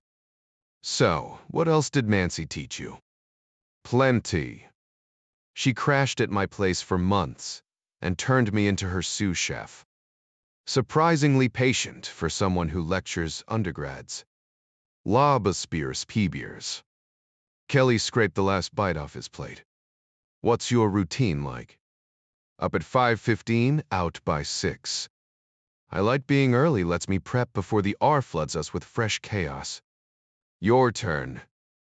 Depends. When I'm on a demo job." "Demo?" Sandy blinked. "Explosives. My specialty. Hours of planning, engineers fretting like I'm juggling lit matches. Funny how they forget blowing things up is simpler than building them. Though I do have one signature move." "Which is?" "Underwater jobs, I set off caps early to scare the fish away." He laughed at her confusion. "So they don't get caught in the blast." She stared. "You're serious?" "Not tenzan. Yep. May pork of mine." The irony wasn't lost on her. A man who'd seen combat, threatened a surgeon, yet worried about fish. "You're something else." There, he shrugged. "I don't kill for sport. Used to hunt, quit. Fish occasionally, never with dynamite. Caps go far enough out so the real charge isn't affected. No sense wasting good fish." The shower's steam did little to blur the marks on Doris's skin. She scrubbed, but the bruises, some fresh, others fading, weren't dirt to be washed away. Just souvenirs from Rick, Billy, the others. The water couldn't cleanse what they'd done, only mask the smell. Even Rick, the least cruel, had left his share. She told off, avoiding the cracked mirror. "Better," Rick said, handing her a pill. "Thanks." Another day, another chemical buffer between her and the life they'd trapped her in. The barbiturate didn't make it bearable, just survivable. Barely. With their help, she endured. Their reality, her prison. Doris gulped down the pill with a swig of water, willing its numbing embrace to take hold quickly. The drug softened reality, blurring the harsh lines between who she was and who she pretended to be. What once felt like an uncrossable chasm now seemed like nothing more than a shallow ditch. She forced a weak smile as Rick's grinning face loomed over her, his fingers tracing lazy circles on her arm. "You know I'm crazy about you, babe," he murmured. Her response was barely a whisper, just a hollow yeah as she let his touch wash over her. "Big night tonight, Doris." "Henry's dropping by," he added, his voice thick with anticipation. 4 blocks away, Kelly stepped out of his beat-up Volkswagen, the door clicking shut behind him. The rhythm of surveillance had become second nature tonight's dinner. His first real human interaction in over a month had almost made him forget why he was here. Almost. He took up his usual post across the street, perched on shadowed marble steps, a fresh bottle of cheap red wine in hand. Every so often, he'd tilt the bottle to his lips, eyes scanning the block left, right up at the darkened windows above. Familiar cars dotted the curb, including that sleek black Carmen Ghia, the same one that had played a role in Pam's death. The driver, a mustached man around his age, prowled the street like a hungry dog searching for a fix. Kelly wondered what kind of life drove someone to this, risking everything just to poison himself a little more each day. Did the guy ever think about the wreckage left in his wake? The neighborhoods gutted by addiction, the lives ruined by the cash lining his pockets? But Kelly couldn't afford to dwell on that. Not when real people, families scraping by on welfare or dead-end jobs, were just trying to survive in this war zone. They ignored the dealers, the junkies, even guys like him. And honestly, he couldn't blame them. Survival here meant blinders on. Morality was a privilege when you were one missed paycheck from the streets. Meanwhile, Henry splashed aftershave on his freshly shaved face, admiring himself in the bathroom mirror. Doris had been adequate. Then there was Maria, all limbs and no brains. Antha so strung out she was practically a ghost. And the others, none older than 20, some barely legal. They were interchangeable, yet each had their quirks. A real trophy girlfriend might have been nice, something to show off, but attention was dangerous. This arrangement worked just fine. Doris lay half-conscious on the couch, her reward of 2 pills glazing her eyes. She'd played her part well, no complaints, no unnecessary chatter. Just the way he liked it. With a smirk, he offered her his finger, which she kissed obediently, her lips slack. "Let her sleep it off," Henry told Billy on his way out. Billy nodded. "Gotta pick up tonight anyway." "Right," Henry muttered, already moving on. Even kingpins forgot things sometimes. Little man came up short last night. Gotta fix that. I decided to let it go this time. It was little man's first slip-up, and he claimed it was just a simple counting error. He even offered to cover the mistake with an extra $50, his own idea. Tucker gave a slow nod. In all their years working together, little man had never messed up like this before. He'd always been reliable, running his corner with precision. "Make sure he understands," Tucker said, voice steady. "One strike is all he gets." Billy dipped his head in agreement, his tone respectful. "Got it, boss. And I'll keep this quiet." That was the real issue, actually, one of many. Street dealers were small-time, driven by short-term greed, blind to the fact that consistency kept the whole operation smooth. But that's how it was with these guys, criminals through and through. No changing that. Some ended up dead over turf wars or bad deals. A few were reckless enough to sample their own supply, though Tucker had done his best to weed those out. Then there were the ones who tried to skim, pretending to be short on cash when they were sitting on stacks.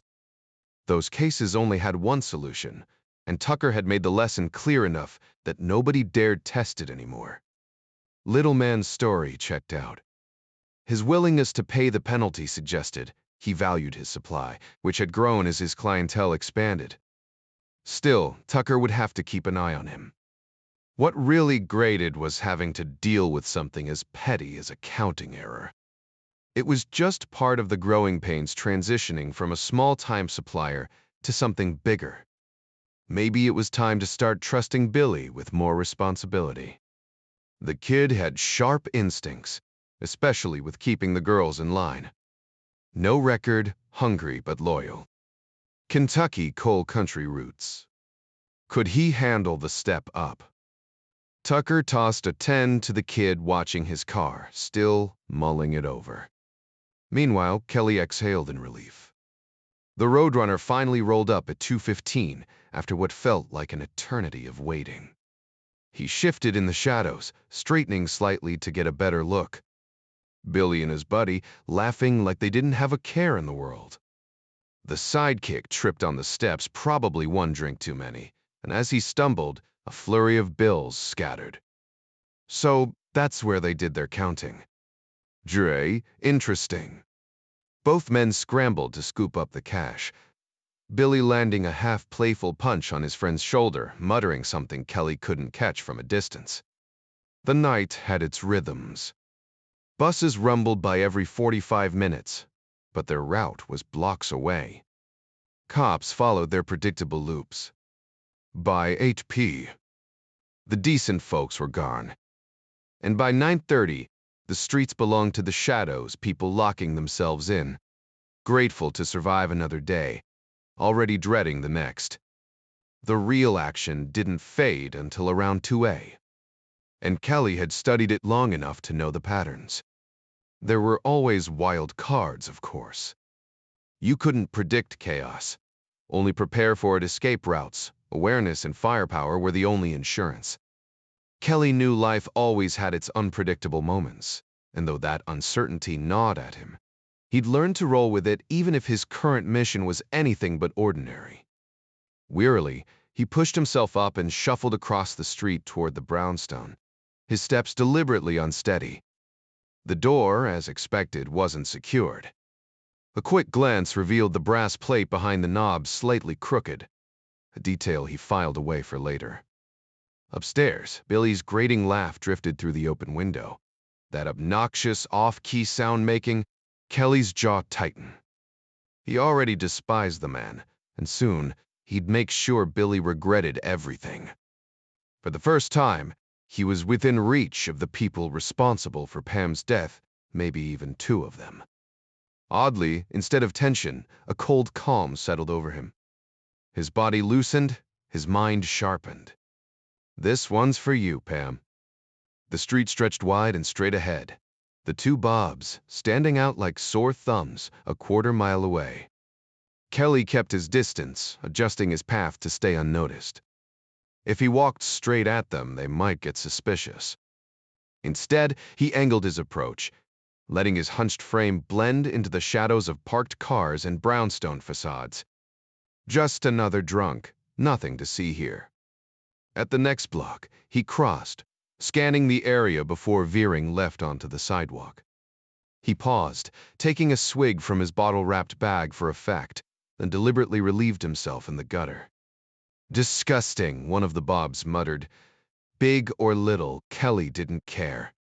The revulsion in the voice was exactly what he wanted. They dismissed him, just another stumbling nobody. But Kelly wasn't done. Both men towered over him, Big Bob at 6'3", Little Bob even taller and bulkier, already softening around the middle. Dangerous, but not invincible.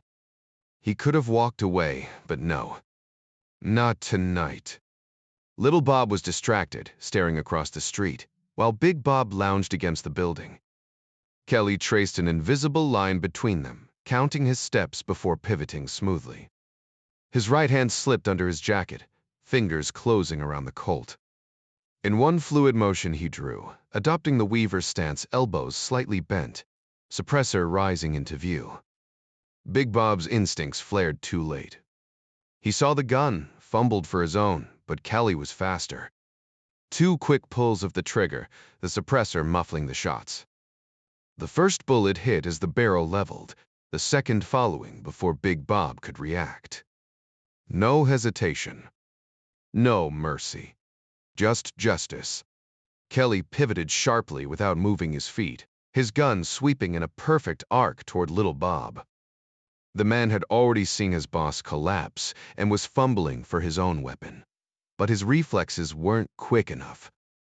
Kelly's first shot went wide, barely grazing him, but the second found its mark, a brutal strike to the temple that sent the bullet ricocheting inside his skull like a pinball. Little Bob crumpled face first onto the pavement. Kelly didn't waste time. A quick glance confirmed both men were down, and then he was moving again, holstering the gun beside his knife as he turned the corner. 6 down. His pulse steadied as the adrenaline faded, his mind already shifting to the next phase of his plan. The clock read 2:56 a.m. as he slipped into the shadows, disappearing like smoke. Meanwhile, the recon Marine wasn't having a great night either. The bus he'd chartered had broken down halfway, and the driver's so-called shortcut had only led them into gridlock. By the time they finally rolled into Quantico Marine Base, it was past 3 in the morning. A jeep guided them to an empty barracks where half the men were already snoring. He claimed a bunk, too exhausted to care about whatever mission awaited him tomorrow. Just another day in the endless grind of military life. Virginia Charles wasn't faring much better. A nurse's aide at St. Agnes Hospital, she'd been stuck working late when her relief didn't show. 8 years on the same shift, and she still hadn't memorized the bus schedule tonight. That mistake cost her. She missed her usual ride and waited forever for the next one, missing her favorite show and 2 hours of precious sleep. At 40, divorced, with one son stationed in Germany and another still in high school, she juggled bills and worries like a circus act. She'd saved enough for a car, but couldn't justify the insurance costs, not with a teenage boy who'd only drive up the premiums. Maybe once he enlisted, she thought bitterly. The walk home was tense. Her neighborhood wasn't what it used to be. No more friendly chats on stoops or safe midnight strolls to church. These days she moved fast, cigarette in hand, eyes scanning for trouble. She'd been robbed twice last year, both times by desperate addicts. At least it taught her boys a lesson, she told herself. And she never carried much cash anyway, just enough for the bus and a cheap meal. May 3 blocks. Just 3 blocks. She picked up her pace, exhaling smoke into the cold air, willing herself to stay sharp. The violation of her pride stung, though not as sharply as the nostalgia for quieter days in a neighborhood where people still followed the rules. Just 1 more block, Virginia Charles reminded herself, rounding the corner. A voice called out from behind her, "Hey, lady, got some change?" She'd caught the movement in her periphery but kept walking, refusing to acknowledge it, praying the same indifference would shield her, though kindness like that was vanishing fast. She pressed forward, ducking her chin, convincing herself most thugs wouldn't dare target a woman from behind. Then a hand clamped onto her shoulder, shattering that illusion. "Hand it over," the voice demanded, flat and detached, as if reciting street law. "Not enough here to bother with, kid," Virginia shot back, shrugging free, without turning movement meant safety. Then came the metallic snick. "Try me," the voice said, chillingly calm, like he was teaching her a lesson. That sound froze her. She halted, murmuring a plea under her breath, and fumbled with her purse. Turning slowly, fury outweighed fear. A scream might have worked years ago, back when men would have rushed out, fists ready. Now she faced just a kid, maybe 18, eyes glazed and hollow, high on something and drunk on control. Fine, she thought, buy him off and go. She pulled out a crumpled 5. "This it?" He sneered. "I want more, or you're bleeding." Then his expression shifted. something feral flickering behind the haze, and her stomach dropped. "It's all I have," she insisted, voice cracking. "Then you're gonna pay another way." Kelly was almost at his car when he spotted them two figures by his beat-up Volkswagen, the glint of a blade catching the streetlight. Damn it. He'd sworn off playing hero. Saving the world wasn't his job, and stopping some random mugging wouldn't change anything. But this was right by his ride. Cops swarming the scene would be bad news, especially with what or who he'd left nearby. The kid had the woman by the arm now, knife flashing. 20 feet was nothing for a shot, but not with a nicety too that could punch through and hit her. She wore a uniform, late 30s maybe, and then slash. Red streaked her arm.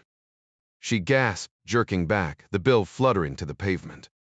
The kid grabbed her throat, debating where to cut next.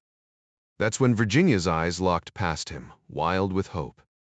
The mugger spun, expecting a threat, only to smirk at some stumbling drunk. Kelly exhaled. This just got complicated. Kelly kept his head down, but his eyes locked onto the young mugger, realizing this situation was spiraling beyond his control. "You got any cash on you, old man?" The kid sneered, drunk on his own arrogance as he took a reckless step forward, convinced the homeless guy had to be hiding more than the nurse's aide. The sudden advance caught Kelly off guard, throwing off his rhythm. His hand darted toward his concealed weapon, but the silencer snagged on his belt, and the mugger misinterpreted the motion as a threat. The kid lunged again, faster this time, blade flashing in the dim streetlight. No chance to draw now. Kelly shifted his weight, pivoting into a defensive stance. For all his bravado, the attacker had no technique. His wild slash was telegraphed and slow. Kelly deflected it effortlessly, closing the distance in one fluid motion.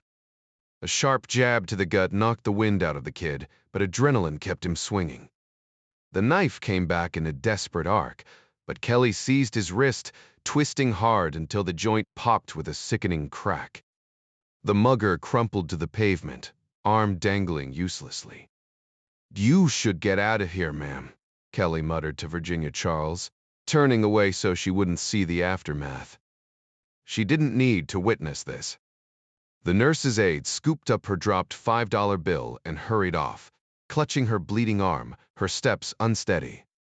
Kelly watched from the corner of his eye, guilt gnawing at him. She'd be fine, someone would call for help. But the kid on the ground was groaning now, the pain cutting through whatever high he'd been riding. And he'd gotten a good look at Kelly's face. Damn. This punk had come at a woman, then pulled a knife. Both moves could have been fatal. Probably wasn't his first rodeo, either. Some lessons had to be taught the hard way. Kelly yanked the blade free and drove it home, silencing the whimpers. A minute later, his Volkswagen was already blocks away. 7, he thought grimly, turning east. Lieutenant Ryan rubbed his temples. 2 dealers, each with a pair of 92 rounds in the skull, clean, professional. No robbery, no shell casings, no struggle. One had even managed to grab his piece, not that it did him any good. Then came the call a few streets over, and Ryan knew this one was different. Douglas whistled as they stepped out of the car. Well, that's a first.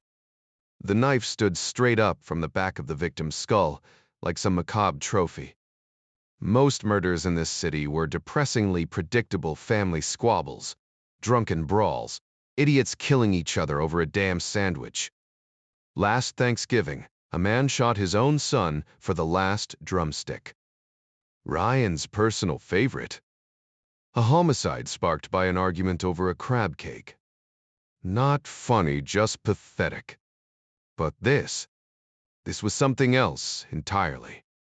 The aftermath was always the same, a chorus of "I didn't mean it," and muttered excuses about why the victim should have just walked away.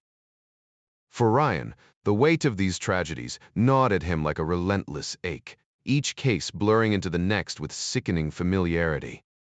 A life snuffed out shouldn't feel like a broken record, he thought, not after what he'd seen in the hedgerows of Normandy and the frozen woods near Bastogne as a young 101st Airborne trooper.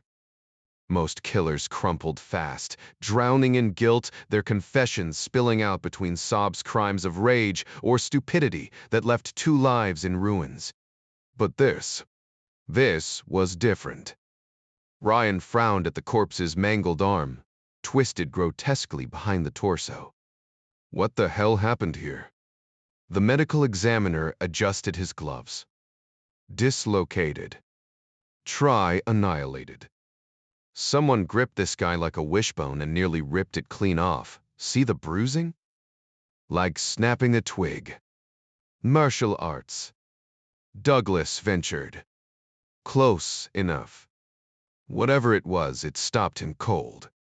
The ME gestured to the obvious fatal wound. A sergeant waved them over. Lieutenant, this is Virginia Charles, she called it in. Ryan noted the bandage on her forearm, her teenage son beside her. Jaw clenched as he glared at the body. 4 minutes of questions later, Ryan had the basics. Local drunk? We know, Virginia corrected, nodding at the shattered bottle Douglas bagged. Staggered around here for weeks. Meanwhile, at Quantico, the morning routine unfolded with marine precision. 5 miles past rifle ranges and memorials, the recon team's stride synced like a machine.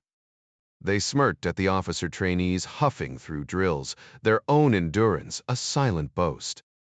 Then came the curveball, a general waiting by a playground, of all things. Welcome, gentlemen, said Marty Young as they caught their breath. Nearby, Navy officers in crisp whites and a pair of civilians watched intently. The team exchanged glances. This wasn't standard ops. Cass-eyed, the swing said. Photos didn't show the kiddie decor. Greer shrugged. Assume Ivan's satellites count every freckle. So we give them a daycare, move cars like a shell game. Harmless places have parking lots, right? The plan was set. Mannequins would lounge on slides by 10 a.m. daily, because nothing said, nothing to see here, like plastic civilians soaking up imaginary sunshine. By 2 or 3 in the morning, the vehicles would shift positions once more, and the dummies would be repositioned. They had a hunch this bizarre routine would eventually become a running joke among the team. So, once the show's over, this place turns into some kind of twisted funhouse? Ritter mused, then chuckled at his own thought. Yeah, why the hell not? Solid work, James. Appreciate it, Bob. Admiral Maxwell squinted at the scaled-down replica. Seems cramped from this angle. Dead on within 3 inches, though we took some shortcuts, Ritter admitted.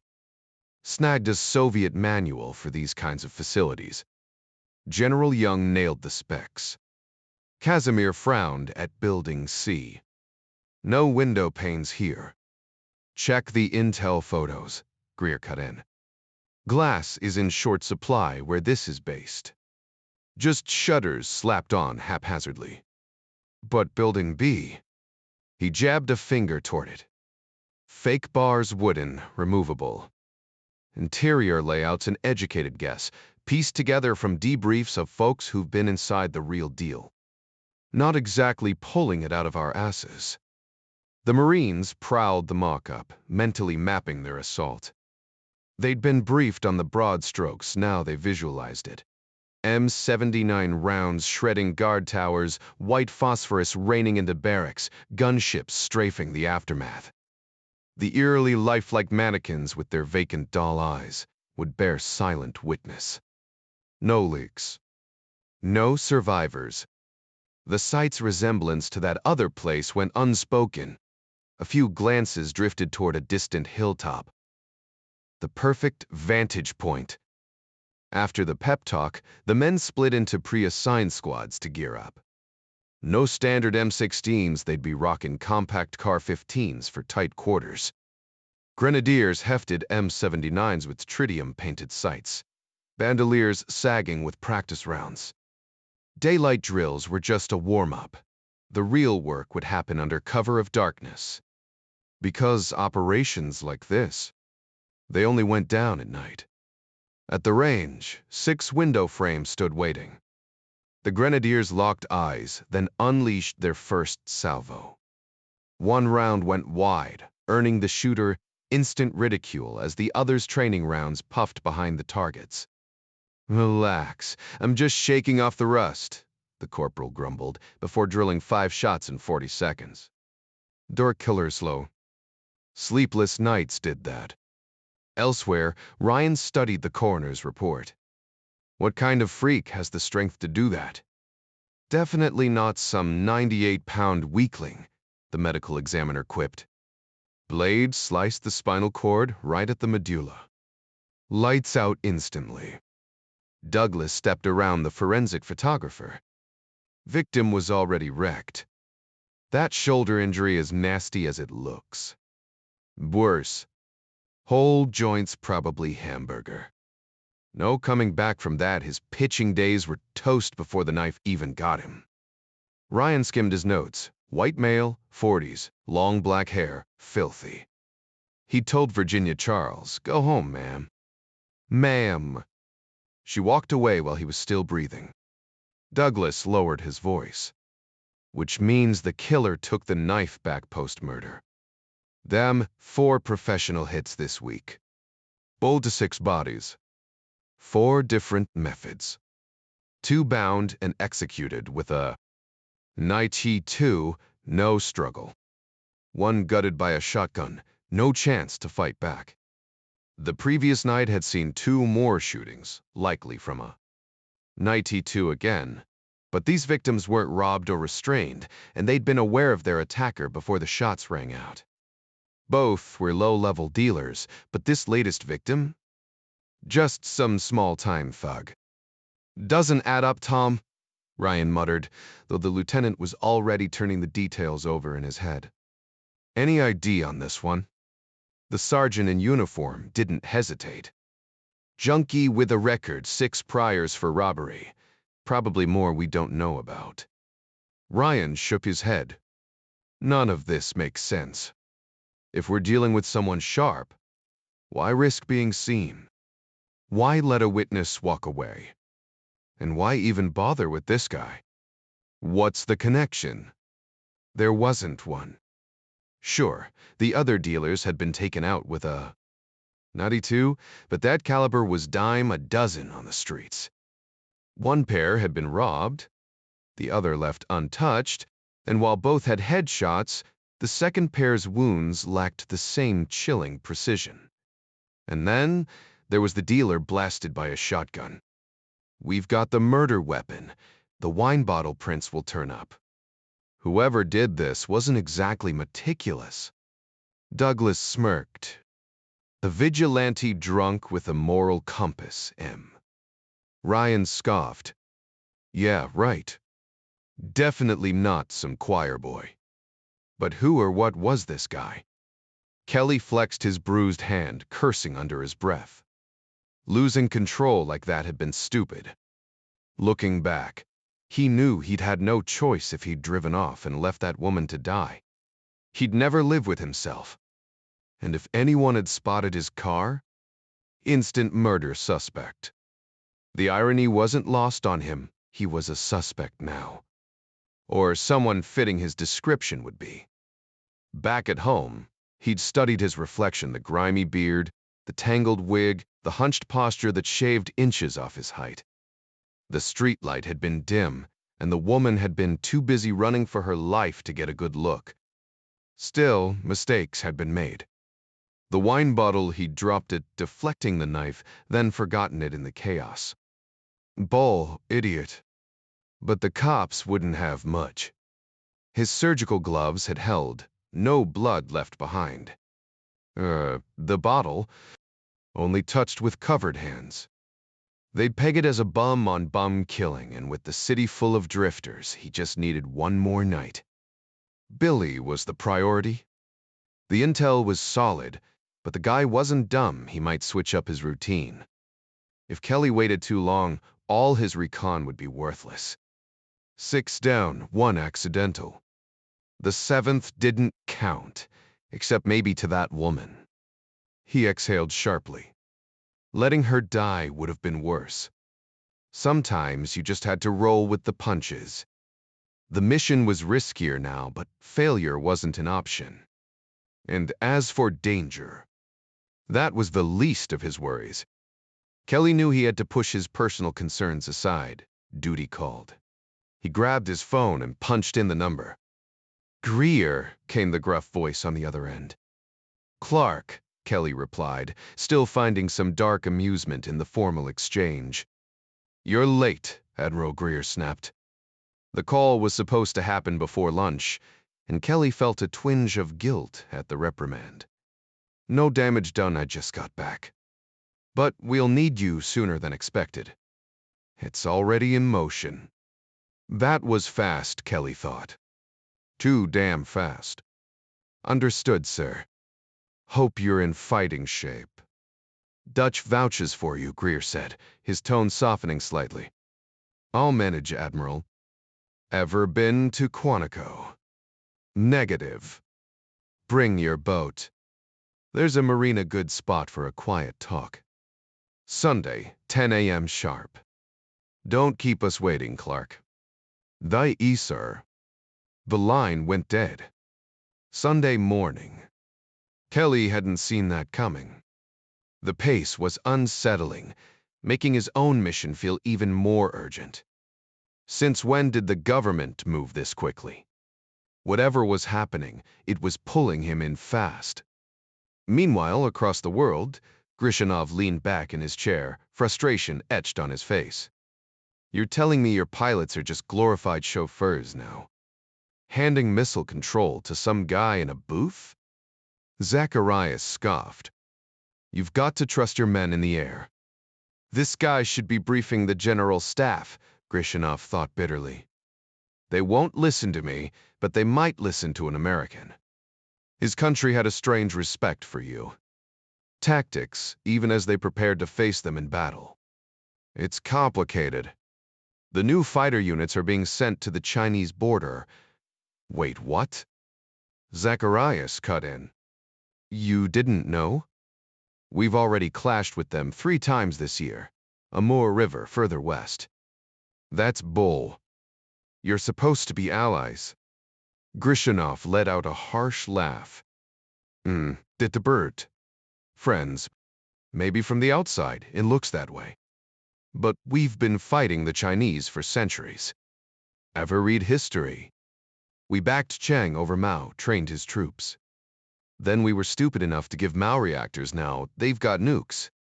Think their missiles can hit the U. No. But Moscow? Absolutely. That's why our MiG-25s are parked on their doorstep. Zacharias frowned. "I've never heard any of this." "Nee, of course not. Does your government tell you everything?" Grishanov's voice turned sharp. "Last winter, they attacked one of our islands. Slaughtered a battalion, mutilated the bodies. Why? Because they see us as animals. Useful but beneath them. Master race mentality." Zacharias offered. "Exactly. They want our land, our resources. And they'll take them if they can." Zacharias shook his head.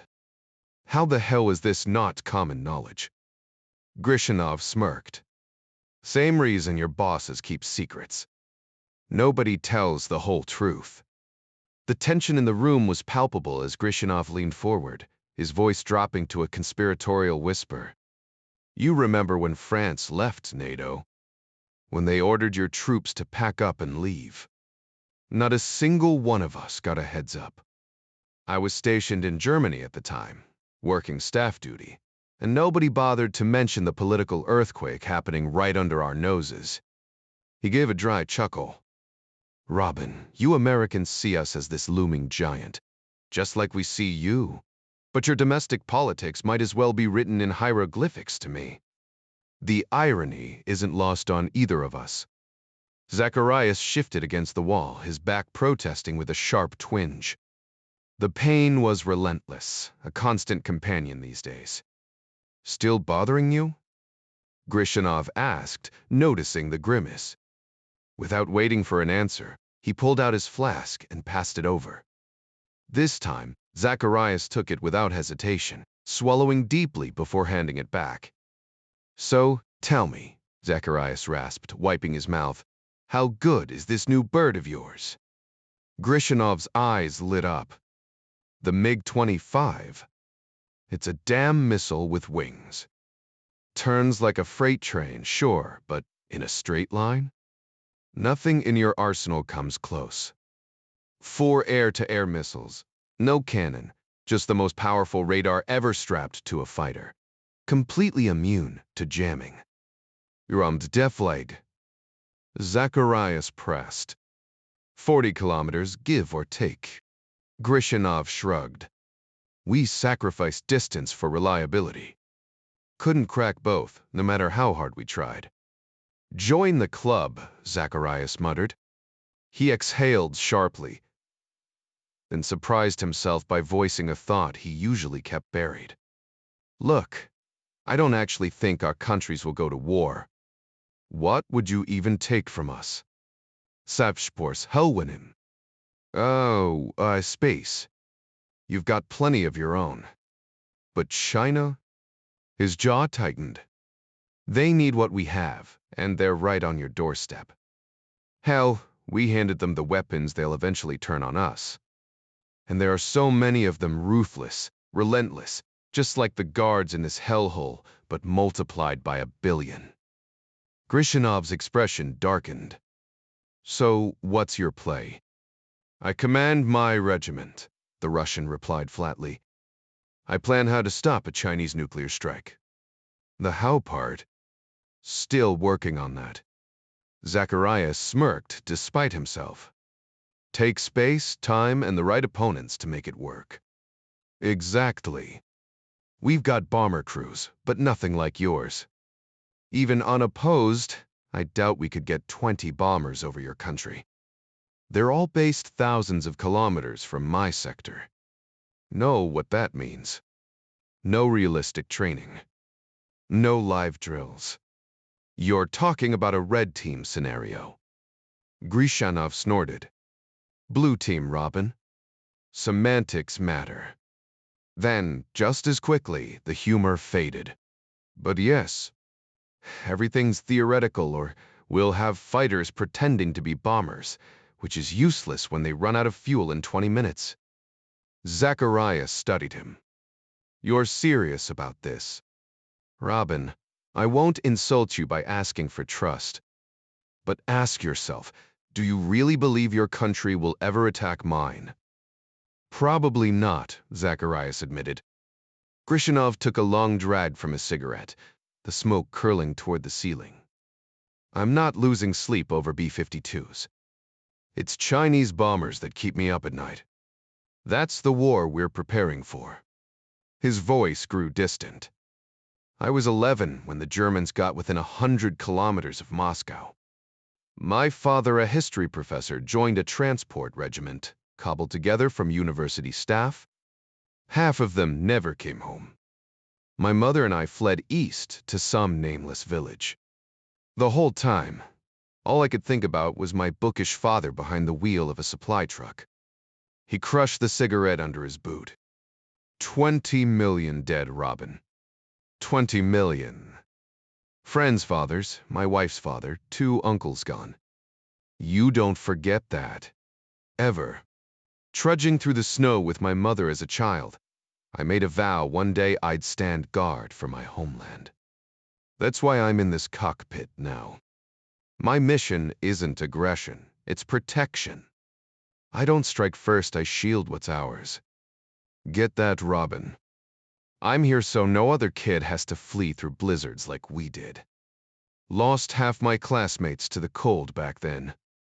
That's the fire that keeps me flying. First it was the Germans eyeing our land, now the Chinese. And people like. His gesture toward the cell door hung heavy in the air. Kolya didn't need words to know he'd won. Months of careful maneuvering led to this, less like chess, more like watching a wounded bird trust your hand. The irony tasted bitter. This American would never see Nebraska's cornfields again, while Hanoi's bureaucrats sharpened their knives for when he outlived his usefulness. What a goddamn waste. Kolya's disgust for his so-called allies wasn't acting anymore.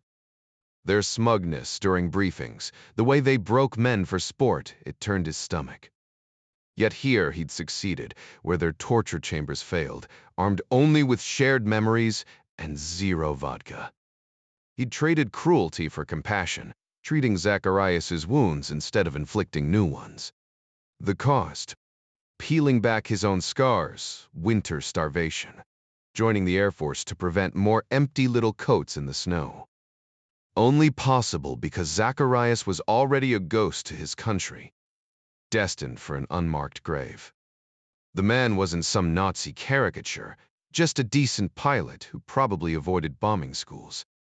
Hell, he didn't even hate their Vietnamese jailers. That stung worst of all, Kolya was starting to. Across the desk, Douglas dropped the evidence bag with a thud. The wine bottle inside gleamed under fingerprint powder's yellow haze. "Clean as a whistle," he said. The switchblade followed one partial print matching the dead kid, smears everywhere else. Ryan's chair creaked as he leaned back. Gloves in July. Either that, or our guy's a contortionist.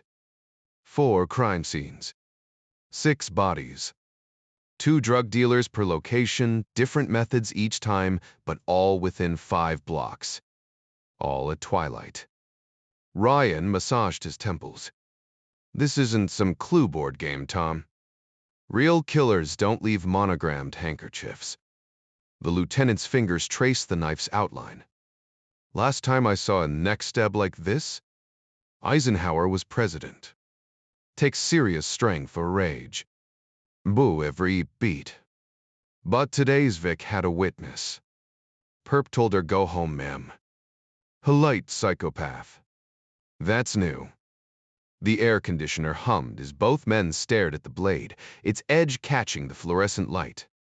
The scene opened with a burly plumber discovering his wife's infidelity. After allowing the other man to leave, he grabbed a chisel and forced her head back. Douglas interrupted, questioning the brutality. Why go through all that trouble when a simple throat slash would do the job just as effectively? Ryan considered this, his voice fading as he weighed the options. Throat wounds created chaos, the horrific gurgling sounds, the screaming, the arterial spray coating everything in sight. But if speed and silence were priorities, a precise strike at the base of the skull worked like flipping a switch. Clean, efficient, no mess. The conversation shifted to the recent killings. 2 drug dealers executed blocks apart, their deaths nearly simultaneous. Then came Mrs. Charles caught in the middle of an altercation. Ryan frowned. Why intervene? A killer with a conscience. The theory didn't hold. If this was a robber, why target both criminals and civilians? No physical evidence tied the crimes together, just speculation, and a suspect who, bizarrely, wore gloves hardly typical for a street drunk. Midnight found Kelly slipping out of his quiet apartment complex. The place was filled with predictable people, white-collar workers, who kept to themselves, no kids, just couples, and the occasional widow. He drove his VW through the city, past dimly lit offices and fading neighborhoods, his gloved hands tight on the wheel. The surgical rubber trapped heat, making his palms sweat. But going bare wasn't an option. Memories of Vietnam surfaced, leeches clinging to his skin, worse than rats. At least rodents didn't drain you drop by drop. Tonight was different. Tonight he'd see real results. He circled the area, scanning for threats, and spotted 2 cops questioning a wino. Their stance told him everything, one officer ready to back up the other. They were on alert. Looking for you, Johnny boy. He changed course, but he knew their routine wouldn't shift entirely. They'd just add extra scrutiny to every vagrant they passed. For now, that was enough to work around. The cops had bigger fish to fry holdups at corner stores, domestic disturbances, speeding tickets. Busting drunks would just pile more work onto their already overflowing plates. For Kelly, that made drunken wanderers the perfect cover, blending into the predictable rhythms of patrol routes he'd memorized. He figured his bad luck quota for this job was used up. One last run, then. He'd switch tactics, though, to what? He wasn't sure yet. But if luck held, the next move would reveal itself. A block from the brownstone, he muttered a dry thanks to fate. The Roadrunner sat right where it should be, but it was too early. Collection night meant the girl wouldn't be there. He cruised past, looping around the next blocks, watching. A lone patrol car rolled by, right on schedule. 2 hours before the next pass. Perfect. Parking just close enough. He slipped out and walked away, doubling back to slip into character. 2 nervous dealers lingered on the next block, jumpy as cats in a thunderstorm. Word must have spread their buddies vanishing one by one. Kelly smirked inside, amused they had no clue how close they'd just come to joining them. But focus. He turned the corner, scanning.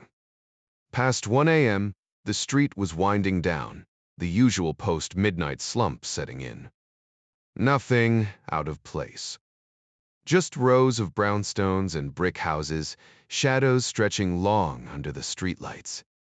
He shuffled forward, playing the part, but beneath the act, his mind sharpened. One of them, maybe 2, was close now. Close enough to taste vengeance. For a heartbeat, he let himself remember Pam's laugh, the way her hair caught the light. His fists clenched, his face hardening to steel. Then just as fast he shoved it down. Tactical. He slowed, eyeing the corner house. 30 yards. A swig of wine, a deliberate spill down his shirt. Snake to Chicago, target acquired. The sentry, if that's what the idiot was, gave himself away with lazy cigarette smoke, curling from the doorway. Kelly swapped the bottle to his left hand, flexing his right. Stumbling up the steps, he coughed, then collapsed against the door. It swung open, sending him sprawling at the feet of Billy's buddy. The wine bottle shattered, and Kelly played the fool, whimpering over the mess. "Rough night, pal," the guy said, almost sympathetic. "Better scram." Kelly just kept groaning, swaying on his hands and knees, waiting for the right moment to strike. Kelly stifled another cough, tilting his head just enough to glimpse the guard's boots confirmation. This was his mark. "Easy now, old-timer," came the gruff voice, as rough hands hoisted him up. Kelly played the part perfectly, limbs slack, letting himself be maneuvered toward the door. He stumbled deliberately, forcing the sentry to take his full weight. Years of planning, every scrap of intel, every sleepless night, it all crystallized in that split second. His left hand flew to the man's face, a distraction, while his right drove the cob bar between ribs with surgical precision. The blade pulsed against his fingers. The dying heart's frantic rhythm turning to chaos against the steel. A twist, a shudder, and the life drained from widened eyes. Kelly lowered the body soundlessly, but this time he didn't suppress the grim satisfaction. After all this, he'd earned it. "Remember Pam," he murmured, watching recognition flicker through the pain before the light faded. "Snake. Bu as 8 Erplings." He yanked the knife free, wiping it clean on the dead man's shirt. No point dirtying good steel. Catching his breath, Kelly focused. 1 down. The real prize waited upstairs. The staircase groaned underfoot, but he hubbed the wall, distributing his weight, inching upward with the patience of a predator. The quait might a weavin' sif. 35 in his grip felt reassuring, suppressor dulling any potential noise. Then the sounds hit him slaps, Whimpers, a low, cruel laugh. His jaw clenched. A broken whisper, "Please," sent fury coursing through him, his grip tightening until his knuckles ached. Dirty streetlight bled through the bedroom window, casting grotesque shadows. A woman knelt on a stained mattress, head bowed as a hand groped her roughly. Kelly's stomach turned. Just like Pam. The man Billy grinned down at her, oblivious until Kelly's voice cut through the darkness, absurdly cheerful. "Mind if I join the party?"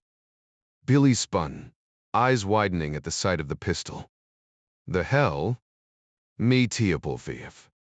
Kelly tilted the barrel downward. "Try reaching for your toys, and I'll turn you into a eunuch. Face down. Now." The smirk in his voice was colder than the blade at his hip. It was astonishing how much power men gave to that one small part of their anatomy. How quickly fear took hold at the mere suggestion of harm. Not that it was a difficult target. The brain was far more substantial and just as vulnerable. "Get down." "No." Billy obeyed instantly. Kelly shoved the girl onto the mattress and yanked the electrical cord from his belt. Within seconds, Billy's hands were bound tight, the wire biting into his skin. The pliers still clutched in his left hand made Kelly smirk. What kind of idiot brings tools to his own demise? He snatched them and twisted the wire tighter, drawing a sharp cry from Billy. The girl's glassy eyes locked onto Kelly's face, her breathing ragged but her movements sluggish. Doped up, but not enough to forget. She was studying him, etching his features into memory. Why are you even here? This wasn't part of the plan. She was a problem. A loose end. The thought flickered just ended, but his hands trembled at the idea. If he let her live, she'd describe him, spark a manhunt, ruin everything. But if he killed her, that was a line even he couldn't uncross. His soul wasn't worth the trade. "Get dressed," he snapped, tossing clothes at her. Fast and quiet. Billy, ever the idiot, chose that moment to speak. "Who the hell are you?" Kelly pressed the cold barrel of his gun to the back of Billy's skull. "One wrong move, and your brains redecorate this floor." "Got it?" A frantic nod was the only reply. "Now what?"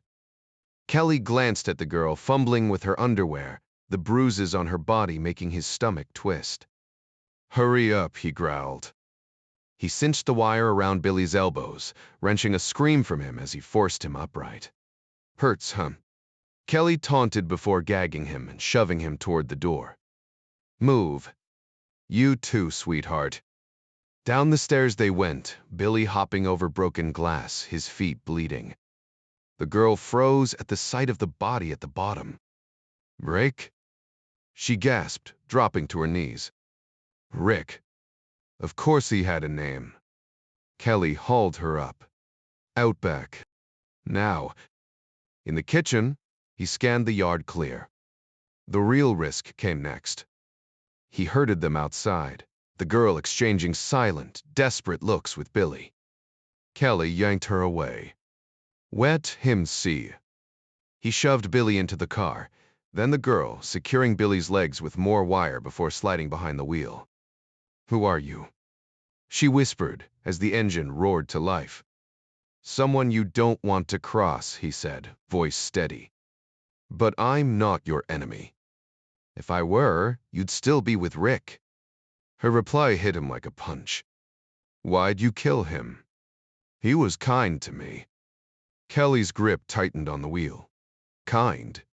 He stole a glance at her bruised, disheveled, yet somehow sincere. The street ahead blurred for a second before he forced his focus back. This night was spiraling, and he wasn't sure he could control where it landed. A police car sped by in the opposite direction, causing Kelly's pulse to spike for a split second before it vanished around the corner. His mind raced, options flashed through his head. But only one made any sense. Realistic. He almost laughed at the absurdity of it. Yeah, right. No one anticipates a doorbell ringing at 2:45 in the morning. Sandy stirred, half convinced she'd imagined it, but the echo lingered in her groggy mind. Just a dream, she told herself, rolling over until it buzzed again. Still dazed, she grabbed her robe and shuffled downstairs, too confused to feel fear. A shadow loomed on the porch. Flicking the light switch as she opened the door, she barely had time to register the figure before a harsh, familiar voice snapped. "Kill the damn light!"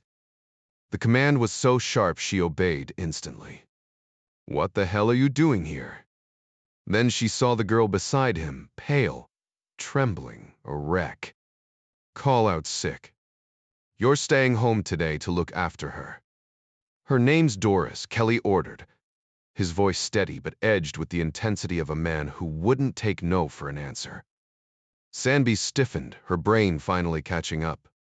Kelly looked like hell, unkempt, wearing what might have been a wig caked in grime, his clothes filthy. But his eyes. "Westapam, tas to Sursten." Rage simmered there, his fists clenched at his sides. "Remember, Pam?" he demanded. "Yeah, but this girl's in the same damn situation. I can't help her now. I've got other business." Sandy's breath hitched. The news reports she'd half watched over dinner. The haunted look in his eyes at the hospital, it all clicked. The same desperation, but sharper now. Raw. "Someone's been beating her to hell, Sandy. My prostert wime." "John," she whispered, her throat tight. "You're trusting me with your life." A dry, humorless chuckle escaped him. "You didn't screw it up last time." With that, he shoved Doris inside and vanished into the night without a backward glance. Doris doubled over. "I'm gonna be sick." Sandy barely got her to the bathroom in time. As the girl retched into the toilet, Sandy caught a glimpse of her reflection in the harsh light, hollow-eyed, bruised. It was like staring into the face of pure suffering. By 4 a.m., Kelly reached the marina. The scout's tires crunched on gravel as he backed up to his boat. After a quick scan for witnesses, he popped the hatch. "Move," he muttered to Billy, who obeyed without protest. Kelly shackled him to a deck fitting, then cast off, the boat slicing through the dark water of the bay. Only then did he let himself exhale. Untying Billy's restraints, Kelly slumped into the captain's chair, rubbing his aching shoulders. Hauling the guy from the VW to the Scout had been a nightmare. Lucky he'd dodged the early morning paper delivery. Coffee in hand, he dimmed the cabin lights, letting the quiet hum of the engine and the glow of the dashboard soothe his frayed nerves. The night wasn't over, but for now, he could breathe. The harbor was quiet as Springer glided past Dundalk Marine Terminal, where a handful of freighters sat docked under the soft glow of shore lights. The water stretched out smooth as glass, barely rippling in the absence of wind, reflecting the steady pulse of red and green channel markers warning ships away from shallow hazards. Up ahead, the crumbling silhouette of Fort Carroll emerged, an old hexagonal fortress built by Robert E. Lee back in his Army days, its rusted artillery long silent. To the north, the Bethlehem steel plant cast an eerie orange glow over the water, while tugboats rumbled to life, their deep diesel growls cutting through the stillness like a distant conversation. Billy twisted against his restraints, his voice hoarse from the gag. "Who the hell are you?" he demanded, legs kicking at the deck. Kelly barely glanced back, savoring his coffee as the boat hummed beneath them. The sky was still thick with stars. No sign of the storm warnings fishermen loved to quote. Just heat stifling, oppressive heat waiting to smother the day. "Answer me, damn it!" Billy shouted, but Kelly only adjusted his course, keeping to the edge of the shipping lane like always.